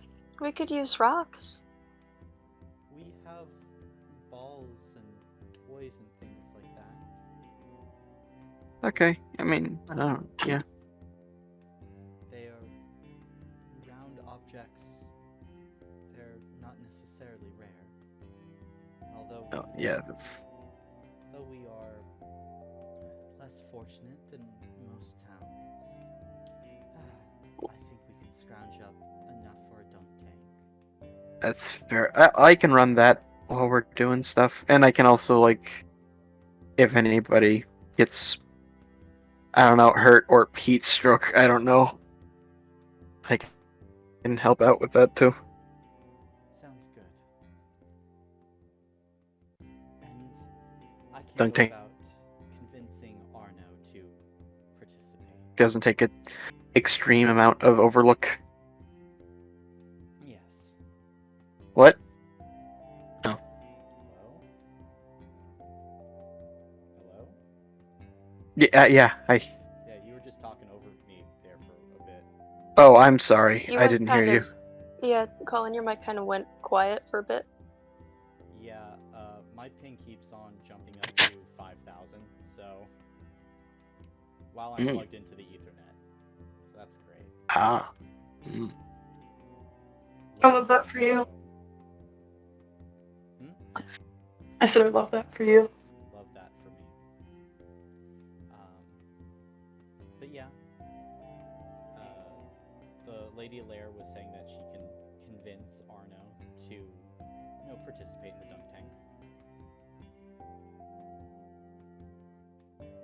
Cool.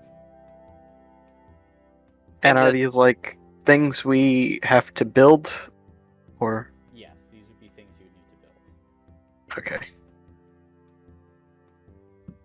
Is that something that we can get assistance with, or is that another thing that we would have to build? She could get assistance. Cool. For that, yeah, so that you don't need to Cool. build it all yourself. I mean, I'd be down to set the thing on fire, do the Burning Man if we're doing that. That wasn't necessarily proposed, but if you That was. I don't think we proposed that. I feel like we should figure out something else to actually set on fire. Because if you don't recall, they have a burning human already. Right. Well, if we're setting things on fire, I want to be part of it. We can figure something out, I'm sure. All right. We could always do maybe like a goat statue or something.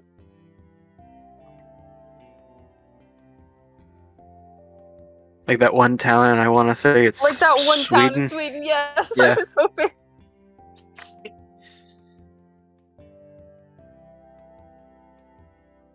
For those who are not aware, there's a town in Sweden that builds a thatched goat for Christmas every year, and it's illegal to burn it down, but people keep doing it anyway. Year. That is very funny. Yep, I've heard of it.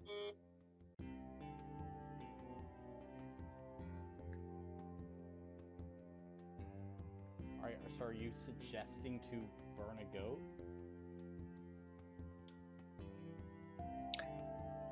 A wooden one, I think. Okay. Yes, not a real goat. Who's proposing this suggestion?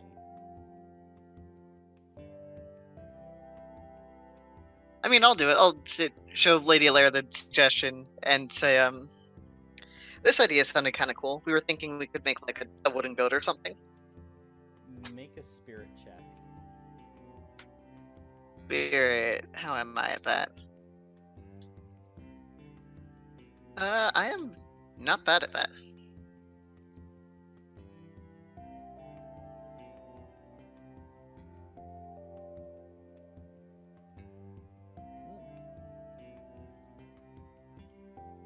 Oh, 2 successes. Okay. In that case, she'll agree. A little hesitantly, but she will agree. And will Great. you be requiring people to build this wooden goat? I mean, help would be nice. I will also partake in building it. Okay. Boudica, could you help me with that? Sure. Nice.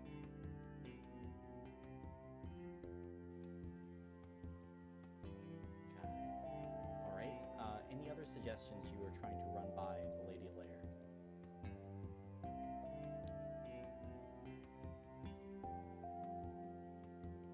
I mean, there should probably be like a dance floor of some description and music.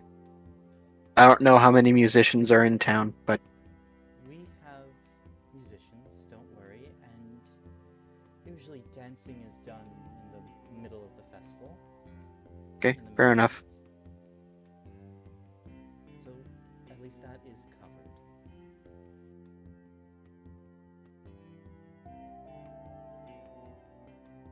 Cool. In that case, yeah, I don't have any more specifics, I don't think.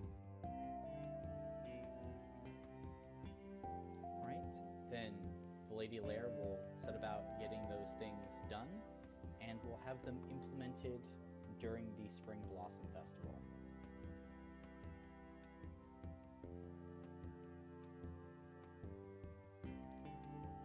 And I'm assuming you guys are heading back after that? Mm-hmm. Alright. Yep. Boudica, do anything else in your downtime? Like continuing to crochet that little dragonfly I was working on. Sounds good. You can definitely continue your crocheting the dragonfly.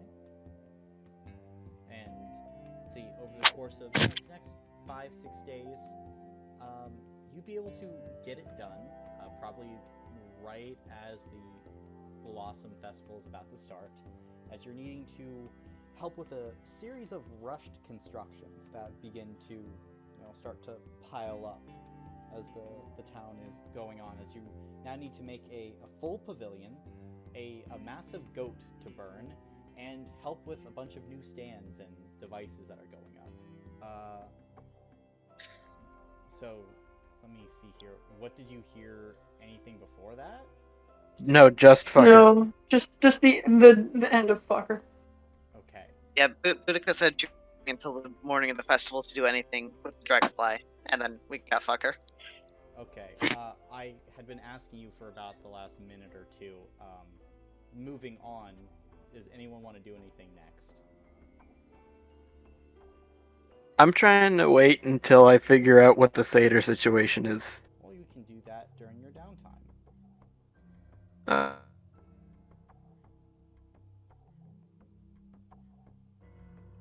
I would like to handle the satyr situation, please. Okay. Then, kind of moving into Alon's downtime, is your general treatment plan going to be the same? Yeah. Okay. Use what actual treatments I can, and also just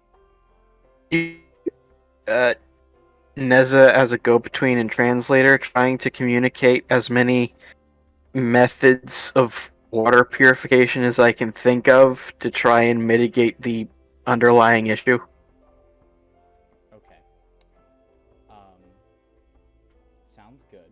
And Neza, are you helping with this? Like, are you going to be involved in this? Yeah, as much as possible. Okay. And that can certainly occur. Medicine is in short supply, so it's definitely a balancing act. I'm assuming it's kind of a triage method for you as well, Alon. Pretty much. Okay. Then just make a flat mental check for me. Okay, I can't use doctor or survivalist for this? No. Okay. 1 second.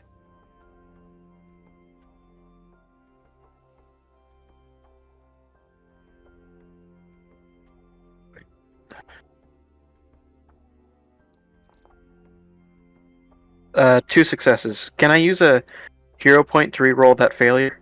Sure. 3 successes. 3 successes. Okay. Then you would notice, Alon, as the days are continuing, that so far your treatment plan is generally working. You're able to communicate your message well.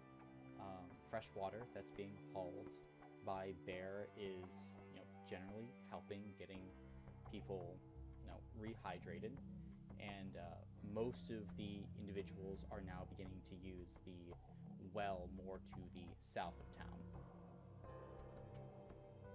Good. See, apart from that, you are really seeing a pretty drastic turnaround as for about the next 3 or 4 days, after we kind of left off, the trickle of satyrs, kind of more of a flood, really continues on in earnest. And I will also add that if there's anyone that seems like bad, like on the last legs bad, I will give them the the healer's brews that I've been making. Okay, sounds good, and that will definitely help, as under your watchful guidance and care and strategy, no one succumbs to the dysentery. although, now there is definitely more knowledge of the problem.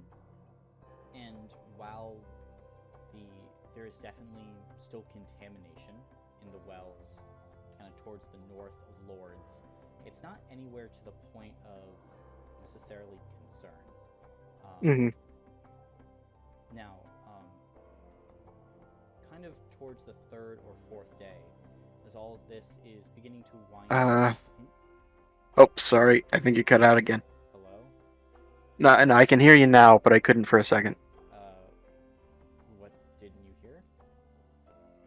I'm pretty sure I heard the tail end of whatever you just said. Towards the third and fourth day, you get a patient. Okay. They're kind of more of a return patient. They've been around for a while, having a more mild case of dysentery. Now, as they come into your office and you're giving their general treatment. Oh, you're back. Okay. I think I'm going to cut the session here. Can't be defined by taking over another villain's place. She needs her own space to be fucked up and evil. I've never played a Resident Evil game, nor do I have any idea what they're like. But they're in one of the Forgotten Realms books. There's this character who is kind of gone mad, and from like something about the god of knowledge. I don't care. But he speaks in like a bunch of equations and formulas and numbers. And if you like, at one point we get to go into his room, and it's just covered wall to wall with like nonsense equations. And I think that would be really fun for a theme. Yes, math. Terry tried to crack the calculus. She tried to show her work, and it was the end of her. Not Terry trying to show her work. No. The work is too powerful.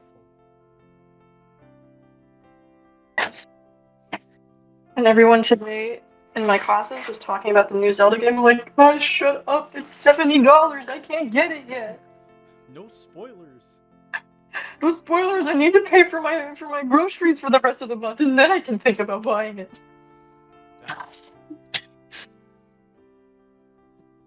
Hey, you can just play Breath of the Wild again, and just dream that you built something nice. I just kept seeing people like crucifying Kokoroks. Oh yeah. Oh, I saw a video like that. It was really funny. I'm like, haha, if I had the game right now, I'd probably be crucifying a Kokorok. Yeah. It took about 8 hours before gamers turned Tears of the Kingdom into Minecraft. Yeah. Hey guys, come check out my house. Come check out my house. Look, I crucified someone. So this is the altar where I sacrificed my little nut boy. Yeah. And here's shirtless Ganon. Matt Mercer Ganon.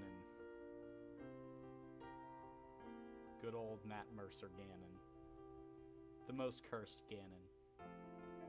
Yes. So cursed. Hi. Hey, Dalton. How you doing? Good. Sorry about that. No problem. I was kind of, sort of, slightly passed out on my couch. It's okay. Fair. At least you woke up in time. I have slept through a session once. That's true. Happens to the best of us. I think I've done it once too. It was an incredibly important session too. Yeah. I have not, Yeah. because I am so fucking terrified of missing D&D. You've missed the most out of anyone here. Yes. You've also caused the most apocalypses of anyone here. That's true. Yeah, but that's not really a competition anyone else is playing in, to my knowledge. Yeah, it's really just Jamie setting the high score. It's not on again and again. purpose. It's not on purpose. We're not counting apocalypses that I caused on purpose, of which there were none. There was one. That was a group decision.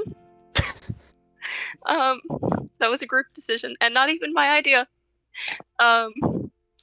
Sorry. Again, we're only counting apocalypses that I accidentally caused. What do you mean accidentally? Because all I of was your not- apocalypses were your own choices. Yes, but I didn't realize they would lead to an apocalypse, and that was not my end goal.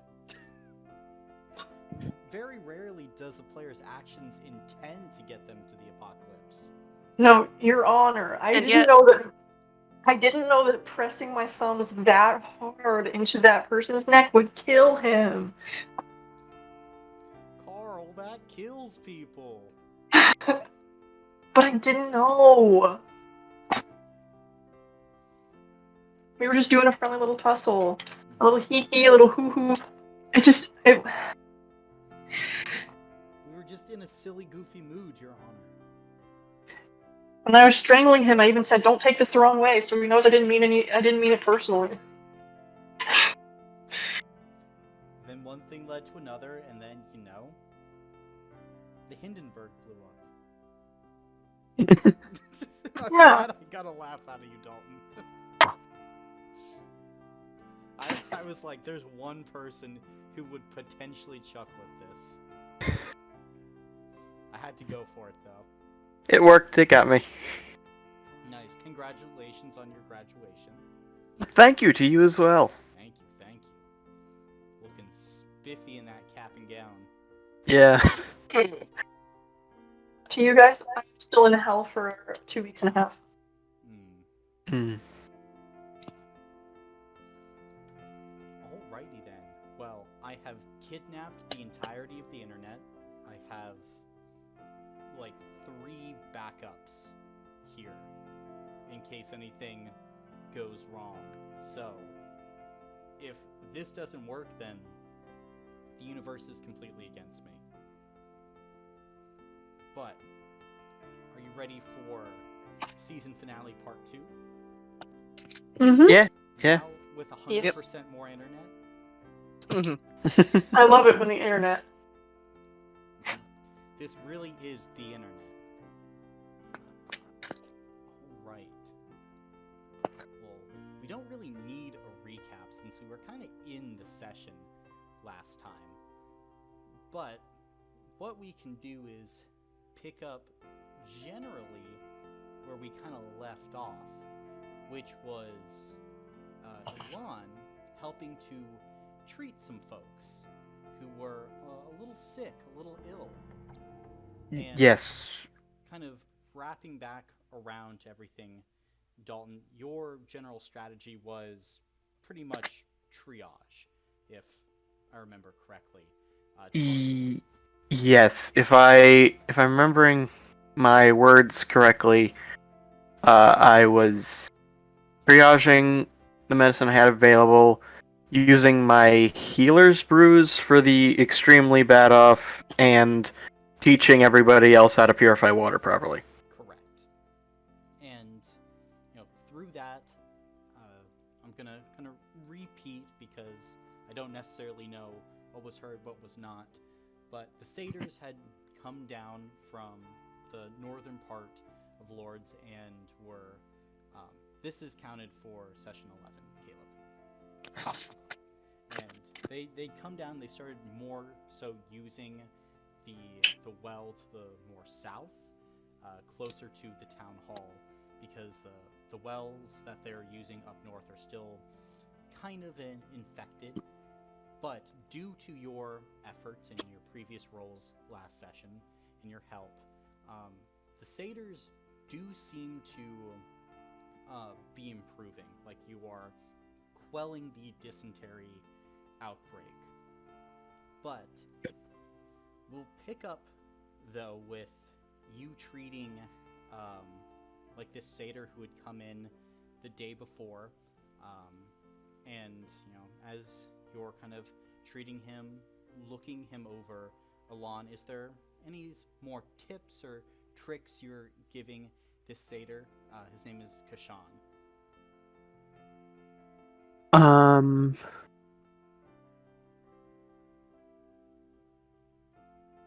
In addition to what I'm doing for everybody? Yeah, is there anything else? Like, are you usually treating patients, basically? Like, how are you interacting with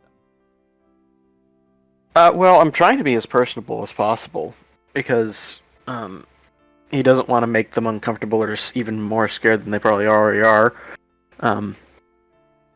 And he's checking them out to see how bad off they are.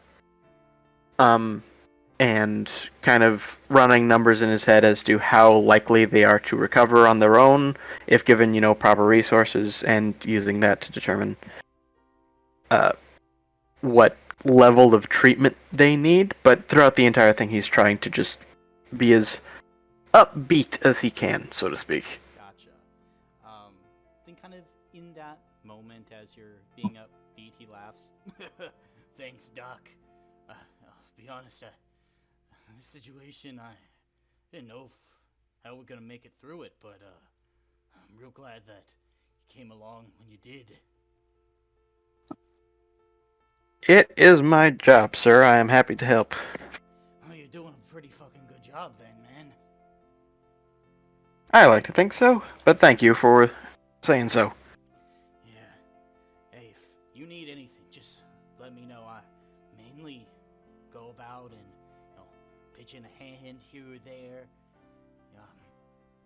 Things have been a little crazy for all of us in recent years, but we always try to give back to people that help us. Be honest. Don't have a lot of marketable skills. Mainly was just partying, and eventually all the music stops, right? Yeah, I suppose. But, hey, do you know how to brew? Ooh. Well, I know how to drink lots of alcohol. Well, I can figure out how to brew, but... I asked because actually brewing skills could help you in this situation. Oh, really? Well... Yeah, brewing skills kind of kills a lot of the bad stuff in the water. Is that... So... And at this point, Elon, you notice he kind of goes a little bit slack for a moment. I check him. You kind of check him, and his vitals seem like generally normal if it's just like a quick check. But within just a few seconds, he says, "Oh, I think I need to go. Thank you, doctor." And he just kind of stands up and begins to leave. Whoa, are you sure? Yeah, I got. Do you need help with anything else? Are you okay? I'm fine, doctor. And he kind of like looks around almost like he's hearing something. I have to head south. And he just begins to walk out of the shed.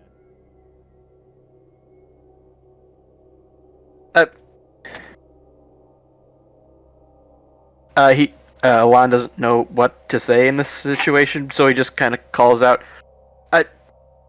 I'll still be here. If you need help again, I'll be around. It's like he's just not even hearing you. Like, he is, like, basically exactly oriented towards the eastern gate and is just walking there.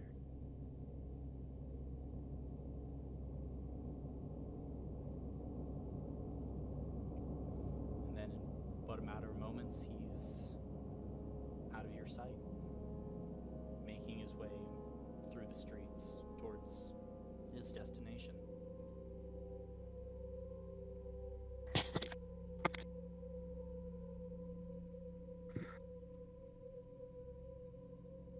And when I checked him, I didn't get anything extra weird.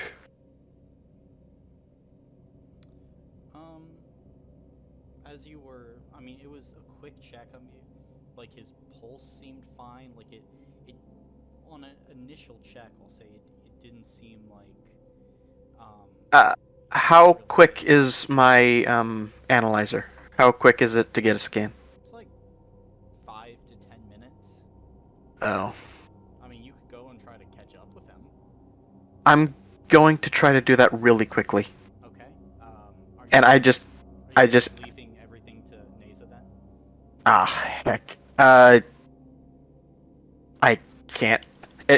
I can't. Ilan, in good conscience, can't just leave all the rest of these people here to chase that theory. So he's gonna stay. Okay. Then you stay. In the following days, you would learn that this satyr has left Lourdes. He immediately left after you basically treated him. And you know, if you ask the other satyrs, this is what happens when a satyr answers the call. Kind of like what Bear alluded to.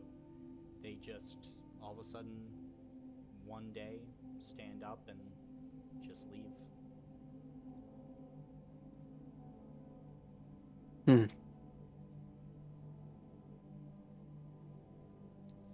Now, is there anything else, though, you are doing during your downtime? Besides treating the Yes. satyrs? Okay. I mean, a lot of help out with setup for the fair stuff as well. Okay. When after he's finished with this stuff and has time to spare. Gotcha. Then, for the remainder of your time, you can go help out with the fair and the festival, making sure everything is in the right place and for everything to start. Yeah.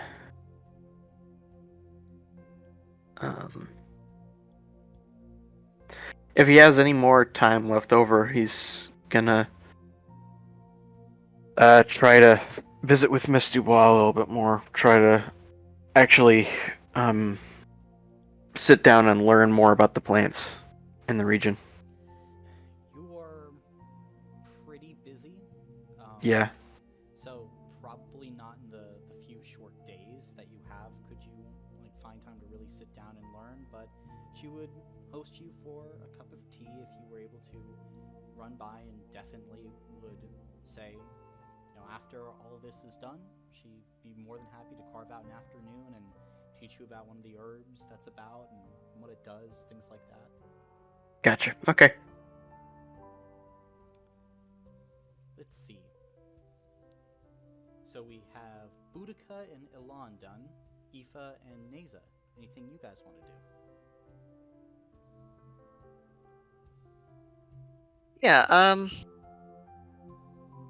so does it seem like the tradition is to ask people out, like, in advance of the festival, or, like, during the festival, like, right before the dance starts? Because you're a fox, I want you to make a spirit check to see how you would read the situation. Very fair. Luckily, I am decent at spirit. That is one success.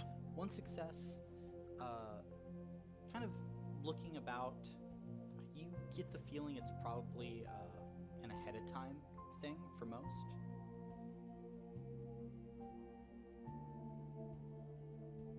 Great, then I will... one of the days Agnes's shop is open, I will head over there. Okay. Then, as you head over, I'm assuming probably afternoon since you're not an early riser. Yep. Then probably about 2:30, as Agnes is in her shop, you pass by Rouge, who's coming out and kind of gives you a smile with a bundle of items in her hands, and Agnes kind of smiles at you as you enter. Oh, hello, Aoife. Agnes, hey, do you have a second? Oh, of course. What do you need? And she's already kind of like pulling out this like book that she uses to essentially like keep track of her inventory.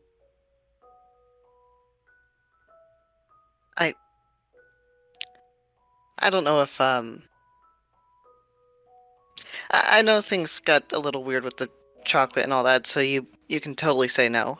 But I was wondering if you might want to go to the festival with me. Oh.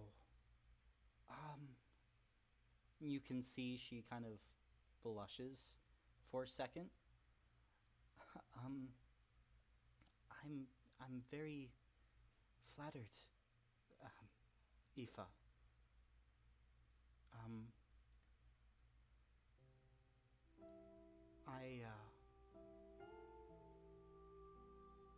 I have to decline though.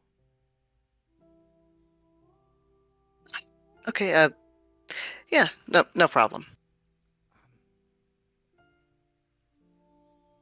And you can see, like, she kind of, like, bites her lip and kind of, like, is, questioning something. And she then kind of reaches back underneath the table and pulls out something.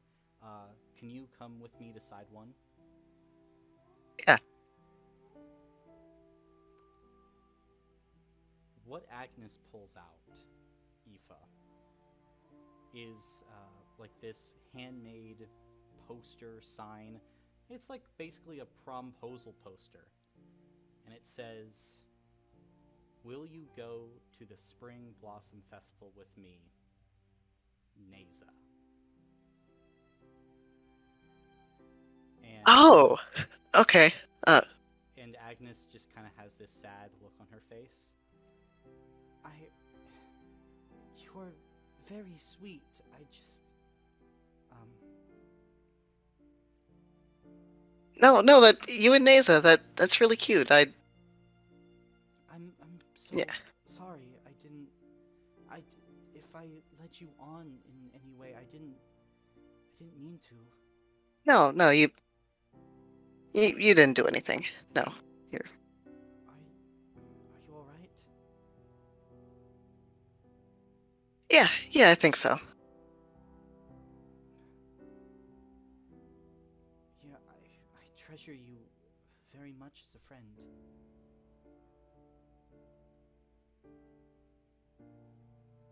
Yeah, same here. And she's just gonna kind of like look very awkward. Seriously, I hope she says yes. And she blushes like this deep shade of red. I hope so too. I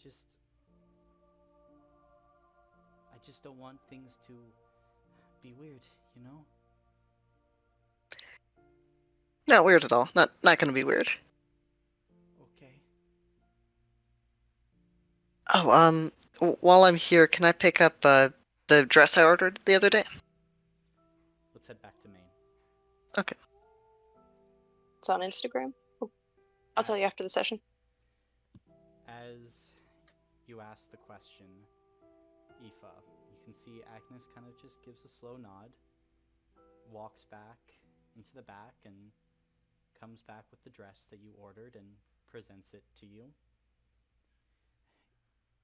It does look very beautiful. Thank you. It's great. How much for it? It's free of charge. Oh, Great. Thank you. And she just nods. Right. Well, I'll see you around then. See ya. And Aoife will head out. She probably will not go straight back to the party. I think she will probably wander around town. Maybe if there's a point where she can kind of be unnoticed from everyone, maybe probably head just a ways out of town and shift into her fox form and find like a bird or something to chase for a while. Sounds good. Oh. roll a d6 for me.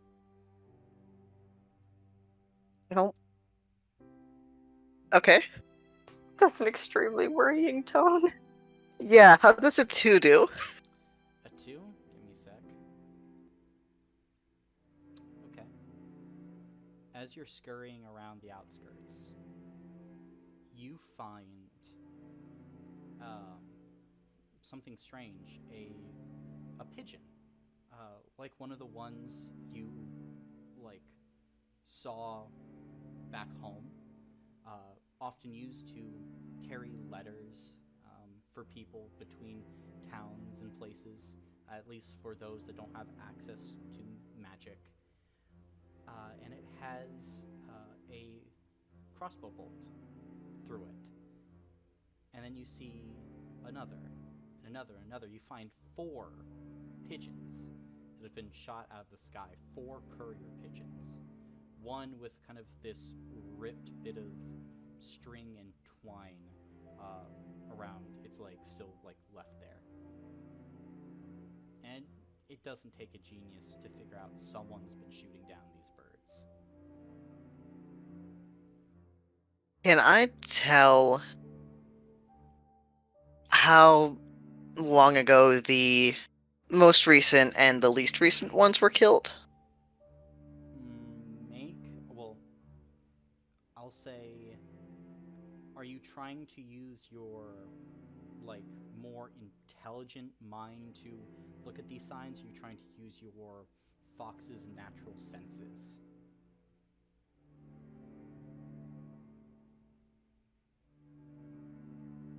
I think probably the instinct would be to use the natural senses, like the same way they would use to determine if something had died recently and was still edible or was like beyond eating. Although she's not trying to eat these ones, but kind of the same. I think they would default to using like the same method of parsing that out. Okay. Then make a physical check for me at benefit 1, and you can use your wild strength for this. Awesome.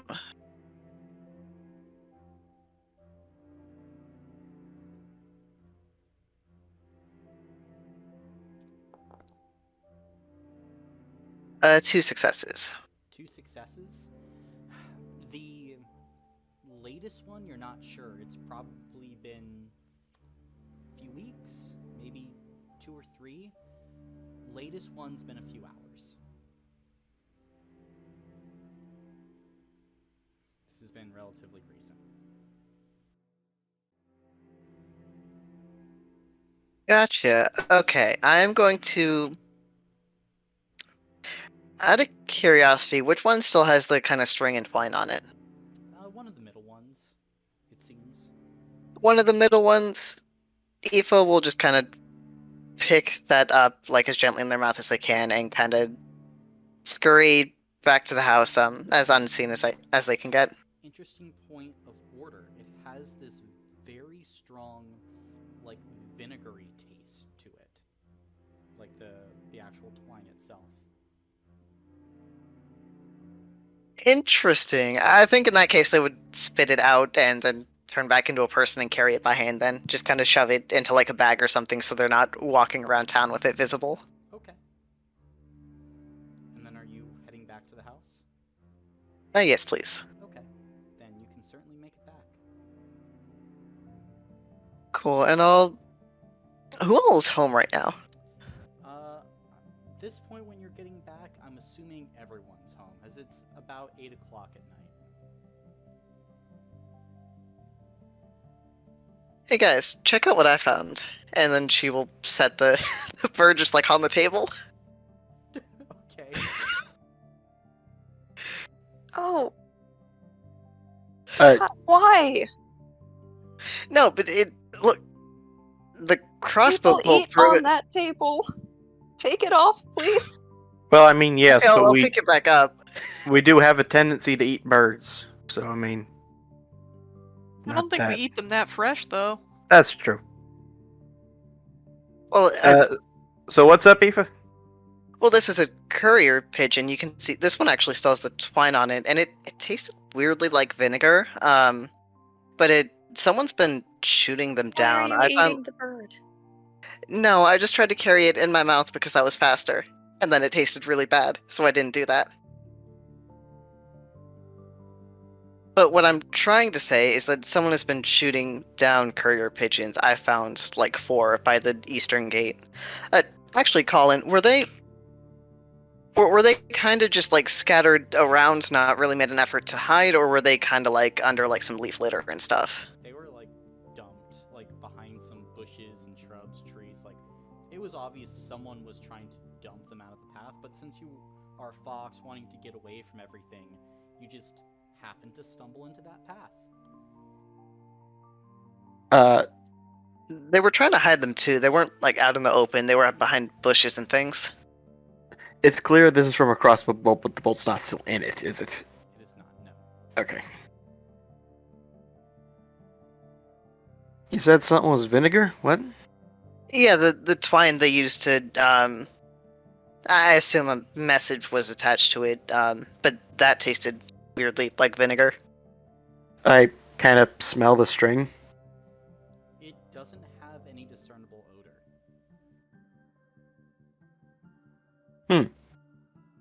I don't smell anything. I like it. I kind of don't want to lick something attached to a dead bird. That's been dead for several hours. Is this a... Do I know about this? Like, is this like a thing people do to messenger pigeons? What, kill them? No, I mean like have the string taste bad, so I don't know, predators won't try and eat it. Not that you know of, no.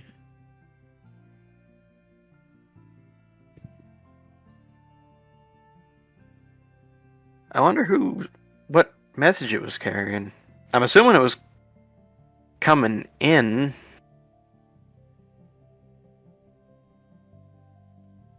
But I guess it could be going... I'm only assuming it was coming in because Agnes's letters seem to be going out and reaching her contacts. Y'all remember that guy we saw when we first got here? Scarlet Sentinel or whatever it was called. Yeah. Maybe that's what. Maybe that's who did this.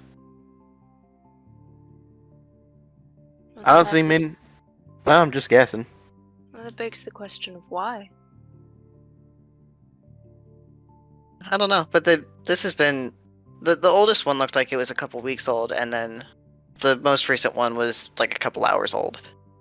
So it's how far from that is from how, or better question, how long have we been in Lourdes so far? In Lourdes, about 3-4 weeks.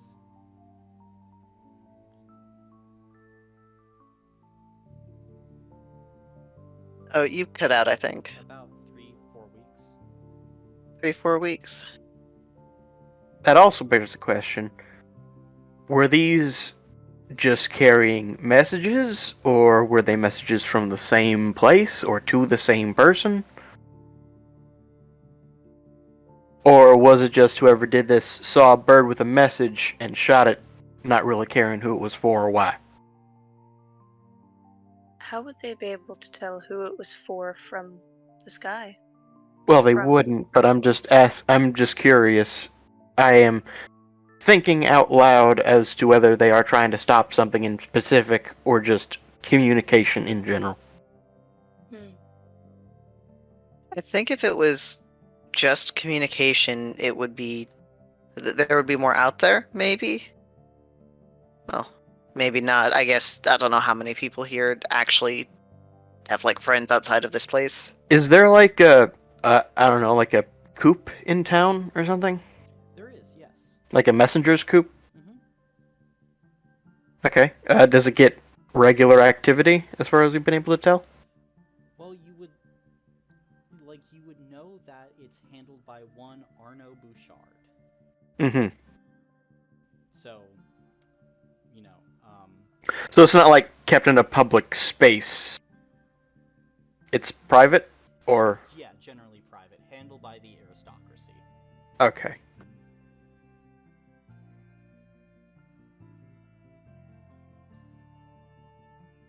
Is not just like in town square and accessible by anybody. Correct. Hmm.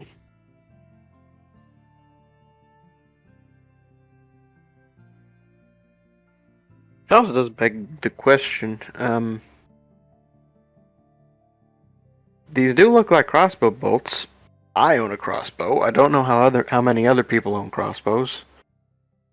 Doesn't seem like many. I haven't really taken stock of what Quinn's people use, but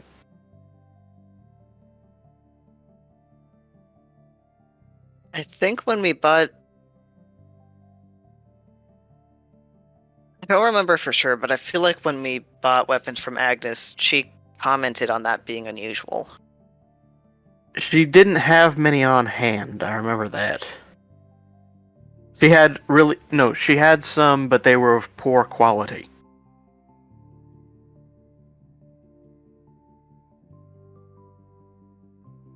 So it kind of seems like not many people own weapons around here then. Something like that.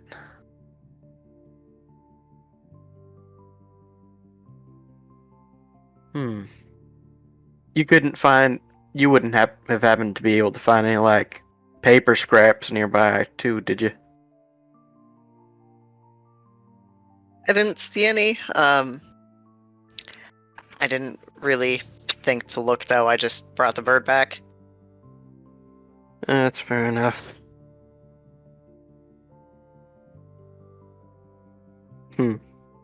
We can go back out and look, or just I can. We probably don't...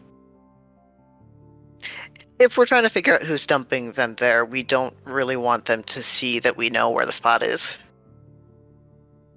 That's true.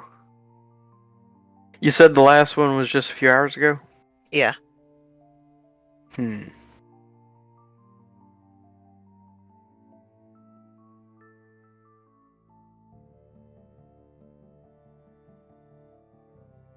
Yeah, I'm not sure.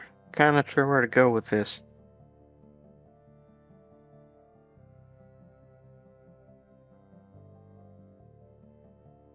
Anybody have any ideas?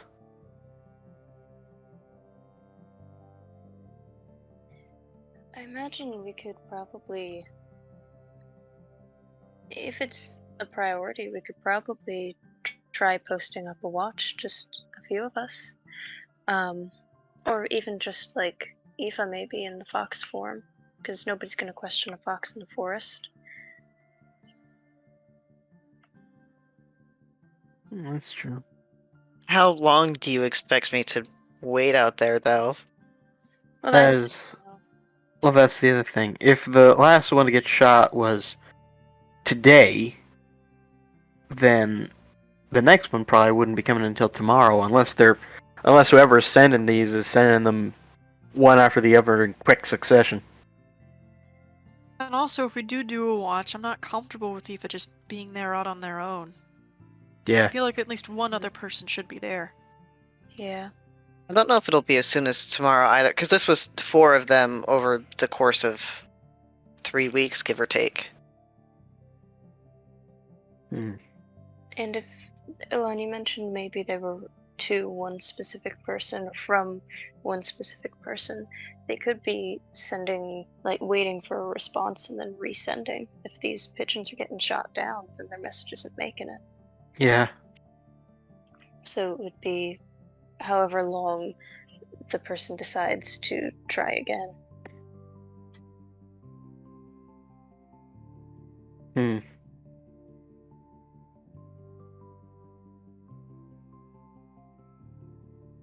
How far out are we from the festival? Right now, I'll say when this happens, you're about 2 or 3 days out from the festival.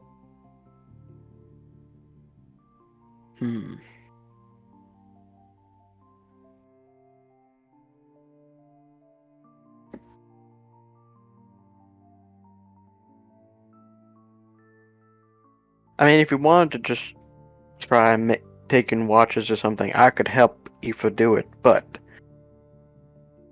you are right, we don't really know when the next one's gonna come up, and we don't want to be just sitting out there for days on end. Maybe we can ask someone to send out a pigeon. So that they would need a response from someone, and we can see if someone's attacking specific pigeons or if they're limiting all communication. Alright. Well, Agnes has been getting out, right?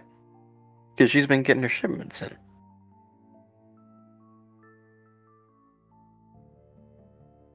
So I'm guessing it's not all communication.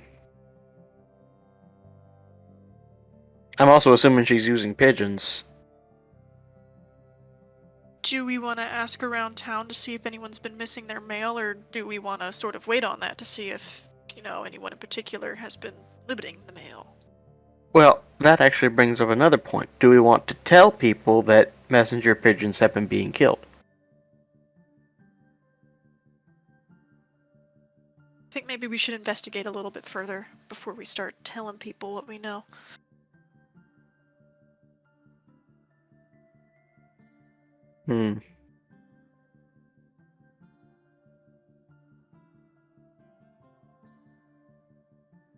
I see where you're coming from with that. It's just that my thinking is that people tend to not like that sort of thing. And if we tell them, then they would be more eager to help us try and find the answer. That is, of course, unless we run into the person who's doing it, in which case they would want to shut us up. But in that scenario, it's 4-on-1. Suppose that's true, but Unless there is the alternative option that it is Quinn or one of his people, in which case it would not be 4-on-1. Or it might be just in the reverse direction. there's always the possibility that we can let the people that we know we can trust know. Yeah.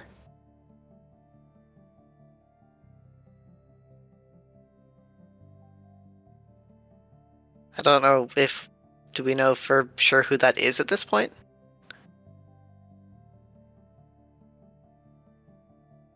That's a fair point.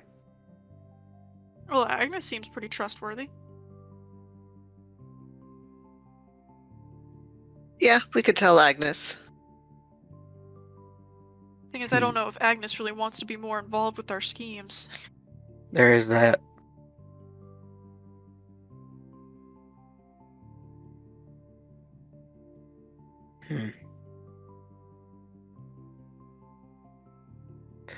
This would be easier if this town had a postmaster that was not Mr. Bouchard.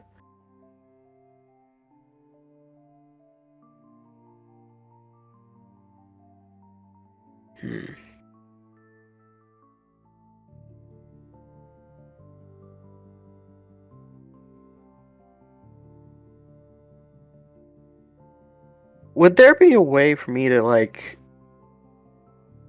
either me and Aspasia try to figure out what is coding this string, if anything? Sure. I mean, you could try and take some time to run some tests. Although, since you've already kind of gone, you're a little booked up, you could kind of heft it on to Aspasia, though, and have her try to run some tests during this downtime to figure out what it is. Oh, if she'd be willing. She's your wife and she loves you dearly. She'd be willing. Okay. Then yes, I would ask her to help with that. Okay. And she'd agree, and we can get to that, as it would probably take her a day or two to, figure out, what it is. Yeah. She could.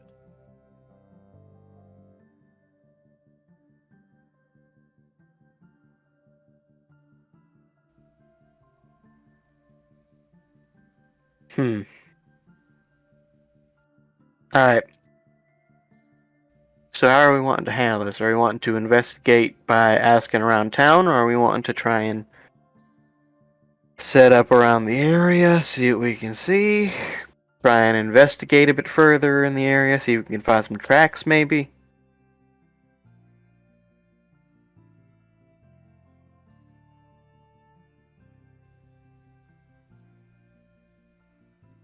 Yeah, I mean, we can go back and look around and see if there are any tracks.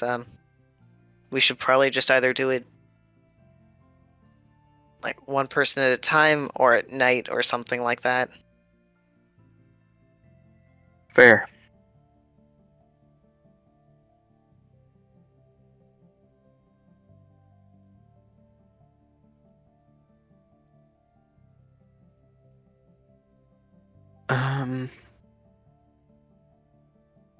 Hmm.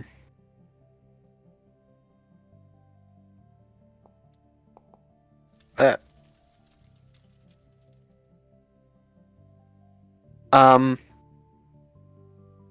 So do we want to try going at night to try and investigate the vicinity, or? I will say, because remember, we're still in downtime, that Boudica and Alon's schedules are extremely filled this week. Right. Yes. Never mind. So, Aoife and maybe Neza could do it, depending, but right now Boudica is working overtime in order to set everything up for the festival. And Alon is treating a dysentery outbreak and then helping with the back end. Yeah, I'll go poke around tonight.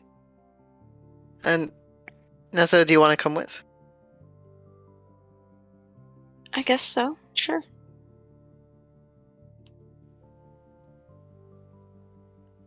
Alright. For the sake of brevity then, if you guys go and poke around, as you return there, Aoife, despite going to the exact same spot, the pigeons are gone. Oh shit, someone must have moved them. Or eaten them, but I don't see... Actually, I didn't see any blood splatters when I went before, right? It looked like they had been moved there and not killed there. Correct. Or something could have eaten them, I guess, but I don't see any blood, so I assume whoever was throwing them out there must have collected the rest. So that means whoever it was knows that someone in the town knows. Or at least suspects it, right? Yeah, seems like it. That's great.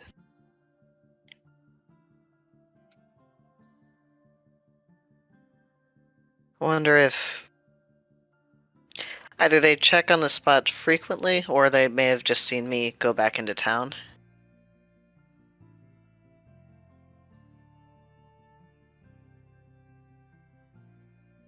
Well, I guess we'll just have to keep an eye out for more dead pigeons. I guess so. And I guess if we're done out here, I'll head back and tell everyone that the pigeons were already gone. Gotcha. And is there anything else you would like to do with your downtime, Aoife? No, I think beyond that, I'm just kind of helping with whatever festival setup I can help with. Just busy work. Okay. Then, Neza, it's down to you. What does your downtime look like? I think, obviously helping in the clinic as a translator. I think that also Neza is going to try to get that, the breakfast with Bear set up again, because she'll like apologize and say like, oh, scheduling got awful, but Don't worry about it. It's okay, I know you're busy. So if you wanted to, I know we had that agreement for, coffee in exchange for a story. If you still wanted to do that, that would be fun. Yeah, I'd love to. Awesome. And then she will try her best to commit to that every morning. Gotcha. Then Bear would do that every morning as, because he's generally helping Aspasia with water duties just around the house, helping to prepare and cook. So he's around, and it would be fairly easy for him to make it to your breakfasts, and he doesn't want to miss it. I mean, being inside with some warm coffee, it's pretty good for a homeless guy. One morning, he's just gonna walk in and kind of sit down, and after he tells you a story of basically like Rouge, basically like dropping a whole big thing of like wood that she was going to be selling, and getting really riled up about it in a funny way, he kind of sips his coffee. How are you doing? I'm doing well. Helping out. I've never been good at like medicine stuff. Kind of grosses me out, but helping in the clinic has been an experience. Well, probably not the one you expected, but No, you're doing a lot of good. yeah, and that I'm happy about that. Um, Not much else is going on. I'm probably gonna go pick up my dress today from Agnes for the festival. Oh, that should be nice. Where are you thinking of going? I don't know how you feel about town festivals. Oh, I don't want to disturb anybody. I think, besides, this is your first one. Maybe next year when, maybe things are better and you already had a nice festival under your belt. I don't want to cause any problems. Maybe they'll have festivals at the new, at the other town. Maybe. But They seem like a very nice bunch. that's true. But you guys won't be there, so, give and take, I suppose.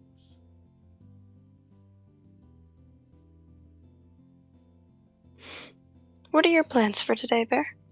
Oh, actually, I do have to ask, do you prefer Bear or Brilliant? Oh. Well, no, Bear's just what people call me. Most people don't use Borellian, but I wouldn't mind if you used it. Because I kind of think sometimes people say bear because, it's an animal and easier to see me as an animal. I'm not saying that for you, though. You're all very nice, but I do like being called Borellian. I'm sorry, I didn't realize. Oh, no, you're fine. I should have said something earlier. Well, I'll be better about it in the future, promise. What does your day look like? What have you got planned? Oh, I'm gonna collect some firewood for tonight, because it's supposed to get real cold. I think I'm gonna go and scrounge up some food behind Germain's tavern, because he throws out some scraps today. Other than that, probably help Aspasia with the water.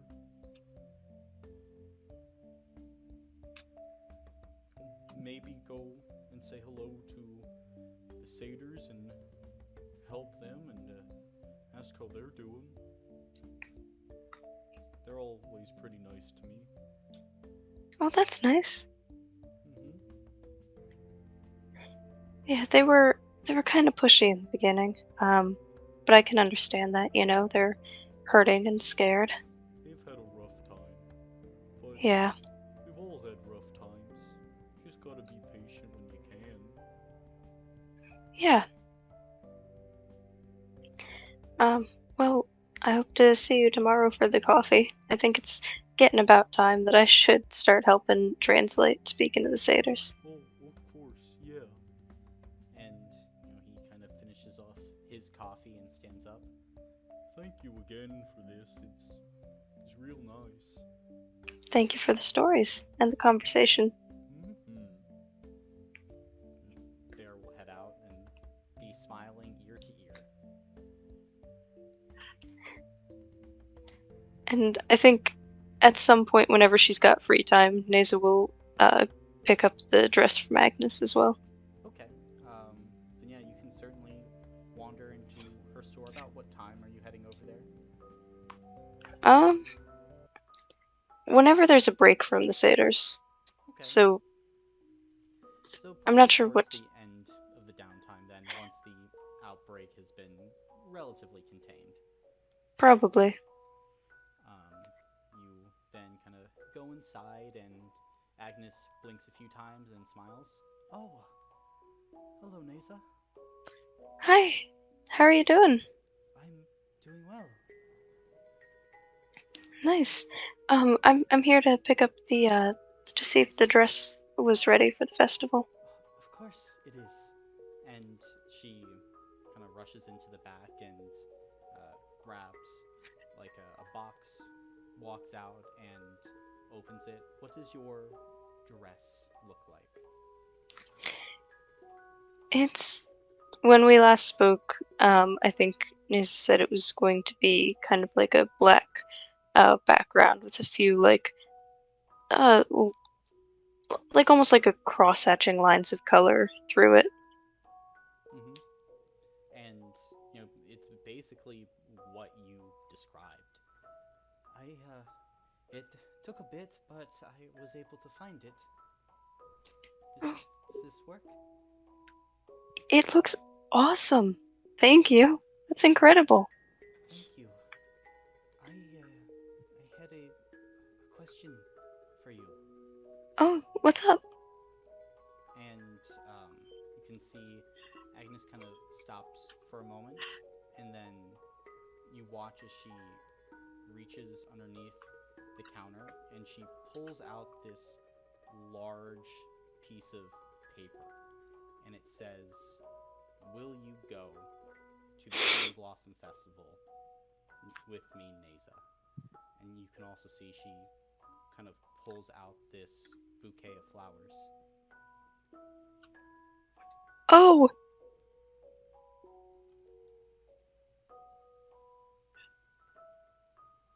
did Eva already come through and ask? She did, yes.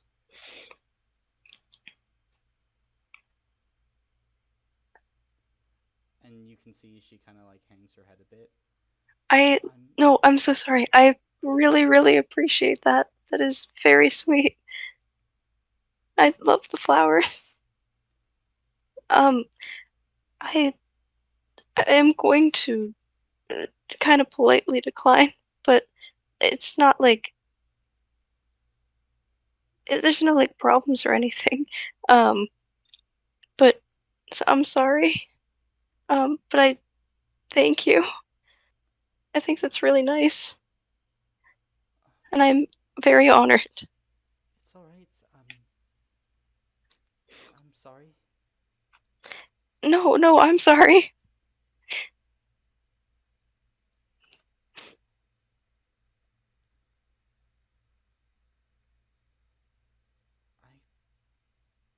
It's a very pretty dress.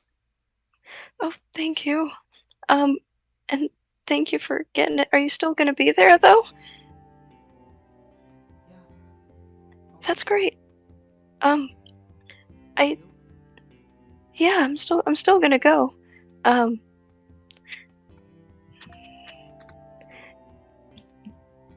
I do hope to run into you there. But I'm sorry. I was not expecting this. I don't mean to be tripping over my words. That's all right. Um, I understand. I do. I think you are very, very cool and awesome, and you are. I don't know. You're very fun to be around, and I like you a lot. But I thought that it was more of a platonic thing. Yeah, I guess I misread it. No, no, don't. I'm so sorry. It's alright. Enjoy the festival. You do. And how much do I owe you for the dress, ma'am? Okay, pretend I didn't say ma'am. That was me. That was my own out of character mistake. Sorry. It's free of charge. Oh, are you sure? And she just nods. Okay, thank you. Neza will shuffle out of the shop. What you don't see, Neza, is as soon as you exit the shop and leave, and as you see, as in that moment, Agnes sees you go out of sight, she just places her back against the wall and just slides all the way down to the floor.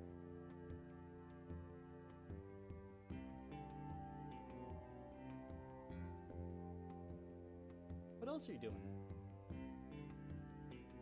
Apparently reminding Alon to pick up his suit.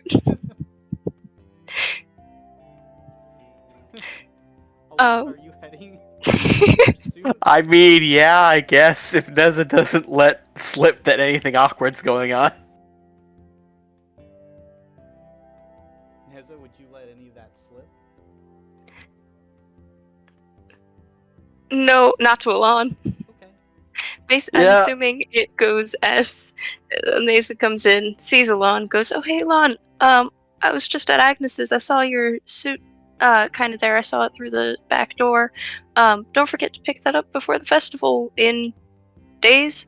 And Oh, shoot, thanks, Neza. And he leaves to go pick it up. then, where are you? What? What's up? Hey, do you want to take a walk? Sure, I'll go on a walk. Great.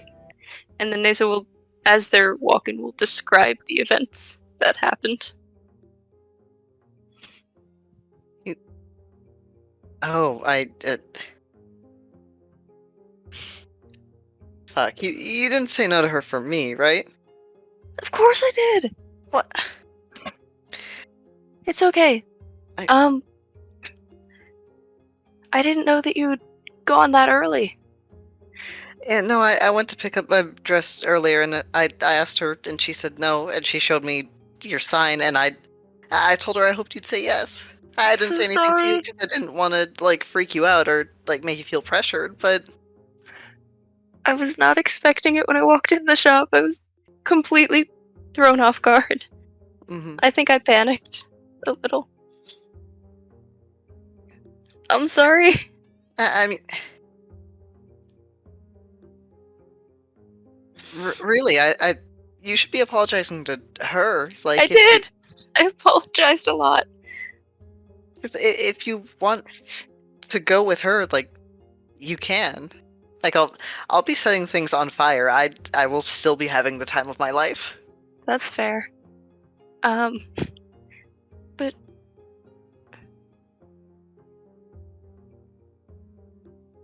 I appreciate it, and you are a really good friend. But she didn't like me like that, and I can get past that. But she likes you, and that is the part you should focus on. okay, I'll try. I mostly just feel really bad. And I wanted to just stop and let you, talk to you and basically just say, I don't know, ask advice. Well, my So thank you. yeah, my advice is go get her. Okay. I'll try. And then I guess Neza will it seems a theme that she just starts making a cup of coffee and like 2 cups and then heads over to Agnes's shop if it's not closed yet. Okay, we'll get to that.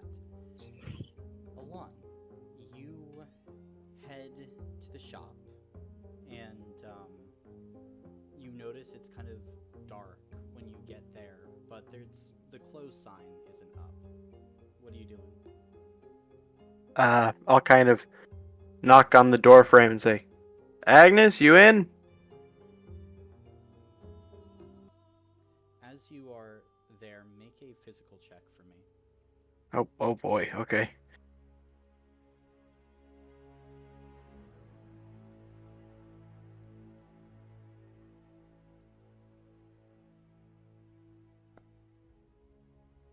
Oh gosh, no successes. You hear something, but you can't really decipher what it is. Okay, I go inside. You go inside, and shop is dark, and you hear kind of like a mumble from behind the counter. We're closed. Come back Agnes? tomorrow. Are you okay? Alon? And Yeah. she pokes her head up, and you can see that her face is like red and puffy. Agnes, what's wrong? And she kind of like gives you this look. What do you think? I fucked it all up. And she, Fucked what up? She slides back down behind the counter. Are you going around? You okay if I join you? Kind of peek over, and you can see she's kind of just balled up on the ground with herself, and she just kind of gives a shrug. Yeah, I'll go around.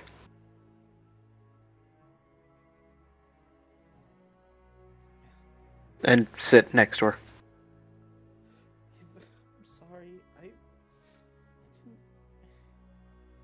You all are my only friends. You're a great friend to us. No, I'm not. And she just kind of buries her head in her hands. He ruined it all. I hurt What makes... Nisa, and I hurt Nisa. I ruined it. Hey. Aoife and Neza are both very reasonable people. Whatever happened, I'm sure it can be smoothed over. Aoife asked me to go to the Spring Blossom Festival. Alright. But... And she kind of like looks over to the side, and you can see crumpled up in the corner is a torn up sign that says, "Will you go to the Spring Blossom Festival with me, Nasa?" And a few like flower petals just around it. Oh boy. I didn't know, I didn't know. It's happening again. I'm so sorry. It's all my Agnes, fault. can I give you a hug?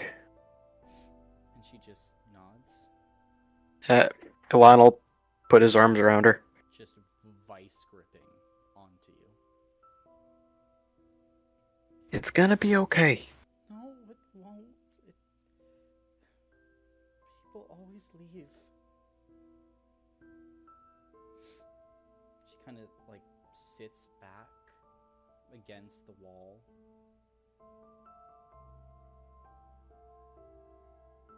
I didn't come to Lourdes alone. Me and my father, we moved here. He was going to open up this shop. And while things were going well, for about a few weeks, And then he had to go back to Belness to get supplies. We're doing so well. And he never came back. Everyone else who comes here, they always go. They either leave or go and answer the call, and I'm here. Alone again. And now when I find nice people, good people, who care and have good hearts, they ruin it.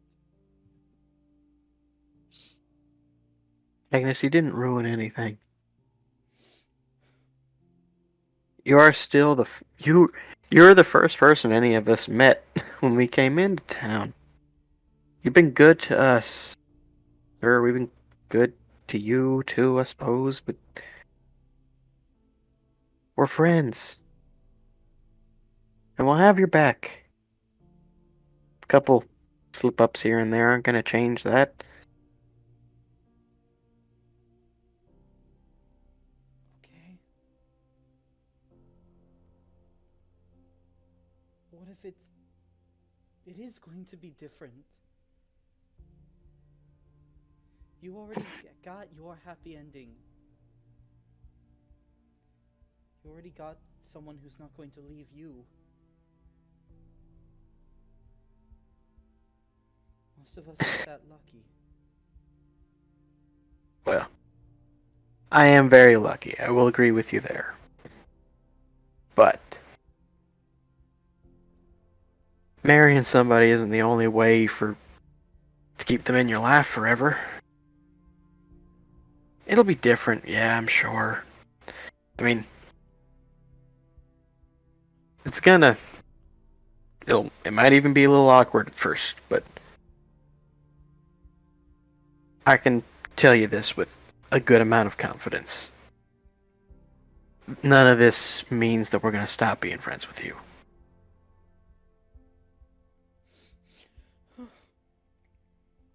Okay. Okay. It still hurts. I'm sure it does. And unfortunately, this is the kind of hurt that you can't heal with medicine or anything. You just gotta sit with it for a time. She nods. But you'll come out the other end stronger for it. Okay. I hope so. I know so. And lean in and give her another hug. And she'll gladly accept. And hey, no matter what the context, time, anything like that, unless I'm beating an epidemic or something like that, you can always come and talk to me. Do you promise? Anytime. Absolutely. As long as I'm around, you can come anytime. And she looks to you and smiles. Face and makeup just kind of running. I have your suit. It looks nice. Right. Kind of forgotten about it. She stands up, goes into the back, and comes out with your suit. Free of charge. Like I said, you are too good to us. I think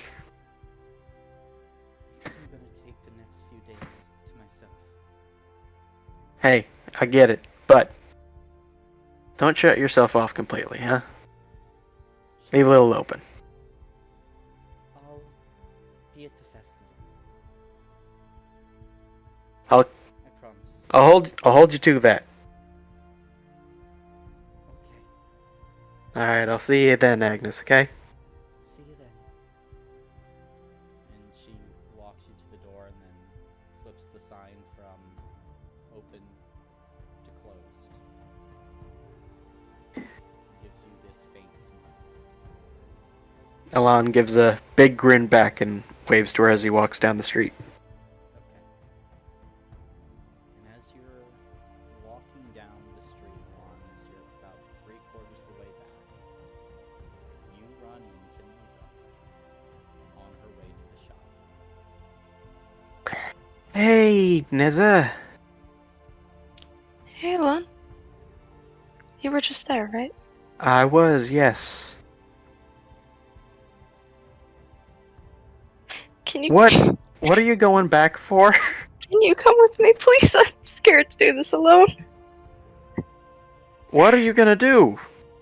Apologize and kind of take it back. I went and talked to Eva because I didn't want to say yes because I was really afraid that Eva would get mad, but I think then Eva said I should go do it, and so I made coffee. It's kind of getting cold, but that's okay. Right. Okay. I don't have a third cup. You can have mine. I don't want it, thank you. Sure. Oh boy, this is gonna be rough. Listen, she just kind of closed the shop because she needs to take some time to herself.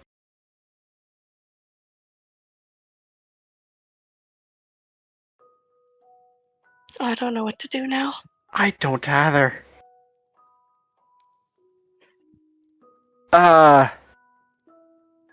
Hell.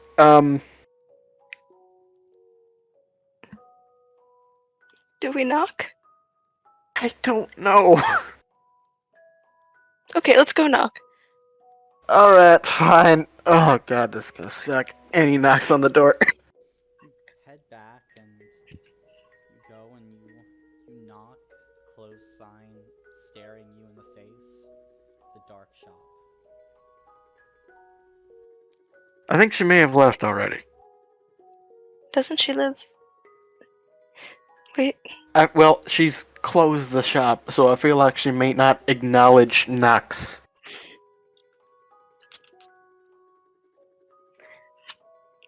I don't want to announce myself, Yeah, but boy. I'll make you cookies if you announce yourself instead of me. What? Because you were just here, right? Yes, but Maybe she'll think you forgot something. where? Oh, good.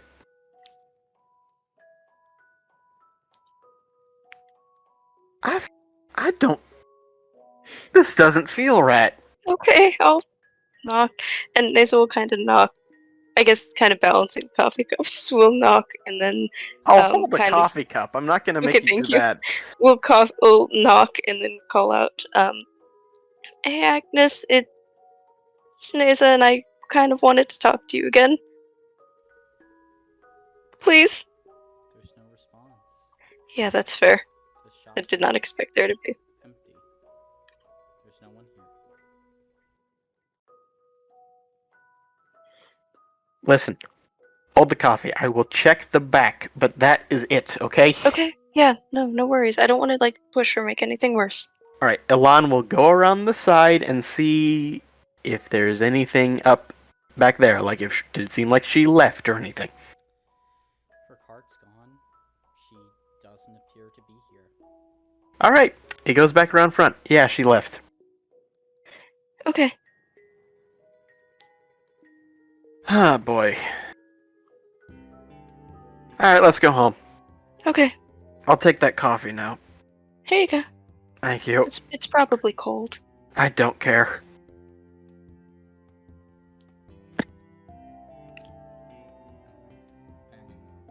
two of you can head back. And Aoife, where are you as they enter back in?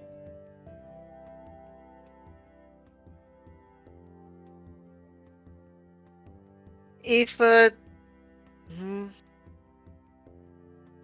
Probably hanging in the kind of like backyard area. Gotcha. Then two of you arrive back. Whew. Naza, are you doing anything once you get back home? Journaling Okay. heavily. What else are you doing during your downtime? That sounds about it. Probably helping where she can with the medicine hut now. Where like if Aspasia ever needs or Elan ever need like help running water or going to Miss how do you pronounce Dubois. going to Miss Dubois for the herbs, then she'll do that. Okay, sounds good. Certainly possible. Next few days, the shop stays closed as Agnes needs some time to herself. But at this point, we've reached the eve of the Spring Blossom Festival. At this point, the sun is going down the night before. Boudica, you have completed everything that you wish to complete. There's kind of this buzz around the town as people are getting ready to assemble at Rayleigh Park and, celebrate. The festival begins at about 2 o'clock the next day. So, is there anything you guys are doing before festivals start? Or are you getting a good night's sleep, sleeping in, and then heading to the festival tomorrow?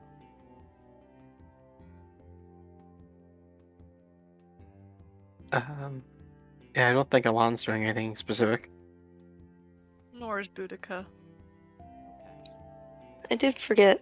I think at this point Nazel will probably pull aside Aspasia, explain the situation, and then ask, that that Agnes is probably going to be there tomorrow and ask for advice. She just initially gives you this big hug. I'm sorry, darling. That is not a position anyone wants to be in. Well, you were trying to do the right thing, right? Yeah, but All you can do is be honest with her.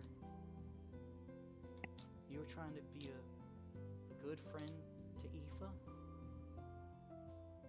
and it just didn't work out the way you hoped. okay, I will try. There's also no guarantee things are gonna work out just right. She might not accept an apology. You ready And that- for that? Yeah, that's fine. I know that that's a possibility, and that's alright, because it was my own mistake, and I'm not, entitled to the acceptance of the apology or anything, and so I'm okay with that. What are you hoping to do by apologizing? Seeing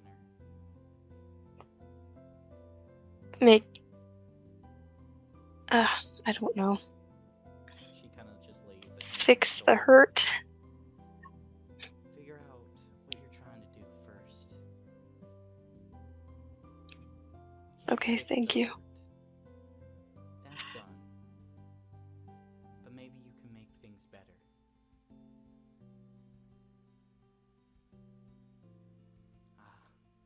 You're a good kid. Everything will work out. Thank you.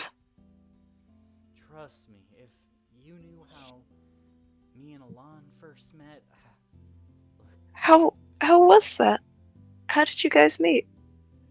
I won't lie, it was a bit unorthodox and at some points a bit rocky, but look, things have a way of working out in the end. And sometimes strange beginnings make for wonderful things.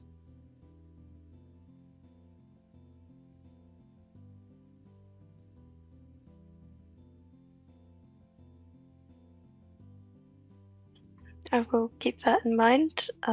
Thank you. She nods. Good luck. I'll Thanks. be here if you need anything. I do appreciate that. Thank you.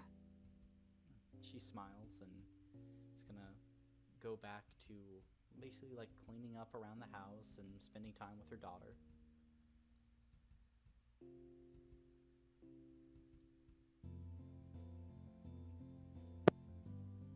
Anything else you guys are trying to do?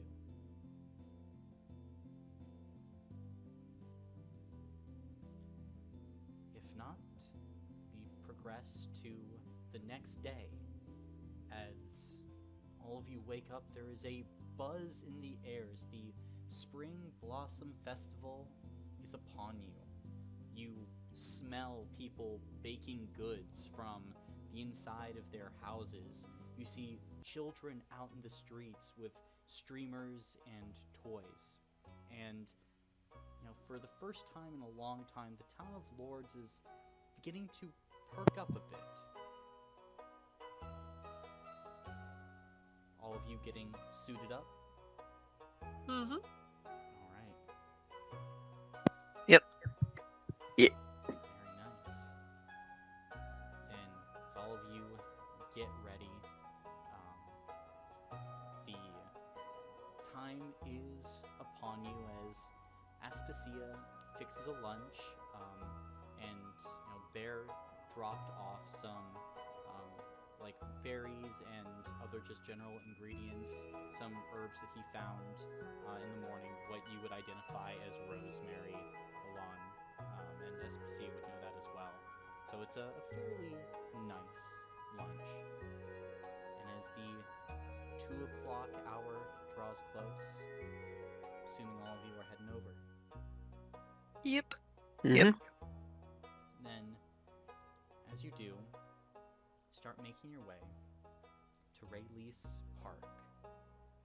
During this time, you hear laughter, you hear shouting, and you can see the circle of tents and podiums that all of you have set up within the park, as kind of underneath the tents there are like shops and other places that you can interact with.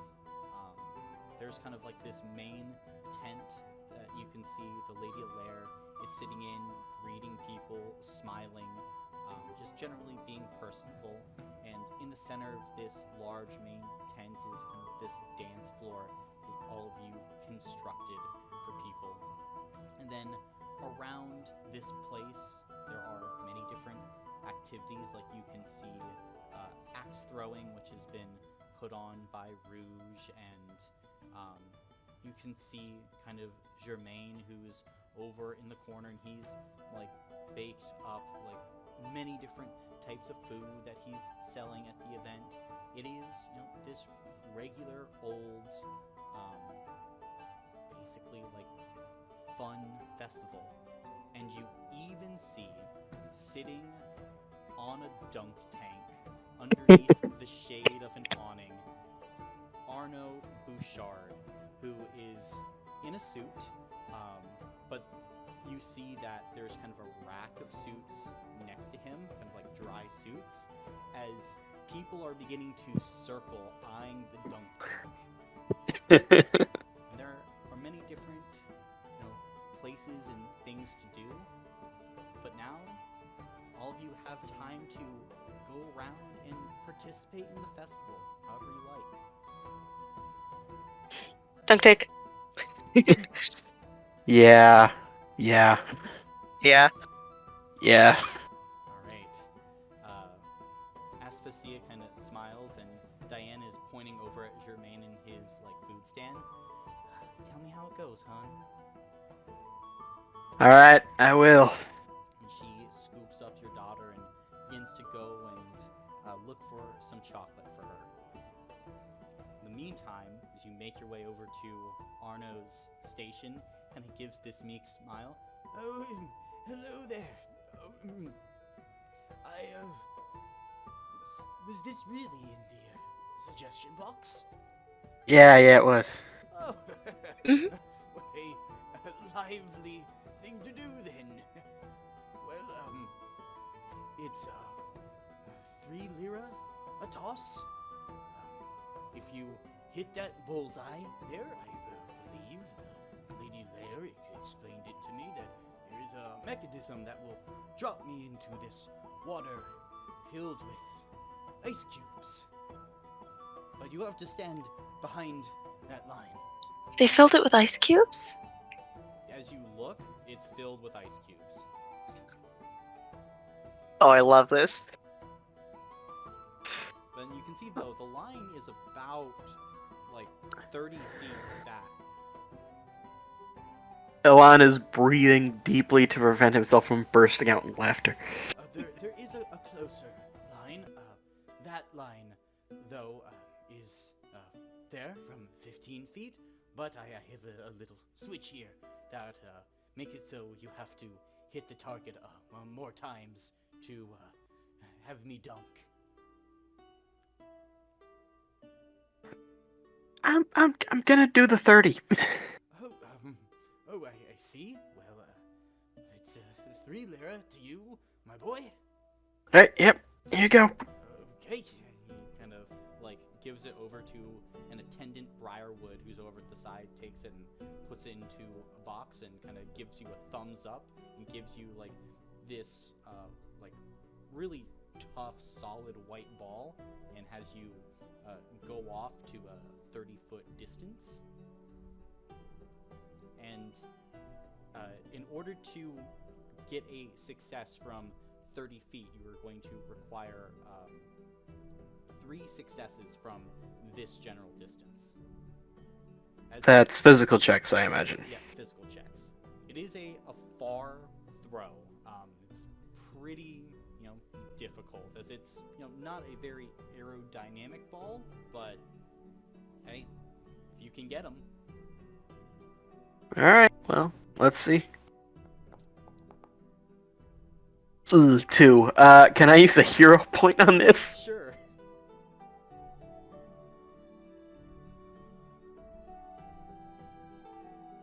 Come on. Dang it! It was 2 successes.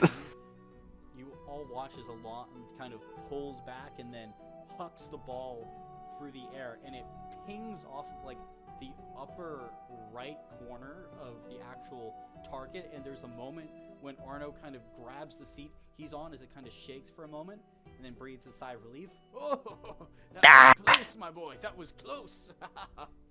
Alright, who wants to try next? Ooh, my turn. Good luck, Boudica. You got this. I take 2 steps back.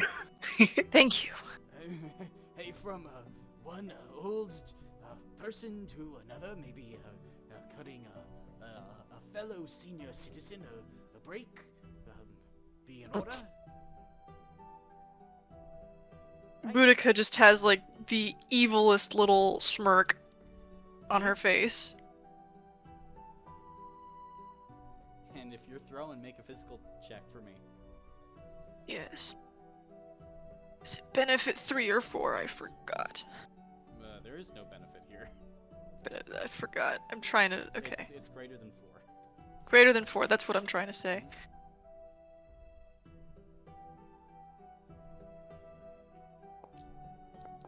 Well, those are coins. Yeah, those are coins. Why did that happen? Because I did yeah, I made a goofy mistake. I am sorry. I apologize.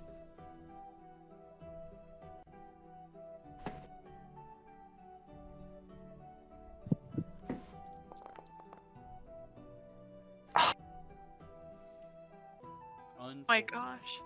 So, Boudica, you rear back and huck this thing as hard as you can, and it basically is going in a straight line, just off course and hits the ground maybe like a foot like below the actual target.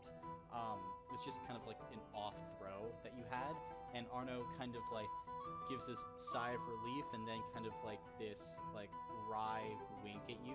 Like he thinks that you intentionally made sure that he wasn't dunked.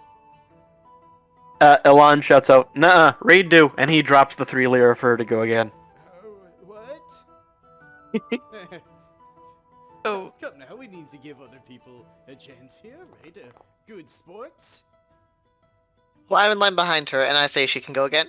Okay. I just went. It was 2 successes. 2? Mm-hmm. Boudica, you Can I use a hero point so Rudica can re-roll that? can't use hero points for other people, unfortunately. Oh, Can I use one of my own hero points? You could use one of your own, yeah. Okay, I'm gonna do that. Please, please, Reroll please. 1, so Reroll Yeah, you just 1. rolled the 1. so that was gonna be a 2. As even still, as you throw it, it pings off the other corner from where Elan threw it. And once again, there's like this wobbling as Arno is now kind of like sweating on top of his little podium. Ooh. Certainly a terribly effective throw. Just so close. I'm gonna go one more time. 3rd time's a charm. Oh, well, come now. Surely we, others must be involved in this contest, yes? Are you guys alright with me going one more time? Go for it. please.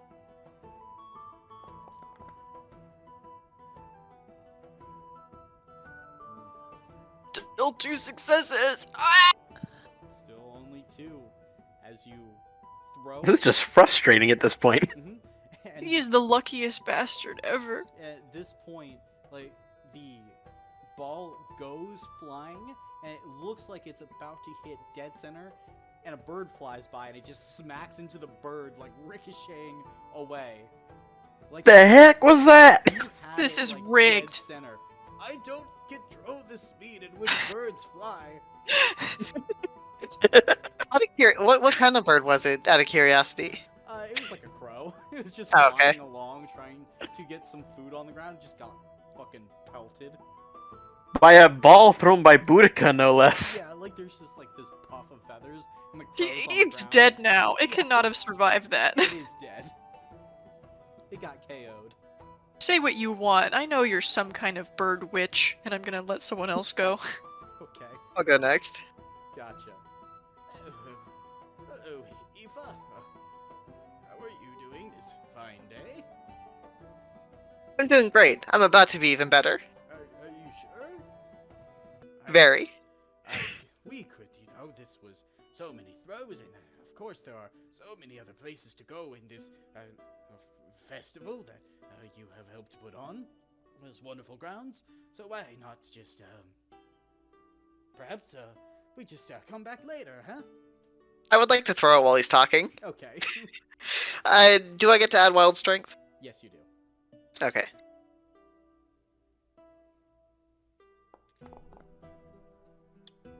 I would like to use a hero point. Okay.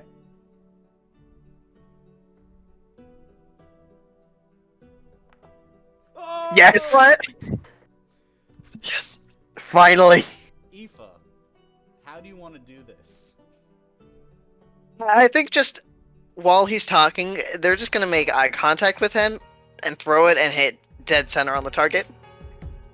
Slow motion as all of you watch Aoife, like, as he's talking, rear back, throw this perfect strike right down Main Street as it hits the direct center of the target, and you get this glorious slow motion of Arno Bouchard's eyes raising up, his puffy eyebrows, just like complete shock, monocle falling out as the seat in which he's perched drops out from under him.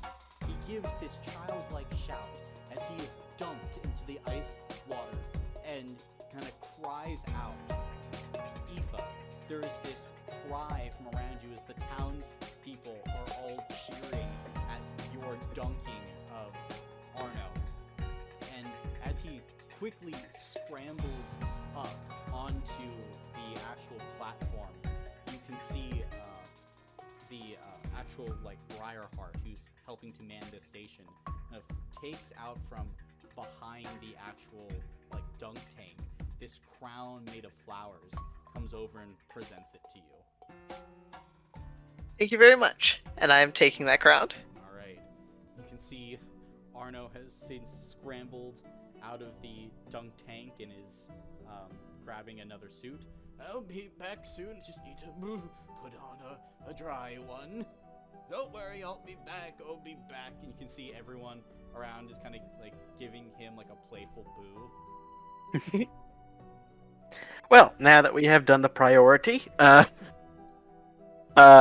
just want to look at see what all the other tents are. All right. Anything in particular that you're heading to? Kind of curious what Pascal's up to. Okay. Who's heading to Pascal then? Go ahead and it's gone. I'll go just to see. Okay. Yeah, I can follow. Then, as all of you head over, you see that he has a forge set up, and people are walking over, and he's basically doing a little instructional class about how to make a little knife, and he's walking people through it, and immediately he sees all of you approach, and you can see Ilani kind of hard swallows, then kind of walks forward, gives a smile. Oh, hello there. Would you like to learn how to make a knife? Oh, I would like to. That sounds awesome. Yeah, sure, why not? I'll go for it. Absolutely. Okay. Just here, I have some open anvils for all of you. And if you just take your positions, I have some raw material that I got from Agnes, and we can just begin. And he kind of claps his hands as he is just about to start up another kind of round of this. Let's see. All of you can make either a physical or mental check for the actual crafting of this knife. You need 2 successes to get a full dagger.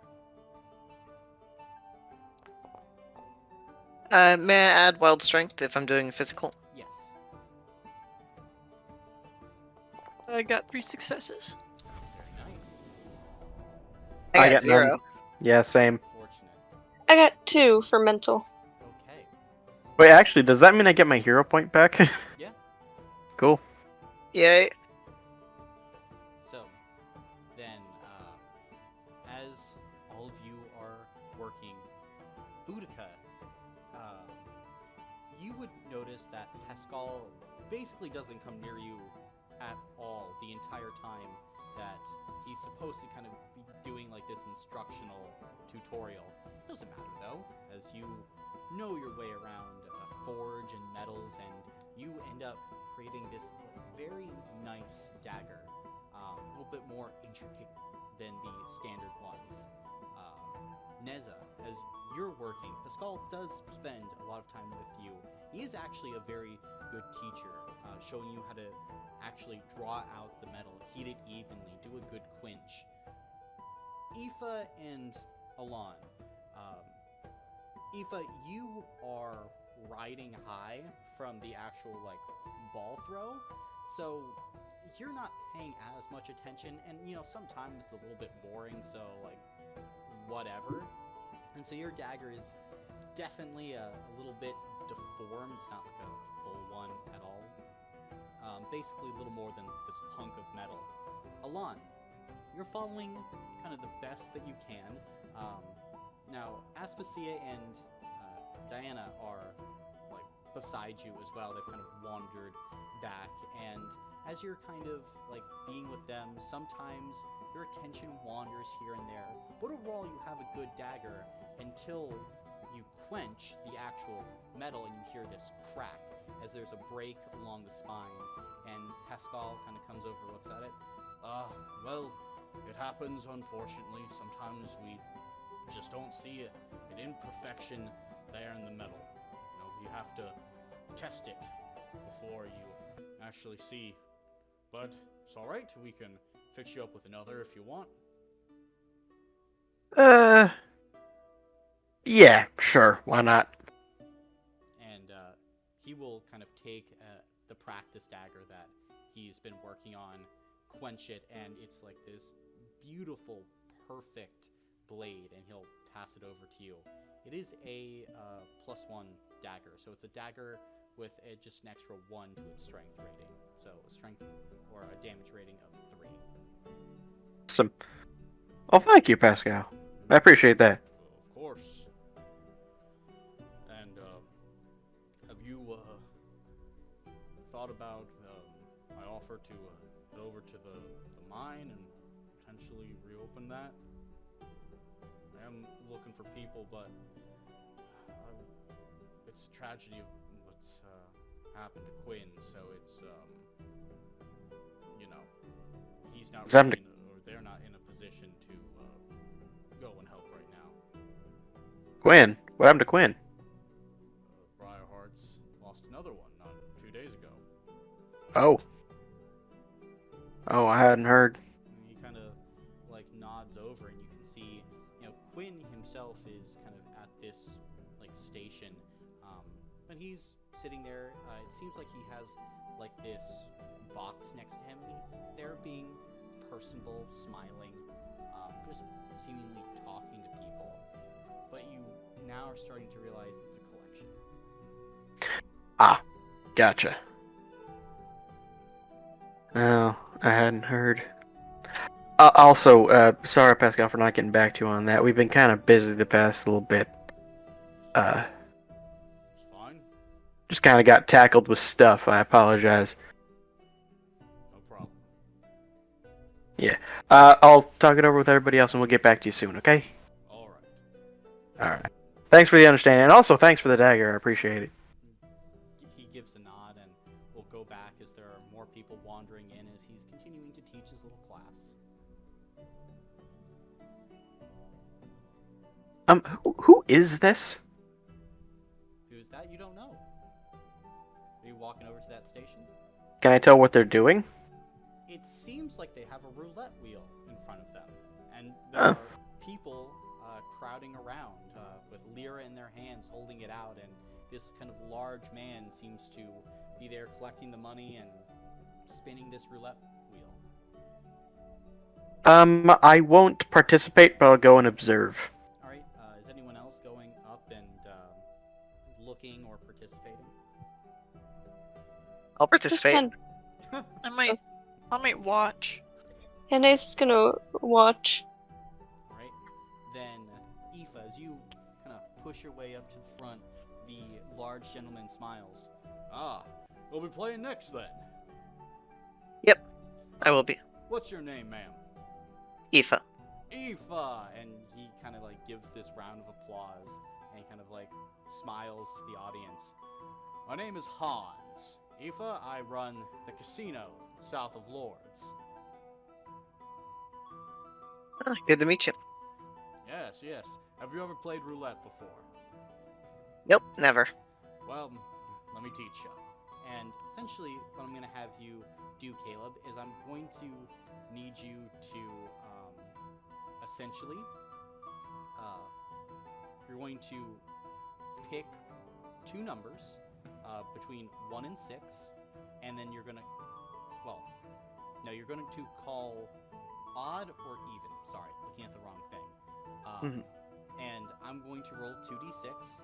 If both of the numbers are, odd or even, depending on what you call, you'll double the money you put in.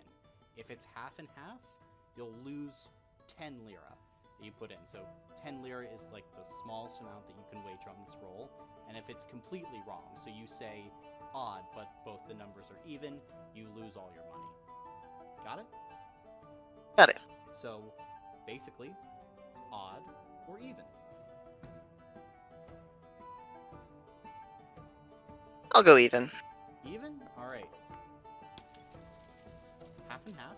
So, how much did you wager? We'll say 10 lira for... Actually, we'll say 10 lira for the first go-around.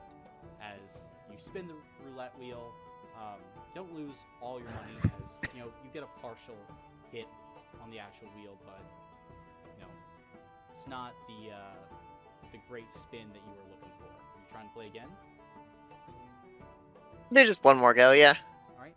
How much you wagering? Does another 10 work? Another 10 works, yeah. And odd or even. I'll go odd this time. Alright. Hey! As you roll, you hit the roulette wheel perfectly, and he kind of smiles and will give you an extra 10 lira back. There you are, see! Aoife, you're a natural. Appreciate it. I should go now, but I'll have to check out. You said you were down south of Lourdes? Yep, south of Lourdes. And you can see he kind of pulls out a map and kind of marks it for you. Great.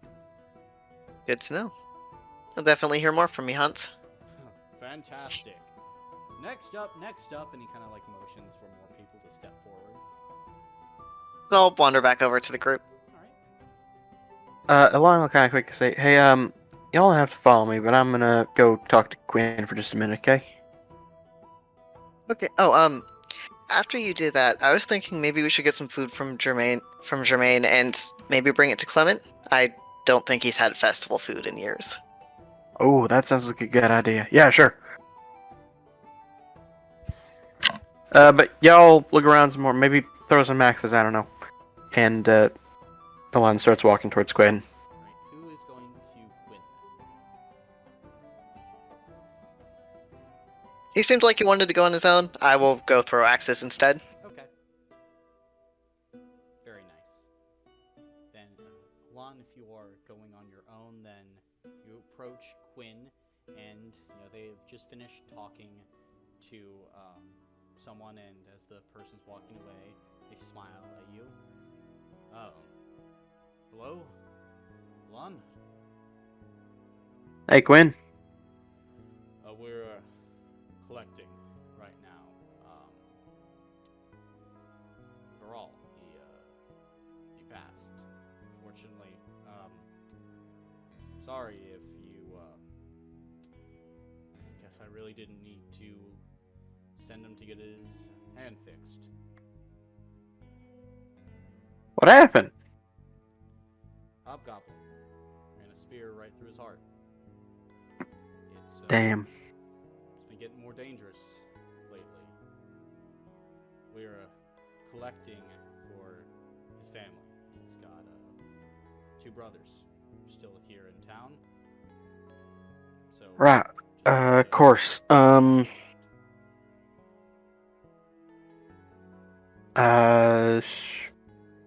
okay if you don't have anything. We have a small fund. Unfortunately, this kind of thing happens more often than we like. Alon pulls out 200 lira. And Quinn smiles. They just nod. Thank you. They seem to be decent folk. I know how sometimes it comes across with us. Look, we're not deaf. We hear rumblings. Why aren't you doing this? Why aren't you doing that? Truth is, man, we're doing the best we can. It's a losing battle, and we're the only ones fighting it. It's everything we've got to just keep the supply lines open and the hobs away so people like Agnes can keep on bringing us what we need. I understand you. Sorry to be forward, but I wish you would help more. And you could. When all your friends, your Aether souls. When someone stabs you through, you're not out for a month, you just pop back up. Instead, you're staying inside with everyone else. It's okay though, you know. Listen, We'll keep protecting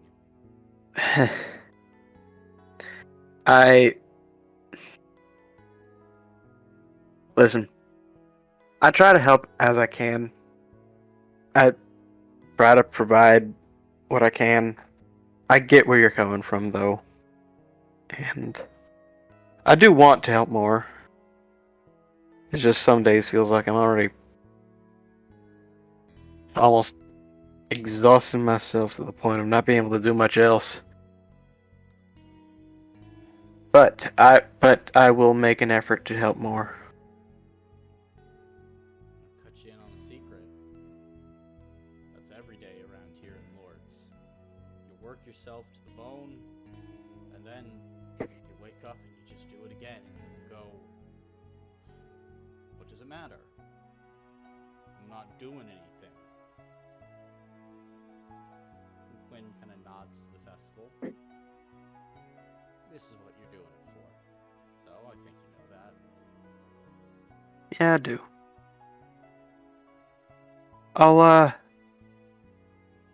I'll talk to you a bit more later, okay? If you meet anyone who might be interested in joining, you could always use a hand. Right. I'll talk to you later. See you, Lon. See you, Quinn. And I'll head over to, I imagine, the axe throwing stand. Yeah. Boudica, you throwing axes? Yes, I am. Then make a strength check for me at benefit 1. So you were given 3 axes to throw. Benefit 1. I'm sorry. Is that an extra It's an extra 1d? No, it increases the range by 1. So it's a That's right. It's a 3 and Greater than 3. greater than 3. 3 successes. Then as Rouge passes you the 3 axes, she kind of smiles. All right, so we have 3 targets right over there, and if you just womp, womp, womp, 3 throws, 3 hits into the 3 targets. Well, okay then. You win, and she reaches back behind and she pulls out this like stuffed, like what appears to be like woodland bear, and like hands it to you. My goodness, thank you. I missed Gouchard, but my aim's getting better.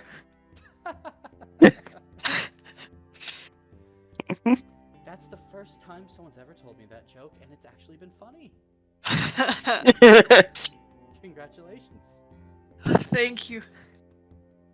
Oh my goodness, he's lovely. I think this my new friend. His name will be Larry. That's a good name. Hey, Larry. just a question. Have any of you seen Agnes recently? She's kind of Um, gone AWOL. I heard from Germaine that you guys were the last one that saw her, so just wondering if you got anything about that. You know. Am I over there at this point, or? Yeah, you've walked back and you saw Boudica like throw the 3 axes, hit, things like that. Okay. Yeah, she said she needs some time to herself. I didn't want to exactly pry further. Oh, of course, you don't want to pry further. And you can see she kind of like scratches the back of her neck as, this gossip addict is absolutely dying to know, like, what happened. Yes. That's why I'm not giving her more. Because that is the absolute last thing Agnes needs. Fair enough. Well, if you do hear anything, or if we can do anything to help the poor girl, if she's in trouble in any way, and she kind of gives you this eye, like, is she in trouble? Like trying to pry any amount of information out of you. If Alon knows how to, he's going to attempt to make a facial expression that says, no, she's not in trouble. Okay, and you can see Rouge kind of like smiles. Okay, keep your secrets. Next up, and she kind of like beckons some more people forward. Yeah. Is there anything under these ones?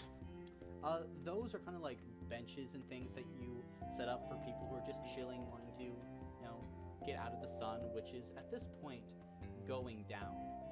It's, getting to be about 5 o'clock now. Actually, it's getting to be about 6 o'clock. And as the sun is beginning to set, all of you would notice the Lady Alaire has kind of stepped forward and kind of like has raised a hand, and a briarwood next to her has begun to kind of like beat a drum to get everyone's attention. You guys listening? Yeah. Yeah. Yeah. And in this moment, there is kind of this pause as everyone begins to stop. Thank you all for coming to this festival we threw. And instantly you guys realize she is hammered. Like, really, again, this is later on in the day for her. And based on how much she was drinking in the morning, you can imagine how drunk she is now. I would like to say a big ol' thank you to those guys. And she points to the four of you. We are so thankful that all of you gave your time in helping to build this beautiful place, and thank you to fucking Arno for letting us drop you in ice water. It's what you deserve. And there's like this tension that settles in, like some uncomfortable laughter, as Arno is just sitting on top of the dunk tank and kind of gives this look where he cocks his head to the side. He doesn't really get what's going on, but he's kind of like laughing through it. And I hope all of you, liked this, because we worked real hard on it. But, now let's dance. Now it's dance time. So everyone, find someone to dance with, okay? Alright. And she kind of like totters off the stage as some music starts to play and begins to slowly kind of roll out throughout the general space as people begin to make their way to this central dance floor. What are you guys doing? Well, Boudica's gonna go and partay and, shake her back, Mm-hmm. Elan gives a sort of half bow towards Espzy, if you would. Of course, darling. And the first kind of song they're playing is a little bit of a slower tune to it, as she kind of walks forward and takes your hands and leads you out to the dance floor. Yeah, Elan will dance with his wife. Okay. Aoife, what are you doing? You guys have fun with this. I'm gonna go somewhere else. And I think Aoife will just kind of head off. I think they'll just kind of... The festival is kind of confined to, like, Release Park, right? Then, yeah, they'll just kind of do a couple, like, laps around town. Okay. Then as you kind of go off and begin to kind of start making some laps, as you're heading out, you notice a woman in this brilliant blue sapphire dress begin to emerge, entering in. And Agnes, has arrived and kind of looks to you. Hello, Aoife? Agnes, hey, your dress is very nice. Thank you. I hope I'm not too late to participate. Oh, no, I mean, I was about to go, but the dance is just starting. Okay, that's good. I'm sorry again. No, you're fine. Nessa was actually looking for you. She, It's fine. And she kind of like puts her head down, like walks past you. And she's just going to begin to head up onto the dance floor, just wanting to be a part. She promised Alon that she would be here. Doesn't want to let him down in that way. oh, Neza, what are you doing? Trying to look for Agnes, because I imagine when everybody else was doing the axe throwing, she was kind of looking around. But I guess she will not stop looking around. Gotcha. Then I guess it's kind of this perfect moment as you're looking around and entering into this space. You see Agnes approaching, kind of just awash in the light of the moment. And she begins to make her way towards like the dance floor to the center of the stage. And as she does, she just begins to dance to herself, swaying back and forth, trying to have a good time. What are you doing? I am going to go get food from Jermaine and then bring it over, Okay. because food makes everything better. What are you getting then? Does he have, like, sweet pastries? He does. Like he has like these like really sweet rolls that he recently baked. And she'll grab one of those. Okay. Or two Okay. of those. Two. And then Nice. how much lira would she exchange for that? Let's see. For two, that would be 16 lira. Damn, fair food is a ripoff. Okay, that's fine. And she will head back to the floor, and hopefully Agnes is still there. Yep, Agnes is there, and at this point they've gone through kind of a slower song. It's been a little bit more upbeat, and now it's kind of going back to kind of this slower tune. And as you approach, you can see like Agnes turn, and she like kind of makes eye contact with you. Niz is holding up the pastries. She smiles. Hi. Hey, can I talk to you, please? She kind of continues. I brought dancing. pastries so that if you ever don't want to talk, you can just take a really big bite. Sure. Okay. She Okay. takes the pastry and immediately just kind of takes a big bite. Okay, that is a really clear sign, and I appreciate that. Thank you. I'm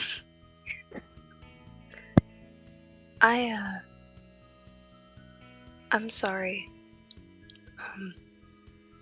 I really was not expecting that when walking into the shop, and so I was kind of caught off guard and had no idea what to say or do, and so I was kind of just acting on instinct alone, and that instinct was to try to protect my friend Aoife, because I knew that she had intended to ask. And so I thought, I can't, I didn't want to hurt Aoife at all by... She grabs your hand. Do you want to dance Okay. with me? Sure, that's okay. Do you want to eat the pastry or no? Jermaine ripped me off. I just want to dance with you. Okay, we'll do that. She just kind of smiles. And you realize, she really just likes you for you. And in this moment, of course, Agnes knew that you never meant to hurt her. And she just wants to enjoy this moment. This one beautiful time when she can just be thankful that someone came back. So will you dance with her?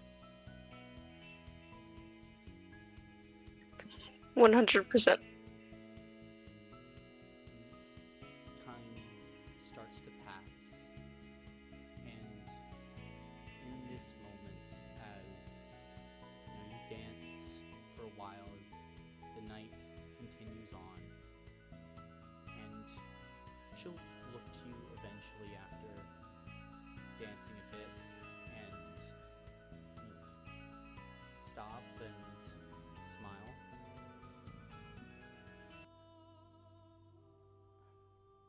What does this mean?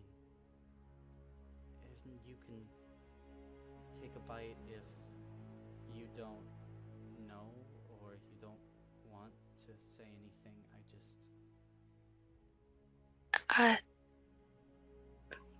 I don't know. Whatever you want it to be. We can talk about it, figure it out, I guess. I just don't want to.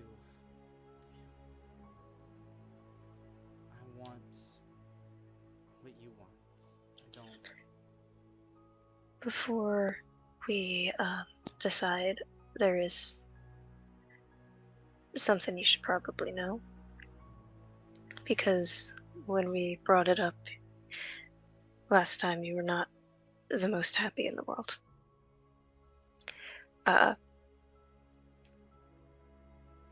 Well, you know that we went to the other town. No. With well, the- I'm guessing. I didn't know there was. The church, I'm sorry, where we brought you the chocolate from. Okay. And you made your opinion on the that part of the religion clear. The cultists, you said. Yes. Um, I don't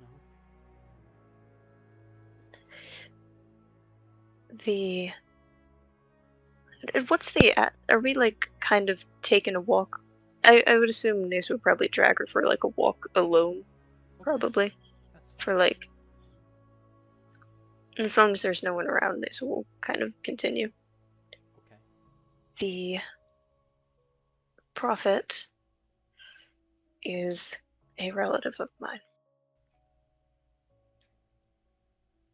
And I'm not saying I don't know what that is going to mean or look like, but it is definitely means that I'm not as predisposed to be against the cultists as most people in this town.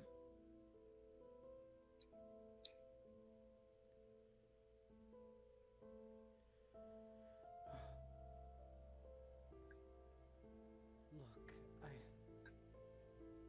Neza, and you watch immediately as her eyes flash wide, and in this moment she reaches out, grabs you by the shoulders, and is gonna attempt to throw you to the ground. What are you doing?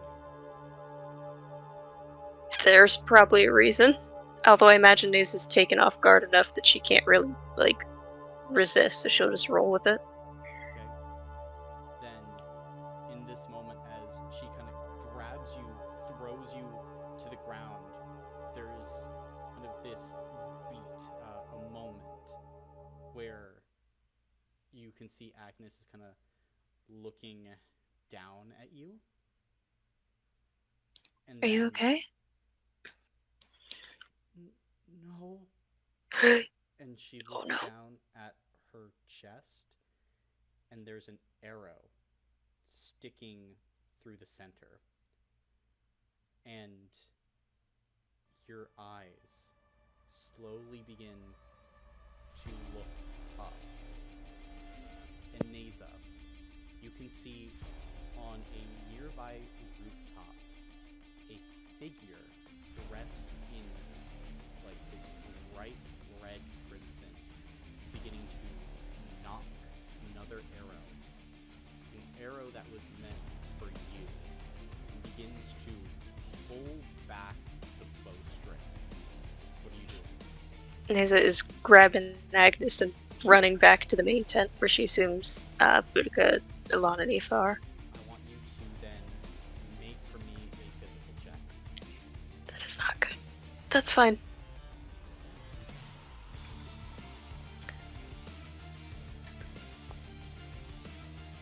I don't suppose I could use a hero point. You could.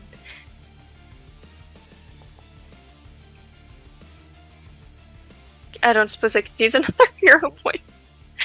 Okay. As you try and pick her up, Agnes has crumpled in your arms, and as you kind of grab her, immediately the blood is beginning to stain like the front of like your dress, as now another arrow is sent through the air and impacts your, or is heading towards your shoulder. It would be 6 damage towards you. I'll use the spirit points or stamina points. Okay. I was looking at the wrong thing. Then you use the stamina points. You just barely are able to kind of duck out of the way as it grazes the upper shoulder of your dress, tearing the fabric. At this point, are you trying to run back to everyone else? Still trying to bring Agnes along, but yeah. Okay. Then, in this moment, as you are running, trying to bring Agnes along, you stumble kind of back from where you were, as you can see Ilan, you can see Boudica, you can see Aoife, everyone else having a good time. From the door. Oh, sorry. From the doorway, like barely even going in, Neza's just gonna shout Ilan at the top of her lungs. Ilan, you hear Neza scream your name. Full tilt, dead sprint in her direction. Okay. And then Neza will start explaining on the way, like as he's about halfway through. Before Come you on, we can need the doctor. explain, Another arrow. This is going to be 18 points of damage. As this one, Alon, you can see coming from a nearby rooftop out of the darkness, aimed directly for your neck, Neza. I will take that health block damage because I don't have a ton of stamina points. Roll 2d6 for me. And then Neza's also tracking the both of them inside the tent. Let's I- open I- it now- open, but yeah. Now that I am here, I am helping. Okay, well, you're technically not even there yet, as you are attempting to get closer, like you're trying to reach forward. See, with a 7, you twist Neza in the air, and instead of going through your neck, the arrow goes through your upper arm. You gain detriment 1 on all your attack rolls and skill checks till you complete a long or a complete rest. And as the arrow sticks into you, Alon, and you are now aware of this attack, you can see this figure, kind of in this red garb, has jumped down from a nearby rooftop, and they are pulling a blade out from, like, their general garb, like, locked on Neza. Along with your background, you've been in a lot of bad situations. And being around soldiers, sometimes they can get a look in their eye. A look like a predator who is going to kill someone.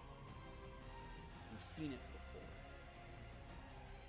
This individual is going to do everything they can to end Neza's life. And as you realize this, and Aoife and Boudica, you catch sight of this figure approaching. It is here where we will end the session for today. Ah, fun. Woo. To be clear, I didn't mean to only call Alon over for the big bad guy. I meant we need a doctor. No, For- I figured. Well, I That's mean, Session call. calling my name really loudly probably attracted some attention. Oh yeah, that was also the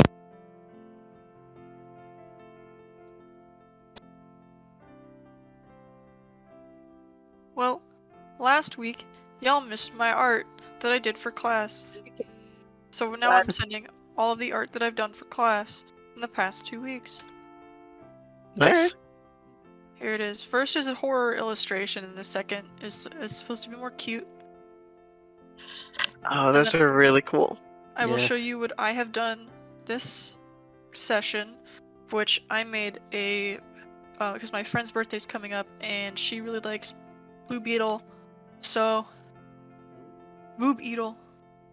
Oh, Incredible. Thank you. It's awesome. Very nice, yes. So someone's trying to kill Neza. true.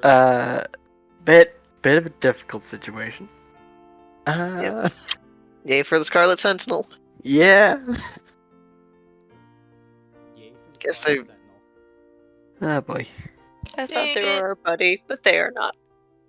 They were probably our buddy until they heard you say you were related to a member of the church. Or they Why saw your, was or standing up, up there. or up in the until they, or up until they saw your face and saw that you looked exactly like her. They Yeah, were that's fair. were friends until we weren't. Friendship ended with the Scarlet Sentinel. Now our best friend is Agnes. Yeah, and well, unfortunately, that may have ended too because she might be dead. She might be dead, but I But hope she got not. this. She'll survive. Maybe we I can make thought- Nathos a lot of her. When Colin, when you said she was pushing me to the ground, I thought you meant she was like pushing the both of us, like we were both going down. And so now I feel bad that I didn't say like making sure we both go down too, because I thought that was the picture. No. She Sorry. She was rushing forward, and she's not a big person, so she was just trying to shove you down. And that moment, she tried to like just push you to the ground. She took the shot instead. It's so sad. This is what I got in class today. Did I show you the models I made for this? Oh, I think you I don't showed us think some. Oh, maybe you did actually. I don't know if I showed you my fully rendered sage. Hold on. Yeah, why did you have to put Agnes through so much emotional turmoil, Jamie? Yeah, for real. I straight up, like out of character, straight up panicked. I was like, "Ugh." I kind of had an inkling that Agnes had a thing for Neza, because she always seemed very interested in Neza. So I gotta say, she gave your guys' like clothes away for free. I had to pay for my dress. What is that about? Well, you see, you just have to catch her when she's in a state of emotional distress. That is elder abuse. That is Grandmas age- are rich, and therefore they should pay. I am not. And you didn't happen to catch her at one of her lowest moments. Yeah. You caught her on I a mean, yeah. decent day where she was doing okay. Aoife guilted her into doing. No offense, that was a joke. Sorry. I did not ask for it free. I wasn't going to say no to her giving it to me for free, but I didn't ask for it for free. That's how much I owed her. To buy my fucking dress. You all Once again, got sorry. outfits for free. Sorry again for reacting like that. There was no two thoughts in my brain that could rub together. Also, after experiencing that situation, it's good that in real life therapists don't treat their friends and family, Yes. because then you're too close to the Absolutely. situation and it's awkward. Oh yeah. And then that's why therapists have other therapists as well. Yeah. True. Very true. Like if Elon was like a therapist in like our world, he'd be having a talk with his therapist about this whole situation. Oh, for sure. And then his therapist is gonna be like, oh damn. Just go to my therapist. Eventually it goes through like this massive game of telephone until it gets back to Alon, and he's like, wait a minute. Yeah, but at that point, it's gone through so many people that he can't tell it's about him anymore. Well, he eventually deciphers it. He's like, wait a minute. How many people did this go through? I think in the moment he'd be like, "Oh no, that's so weird. Something similar happened to me recently. Here's how here's something that I can tell you how to deal with it." And then, like hours later, just in the middle of dinner, he like drops his fork and he goes, "Wait a second!" It was about Yeah, me. he wouldn't realize it immediately. Has to go through the loop in his head. Yeah. The brain cells. Yeah. Ah, boy. See, the thing was that Agnes, like, session 1 was, like, into Neza, and, like, basically was like, oh man, this person's really cool, and then Aoife's whole thing grew next to her, and it was like, uh-oh. I'm so sorry. And, like, she always was, like, a little bit awkward around Neza, trying to, it's like, hey, like, I want to do things for her, want to spend time around her. I thought she was just a nice person because we were always in a group together. Yeah, that's the thing, you were always in a group, and so she was always trying to, like, get closer, kind of doing things for you, giving you, like, really cool art that she found, or, like, just trying to, like, grow a deeper connection. And just kind of... Sorry again. Well, I assumed Caleb was picking up on it, and I knew that it was going completely over your head. I suspected something when she gave me the statue, and then immediately forgot about it. Yes. I suspected something, and I just forgot. Never dismissed, because I was like, nah. You didn't even get the dress in the color I wanted. I had to pay for it. Yeah, she was... Well, you provide the therapy next time. Yeah. She needed it! I caught her before she was damaged irreparably emotionally. Next time that you go to her for things, you should say, "Hey, by the way, I've been thinking, I want to adopt you as my own child." And then when she has to awkwardly turn you down, go, "Oh, that's fine, act like you're not hurt." And then she'll go, "I'm so sorry. Here you go, take your dress for free." What the fuck is wrong with you? So gaslighting Yeah. her? That- I That have the was a same joke. question. That was a complete joke, I promise. I can't tell. After 'Cause this session, who knows? I thought the joke was that because she's a grown Gaslight woman. gatekeep grandma her? I thought the joke was that because she's a grown woman, that doesn't work. Adult adoption still is a thing. Yeah, that's a thing. Okay, That would fully work. sorry. And it's terrible. Never mind. Her dad I- fucking left her. Sorry! Oh my god, She doesn't have a parent at the moment. She I doesn't can be have her a- dad. that was not intended. She's literally was orphaned here.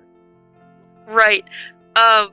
It's like her defining trauma. Okay. I am sorry. I'm completely an idiot, and I'm sorry. That was very wrong of a joke to make, and I apologize. I could be your dad. 100% sorry. Those neurons did not click together. No, it's all good. We're goofing here. Oh boy. God, maybe she should just die by the arrow. Oh no. Oh! No. No, she's like our one friend. You got a lot of We have friends, homie. We have a couple Yeah, other friends, but she's like yeah, our closest friend. bud. She's the good. She has the good kush. This is Yeah, if she horrid. does, no one else can get us weed. I was gonna say, I don't think when we went to a general store we ever asked for Kush. She we could. probably has it. She'll be needing it now for the. Yeah, no, seriously. For several reasons. Uh-huh.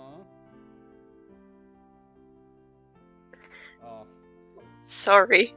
It's like after this whole situation, she's sitting in Alon's office, like, okay, I prescribe the same thing for many different reasons. So I'm just gonna prescribe a lot of it.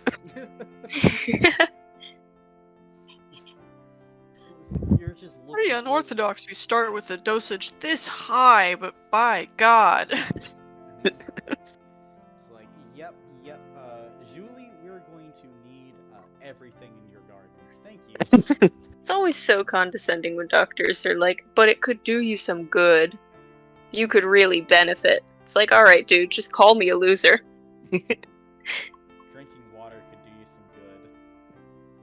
Alright, dude, What are you just call me trying a to tell loser. me? You think You I are need speaking- H2O to live?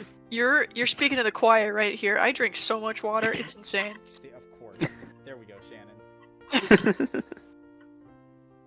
Gotta get that water. Oh my gosh, I love water so much. Like, I would be like feeling like an anxiety thing or whatever, you know, in my body, and I drink some water and it like goes away. Hell fucking yeah. It's like that one, it's one, I don't know if it's a TikTok or Instagram reel meme where it's like someone singing like, "Oh, please see me as a person," and then like there's a fucking thing going, "Stop fucking crying, bitch! Wah, wah, wah!" I don't want to fucking hear it. That's water going to my anxiety. Oh boy. I would have just died right here in my chair if Alon had gone in and said that to Agnes. Wah, wah, wah. Cry about it. Dear God, no. Sucks to be you. That just uttering that sentence would just completely destroy Alon as a character. It's be Crying, like bitch. it's Wah, be like wah, wah, wah. it's be like, hey, you know literally everything about this guy? Screw it. Screw it. All aboard the wambulance. Wambulance. Crazy. Oh dear. Oh boy. What are you, snowflake, crying about your dad? He's Oh. an orphan. God.